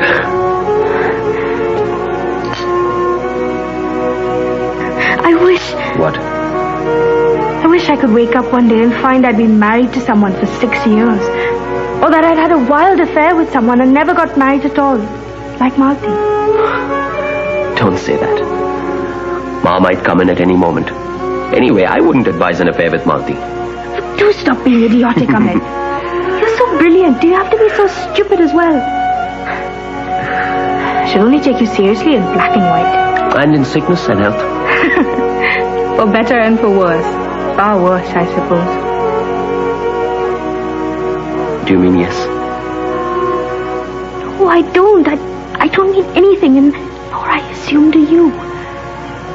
But why are we kneeling here like Japanese dolls facing each other? Get up. Get up. Here comes Ma, just as you said. Well, the baby's sleeping very soundly, very sweetly. What happened? Sorry, Ma, it just slipped out of my hands. Don't worry, I'll clear it up. Where are Pran and Savita? They're sitting outside. I see. Are you catching the morning train to Calcutta, Ahmed? Yes, Mrs. Mehra, yes. I think I am.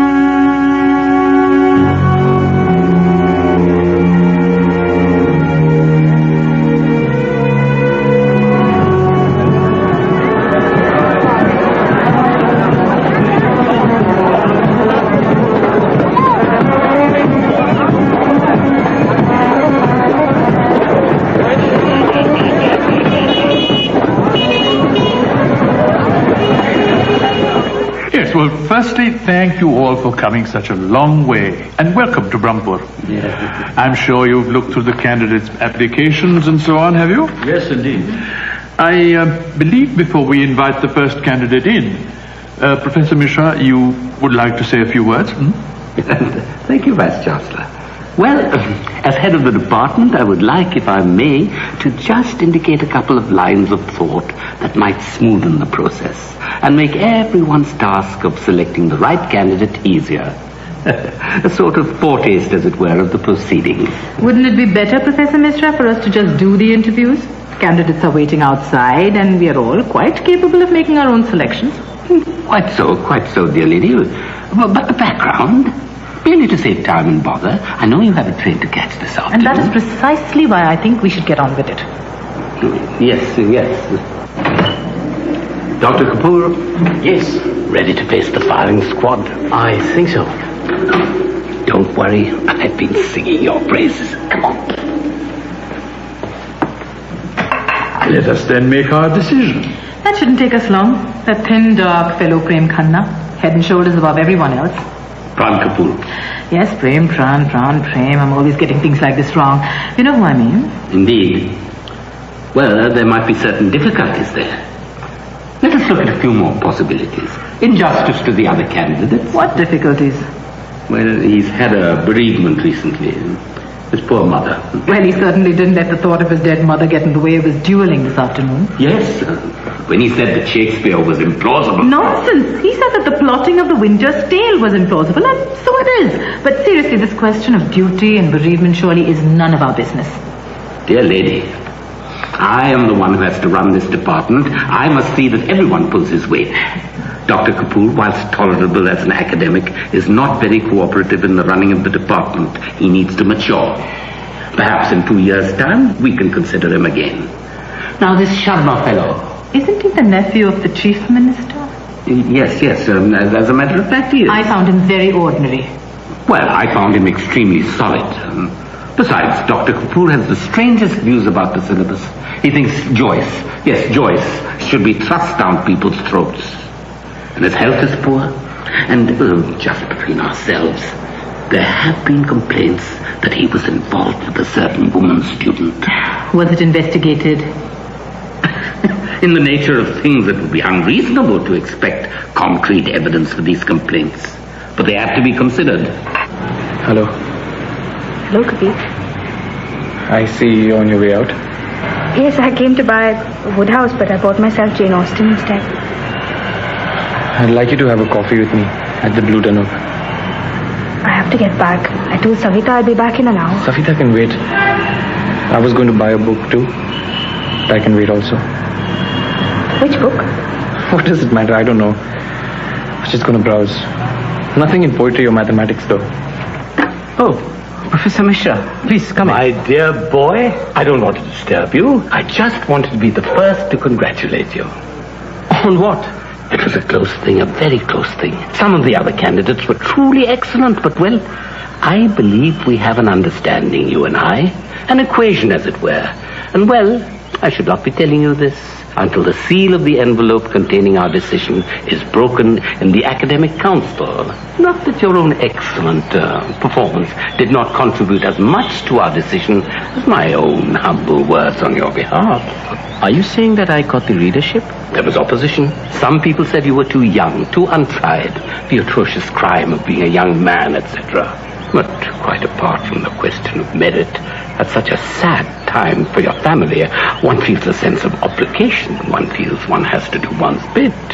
Was it not the great Wordsworth who talked about those little, nameless, unremembered acts of kindness and of love? I believe it was. Oh, and pass my congratulations on to your father, the minister. But I've always thought of him as a man of outstanding talent and integrity. You haven't heard? Heard what? He lost. He is no longer a minister. What? Were you serious? About what? You were writing to someone. Yes. Who is he? His name is Haresh Khanna. What does he do? He makes shoes. How serious is it? Ma wants me to marry him. Aren't you going to say something? Do you hate me? Do you care whom I marry? Don't be stupid. And please stop those tears. They won't improve your coffee or my appetite.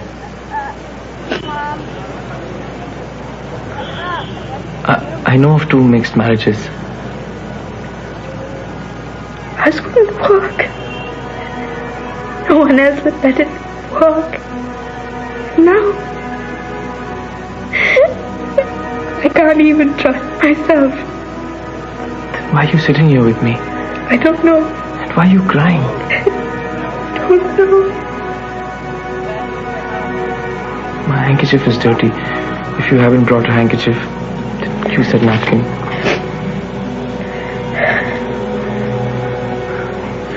Come on, eat your cake.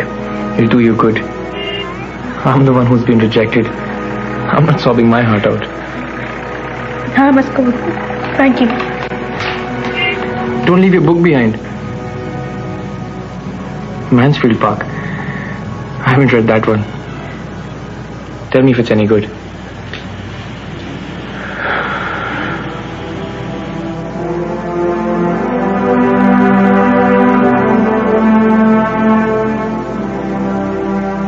My dearest Lata, I hope everything is well with you and with the family. I have been so busy with work these last few weeks that I have come home exhausted and not been in that state of mind in which you deserve to hear from me.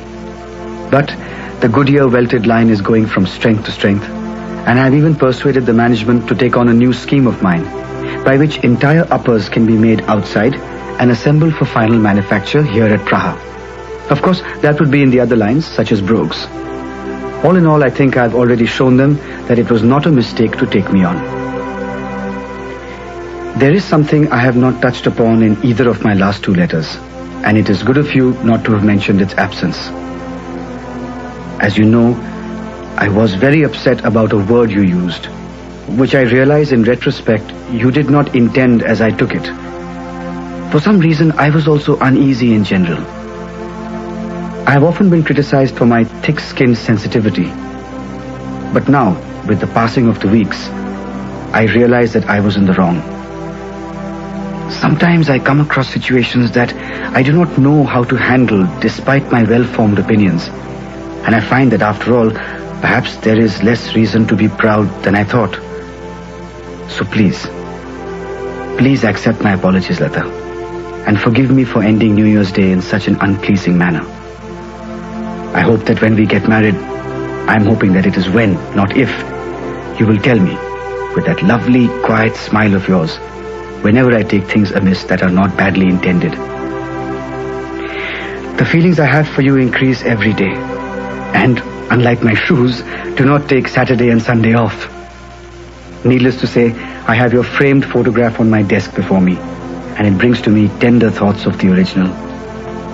You will be glad to know that I have given up chewing pan and taking snuff. I have been warned that your family does not think it attractive. And whatever I think about it, I have decided to be accommodating in this respect. I hope you are impressed by all these efforts of mine to Mehra-ize myself. I have talked to Arun and Meenakshi a few times on the phone.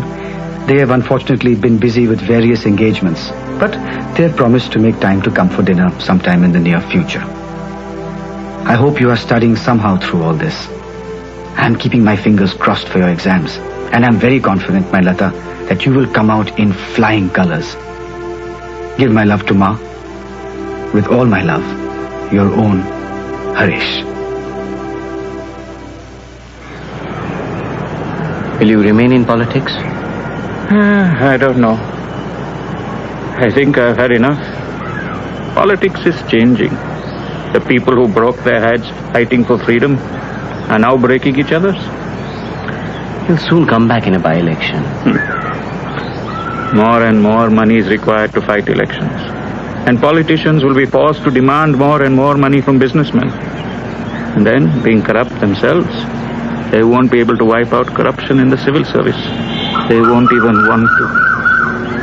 Sooner or later, the appointments of judges, election commissioners, the top civil servants and policemen will be decided by these same corrupt men. And all our institutions will give way. Not if you hold on to your principles. Principles? The principles of Gandhiji. He would have been 82 today. And a miserable man. He was ignored when he was alive, thrust to the sidelines at the end of his life. So what is going to make politicians take notice of him now?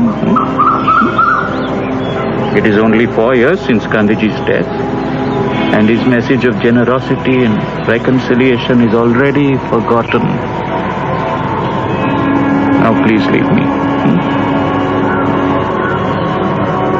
I'm tired.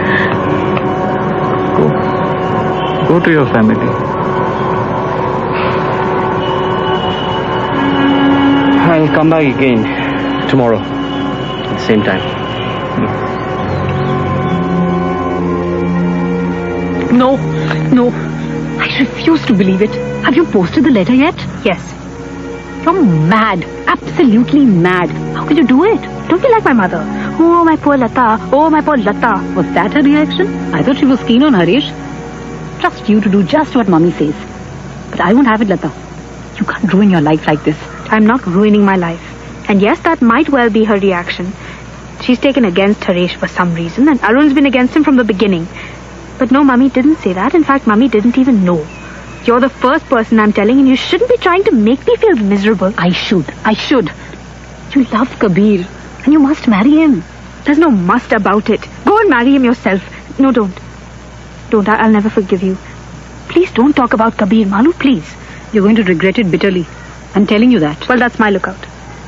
Why didn't you ask me before you decided? Have you forgotten? You were the first person to tell me to give him up. You told me to forget Kabir. I changed my mind. I was wrong. Terribly wrong. Look at the danger caused to the world by that sort of attitude. Why do you think I'm giving him up? Because he's a Muslim. It's not that. It's not just that. There isn't any single reason. Mati, I can't describe it. My feelings with him are so confused. I'm not myself when I'm with him. I ask myself, who is this jealous, obsessed woman who can't get a man out of her head? Why should I make myself suffer like this? I know it'll always be like this if I'm with him. Lata, don't be blind. It shows how passionately you love him. I don't want to. I don't want to. If that's what passion means, I don't want it. Look at what passion has done to the family. I hate passion. Passionately and forever.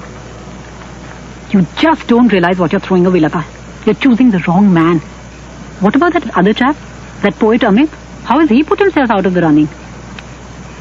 We're too alike. His moods veer and oscillate as wildly as mine. Can you imagine the life of our poor children? And if his mind's on a book, I don't know if he'll have any time for me. Sensitive people are usually very insensitive. I should know. Anyway, you seem to be happy with anyone but Harish. Because I see nothing at all in common between you two. And it's completely obvious. You don't love him. Have you thought this thing through, Lata, or are you just making up your mind in some sort of a trance? Think. Do you like the idea of sharing your possessions with this man? Of making love with him? Does he attract you? Can you cope with the things that irritate you about him? Do you think I haven't thought about any of this? So you're at ease. You're at ease with yourself.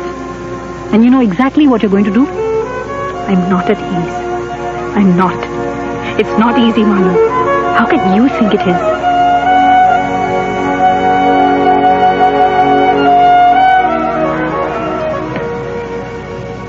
I heard you had been released. Did you not receive my notes? Yes. But you didn't come. I was ill. I was desperate to see you. I was going mad. You look so thin. You look so thin. What have they done to you? What have they done to you? What is it? Have you changed so much? Have I changed? You aren't well. No. No, I'm not. I'm to blame for everything that has happened. You don't love me. Don't tell me. You do. I can see. Love? What's love? Nag Sahab, something has changed. Something has changed. What has happened to you?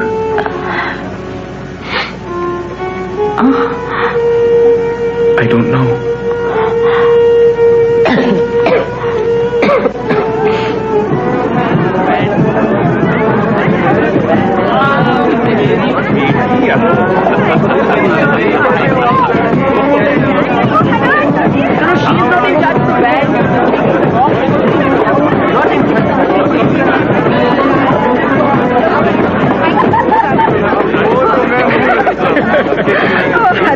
I don't know who I am. Really? Oh, I don't know if I'm part of the groom's party or the bride. Yes, it is a problem. A serious problem. The first problem of our married life. So it's you we are to blame for bringing these two rascals together. Yes. I introduced Harish to Mrs. Mehra when she came to stay in Delhi. Ah, well, I too must take some of the blame. Harish and Lata's first meeting was at my house in Lucknow. Lata, my dear.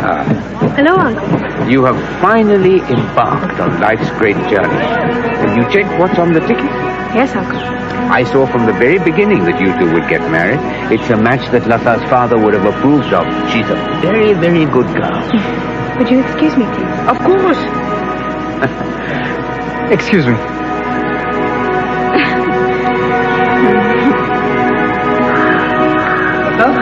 Lata? What's the matter? Nothing. Absolutely nothing.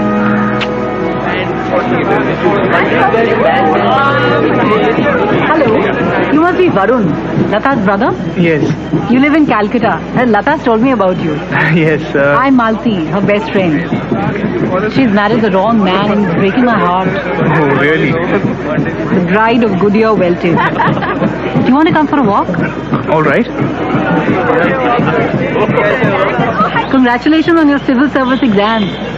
I hear you got through with flying colors. Well, I think they must be totally mad. Why? Selecting me. Where will you be working? Well, at first in Delhi, where they train all the new recruits. And, What are you doing here? we were just, There are guests to entertain. Hello, Ma. Many congratulations. What a lovely wedding. Yes. These gulab jamuns are delicious. You must try one. Malti, you look a little under the weather. Too much gallivanting about with those medical students. Go and sit on that bench over there at once. It's much cooler. Now I must have a word with Varun, who is not doing his duties as a host. Come, Varun. You too will marry a girl I choose. But Ma... A suitable girl, that is what I want for you.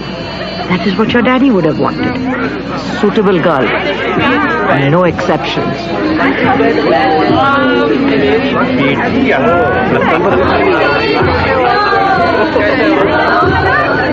She's not in charge of the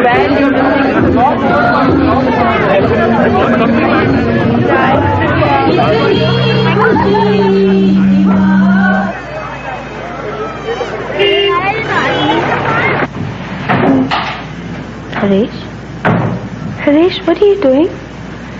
I thought that since we're in Brahmpur, I should look in on the local Praha factory. But we're catching the train to Calcutta this morning. And it's the first day of our lives together. Don't you want breakfast? Maybe later. But you can't just leave me here like this. You're right. I can't. Why don't you come too? To a shoe factory? You might enjoy it. I think I'll go and see Savita. But the train leaves at 11 and Man is coming in his father's car to take us to the station. I won't be late. I promise. Bye.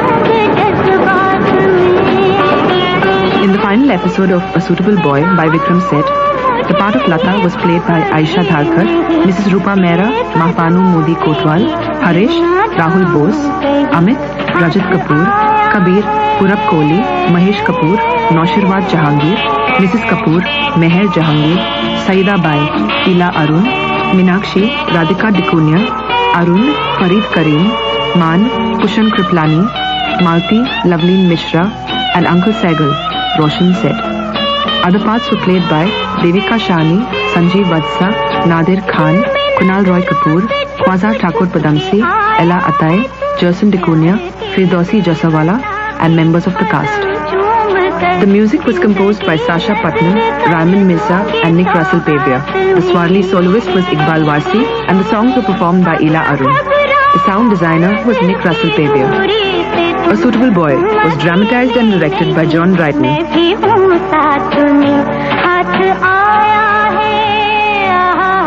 And so we conclude our broadcast of A Suitable Boy. I hope you have enjoyed this epic and lush portrait of India in the 1950s.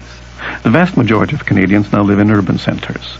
Sunday Showcase turns its dramatic microphones on life in Canadian cities in a series of new plays. Next week, we're off to Vancouver for Stanley Park, a mouth-watering tale of urban cuisine and family kinship. For Sunday Showcase, I'm executive producer Damiano Pietropaolo. Stay with us now for Jazz Beat on CBC Radio 1. Good night.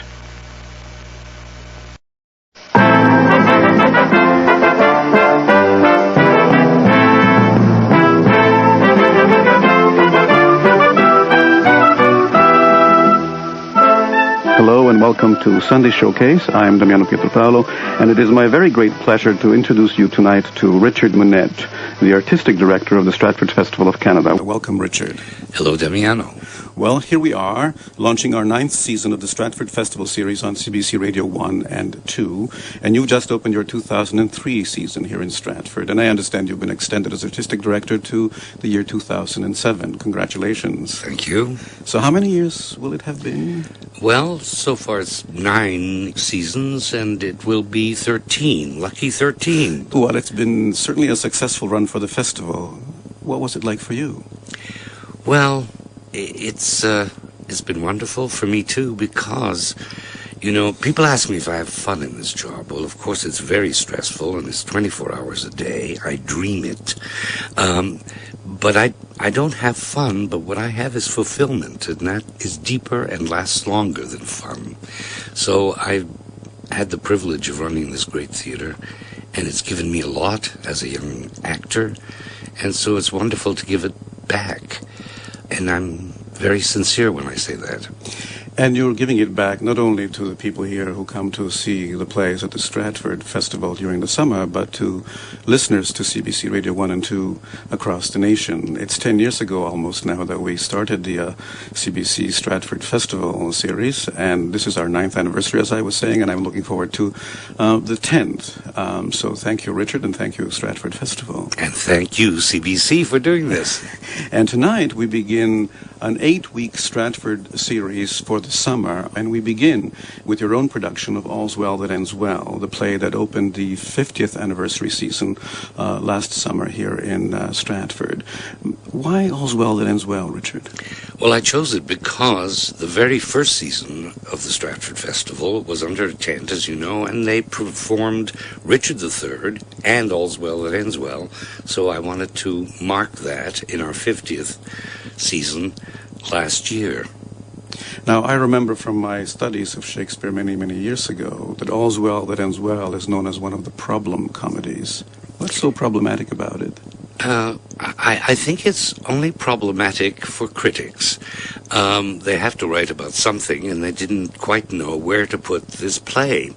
But the artists who worked on this kept saying, what is problematic about this play?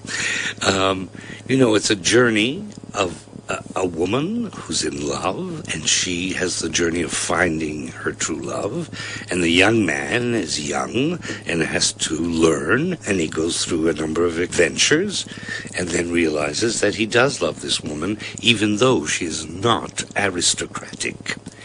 So, and at the end, it's resolved very quickly, but they find each other. So All's Well That Ends Well.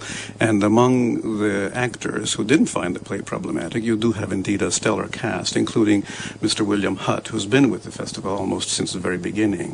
What kind of influence does a man of his stature have on the younger members of the cast? Well, William Hutt is a great actor, and I mean great. He can serve up this verse like almost no one else living, so the younger members can hear the verse spoken as it should be.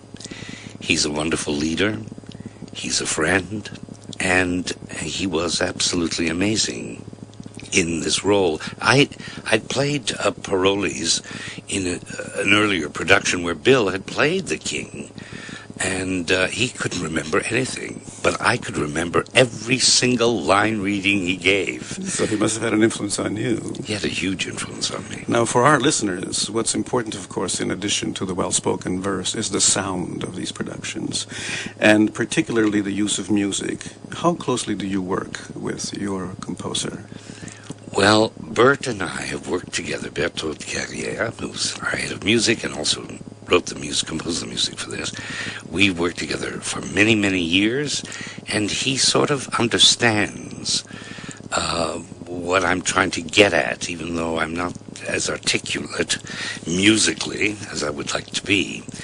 So I played him some Elgar, and he went from there, and he took that as his cue. And indeed, Christopher Plummer came to see All's Well and said, that sounded like Elgar. I said, you have a good ear. We have the complete original score for tonight's production, and it does sound wonderful.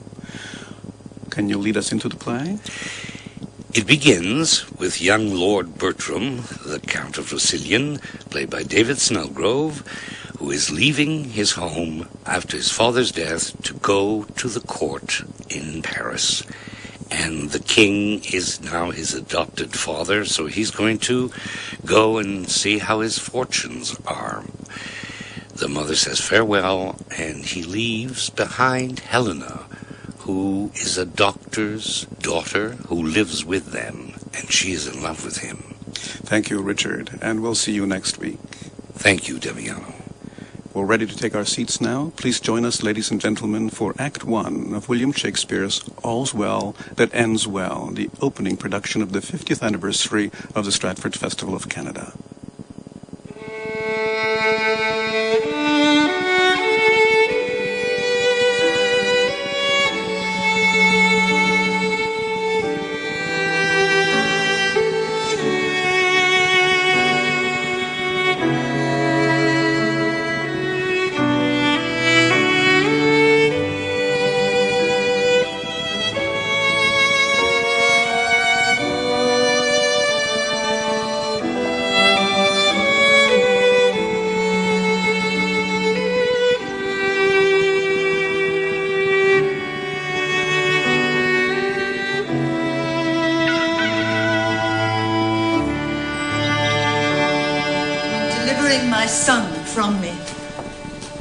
I bury a second husband. And I, in going, madam, weep o'er my father's death anew. But I must attend his majesty's command, for I am now his ward, evermore in subjection. You shall find of the king a husband, madam, you, sir, a father. He that so generally is at all times good must of necessity uphold his virtue to you. My Lord Lafew, what hope is there of his majesty's recovery?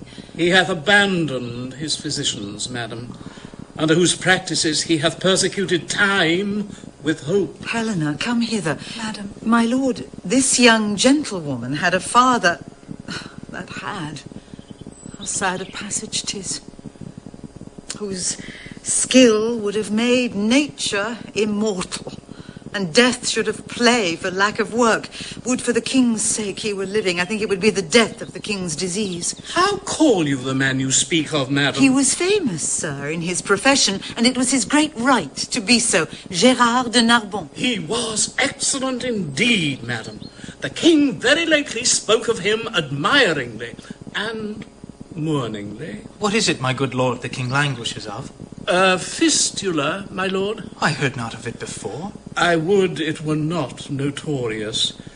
Is this Helena, the daughter of Gérard de Narbon? His sole child, my lord, and bequeathed to my overlooking. I have those hopes of her good that her education promises. Her dispositions she inherits, which makes fair gifts fairer.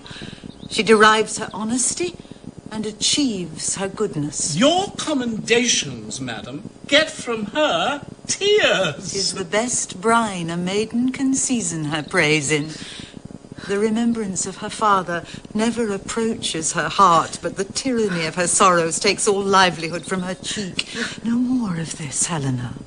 Go to, no more, lest it be rather thought you affect a sorrow than have. I do affect a sorrow indeed, but I have it too. Moderate lamentation is the right of the dead. Excessive grief the enemy to the living. Madam, I desire your holy wishes. Be thou blessed, Bertram, and succeed thy father in manners as in shape. Thy blood and virtue contend for empire in thee, and may thy goodness share with thy birthright. Love all, trust a few, do wrong to none. Be able for thine enemy rather in power than use, and keep thy friend under thine own life's key. Be checked for silence, but never taxed for speech. What heaven more will, that thee may furnish, and my prayers pluck down fall on thy head. Farewell, my lord. 'Tis an unseasoned courtier. Good my lord, advise him. Heaven bless him. Farewell, Bertram. The best wishes that can be forged in your thoughts be servants to you. Helena, be comfortable to my mother, your mistress, and make much of her. Farewell, pretty lady. You must hold the credit of your father. Farewell.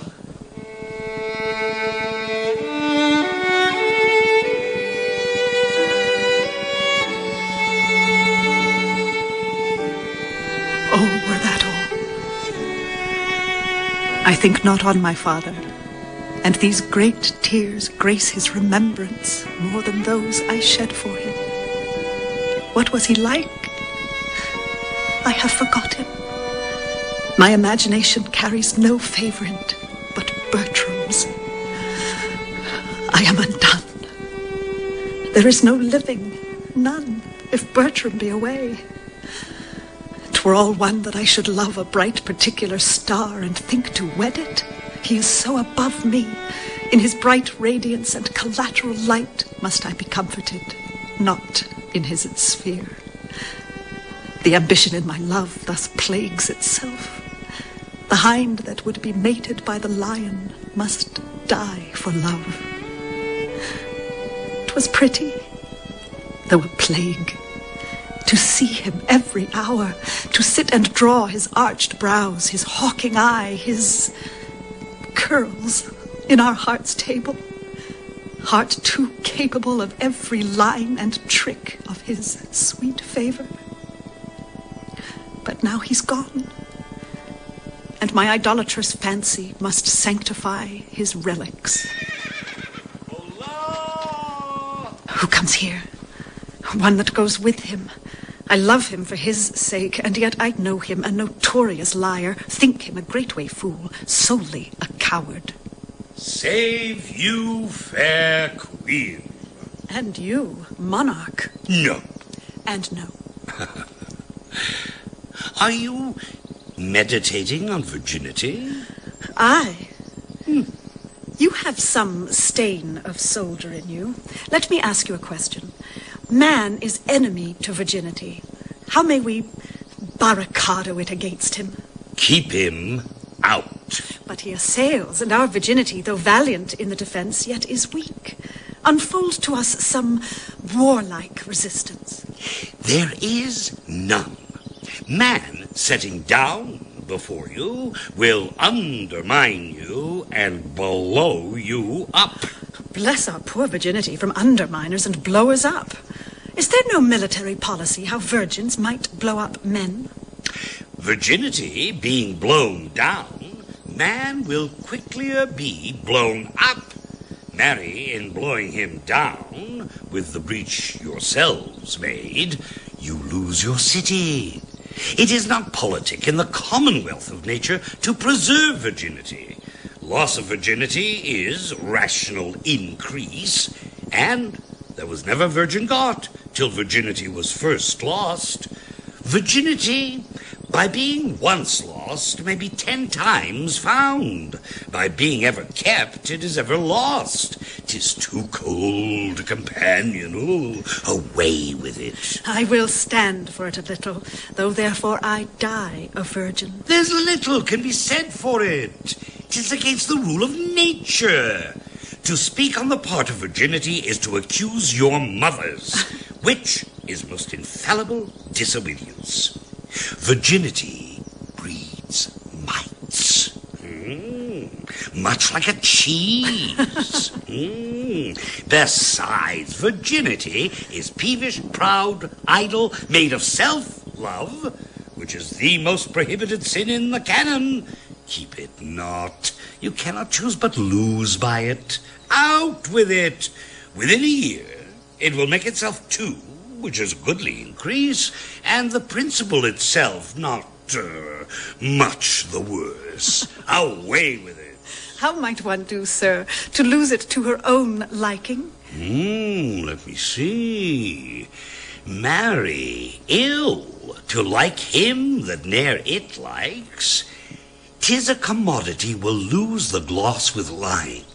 The longer kept, the less worth. Off with it, while 'tis vendible. Answer the time of request.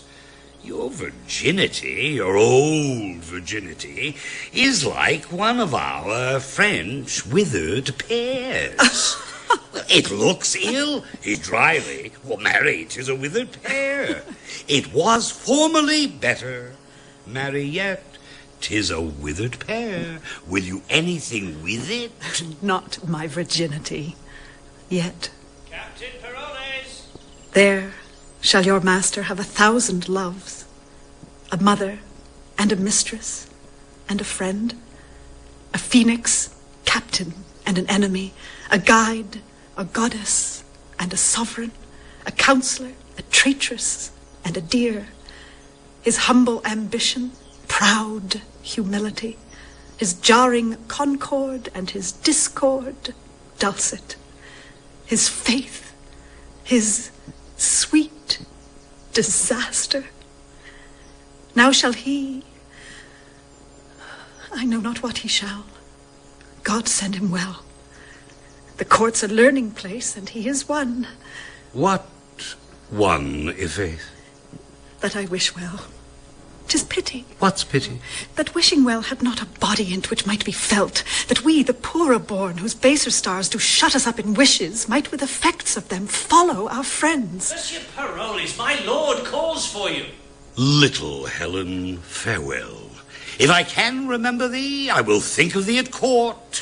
Monsieur Parolles, you were born under a charitable star. Under Mars, I. I especially think under Mars. Why under Mars? The wars have so kept you under that you must needs be born under Mars. When he was predominant. When he was retrograde, I think, rather. Why think you so? You go so much backward when you fight. Ah ha ha! That's for advantage. So is running away when fear proposes the safety. But the composition that your valor and fear makes in you is a virtue of a good wing, and I like the wear well. Oh, I'm so full of businesses, I cannot answer thee acutely. I will return, perfect courtier. Farewell. Captain Parolles. Get thee a good husband, and use him as he uses thee.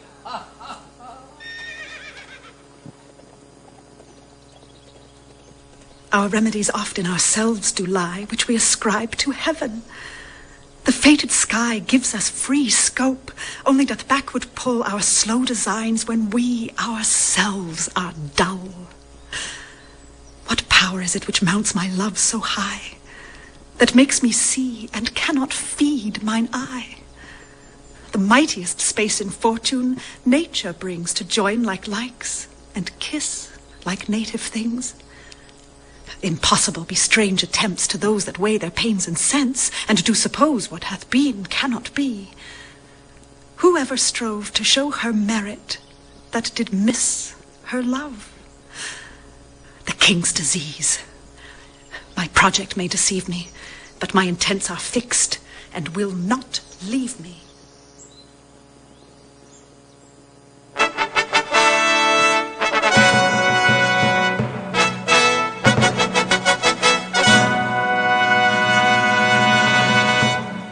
The Florentines and the Senois are by the ears, have fought with equal fortune, and continue a braving war. So 'tis reported, sir. Nay, 'tis most credible. We here receive it a certainty, vouched from our cousin Austria, with caution that the Florentine will move us for speedy aid, wherein our dearest friend prejudicates the business, and would seem to have us make denial. His love and wisdom approved so to your majesty may plead for amplest credence. He hath armed our answer, and Florence is denied before he comes. Yet for our gentlemen that mean to see the Tuscan service, freely have they leave to stand on either part. It well may serve a nursery to our gentry, who are sick for breathing and exploit. What she comes here? It is the Count Rossilian, my good lord, young Bertram. Youth, thou bearest thy father's face. Frank nature hath well composed thee. Thy father's moral parts mayst thou inherit too. Welcome to Paris. My thanks and duty are your majesty's. I would I had that corporal soundness now, as when thy father and myself in friendship first tried our soldiership. He did look far into the service of the time, and was disciple of the bravest. He lasted long, but on us both did haggish age steal on, and wore us out of act. It much repairs me to talk of your good father. In his youth, he had the wit which I can well observe today in our young lords, but they may jest till their own scorn return to them unnoted ere they can hide their levity in honor. So like a courtier, contempt nor bitterness wherein is pride or sharpness, who are below him he used as creatures of another place, and bowed his eminent top to their low ranks. Oh, such a man might be a copy to these younger times. His good remembrance, sir, lies richer in your thoughts than on his tomb. Would I were with him. He would always say, methinks I hear him now. His applause of words he scattered not in ears, but grafted them to grow there and to bear. Let me not live, quoth he, after my flame lacks oil, to be the snuff of younger spirits. whose apprehensive senses all but new things disdain, whose judgments are mere fathers of their garments, whose constancies expire before their fashions. This he wished. I after him do after him wish too. Since I nor wax nor honey can bring home, I quickly were dissolved from my hive to give some labourers room. Loved, sir. I fill a place, I note. How long is it, Count, since the physician at your father's died?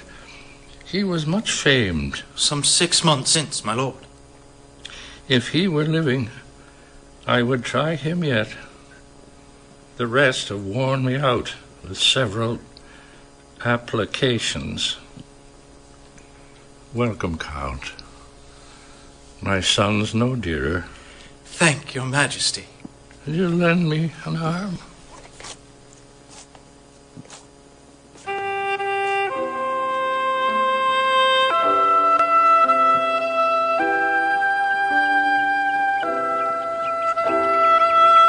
Ronaldo, I will now hear what say you of this gentlewoman. Madam. What does this knave here? Get you gone, sirrah. The complaints I have heard of you I do not all believe. 'Tis not unknown to you, madam. I am a poor fellow. Well, sir? No, madam. 'Tis not so well that I am poor, though many of the rich are damned.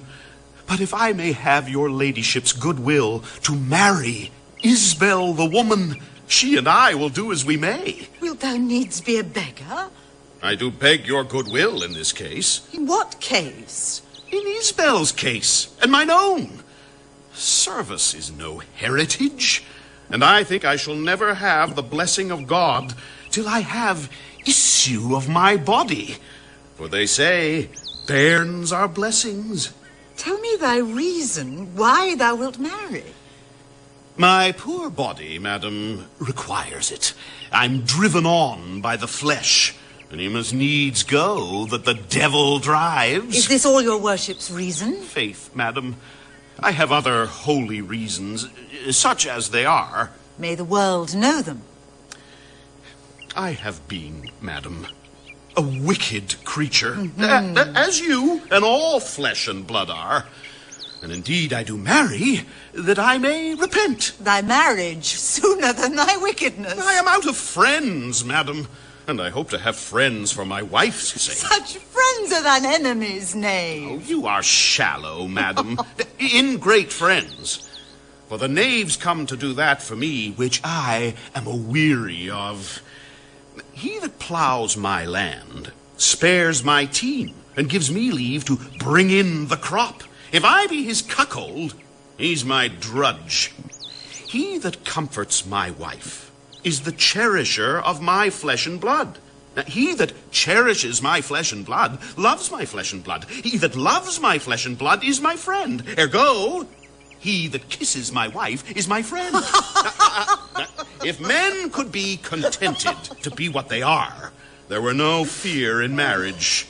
For the young Puritan and the old Papist, howsome'er their hearts are severed in religion, their heads are both one. They may knock horns together, any deer of the herd. Oh, but thou ever be a foul-mouthed and calumnious knave. A prophet I, madam, and I speak the truth the next way. For I the ballad will repeat, which men full true shall find. Your marriage comes by destiny. Your cuckoo sings by Get kind. you gone, sir. I'll talk with you more anon. May it please you, madam, that he bid Helen come to you. Of her I am to speak. Sirrah, tell my gentlewoman I would speak with her. Helen, I mean. I am going, forsooth. The business is for Helen to come hither. Was this fair face the cause, quoth she, why the Grecians sacked Troy? Well now, Ronaldo. I know, madam, you love your gentlewoman entirely. Faith, I do. Her father bequeathed her to me, but she herself may lawfully make title to as much love as she finds. There is more owing her than is paid, and more shall be paid her than she'll demand. Madam, I was very late, more near her than I think she wished me. Alone she was, and did communicate to herself her own words to her own ears. She thought, I dare vow for her, they touched not any stranger's ear. Her matter was, she loved your son. Oh. Fortune, she said, was no goddess that had put such difference betwixt their two estates. Love no god that would not extend his might only where qualities were level. This she delivered in the most bitter touch of sorrow that e'er I heard virgin exclaim in, which I held my duty speedily to acquaint you withal, since in the loss that may happen, it concerns you something to know it. You have discharged this honestly. Keep it to yourself. Many likelihoods informed me of this before, which hung so tottering in the balance that I could neither believe nor misdoubt. Pray you, leave me. Stall this in your bosom, and I thank you for your honest care. I will speak with you further anon. Madam. E'en so it was with me when I was young. If ever we are nature's, these are ours. This thorn doth to our rose of youth rightly belong. Our blood to us, this to our blood is born. It is the show and seal of nature's truth, where love's strong passion is impressed in youth. Our remembrances of days foregone, such were our faults. What then, we thought them none. Her eyes second, I observe her now. What is your pleasure, madam? You know, Helen, I am a mother to you. Mine honourable mistress. Nay, a mother? Why not a mother? When I said a mother, methought you saw a serpent. What's in mother that you start at it? I say I am your mother, and put you in the catalogue of those that were enwombed mine. You ne'er oppressed me with a mother's groan, yet I expressed to you a mother's care. God's mercy, maiden! Does it curd thy blood to say I am thy mother? What's the matter? That this distempered messenger of wet, the many-coloured iris, rounds thine eye. Why? That you are my daughter? That I am not. I say I am your mother. Pardon, madam. The Count Rousillon cannot be my brother. I am from humble, he from honoured name. No note upon my parents, his all noble. My master, my dear lord he is, and I his servant live, and will his vassal die. He must not be my brother. Nor I, your mother. You are my mother, madam. Would you were, so that my lord your son were not my brother, indeed my mother. Or were you both our mothers? I care no more for than I do for heaven, so I were not his sister. Can't no other, but I your daughter, he must be my brother. Yes, Helen, you might be my daughter-in-law. What? Pale again? My fear hath catched your fondness. Now I see the mystery of your loneliness, and find your salt tears' head. Now to all sense 'tis clear. You love my son. Invention is ashamed against the proclamation of thy passion to say thou dost not. Therefore tell me true. But tell me then 'tis so.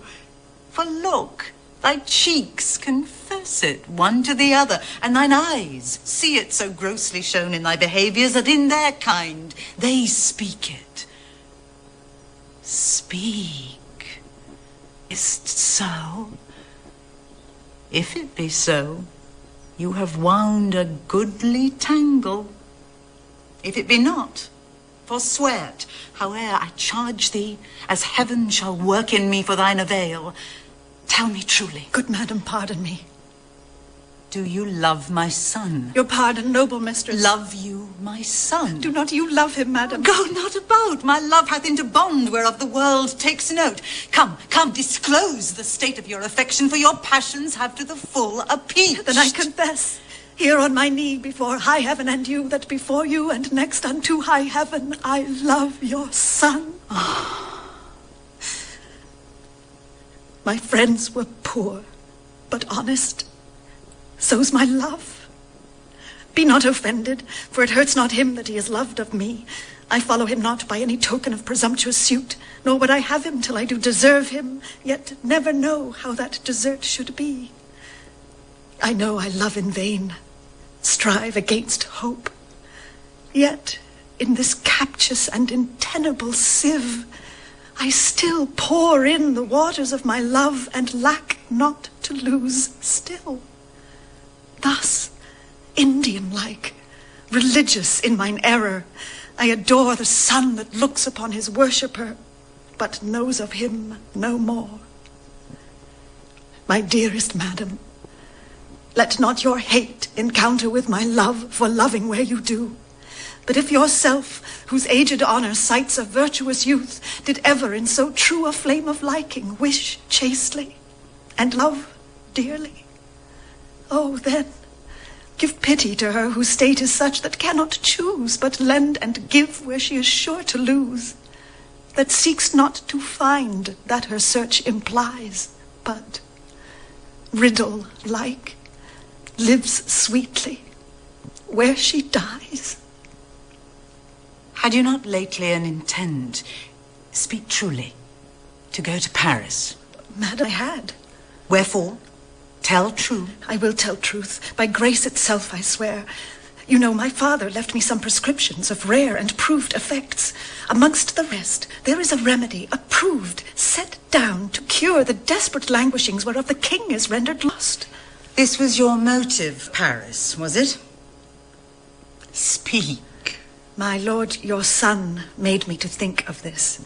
Else Paris, and the medicine, and the king had from the conversation of my thoughts haply been absent then. But think you, Helen, if you should tender your supposed aid, he would receive it.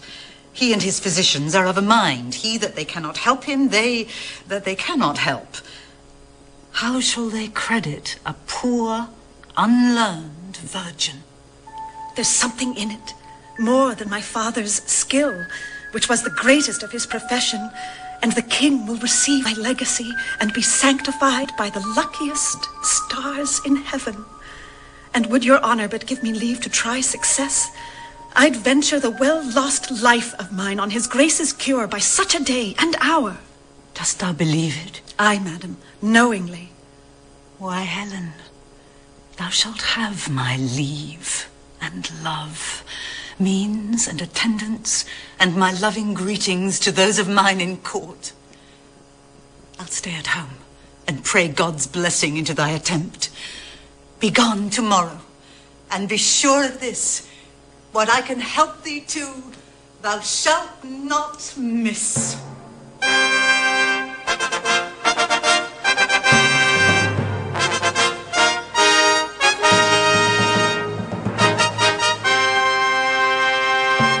Farewell, young lords. These warlike principles do not throw from you, and so, my lords, farewell. Share the advice betwixt you. 'Tis our hope, sir, after well-proven soldiers, to return and find your grace in health. Aye. No, it cannot be. And yet my heart will not confess it owns the malady that doth my life besiege. Farewell, young lords. Whether I live or die, be you the sons of worthy Frenchmen. Let higher Italy see that you come, not to woo honor, but to wed her. Find what you seek, that fame may cry you loud. I say farewell. Health at your bidding, serve your majesty. Those girls of Italy, oh, take heed of them. They say our French lack language to deny if they demand. Beware of being captives before you serve. Our hearts receive your warnings, majesty. Farewell. You take me hither.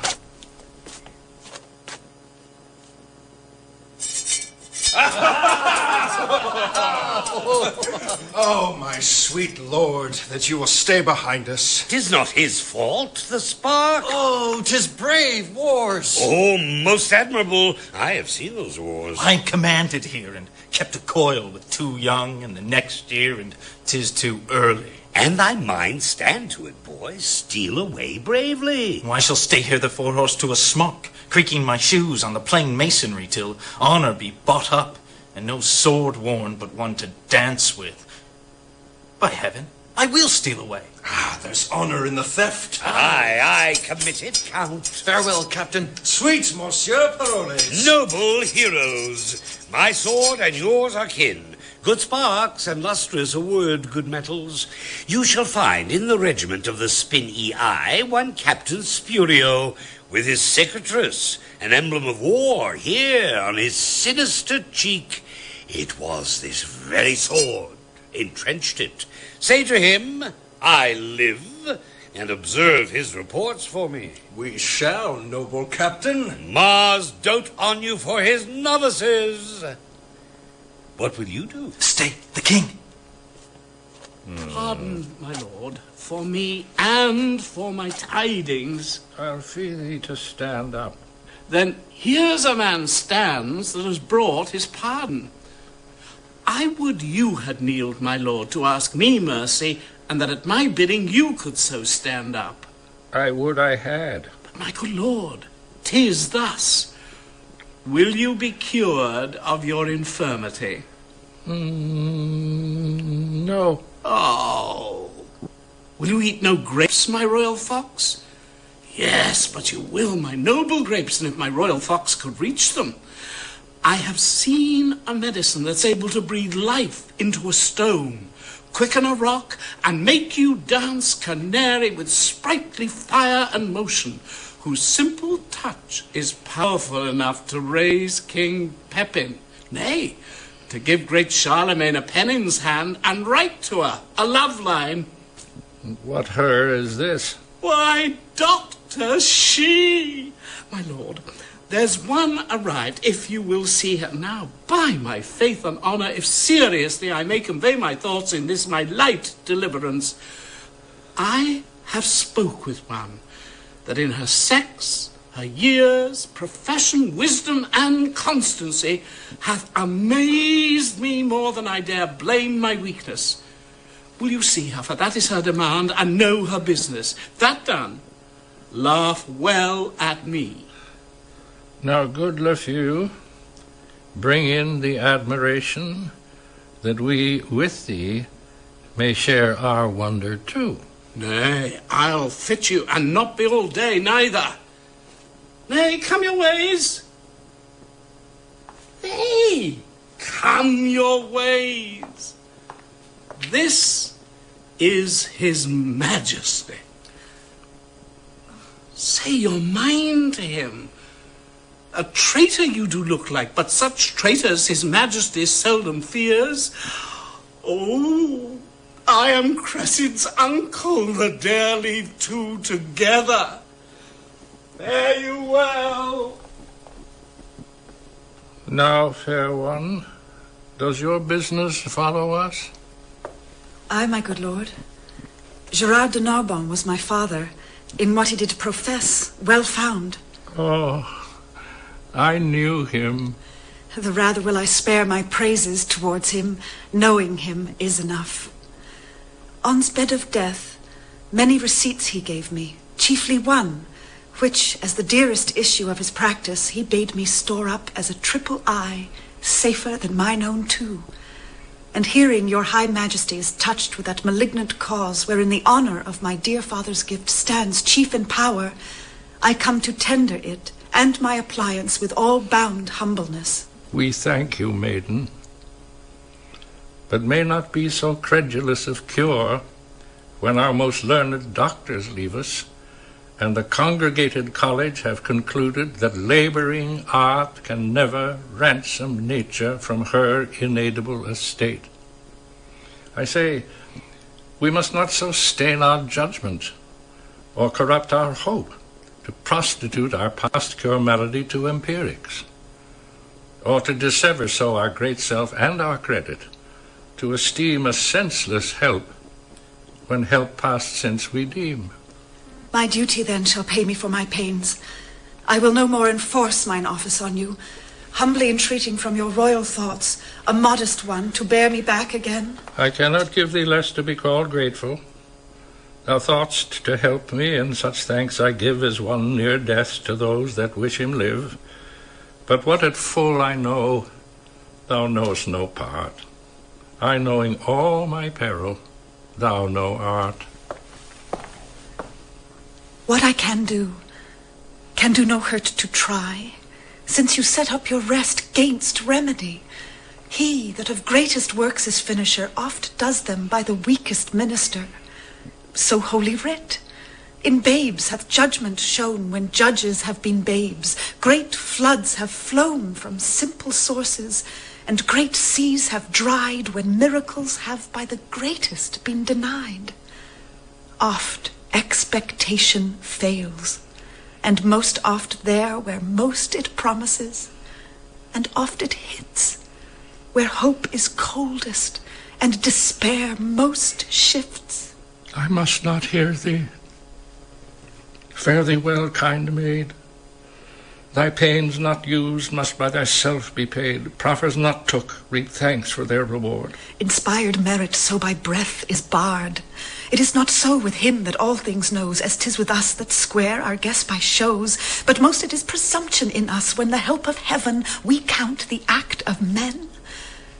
Dear sir, to my endeavours give consent. Of heaven, not me, make an experiment. I am not an impostor that proclaim myself against the level of mine aim, but know I think, and think I know most sure, my art is not past power, nor you past cure. Art thou so confident? Within what space hopest thou my cure? The greatest grace, lending grace. Ere twice the horses of the sun shall bring their fiery torture his darnel ring. Ere twice in murk and occidental damp moist Hesperus hath quenched his sleepy lamp. Or 24 times the pilot's glass hath told the thievish minutes how they pass. What is infirm from your sound parts shall fly. Health shall live free, and sickness freely die. Upon thy certainty and confidence, what darest thou venture? Tax of impudence, a strumpet's boldness, a divulged shame traduced by odious ballads, my maiden's name seared otherwise, nay, worse of worst, extended with vilest torture. Let my life be ended. Methinks in thee some blessed spirit doth speak his powerful sound within an organ weak. And what impossibility would slay in common sense saves another way. Thy life is dear, for all that life can rate worth, name of life in thee hath estimate. Youth, beauty, wisdom, courage, all that happiness and prime can happy call. Thou this to hazard needs must intimate skill infinite, or monstrous desperate.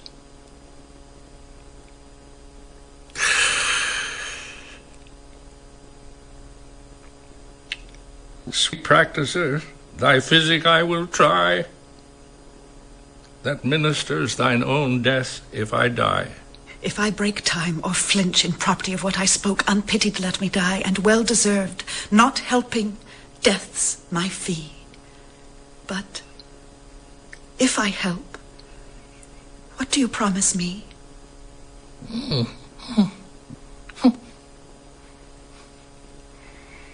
Make thy demand. But will you make it even? I by my sceptre, and my hopes of help. Then shalt thou give me with thy kingly hand what?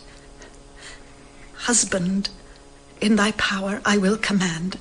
Exempted be from me the arrogance to choose from forth the royal blood of France, my low and humble name to propagate with any branch or image of thy state, but such a one, thy vassal, whom I know is free for me to ask, thee to bestow. Here is my hand. The premises observed, thy will by my performance shall be served. So make the choice of thine own time, for I, thy resolved patient, on thee still rely. Oh, you give me some help here.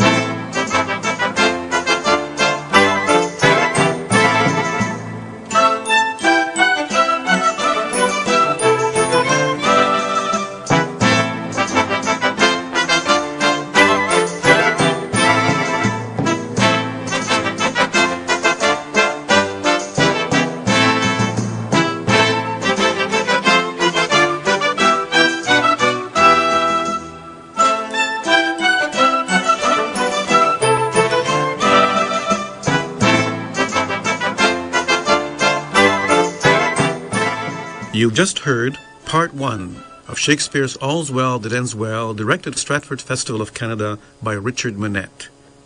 In the cast, you heard Dominique Blythe as the Countess of Rosillion, Evan Bueling as the Elder Domain, Benedict Campbell as Lavatch, Ian Deacon as Ronaldo, Bernard Hopkins as Lord Lafew, William Hutt as the King of France, Sarah McVie as Mariana, and Richard Manette as Parolles. You also heard Lucy Peacock as Helena, Roger Shank as the Younger Domain, David Snellgrove as Bertram, Sarah Topham as Diana, Brian Tree as the Interpreter, Stephen Russell as the Duke of Florin, Ian White as the Gentleman and First Lord, and Bridget Wilson as Widow Capulet. Original music was composed by Berthold Carriere, producer was Barbara Worthy, engineer Wayne Richards, sound effects were by Matt Wilcott, Jim Neal, and David Campbell, associate producers Rosie Fernandez and Colleen Woods. Special thanks to Dean Gaburi and Andrei Tarasiak. Many of the dramas you hear on our program are available for purchase. Just phone 416-205-5966 or email Radiodrama on CD at toronto.cbc.ca. You can also visit our website at www.cbc.ca/radiodrama and follow the link marked merchandise. If you would like to send us a letter, please address it to Monday Night Playhouse, Box 500, Station A, Toronto M5W1E6, and send emails to sunshowcase, that's one word, sunshowcase@cbc.ca. Join me next week for Part 2 of Shakespeare's All's Well That Ends Well. I'm Damiano Pietropaolo, and you've been listening to Monday Night Playhouse. Stay with us now for Ross Porter and After Hours. Good night.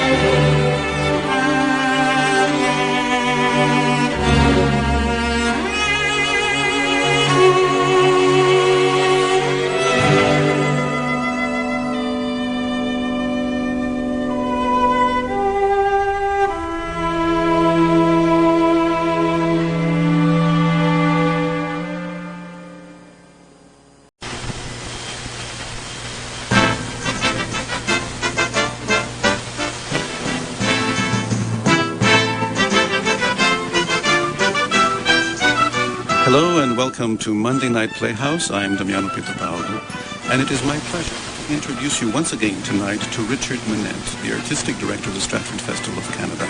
Welcome, Richard. Hello, Damiano. Well, here we are for part 2 of All's Well That Ends Well in this second week of the Stratford Festival series, and in our 9th season, I might add. Yes, the years fly by, Damiano, but we're all getting a little older. But the series has given us a wonderful audio library of our work, and it's a very special way to remember some of our great performers, and of course to actually hear how someone performed a specific role. And it is a national treasure, both for listeners and for researchers. Without a doubt. Now, what kind of research do you do, Richard, for your productions? Well, it all begins with the text, and I read it and reread it, and then I decide what period it's going to be in, what period best suits the play, what period will tell the story the best. And then from that flows everything, the stories and the music, the sound of it, how it's moved around. So it all begins with the script. Well, I remember watching the opening night last year and noticing that All's Well That Ends Well is a bit of a minimalist production for you, which is terrific for radio, of course. Yes, well, you know, when you've got those great words that are this beautiful, when you're doing a Shakespeare play, you don't need scenery. He paints the scenery with his words, and it just gets in the way if you clutter it up. And I wanted this.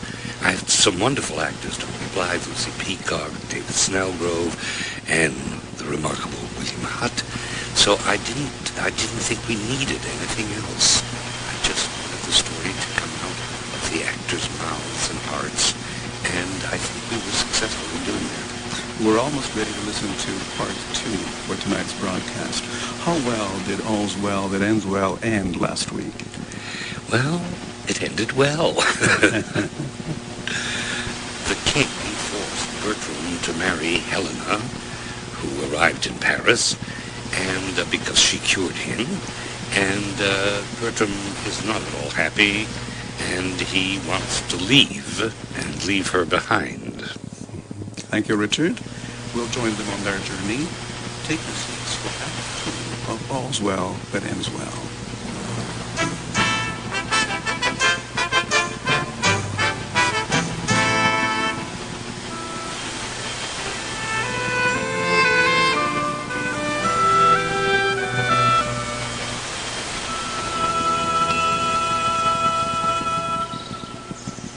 Come on, sir. I shall now put you to the height of your breeding. I will show myself highly fed and lowly taught. I know my business is but Why? What place make you special when you put off that with such contempt? But, truly, madam. If God have lent a man any manners, he may easily put it off at court. He that cannot make a leg, put off his cap, kiss his hand, and say nothing, has neither leg, hands, lip, nor cap. And indeed, such a fellow, to say precisely, were not for the court. But for me, I have an answer will serve all men. Mary, that's a bountiful answer that fits all questions. It's like a barber's chair that fits all buttocks. The pin buttock, the quatch buttock, the brawn buttock, or any buttock. Will your answer serve fit to all questions? As fit as 10 groats is for the hand of a lawyer, as a pancake for Shrove Tuesday, as a nail to the hole, as a scolding queen to a wrangling knave, as the nun's lip to the friar's mouth, nay, as the pudding to his skin. Have you, I say, an answer of such fitness for all questions? From below your duke to beneath your constable, it will fit any question. There must be an answer of most monstrous size that must fit all demands. Here it is, and all that belongs to it. Ask me if I'm a courtier. It shall do you no harm to learn. To be young again, if we could. I will be a fool in question, hoping to be the wiser by your answer. I pray you, sir, Are you a courtier? Oh, Lord, sir. Huh? There's a simple putting off. Sir, I am a poor friend of yours that loves you. Oh, Lord, sir. Vic, spare not me. I think, sir, you can eat none of this homely meat. Lord, sir. Nay, put me to it, I warrant you. You were lately whipped, sir, as I think. Oh, Lord, sir. Spare not me. Do you cry, oh, Lord, sir, at your whipping, and spare not me? I ne'er had worse luck in my life in my... Oh, Lord, sir. I see things may serve long, but not serve ever. An end, sir, to your business. Give Helen this, and urge her to a present answer back. Commend me to my kinsman and my son. This is not much. What, not much commendation to them? Not much employment for you understand me? Oh, most fruitfully. I am there before my legs. Haste you again. Oh, Lord, sir!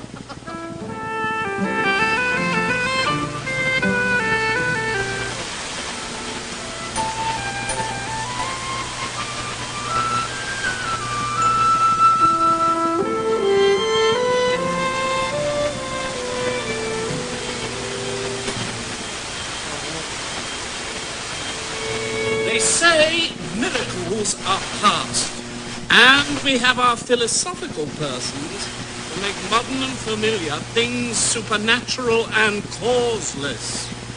Hence it is that we make trifles of terrors, ensconcing ourselves into a seeming knowledge when we should submit ourselves to an unknown fear. Why, 'tis the rarest argument of wonder that hath shot out in our latter time. And so 'tis. Oh, here comes the king. He's able to lead her a Caranto. Oh, the vinaigre. Is not this heaven?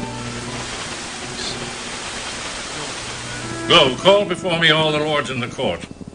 Stay, my preserver, by thy patient's side, and from this healthful hand, whose banished sense thou hast repealed, a second time receive the confirmation of my promised gift, which what attends thy naming. Fair maid, send forth thine eye. This youthful parcel of noble bachelors stand at my bestowing, o'er whom both sovereign power and father's voice I have to use. Thy frank election make, thou hast power to choose, they none to forsake. To each of you, one fair and virtuous mistress fall, when love please. Marry to each but one. Peruse them well. Not one of those but had a noble father. Gentlemen, heaven hath through me restored the king to health. We understand it, and thank heaven for you. I am a simple maid, and therein wealthiest that I protest, I simply am a maid. Please it your majesty, I have done already. The blushes in my cheeks thus whisper me, we blush that thou shouldst choose, but be refused. Let the white death sit on thy cheek forever, we'll ne'er come there again. Make choice and see. Who shuns thy love, shuns all his love in me. Now, Dian, from thy altar do I fly, and to imperial love, that God most high, do my sighs stream. Sir, will you hear my suit? And granted. Thanks, sir. All the rest is mute. I had rather be in this choice than throw low dice for my life. The honor, sir, that flames in your fair eyes before I speak to threateningly replies. Love make your fortunes 20 times above her that so wishes, and her humble love. No better, if you please. My wish receive, which great love grant, and so I take my leave. Do they all deny her? And they were sons of mine, I'd have them whipped, or I would send them to the Turk to make eunuchs of. Be not afraid that I your hand should take.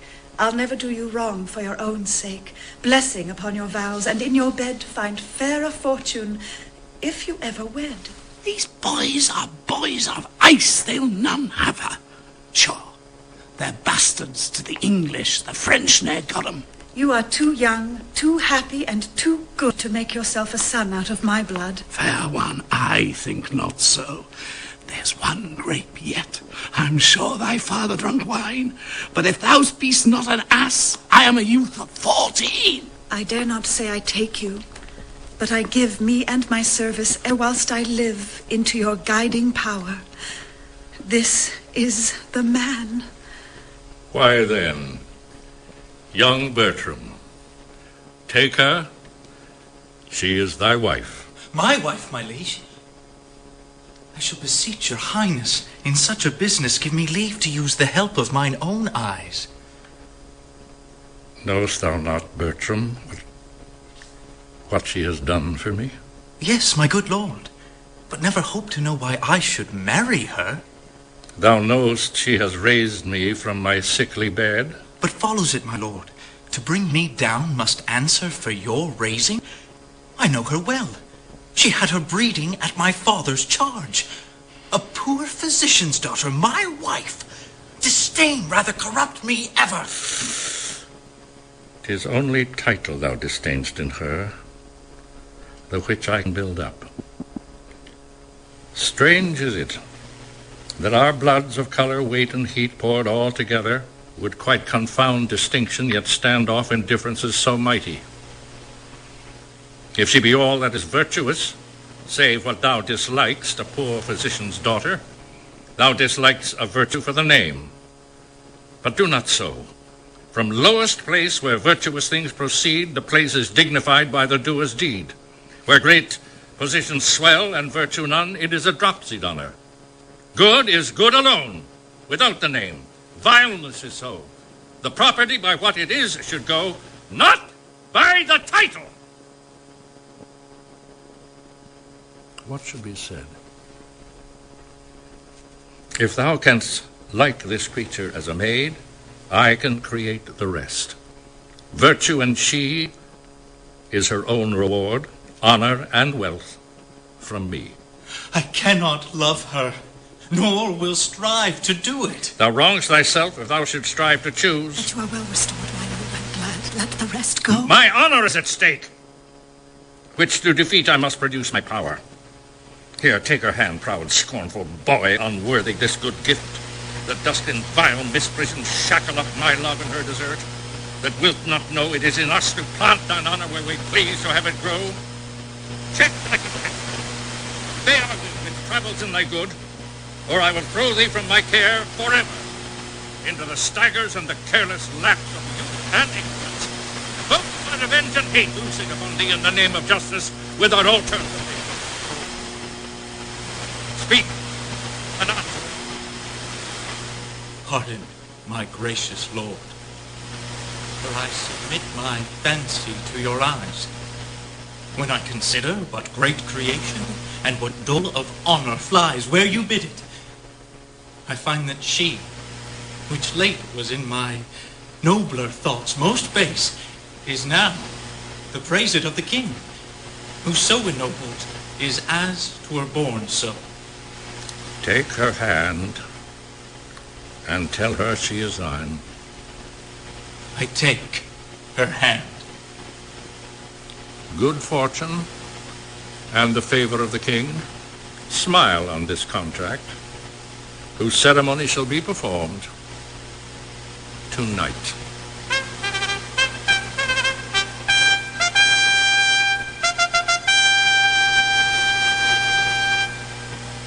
Here, monsieur, a word with you.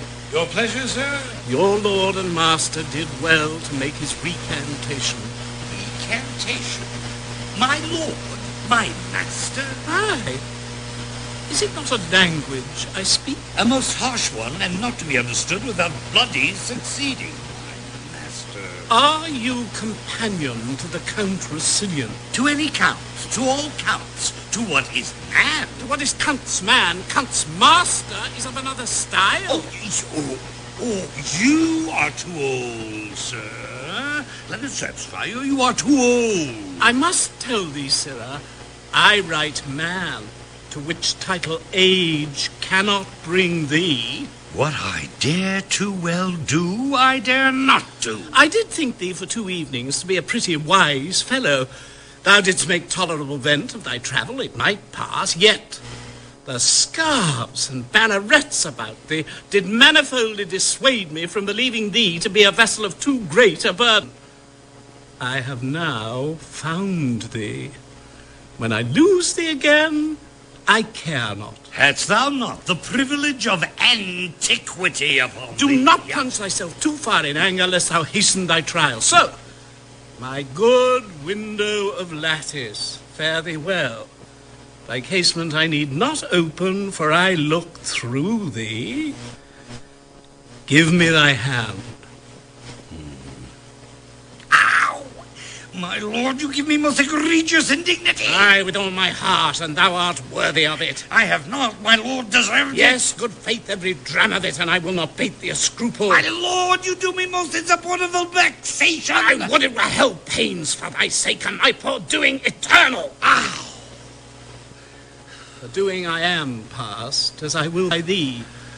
In what motion age will give me leave. Well, scurvy, old, filthy, scurvy fettering authority. I'll beat him by my life if I can meet him with any convenience, and he were double and double, lord. I'll have no more pity of his age than I would have of... I'll beat him if I could but meet him again. Sarah! Ah! Your lord and master's married. There's news for you. You have a new mistress. I most unfeignedly beseech your lordship to make some reservation of your wrongs. He is my good lord, whom I so above is my master. Oh, God! The devil it is thy master. Why dost thou garter up thy arms? To make hose of sleeves? Oh! Do other servants so? Oh! Thou wert best set thy lower part where thy nose stands. Oh! By mine honour, if I were but 2 hours younger, I'll beat thee. Methinks thou art a general of duty. Every man should beat thee. I think thou wast created for men to exercise themselves upon thee. Oh! Oh! Oh! This is hard and undeserved measure, my lord. Go to, sir. You were beaten in Italy for picking the kernel out of a pomegranate. You are a vagabond and no true traveller. You are more saucy with lords and honourable personages than the commission of your birth and virtue gives you heraldry. You're not worth another word, else I'd call your name. I leave you. Good! Very good! It is so then, good. Very good. Let it be concealed a while.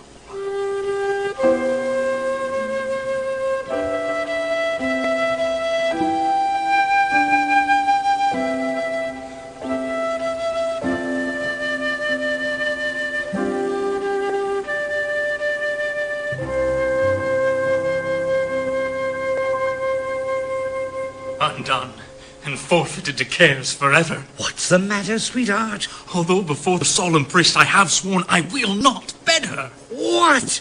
What, sweetheart? Oh, my parolees, they have married me.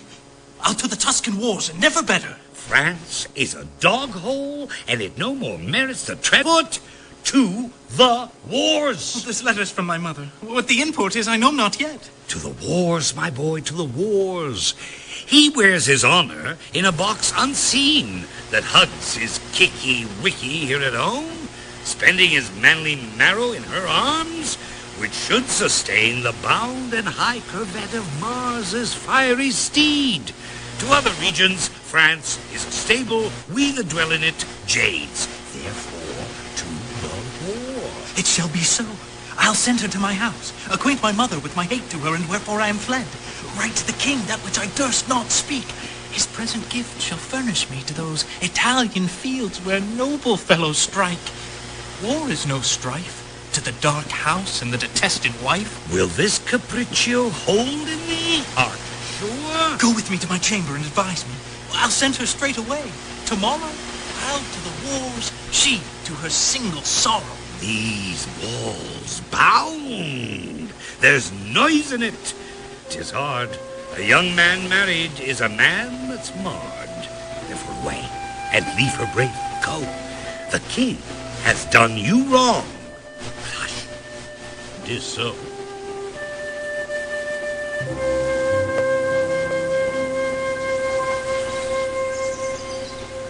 My mother greets me kindly.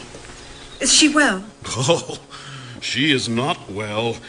But yet she has her health. She's very merry, but yet she's not well. But thanks be given, she's very well and wants nothing in the world, but yet she is not well. If she be very well, what does she ail that she's not very well?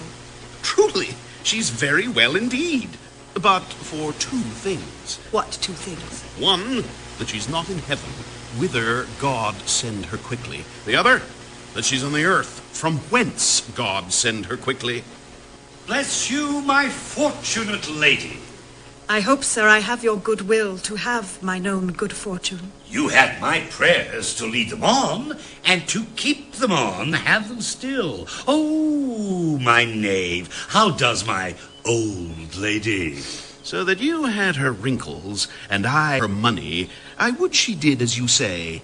Why, I say nothing. Mary, you are the wiser man, to say nothing, to do nothing, to know nothing, and to have nothing is to be the great part of your title, which is within a very little of nothing.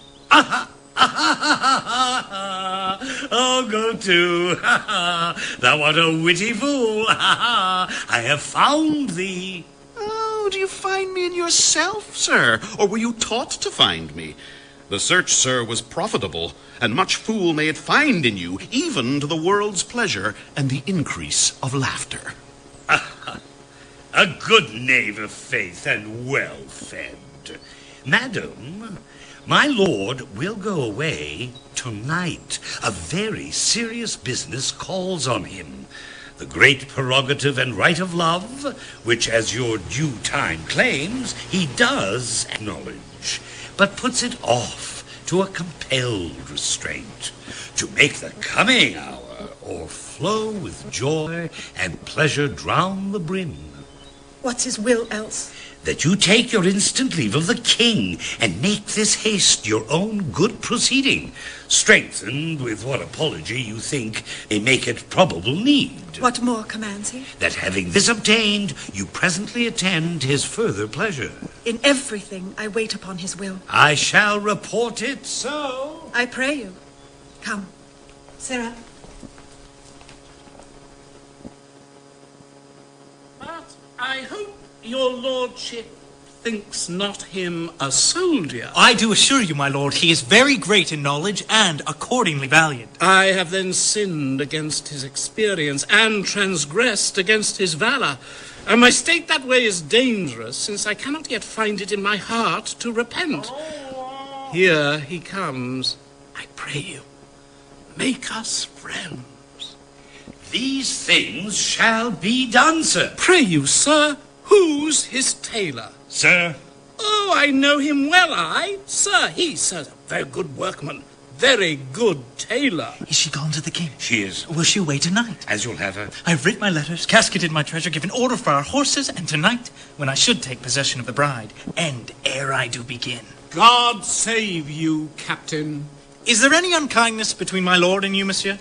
I know not how I have deserved to run into my lord's displeasure. You have made shift to run into it, boots and spurs and all, like him that leaped into the custard. And out of it you'll run again, rather than suffer question. It may be you have mistaken him, my lord. And shall do so ever, though I took him at his prayers. Fare you well, my lord, and believe this of me. There can be no kernel in this light nut. The soul of this man is his clothes. Trust him not in matters of heavy consequence.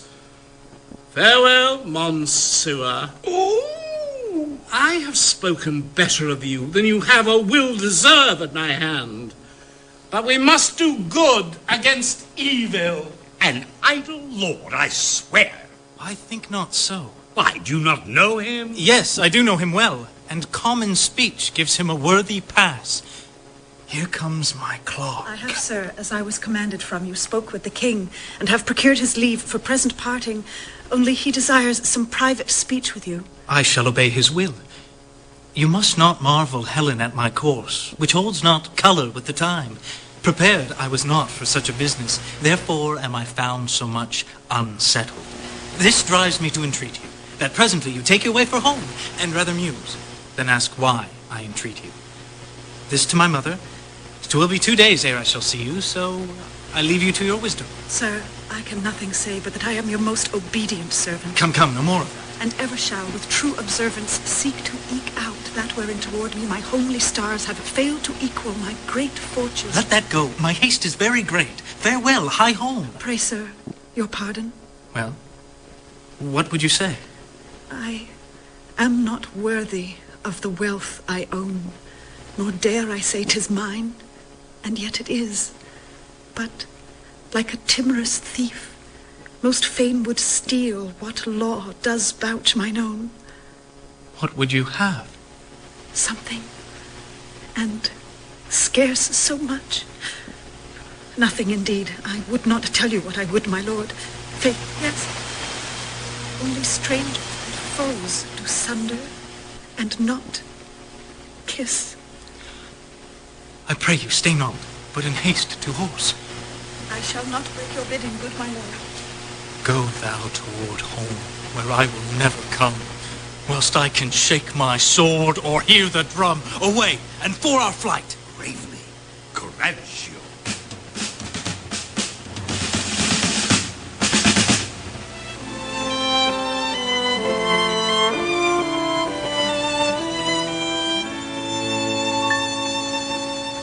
It hath happened all as I would have had it, save that he comes not along with her.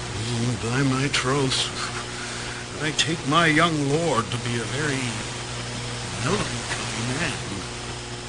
Let me see what he writes, when he means to come.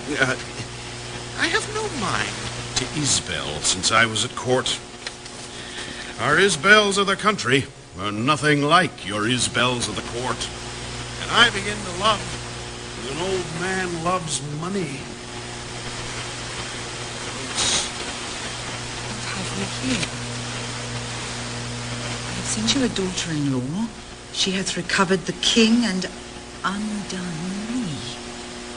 I have wedded her, not bedded her, and sworn to make the knot eternal.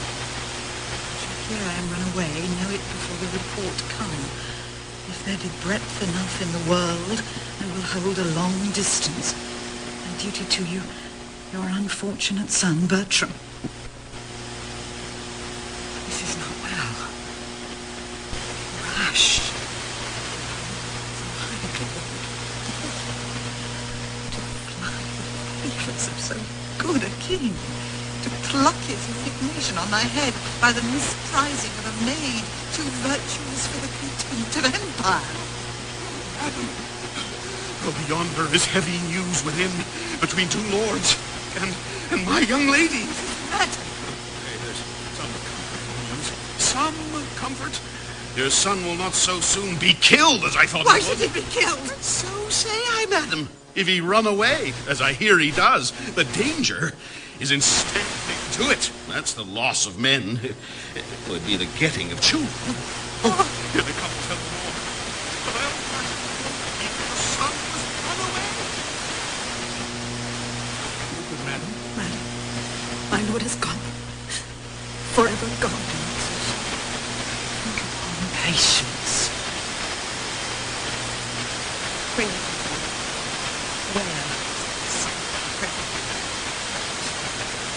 Look on this letter, madam.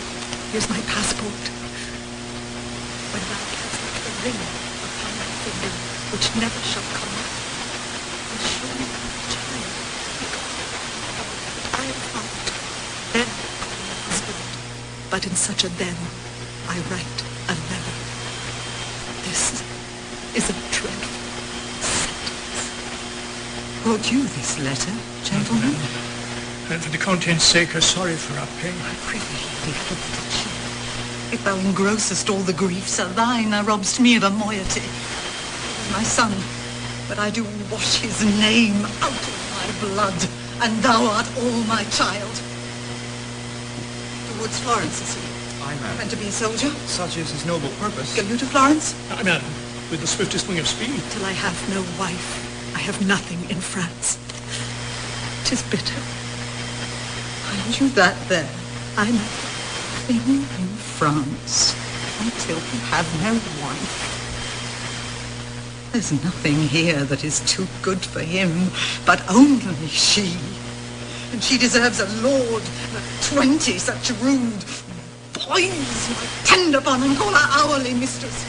Who is with him? A servant only, and a gentleman which I've sometime known. Parole! A very tainted fellow, full of wickedness.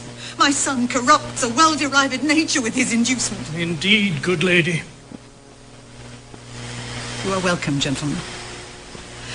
I will entreat you, when you see my son, to tell him that his sword can never win the honor that he loses. More I'll entreat you written to bear along.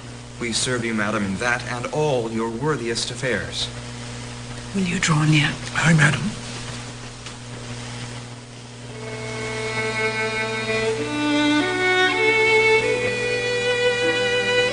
Till I have no wife, I have nothing in France. Nothing in France until he has no wife. Thou shalt have none, Rousillon, none in France. Then hast thou all again. Poor Lord, is it I that chase thee from thy country and expose those tender limbs of thine to the event of the none-sparing war? And is it I that drive thee from the sportive court, where thou wast shot at with fair eyes to be the mark of smoky muskets? Oh, you leaden messengers that ride upon the violent speed of fire, fly with false aim, move the still peering air that sings with piercing, do not touch my lord. Whoever shoots at him, I set him there. Whoever charges on his forward breast, I am the caitiff that do hold him to it, and though I kill him not, I am the cause his death was so affected. Better 'twere I met the raven lion when he roared with constraint of hunger. Better 'twere that all the miseries which nature owes were mine at once. No, come thou home, Rousillon. I will be gone. My being here it is, holds thee hence. Shall I stay? No. Although the air of paradise did fan the house, and angels officed all, I will be gone, that pitiful ruler may report my flight to consummate thine ear. Come night, end day, for with the dark, poor thief, I'll steal away.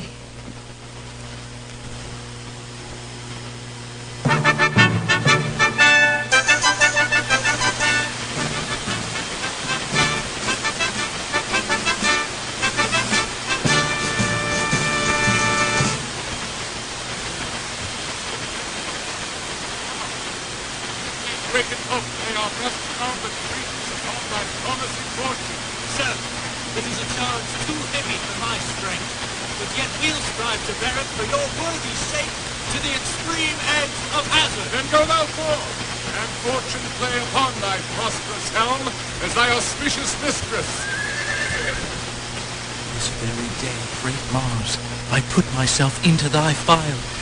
Make me but like my thoughts, and I shall prove a lover of thy drum, hater of love.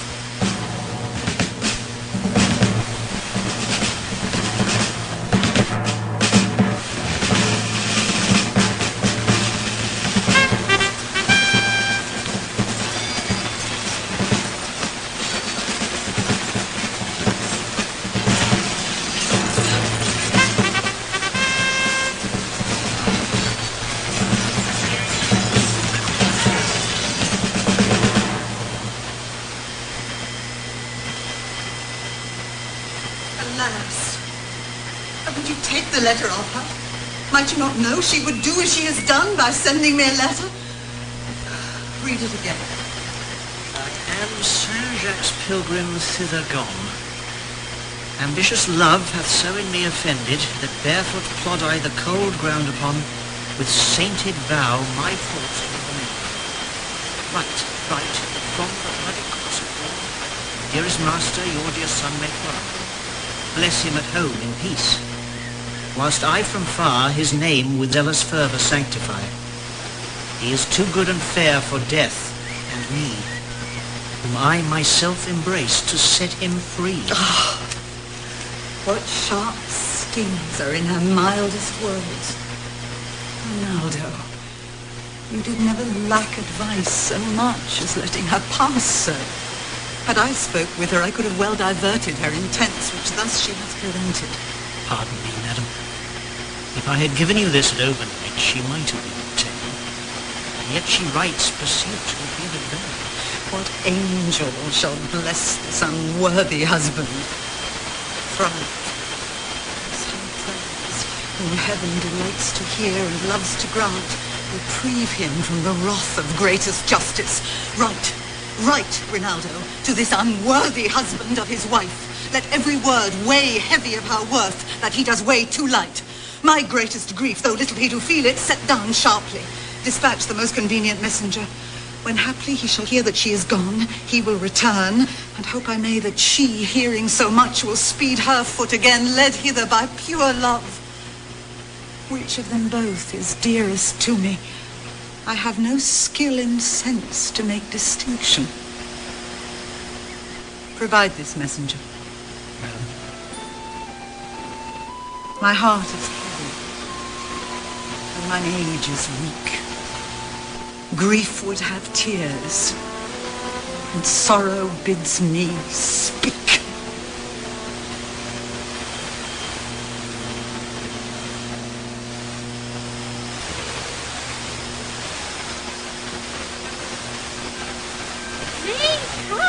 For if they approach the city, we shall lose all sight. French sir, it is reported that he has taken their greatest care, and that with his own hand he slew the Duke's brother. Oh!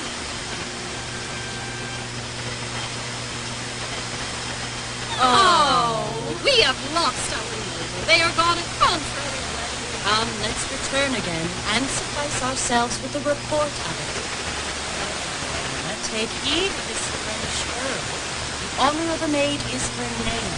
No legacy is so rich as honesty. I have told my neighbor how you have been solicited by a gentleman, his companion. I know that. Hey, one arose. A filthy officer suggestions from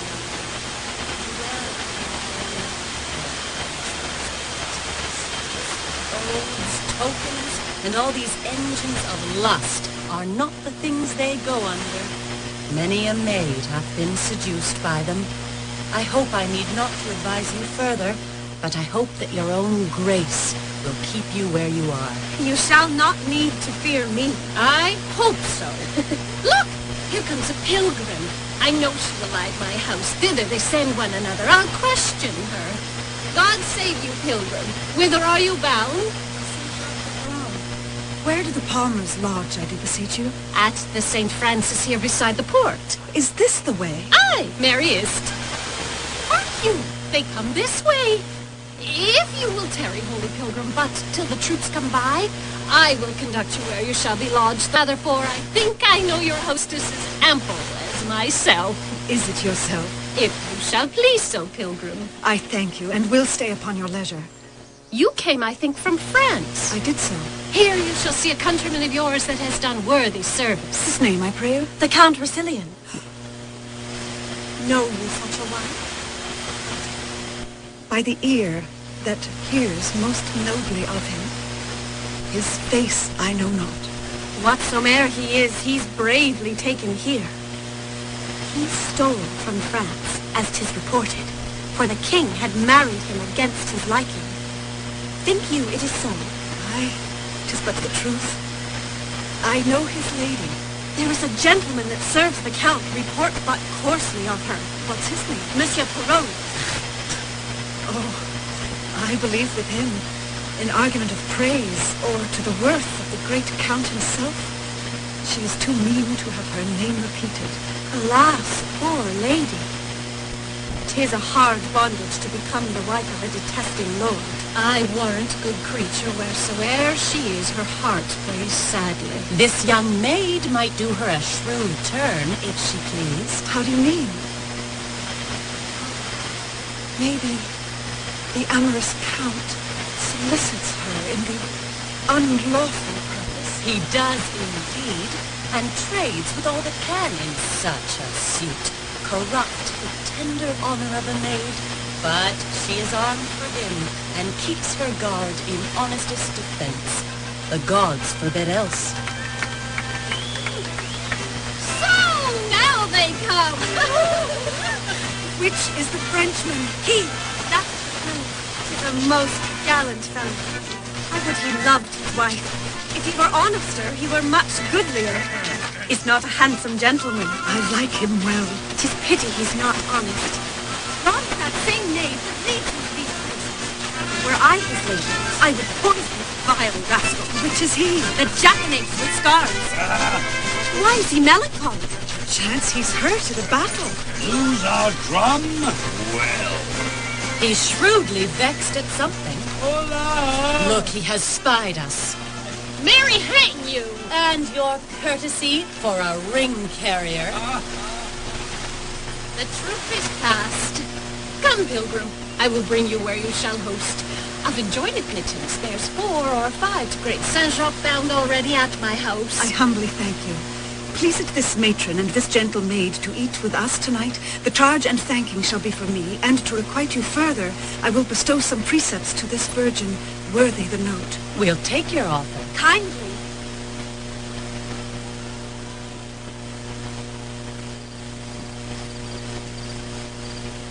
Nay, good my lord, put him to it. Let Heroles have his way.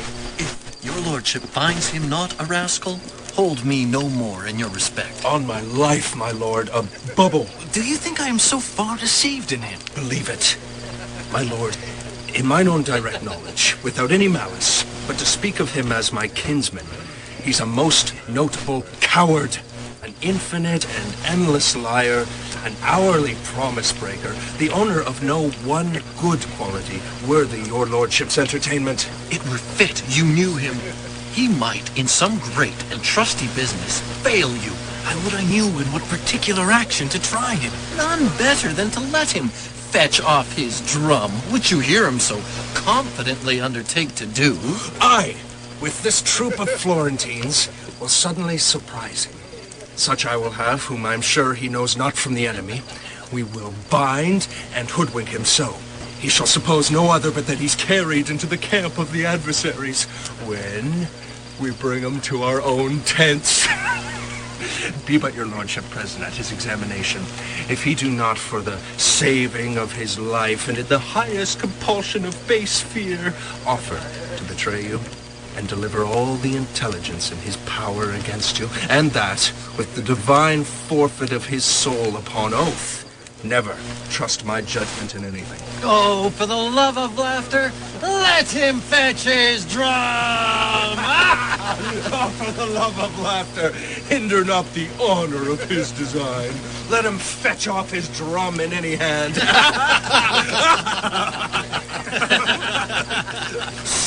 Heroles. How now, monsieur? This drum sticks sorely in your disposition. A poxont, let it go. 'Tis but a drum. But a drum? Is't but a drum? A drum so lost? There was excellent command to charge in with our own horse upon our own wings, and to rend our own soldiers. Well, we cannot greatly condemn our success. Some dishonor we had in the loss of that drum, but it is not to be recovered. It might have been recovered. It might, but it is not now. It is to be recovered. I would have that drum, or another, or hic yakit. Why, if you have a stomach, to it, monsieur. If you think your mystery and stratagem can bring this instrument of honor again into his native quarter, be magnanimous in the enterprise and go on. I will grace the attempt for a worthy exploit. If you speed well in it, the Duke shall both speak of it and extend to you what further becomes his greatness, even to the utmost syllable of your worthiness. By the hand of a soldier, I will undertake it. But you must not now slumber. I'll about it this evening. And I will presently pen down my dilemmas, encourage myself in my certainty, put myself into my mortal preparation, and by midnight, look to hear further from me. May I be bold to acquaint his grace you are gone about it? I know not what the success will be, my lord, but the attempt, I vow. Well, I know thou art valiant, and to the possibility of thy soldiership will subscribe for thee. Farewell. Farewell! Farewell! I love not many words. No more than a fish loves water. He shall be caught tonight. Your brother, he shall go along with me. As please your lordship, I'll see to the trap.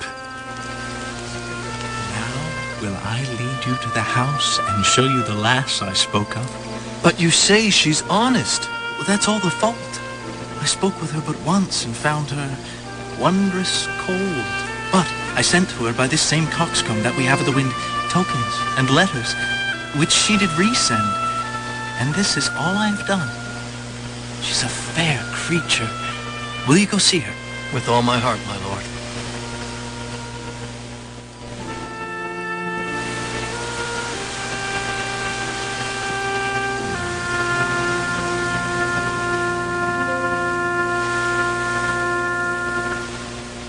Though my state be fallen, I was well born, nothing acquainted with these businesses. If you misdoubt me that I am not she, I know not how I shall assure you further, but I shall lose the grounds I work upon. I would not put my reputation now in any staining act. Nor would I wish you. First, give me trust. The Count, he is my husband, and what to your sworn counsel I have spoken is so from word to word, and then you cannot, by the good aid that I of you shall borrow, err in bestowing it. I should believe you, for you have showed me that which well approves your great infortune. Take this purse of gold, and let me buy your friendly help thus far, which I will overpay and pay again when I have found it. The Count, he woos your daughter, lays down his wanton siege before her beauty, resolved to carry her. Let her at last consent, as we'll direct her how 'tis best to bear it. Now his important blood will not deny, that she'll demand.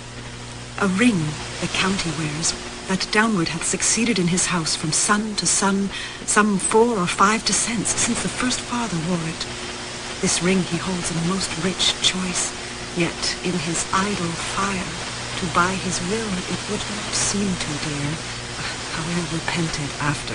Now I see the bottom of your purpose. You see it lawful then. It is no more but that your daughter, ere she seems as one, desires this ring, appoints him an encounter, at last delivers me to fill the time, herself most chastely absent. After, to marry her, I'll add 3,000 crowns to what is past already. I have yielded.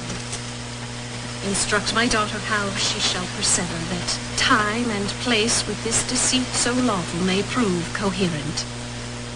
Every night he comes with musics of all sorts, and songs composed to lead her to false play. And nothing steads us to chide him from our eaves, for he persists as if his life lay on't. Why then tonight let us essay our plot, which, if it speed, is wicked meaning in a lawful deed, and lawful meaning in a lawful act, where both not sin, and yet a sinful fact. But that's about it.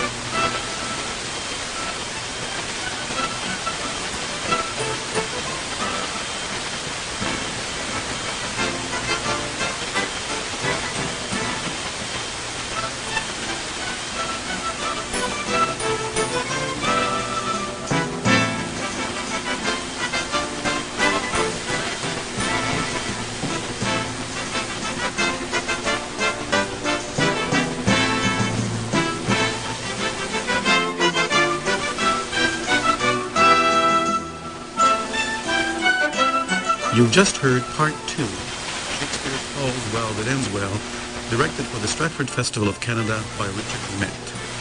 In the cast, we heard Dominique Blythe as the Countess of Cillian, Evan Boone as the Elder Domain, Benedict Campbell as Labatch, Ian Deacon as Ronaldo, Bernard Hopkins as Lord Lafew, William Hutt as the King of France, Sarah McVie as Mariana, and Richard Monette as Parolles.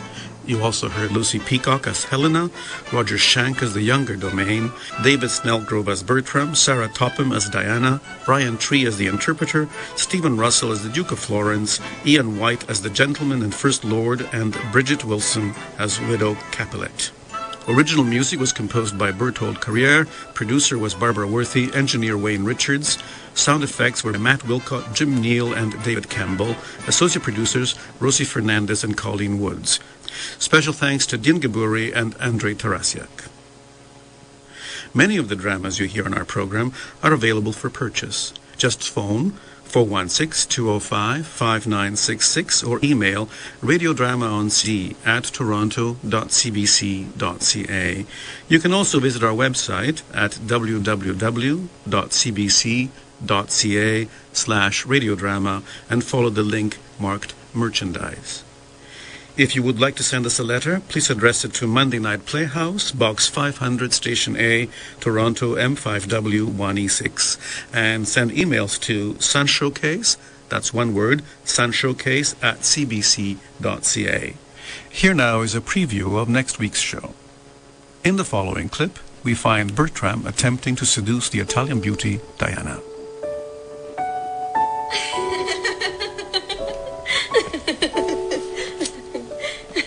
They told me that your name was Fontebelle. No, my good lord. Diana. Titled goddess, and worth it with addition. But fair soul, in your fine frame hath love no quality. If the quick fire of youth light not your mind, you are no maiden, but a monument. When you are dead, you should be such a one as you are now. For you are cold and stern, and now you should be as your mother was when your sweet self was got. She then was honest. So should you be.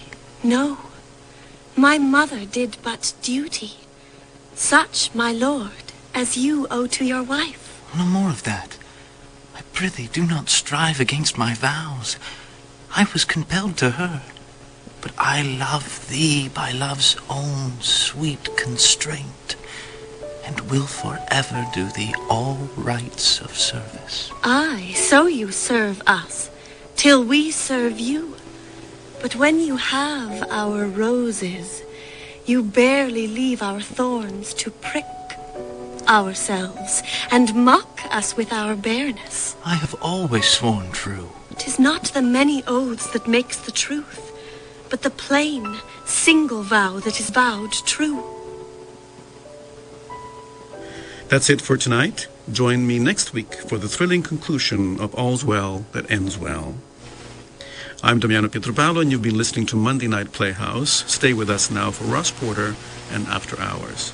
Good night. You're tuned to CBC Radio.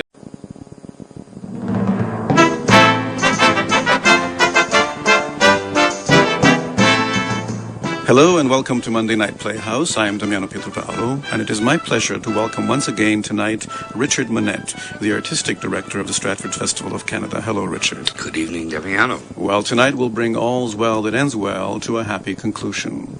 Where were we last week?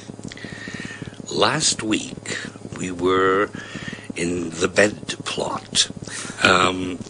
Bertram falls in love with this young woman, and Helena finds out about it, and then they reverse roles. In other words, he's blindfolded, and Helena replaces the young woman, and they go to bed and consummate, as we will learn later at the end. So that's where we were. Now, in this scene where they try to capture Parolles, played by yourself, I might add, they're talking gibberish almost. That's right. Why? Well, they're pretending to be Muscovites, and there's a line that says, everybody talk a different language, and Shakespeare just invented all of this to scare Parolles, who thinks he's fallen into the hands of the enemies. Is this unusual in Shakespeare, this kind of playfulness with language? Yes, in the sense of it being totally meaningless, which is why it works, it is unusual. And it is very funny and very silly. But what about Helena in this play? In an otherwise silly plot. Nothing silly about her, is there? Well, as always in Shakespeare, especially in the comedies, there are funny scenes and there are serious scenes. It's a mingled yarn, as somebody mentions in the play. This is what makes him great, and of course it's very unlike the French authors of the time, which had the unities and an absolute, cohesive time, place, and action, where Shakespeare just throws in comedy in a serious play and puts in serious stuff in a comedy. It's part of his strength, his genius. This is very much a quest play. Does she get her man? And how does she get her man? Well, she doesn't get it by good works, although she has a lot of good works. She gets it by grace. And that's how she gets him, in the belief in that. It's a Protestant and Catholic ethic at work here. Well, let's join them on their journey towards a happy resolution. Ladies and gentlemen, please take your seats for Act 3 of Shakespeare's All's Well That Ends Well, directed by Richard Manette for the 50th anniversary season of the Stratford Festival of Canada.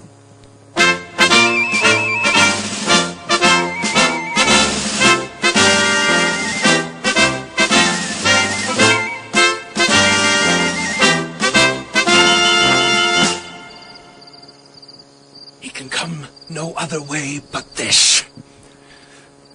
When you sally upon him, speak what terrible language you will, though you understand it not yourselves, no matter. For we must not seem understand him, Unless someone among us whom we must produce for an interpreter. Good captain, let me be the interpreter. Art not acquainted with him? Knows he not thy voice? No, sir, I warrant you. But what linsey-woolsey hast thou to speak to us again? E'en such as you speak to me. Ah. Now, he must think us some band of strangers in the adversary's entertainment. Now, he hath a smack of all neighboring languages. Therefore, we must every one be a man of his own invention. Not to know what we speak one to another. Gabble enough and good enough. As for you, interpreter, you must seem very politic. Coach, ho! Oh, here he comes, to beguile 2 hours in a sleep and then return and swear the lies he forges. 10 o'clock. Within these 2 hours, 'twill be time enough to go home. What shall I say I've done? It must be a very plausible invention that carries it. Oh, they begin to smoke me, and his graces have of late knocked too often at my door. I find my tongue is too foolhardy, but my heart hath the fear of Mars before it, not daring the reports of my tongue. This is the first truth that thine own tongue was guilty of. What the devil should move me to undertake the recovery of this drum? Being not ignorant of the impossibility, and knowing I had no such purpose, I must give myself some hurts and say I got them in exploit. Yet slight ones will not carry it. They will say, came you off with so little? And great ones, I dare not give. Is it possible he should know what he is, and be that he is? I would the cutting of my garments would serve the turn, or the breaking of my Spanish sword, or the bearing of my beard, and say was done in stratagem. 'Twould not do. Or to drown my clothes and say I was stripped. Hardly serve. Though I swore I leapt from the window of the citadel. How deep? 30 fathom. I would I had any drum of the enemy's. I would swear I recovered it. You shall hear one anon. A drum now of the enemy. Rocco Bonfuscos! Cargo!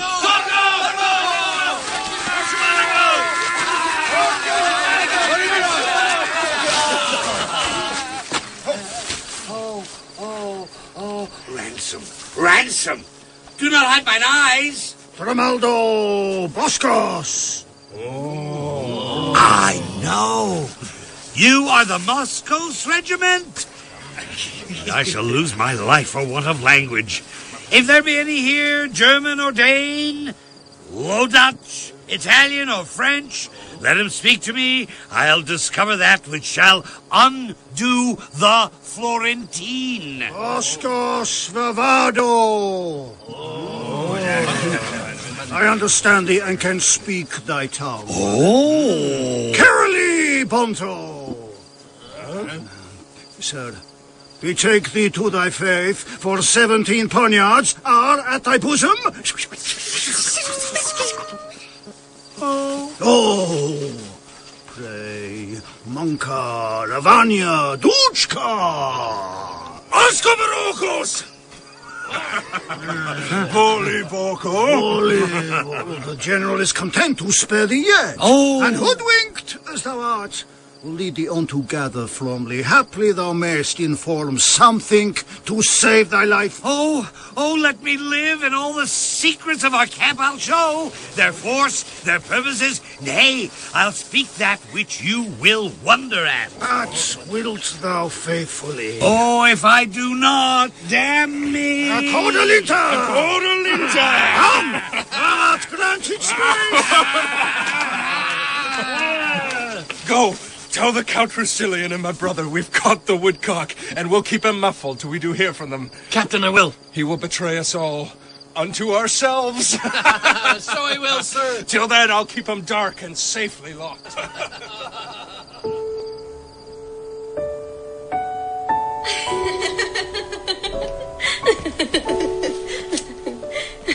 They told me that your name was Fontebelle. No, my good lord. Diana. Titled goddess, and worth it with addition. But fair soul, in your fine frame hath love no quality. If the quick fire of youth light not your mind, you are no maiden, but a monument. When you are dead, you should be such a one as you are now, for you are cold and stern. And now you should be as your mother was when your sweet self was got. She then was honest. So should you be. No, my mother did but duty.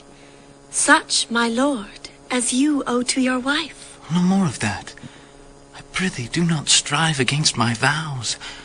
I was compelled to her, but I love thee by love's own sweet constraint, and will forever do thee all rights of service. Aye, so you serve us, till we serve you. But when you have our roses, you barely leave our thorns to prick ourselves, and mock us with our bareness. I have always sworn true. 'Tis not the many oaths that makes the truth, but the plain, single vow that is vowed true. If I should swear by God's great attributes I loved you dearly, would you believe my oaths when I did love you ill? Therefore, your oaths are words and poor conditions, but unsealed, at least in my opinion. Change it. Change it. Be not so wholly cruel. Love is holy, and my integrity ne'er knew the crafts that you do charge men with. Stand no more off, but give thyself unto my sick desires. Then I'll recover. Say thou art mine, and ever my love, as it begins, shall so persever. I see that men may wrap in such a snare that we'll forsake ourselves.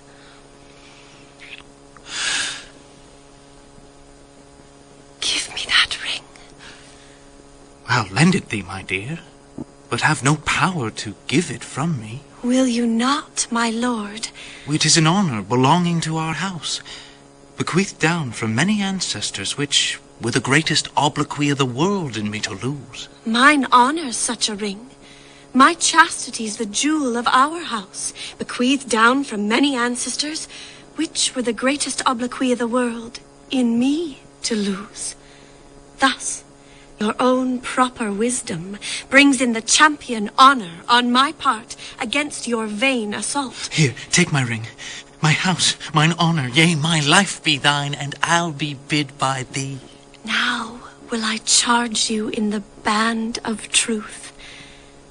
When you have conquered my yet maiden bed, remain there but an hour, nor speak to me. My reasons are most strong, and you shall know them when back again this ring shall be delivered. And on your finger, in the night, I'll put another ring, that what in time proceeds may token to the future our past deeds.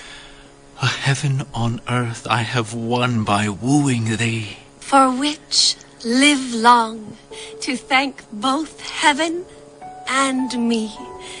You may sow in the end.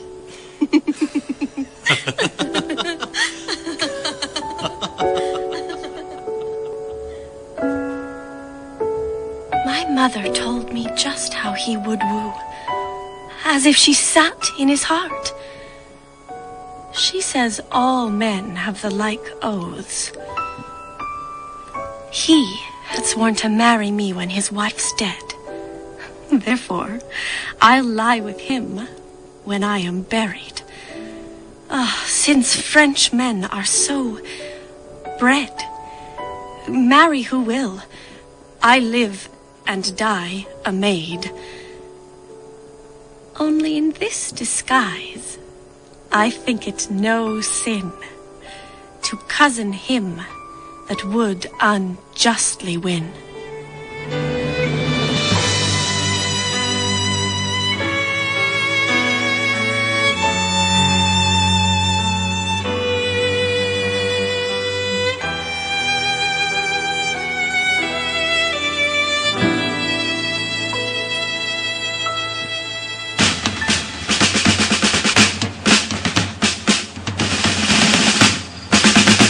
What hear you of these wars? I hear there's an overture of peace. Nay, I assure you, a peace concluded. What will Count Roussillon do then? Will he travel onward or return again into France? Sir, his wife, some 2 months since, fled from his house. Her intention is a pilgrimage to Saint-Jacques-le-Grand, which, holy undertaking, with most austere sanctimony she accomplished. And there, residing, the tenderness of her nature became as a prey to her grief. In fine, made a groan of her last breath, and now she sings in heaven.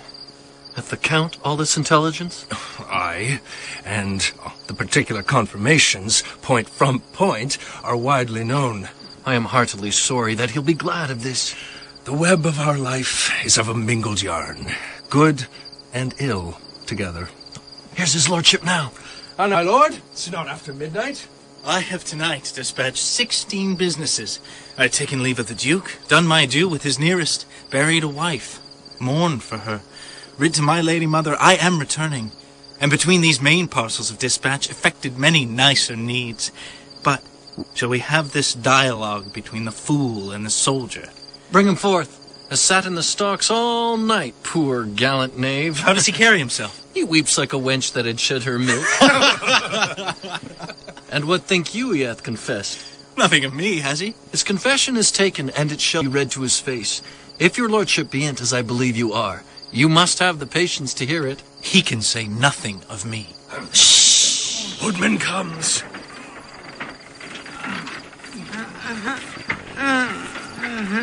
He calls for the torches. What will you say without them? Oh, I will confess what I know without constraint. Ow! If you pinch me like a pastry, I can say no more. Bosco, Chimeco. Bobli pindo chikermeko de shumbaringa de chumanora chevenade. Funger chimba. You are a merciful general. Our general bids you answer to what I ask you. Oh, and truly as I hope to live. First, demand of him how many horse the Duke is strong. What say you to that? 5,000 or 6,000, but very weak and unserviceable. The troops are all scattered, and the commanders very poor rogues, upon my reputation and credit, and as I hope to live. Shall we set down your answer, so? Do, I'll take the sacrament on it. What a past-saving slave is this? You are deceived, my lord. This is Monsieur Paroles, the gallant militarist. Well, that's set down. 5,000 or 6,000 horse, I said. I will say true, or thereabouts. Set down, for I'll speak truth. He's very near the truth in this. Poor rogues, I pray you say? Well, that's set down. Oh, I humbly thank you, sir. A truth. The rogues are marvelous poor. That's set down. You shall demand of him whether one Captain Dumaine be in the camp, a Frenchman. What is his reputation with the Duke? What is his valor, honesty, expertness in wars? And whether he thinks it were not possible, with well-weighing sums of gold, to corrupt him to revolt. What say you to this? What do you know of it? Well, I beseech you, let me answer to the particular of the interrogatories. Demand them singly. Do you know this Captain Dumaine? Ho, I know him. He was a butcher's prentice in Paris, from whence he was whipped for getting the Shreve's fool with child. A dumb innocent that could not say him nay. Is this captain in the Duke of Florence's camp? Upon my knowledge he is, and lousy. What is his reputation with the Duke? The Duke knows him for no other but a poor officer of mine, and writ to me this other day to turn him out of the band. I think I have his letter in my pocket. Research. In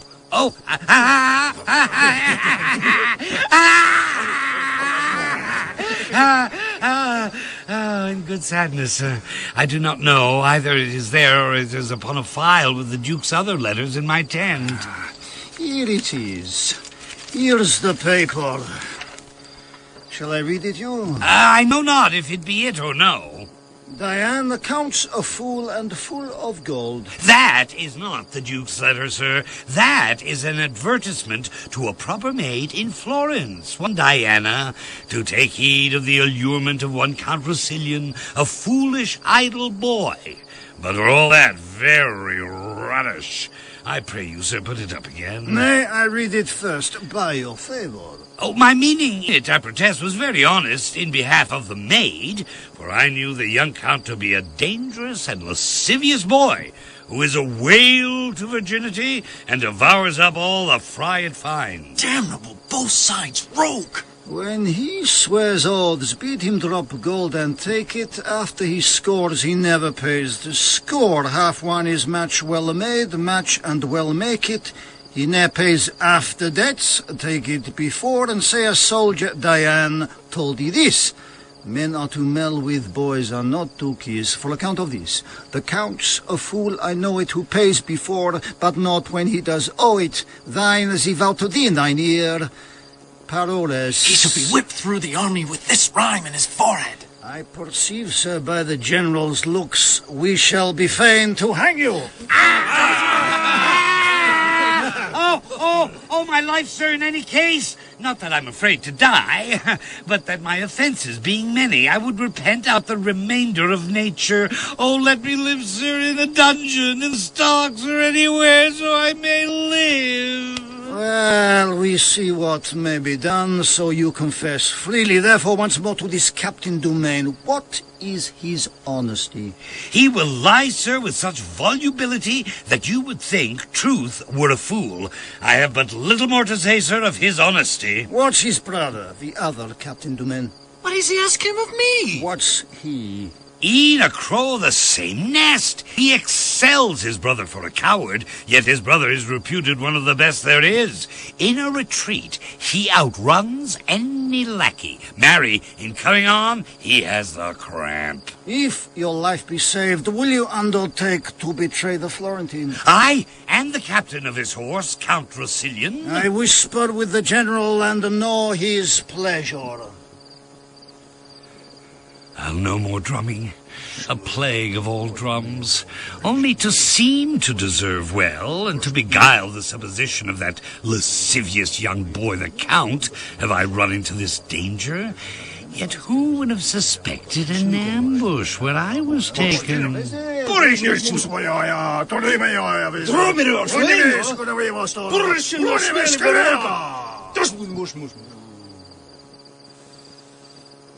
There is no remedy, sir, but you must die. Our general says you that have so traitorously discovered the secrets of your army and made such, shall you say, pestiferous reports of men very nobly held, can serve the world for no honest use. Therefore you must die. Come, headsman, off with his head. Oh, Lord, sir, let me live, or let me see my death. That shall you, and take your leave of all your friends. So, look about you. Know you any here? Good morrow, noble captain. God bless you, Captain Paroles. God save you, noble captain. Captain, what greeting will you to my Lord Lefeu? I am for France. Good captain, will you give me a copy of the sonnet you writ to Diana in behalf of the Count Rousillon? If I were not a very coward, I'd compel it of you. Fare thee well. You are undone, Captain. All but your scarf that has a knot on't yet. Who cannot be crushed with a plot. If you could find out a country where but women were that have received so much shame, you might begin an impudent nation. Fare you well, sir. I'm for France, too. We shall speak of you there. Brashnek, Udskaya, Vostokova. Yet am I thankful. If my heart were great, 'twould burst at this. Captain, I'll be no more, but I will eat and drink and sleep as soft as captain shall. Simply the thing I am shall make me live. Who knows himself a braggart, let him fear this, for it will come to pass that every braggart shall be found an ass. Rust sword, cool blushes, and Paroles live safest in shame. Being fooled, by foolery thrive. There's place and means for every man alive. I'll after them.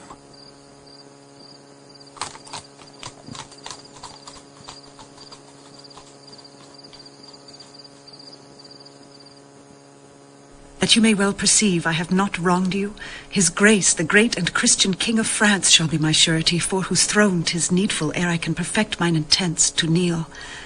Time was I did him a desired office, dear almost as his life. You must know I am supposed dead. The army breaking, my husband hies him home, where, heaven aiding, and by the leave of my good lord the king, we'll be before our welcome. Gentle madam, you never had a servant to whose trust your business was more welcome. Nor you, mistress, ever a friend whose thoughts more truly labor to recompense your love.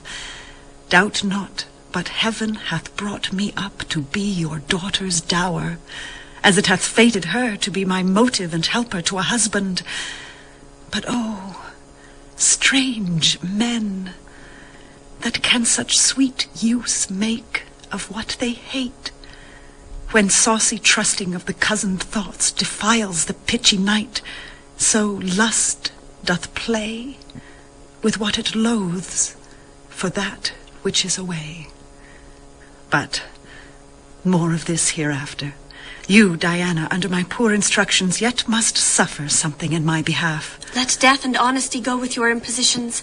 I am yours, upon your will to suffer. Yet I pray you, but with the word, the time will bring on summer, when briars shall have leaves as well as thorns, and be as sweet as sharp. We must away. Our wagon is prepared, and time revives us. All's well that ends well. Still, the fine's the crown. Whate'er the course, the end is the renown.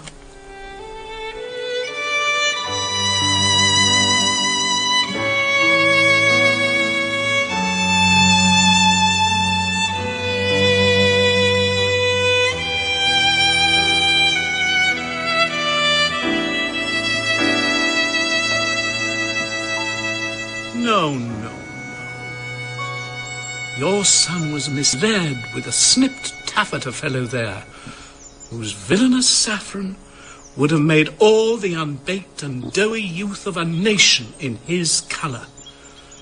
Your daughter-in-law had been alive at this hour, and your son here at home, more advanced by the king than by that red-tailed humble-bee I speak of. I would I had not known him. It was the death of the most virtuous, gentle woman that ever nature had praise for creating. If she had partaken of my flesh and cost me the dearest groans of a mother, I could not have owed her a more rooted love. 'Twas a good lady. 'Twas a good lady. We may pick 1,000 salads ere we light on such another herb. Indeed, sir. She was the sweet marjoram of the salad, or rather, the herb of grace. Whether dost thou profess thyself, a knave or a fool? A fool, sir, at a woman's service, and a knave at a man's. Your distinction? I would cozen the man of his wife and do his service. So you were a knave at his service, indeed. And I would give his wife my bauble, sir, to do her service. I will subscribe for thee. Thou art both knave and fool. At your service? No. Why, sir, if I cannot serve you, I can serve as great a prince as you are. What prince is that? The Black Prince, sir, alias the Prince of Darkness, alias the Devil. Hold thee. Hold thee. There's my purse. I am a woodland fellow, sir, that always loved a great fire, and the master I speak of ever keeps a good fire. But sure, he is prince of the world. Let his nobility remain in's court. I am for the house with the narrow gate, which I take to be too little for pomp to enter. Some that humble themselves may, but the many will be too chill and tender, and they'll be for the flowery way that leads to the broad gate and the great fire.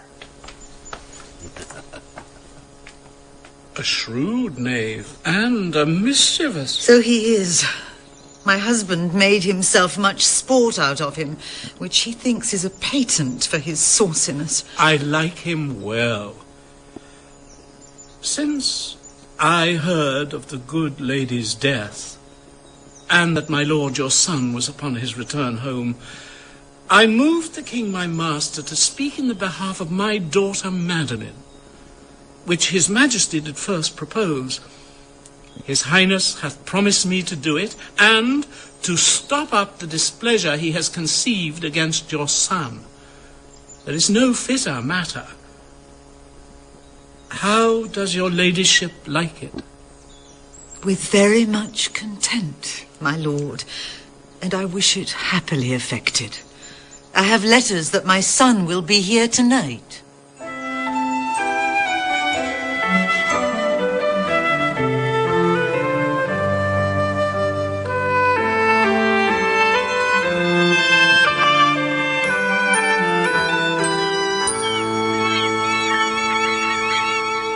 This exceeding posting day and night must wear your spirits low. In happy time, this man may help me to his majesty's ear if he would spend his power. God save you, sir. And you? Sir, I have seen you in the court of France.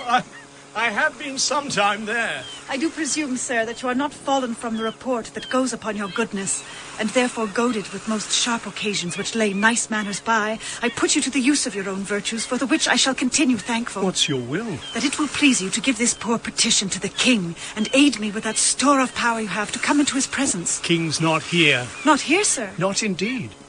He hence removed last night, and with more haste than is his use. Lord, how we lose our pain. All's well that ends well yet, though time seems so adverse and means unfit.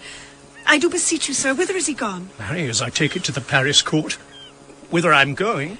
I do beseech you, sir, since you are like to see the king before me, commend the paper to his gracious hand, which I presume shall render you no blame, but rather make you thank your pains for it. I will come after you with what good speed our means will make us means. This I'll do for you. And you shall find yourself to be well thanked, whate'er falls more. We must to horse again. Go. Go. Provide.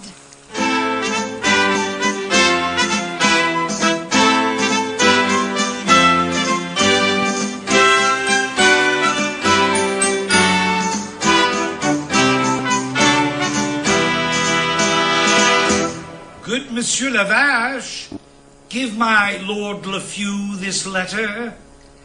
I have ere now, sir, been better known to you when I have held familiarity with fresher clothes.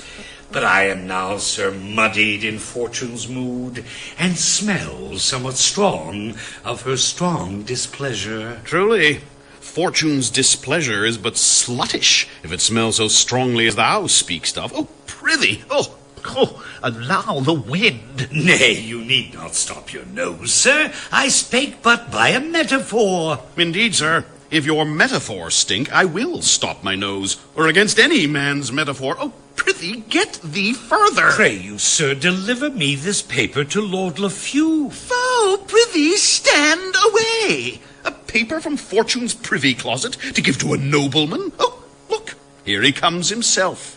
Here is Fortune's cat, sir, that has fallen into the unclean fish pond of her displeasure. Pray you, sir, use the carp as you may. My lord, I am a man whom Fortune hath cruelly scratched. And what would you have me to do? 'Tis too late to pare her nails now. There's a quaterque for you.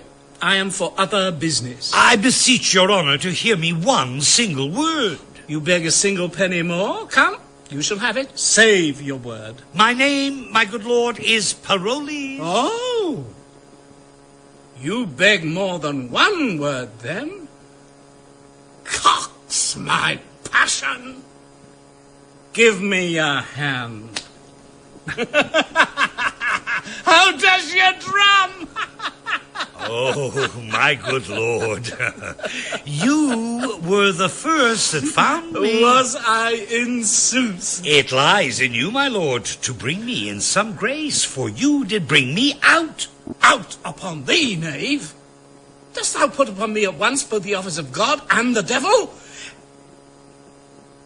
Sirrah, inquire further after me. I had talk of you, not. Though you are a fool and a knave, you shall eat. Go to. Oh, I praise God for you.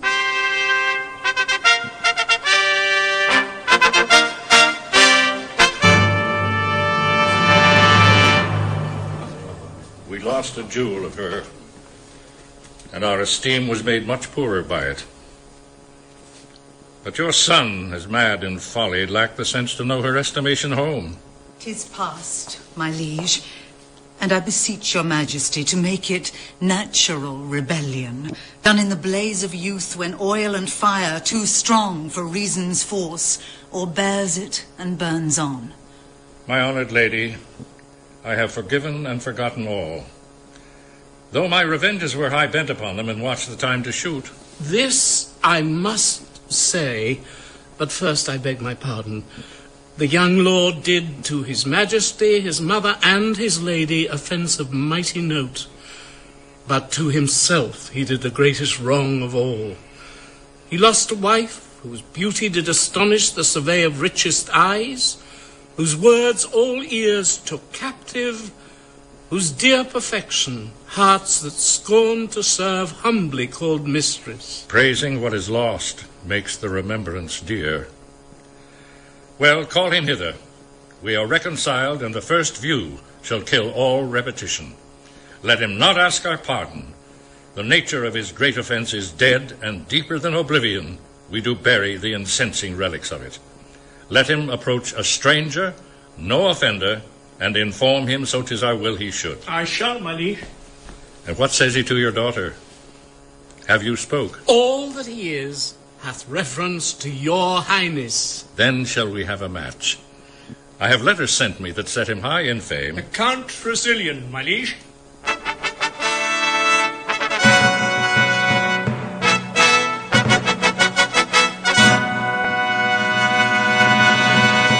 Count, I am not a day of season, for thou mayst see a sunshine and a hail in me at once. But to the brightest beams distracted clouds give way, so stand thou forth, The time is fair again. My high repented blames, dear sovereign, pardon to me. All is whole, not one word more of the consumed time. Let's take the instant by the forward top, for we are old. And on our quickest degrees, the inaudible and noiseless foot of time steals ere we can affect them. You remember the daughter of this lord? Admiringly, my liege. At first I stuck my choice upon her, ere my heart durst make too bold a herald of my tongue. Thence it came that she, Helena, whom all men praised, and whom myself, since I have lost, have loved, was in mine eye the dust that did offend it. Well excused. That thou didst love her strikes some scores away from the great Comte. But love that comes too late, like a remorseful pardon slowly carried to the great centre, turns a sour offence, crying, "That's good, that's gone." Our rash faults make trivial price of serious things we have, not knowing them until we know their grave. Our own love waking cries to see what's done, while shameful hate sleeps out the afternoon. Be this sweet Helen's knell, and now forget her. Send forth your amorous token for fair Madeleine. The main consents are had, and here we'll stay to see our widow's second marriage day. Which better than the first, oh dear heaven bless. Come on, my son, in whom my house's name must be digested. Give a favour from you to sparkle in the spirits of my daughter, that she may quickly come.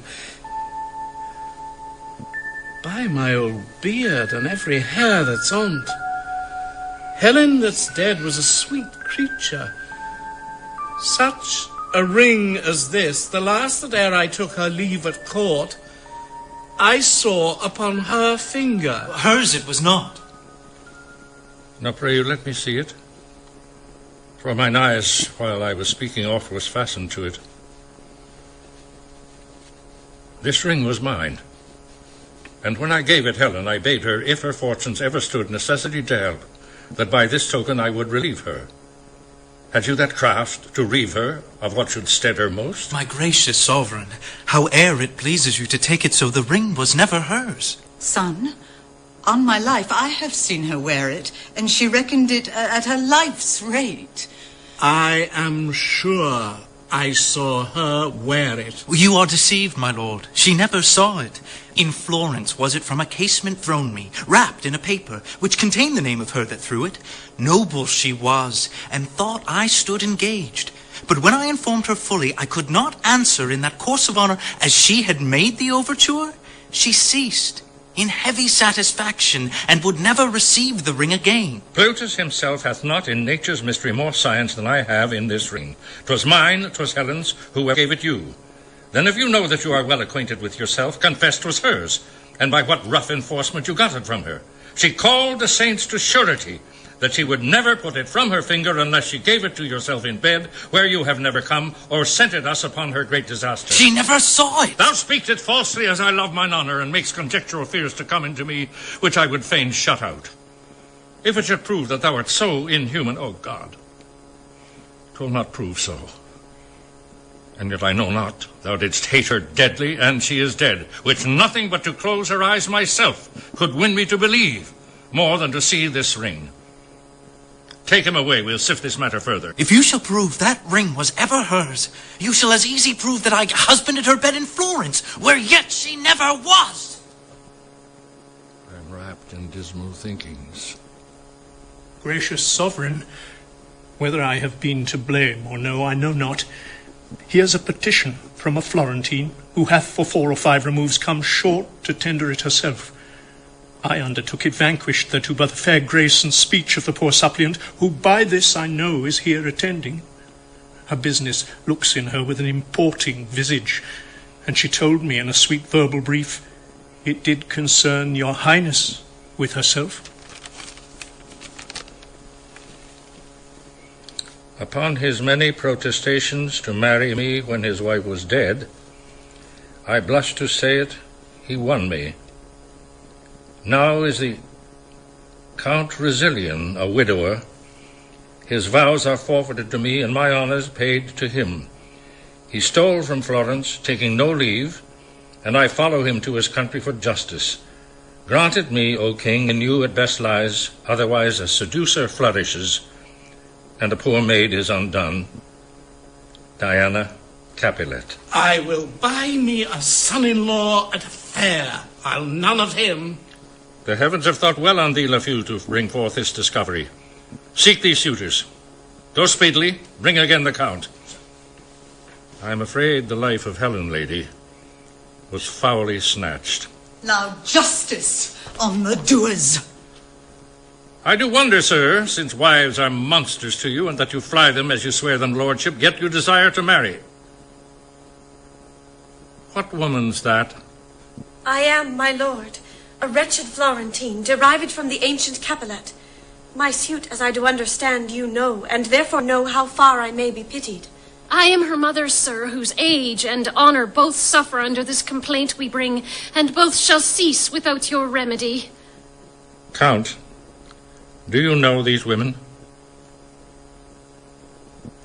My lord, I neither can nor will deny, but that I know them. Do they charge me further? Why do you look so strange upon your wife? She's none of mine, my lord. If you shall marry, you give away this hand, and that is mine. You give away heaven's vows, and those are mine. You give away myself, which is known mine. For I, by vow, am so embodied yours, that she which marries you must marry me, either both or none. Your reputation comes too short for my daughter. He is no husband for her. My lord, this is a fond and desperate creature whom sometime I have laughed with. Let your highness lay a more noble thought upon mine honour than for to think that I would sink it here. Sir, for my thoughts you have them ill to friend till your deeds gain them. Fairer prove your honour than in my thought it lies. Good my lord, ask him upon his oath, if he does think he had not my virginity. What sayst thou to her? She's impudent, my lord, and was a common gamester to the camp. He does me wrong, my lord. If I were so, he might have bought me at a common price. Do not believe him. Oh, behold this ring, whose high respect and rich validity did lack a parallel, yet for all that, he gave it to a commoner of the camp, if I be one. He blushes. And 'tis it of 6 preceding ancestors. That gem, conferred by testament to the sequent issue, hath it been owed and worn. This is his wife. The ring's 1,000 proofs. Is there one here in court could witness it? There is, my lord, but I am loath to produce so bad an instrument.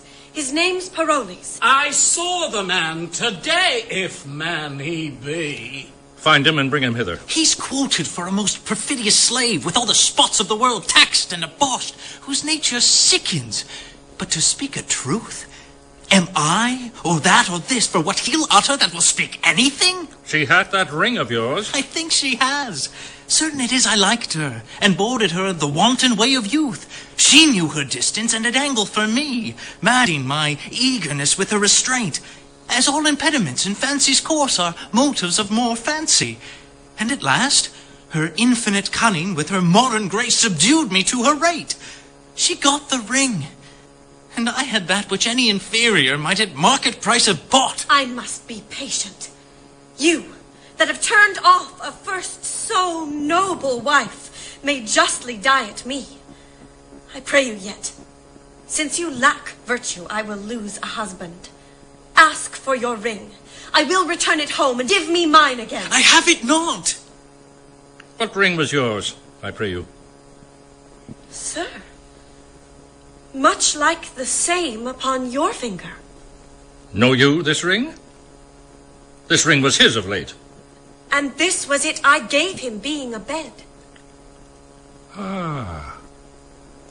The story then goes false. You threw at him out of a casement. I have spoke the truth.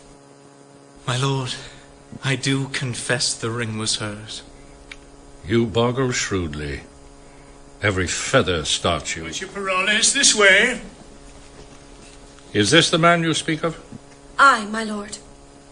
Tell me, Sirrah, but tell me true, I charge you, not fearing the displeasure of your master. By him and by this woman here, what know you? So please your majesty, my master hath been an honourable gentleman. Tricks he hath had in him which gentlemen have. Come to the purpose.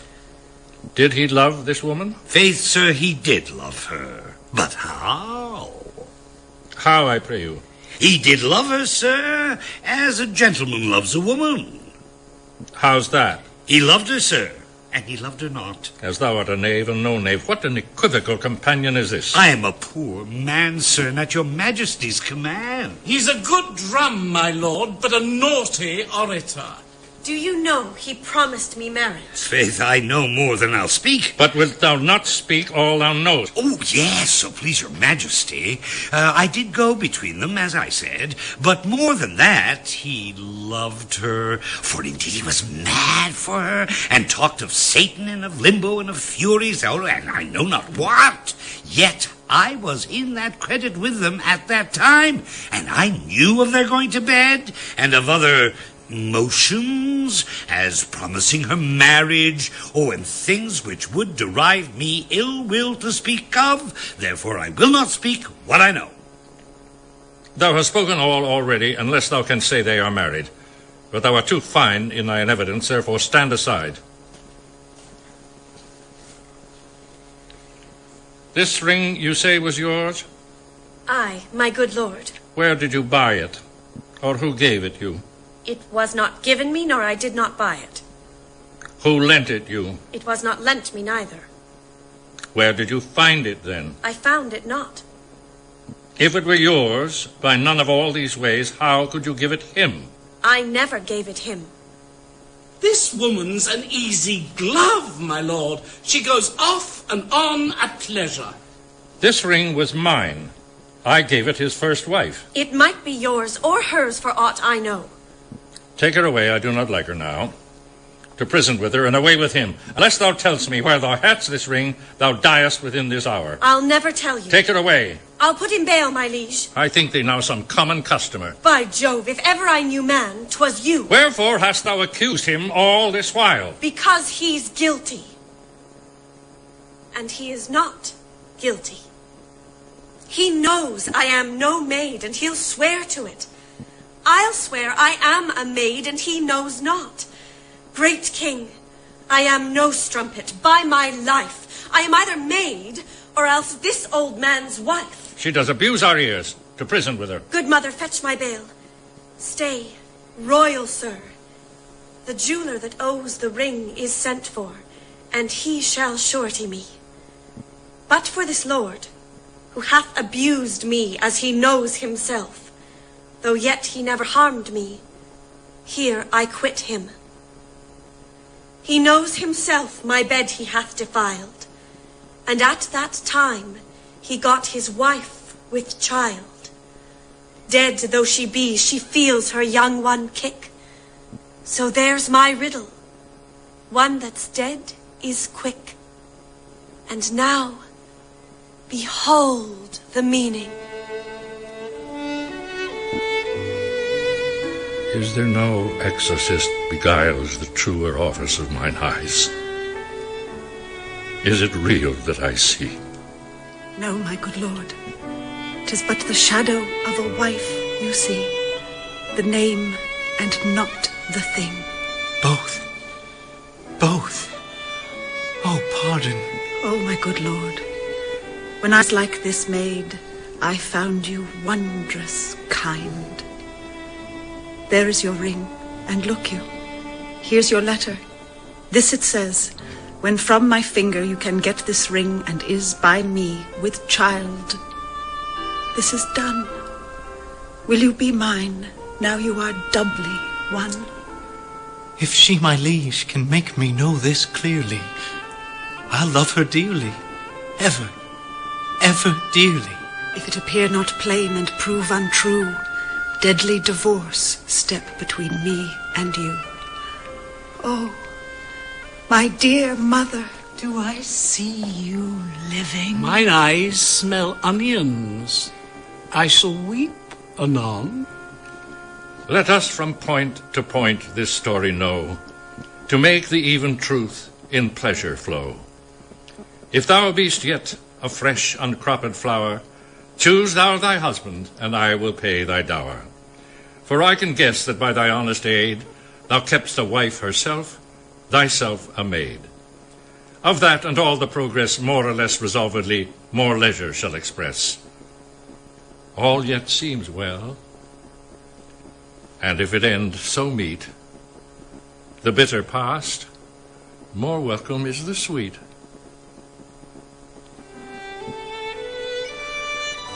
The king's a beggar, now the play is done. All is well ended, if this suit be one that you express content, which we will pay with strife to please you, day exceeding day. Ours be your patience then, and yours our parts. Your gentle hands lend us, and take our hearts.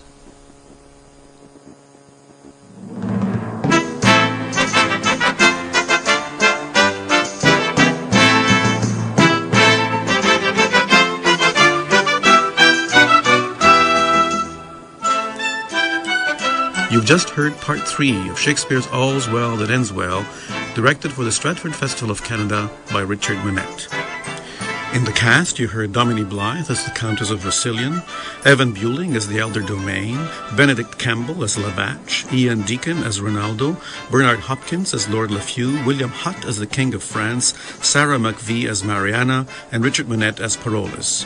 You also heard Lucy Peacock as Helena, Roger Shank as the Younger Domain, David Snellgrove as Bertram, Sarah Topham as Diana, Brian Tree as the Interpreter, Stephen Russell as the Duke of Florence, Ian White as the Gentleman and First Lord, and Bridget Wilson as Widow Capulet. Original music was composed by Berthold Carriere, producer was Barbara Worthy, engineer Wayne Richards, sound effects were by Matt Wilcott, Jim Neal, and David Campbell, associate producers Rosie Fernandez and Colleen Woods. Special thanks to Dean Gaburi and Andrei Tarasiak. That's it for tonight. If you would like to send us a letter, please address it to Monday Night Playhouse, Box 500, Station A, Toronto, M5W1E6. Join me again next week for the thrilling conclusion of All's Well That Ends Well. I'm Damiano Pietropalo, and you've been listening to Monday Night Playhouse. Stay with us now for Ross Porter and After Hours. Good night.